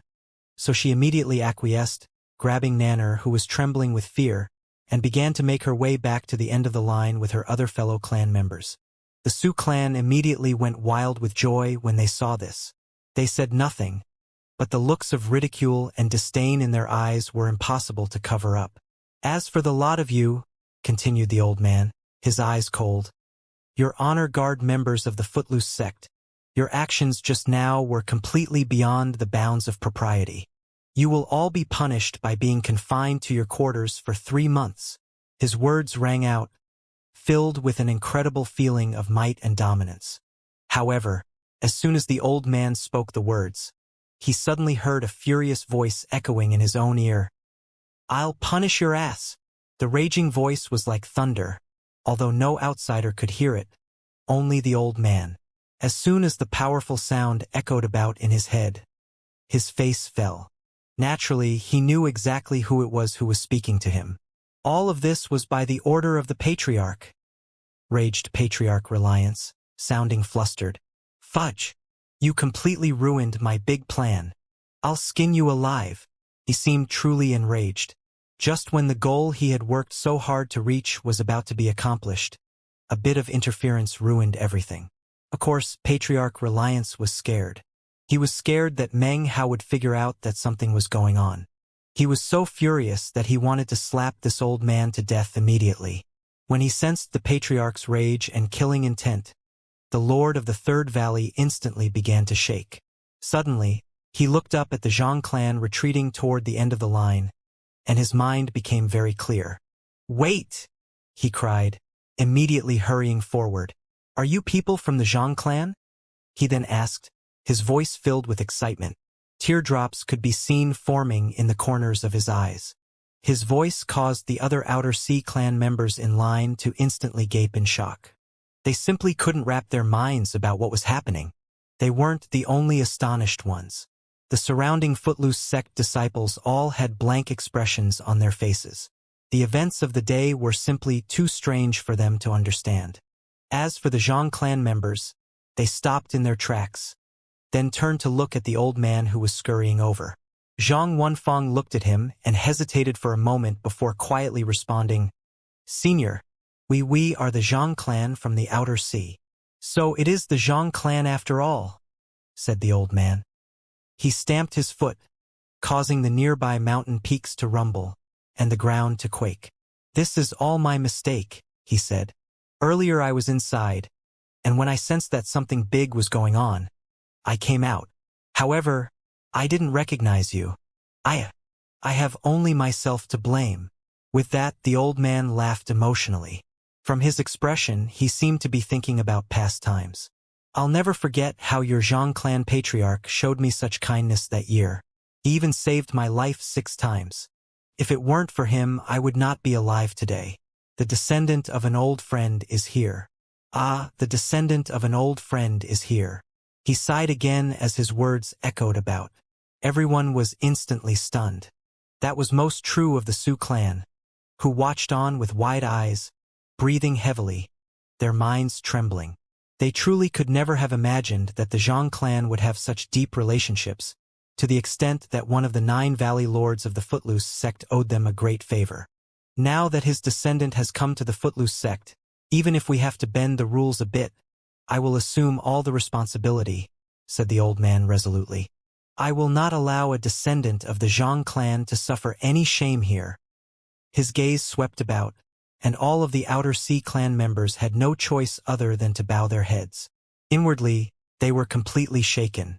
Meng Hao's eyes narrowed, and a slight smile had appeared on his face. Although he could sense no familiar aura, considering his past experiences, how could he not see through the bizarreness of the goings-on? Interesting, he thought. As far as I can recall, there's only one old bastard who likes to handle things in such an unreliable fashion. Zhang Wenfeng was currently trembling. The joy and surprise that had come her way was almost too much to handle. Currently, her blankness and confusion were almost at the pinnacle. She was just about to say something when suddenly, the Third Valley Lord took a few steps forward and then picked Nanner up into his arms. They look alike, he said. They really look completely alike. A single glance at this child and I can't help but think of the Zhang clan patriarch. Child, are you willing to accept me as your master? At the moment, most nervous of all was Patriarch Reliance, who panted in his palace as he watched the scene down below. He was dying to hear Nanner voicing his acceptance. Hurry up and agree, child, he murmured. Come on, hurry up. I beg you, just agree. The Patriarch promises you, if you agree, then from now on, I will watch over you in the Reliance sect. No, I mean the Footloose sect.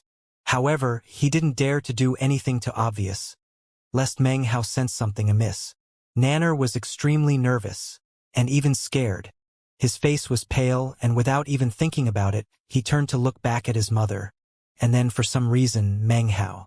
Had he not looked at Meng Hao, then Meng Hao wouldn't have inserted himself into the matter. However, considering how helpless the child looked in his inability to make a decision, Meng Hao couldn't help but smile and then casually say, "No need to rush into things. Considering the child's latent talent, I think he should have a bit better standing in the sect." When Patriarch Reliance heard this, blood sprayed out of his mouth like a geyser. He lifted his head back and let out a howl of indignation. "You little bastard! What do you want? What are you doing?"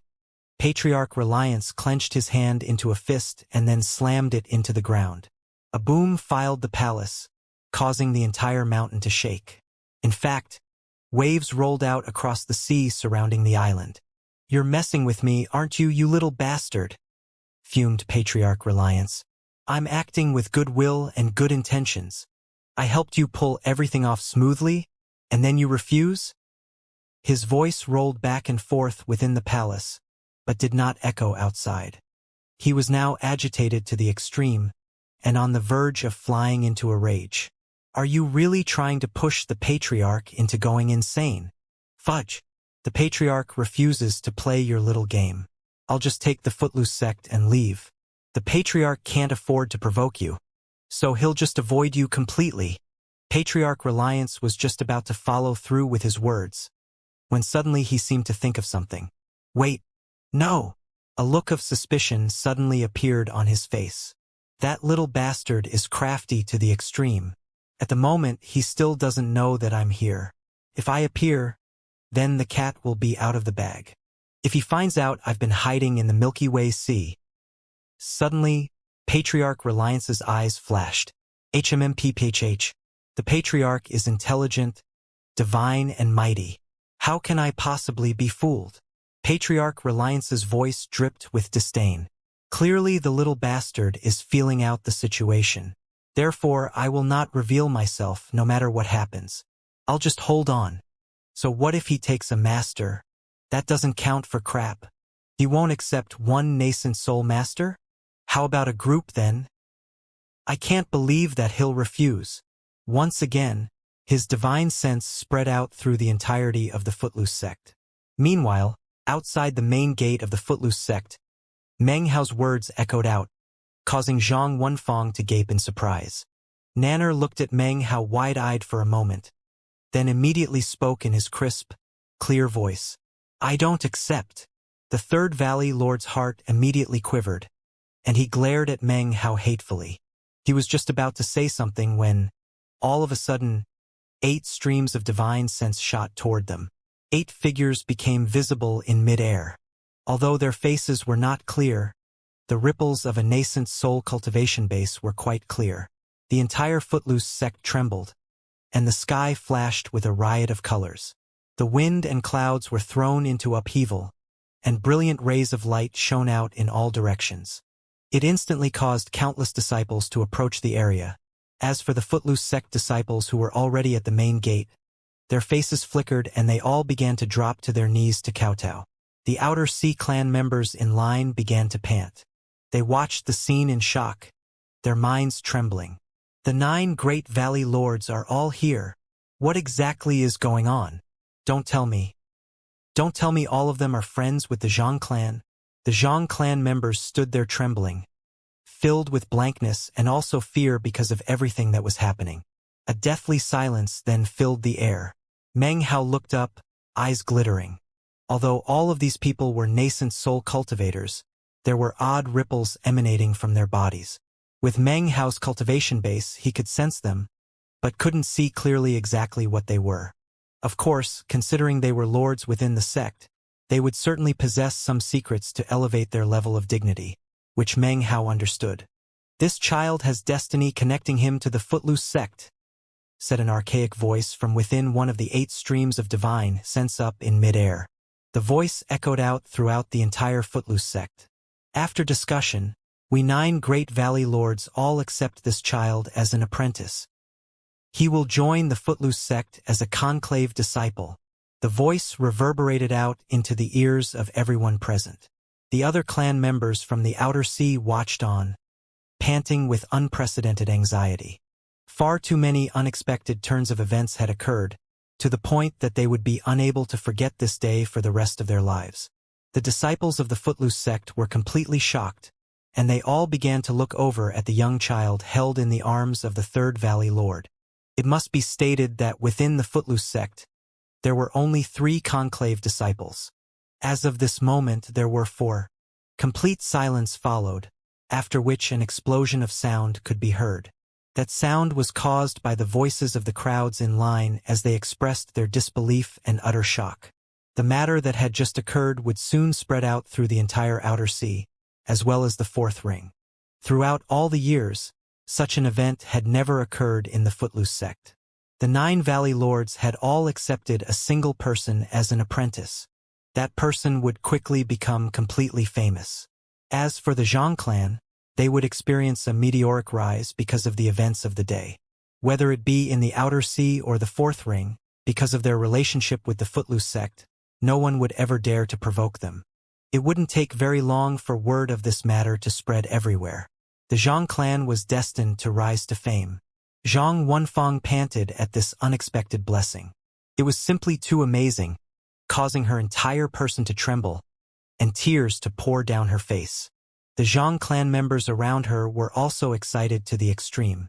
Meng Hao smiled. When he noticed Nanner looking back at him again, he nodded.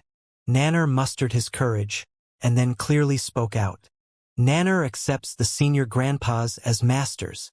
His voice wasn't very loud, but as soon as it rang out, everyone, be they Footloose sect disciples or Outer Sea clan members, knew that as of this instant, this boy was completely different from them. With the 9 Great Valley Lords as his masters, he would be the number 1 person in the entire Footloose sect. In fact, as long as his latent talent wasn't extremely poor, he would surely reach core formation. From now on, the Zhang clan would be like a blazing sun in the sky. Everyone who had ever looked down upon them would be forced to bow their heads in compliance. Anyone who had disputes with them in the past would only be able to writhe in fear and send gifts of apology in great numbers. Anyone who had blood enmity with them would be forced to immediately flee the Outer Sea. Otherwise, they would never be able to find shelter anywhere. The Zhang clan was like the carp who leaped over the dragon gate and received the highest reward. That was the final assessment of everyone present. Tears streamed down Zhang Wenfang's face. The joy in her heart caused the most brilliant smile she had ever smiled to appear on her face. "Husband, is your spirit watching all of this from the underworld?" The other Zhang clan members watched on with wild joy, as if they could see the countless possibilities that had now opened up for their future. They thought back to the past, and then considered the future and seemed to have acquired new enlightenment. Their new understanding would keep them going as they reached out to a higher realm. Most excited of all, however, was no member of the crowd, and no member of the Zhang clan. Instead, it was Patriarch Reliance up in his palace. He was so excited that his body trembled as he paced back and forth. He looked over at guiding Trirane with a scornful expression. He, of course, didn't care about what was happening with the Zhang clan. Intense anticipation appeared in his eyes as he looked off at the Footloose sect and Meng Hao. He hoped fervently that all of this was enough to cause Meng Hao to leave Saints Island. "You have no reason to stay behind, you little bastard. So why don't you go? Ha ha ha. Screw off at top speed. Do not under any circumstances allow me to see you again." Patriarch Reliance thought about what it would be like if Meng Hao left with absolutely no suspicions. Then he would be able to openly live a footloose and fancy-free life. When he thought about that, it filled him with excitement, almost as if he had gotten some sort of revenge. The more he thought about Meng Hao leaving, the more anticipation he felt. Currently, the entire footloose sect was in an uproar. Meng Hao was laughing, and his eyes glittered. Then, his expression returned to normal as he looked over at Zhang Wenfang and the others. From the look in his eye, it seemed that he was still worried about the Zhang clan members, apparently concerned about their safety in the future. Although others might not be able to read his expression, Patriarch Reliance was completely focused on Meng Hao and immediately sensed it. Without hesitation, he sent his divine sense into the 9 Valley Lords. Almost as if they knew what Meng Hao was thinking, the 9 Valley Lords instantly began to speak. The members of the Zhang clan are close friends with the Footloose sect. You will stay on Saints Island in your own area, which will belong to you in perpetuity. Instantly, waves of intense envy and jealousy filled the hearts of the various clan members from the outer sea. After all, one of the reasons they hoped to join the Footloose sect was to not just for the opportunity for a single member of the clan, but for the entire clan to have the chance to move to Saints Island. It was an honor and a very high position. After moving to Saints Island, the clan would never again need to worry about its continued existence in the future. The Footloose sect would be their biggest protector. Now, everyone watched on as the previously down and out Zhang clan received such incredibly good fortune.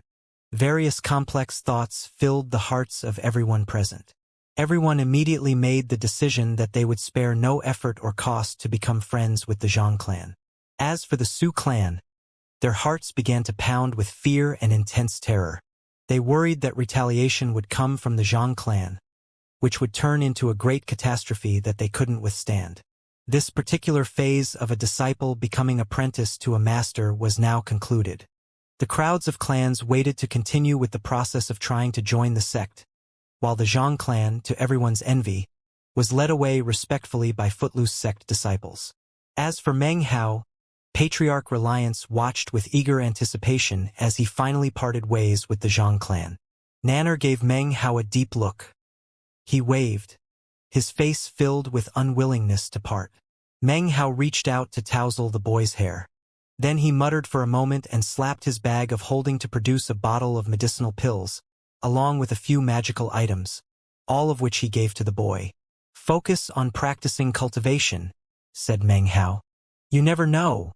We might meet again someday in the future. With that, he patted Nanner's shoulder and then turned to walk off into the distance. Zhang Wenfang watched Meng Hao walking off, and then looked at the gifts he had given Nanner. Her eyes filled with deep gratitude. She dropped to her knees and respectfully kowtowed to him. Perhaps through all eternity, they would never know the real reason why Nanner had been accepted as an apprentice. Meng Hao made his way off. Under Patriarch Reliance's anticipatory gaze, he left the Footloose sect mountains. As soon as this happened, Patriarch Reliance smiled, and was so excited that he almost let out a huge roar. He couldn't help but feeling happy at how superior he considered his intellect to be. Right now, it seemed like everything he looked at filled him with happiness. His eyes squinted with joy as he watched Meng Hao making his way further and further away.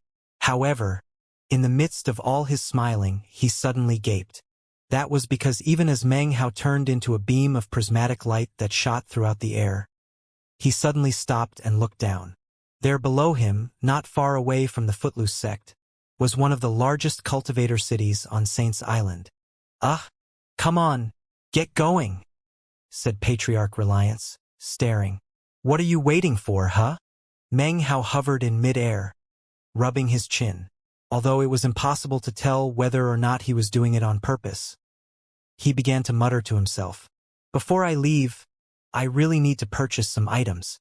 Probably won't be easy to find a cultivator city like this one out on the Milky Way Sea. Furthermore, these Footloose sect cultivators are good people. The prices here probably will be pretty low, and definitely not too high. If they were too high, then I might be forced to stay on Saints Island for even longer. Clearing his throat, he flew toward the city. Patriarch Reliance watched on blankly as Meng Hao descended upon the city. He wanted to cry, but had no tears, and was on the verge of going mad. He began to pant and walk in circles in the palace, gnashing his teeth. I've already mostly succeeded. If I have to keep on, then so be it. I'll deal with it. No spirit stones. Fudge. I'll give you some. As long as you leave, I'll do anything. Meng Hao was in a good mood. It was a warm, sunny day, and evening was approaching. The color of the sky and the scenery around him all looked incredibly beautiful. The more he looked at it, the better he felt. His body flickered as he shot through mid-air toward the city. Almost in the same moment in which he was about to arrive, 7 or 8 streams of divine sense suddenly neared him.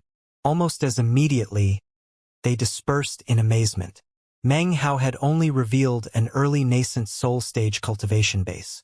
Even still, that caused quite a bit of shock amongst the people in the city. No one dared to block his way, and they allowed him to enter the city. The cultivator city was crowded and bustling with activity. All types of shops could be seen, and although most of the cultivators were in the qi condensation stage, there were some foundation establishment and even the occasional core formation. When it came to nascent soul cultivators, Meng Hao saw a few. Clearly, they were not members of the Footloose sect but rather, cultivators come from the 4th ring to do business. As soon as he entered the city and began to stroll about, he saw shops on both sides of the street filled with luxurious products. Customers were constantly walking in and out. As for the streets themselves, they were paved with green limestone, making the whole place seem even richer.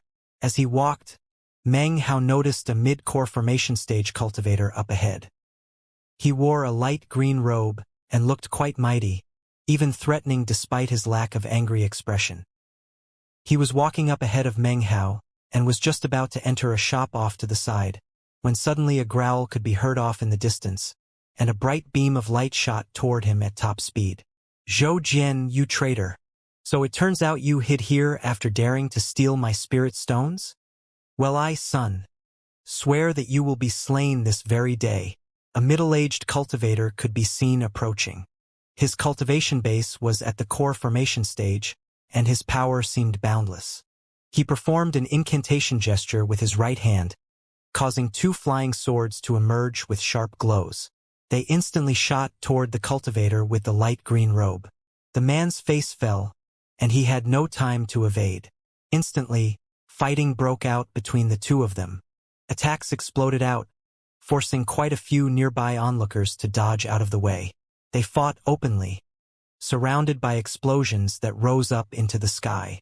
Magical items and divine abilities were unleashed, and both men coughed up blood and then fell back. Almost in the same instant that they fell back, the Footloose sect disciples in charge of maintaining order rushed toward the scene. A cold snort filled the entire area. "Magical fighting is prohibited in Saint's Distance City. The 2 of you screw off immediately." The echoing voice caused the face of the cultivator named Sun to flicker. As he looked up, the cultivator named Zhou took advantage of the pause to retreat further. It was hard to tell whether or not it was intentional, but his movement brought him right next to Meng Hao's side. Before any observer could see what happened, the man slipped a bag of holding to Meng Hao. "Please watch over this for me, fellow Taoist," he said. "I'll be back within 3 days at the least. If I haven't come to get it within 3 days, then everything inside belongs to you." With that, he flew up into the air. The cultivator named Sun let out a roar and then began to chase him. The 2 of them quickly vanished. Meng Hao stood there blinking. The fight had started far too quickly and ended even faster. Meng Hao looked down at the bag of holding, wiped away the brand mark without hesitation, and then scanned it with divine sense. Instantly, a strange expression appeared on his face.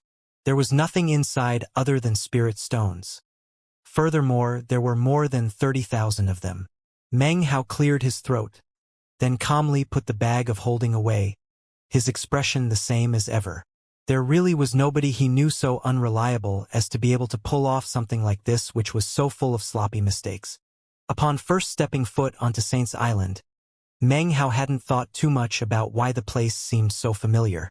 But then he realized that it looked so different from that familiar place in his memory that it seemed obvious someone had altered it, even moving mountains and rivers to make it different. And then, Everything went completely smoothly, especially all the matters to do with the Footloose sect. Meng Hao couldn't help but start getting a bit suspicious. Considering everything, it was only natural that he realized what was happening. It's a good thing that when I went to the bridge of Immortal treading that year, I got a bird's-eye view of the Milky Way Sea and realized that the old bugger was hiding there, he thought. If it weren't for that, I might have had my suspicions, but I couldn't have been sure. The old bastard really is good at hiding. Even my demon-sealing senses couldn't pick up on his aura. Meng Hao coughed lightly, then, without batting an eyelid, continued onward. Meanwhile, back in the palace, Patriarch Reliance was nervously staring at Meng Hao. He watched him put away the bag of holding and then let out a sigh. Then he started to complain regretfully. "Oh, my spirit stones. Those are the Patriarch's 30,000 spirit stones. Gone, just like that. Everything here on Saint's Island belongs to me, only to be gone, just like that. Damn it, you little bastard. Nothing good ever happens when I run into you." Patriarch Reliance gnashed his teeth, but there was nothing else he could do.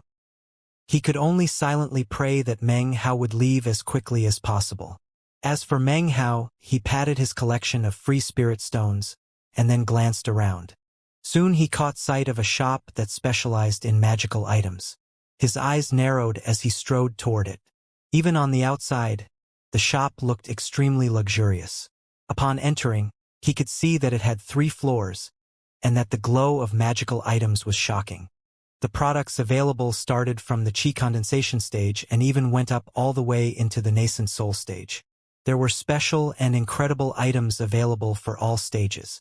Currently, there were about 7 or 8 cultivators in the shop, looking through various treasures, followed by salespeople with radiant smiles. In the middle of the shop was an incense burner, from which wisps of smoke radiated out, filling the entire first floor with an elegant aura. As soon as someone entered, it was possible to calm the mind and simply enjoy the high-end atmosphere of the shop. As soon as Meng Hao stepped foot inside, an old man wearing a long gown approached smilingly. He clasped hands and bowed deeply to Meng Hao. "Fellow Taoist, welcome to one of the top 10 shops in all of Saint's distant city. We guarantee quality and are honest with all customers. You can set your mind at ease when you do business here. What exactly are you looking for?" The old man's smiling words seemed somehow familiar to Meng Hao. After thinking about it for a moment, he realized that they were almost exactly the same words he had used in his own shop back in the Reliance sect. The old man had a passable cultivation base of the early foundation establishment stage. His latent talent was ordinary, and he was not on the verge of any sort of breakthrough, which was why he maintained such a position in this shop. He quickly measured up Meng Hao. Although he couldn't clearly see Meng Hao's cultivation base, based on the way he carried himself, the old man could see that he was full of money. "You're funded by the Footloose sect?" asked Meng Hao, sounding a bit surprised. The old man looked both proud and embarrassed as he laughed and nodded. "Fellow Taoist," he said, "is this really your first time to Saint's Island? There are 3 cultivator cities here, and many of the shops in those cities are the property of the Footloose sect. Take a look here." The old man pointed to a wooden plaque next to the door, upon the surface of which was clearly carved a design that looked like a turtle. "That mark," continued the old man, "indicates that this place is property of the Footloose sect." Even as the old man made his explanation, Patriarch Reliance's heart began to pound, and he started wailing in anguish. "I'm finished, he cried. How could the Patriarch in all his intelligence forget about that? Damn it, that design. Please, do not let it attract the attention of that little bastard." In his anxiety, Patriarch Reliance quickly sent his divine sense into the old man that Meng Hao was talking to. An imperceptible tremor ran through the old man, and his expression changed. As of this moment, he was no longer himself, but rather an incarnation of Patriarch Reliance. "Fellow Taoist, look over there," he said quickly, stepping in front of Meng Hao to block his line of sight. "All of the treasures in this shop are very extraordinary. Really." Inwardly, Meng Hao gave a cold laugh, but outwardly, he looked in the direction in which the old man was pointing. There was a flying saber, completely silver and radiating icy coldness. The price listed next to it was 1,500 spirit stones. It was a magical item useful to the early Foundation establishment stage. Meng Hao looked it over and then frowned. "Too expensive," he said, his voice serious. The old man laughed on the outside, but inside, he was cursing Meng Hao's stinginess. "The Patriarch just gave you 30,000 spirit stones, and now you're saying it's too expensive? Fellow Taoist, today is your lucky day. It just so happens to be our crazy once-a-decade sale. All products in the entire shop are half off. You can have this item for only 750 spirit stones." Meng Hao didn't look satisfied. "This thing is worth 30 spirit stones at the most. Forget it. I think I'll go to some of the other shops in the city. Then I'll probably go to some of the other cultivator cities as well." With that, he turned to leave. However, as soon as the words left his mouth, a tremor ran through Patriarch Reliance. When he heard that Meng Hao planned to stroll around the city, he began to grieve inwardly. Gritting his teeth, he decided to throw all caution to the wind. "Fine. 30 spirit stones. It's yours." Meng Hao spun back around and grabbed the little saber, his face awash with joy. Then he waved his finger at the hundreds of other magical items on display on the first floor of the store. "I want all of them," he said. Patriarch Reliance stared in shock. However, in his desire to get Meng Hao away as quickly as possible, he could only grit his teeth and endure the drops of blood that were being squeezed out of his heart. It was in this manner that, under the shocked gazes of the other customers, Meng Hao purchased everything on the first floor of the shop.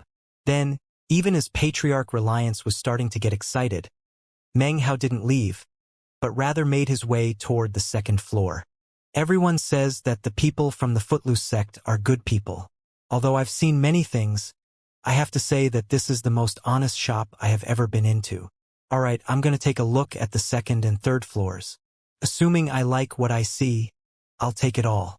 30,000 spirit stones should be enough for everything, right?" He swished his sleeve magnanimously. Patriarch Reliance, in the form of the old man, almost coughed up an entire mouthful of blood.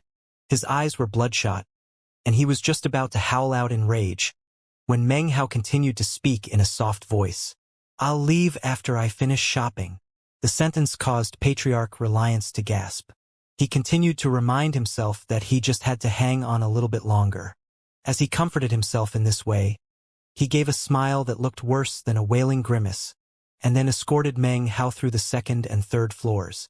He moved as quickly as possible, and soon, Meng Hao had gathered up all of the magical items. In the final calculation, there were several thousand items. Even at the price of only 30 spirit stones per item, he still needed over 100,000 spirit stones. Patriarch Reliance felt as if his heart were being slashed by daggers. His face was pale as he stared helplessly at Meng Hao, seemingly on the verge of crying.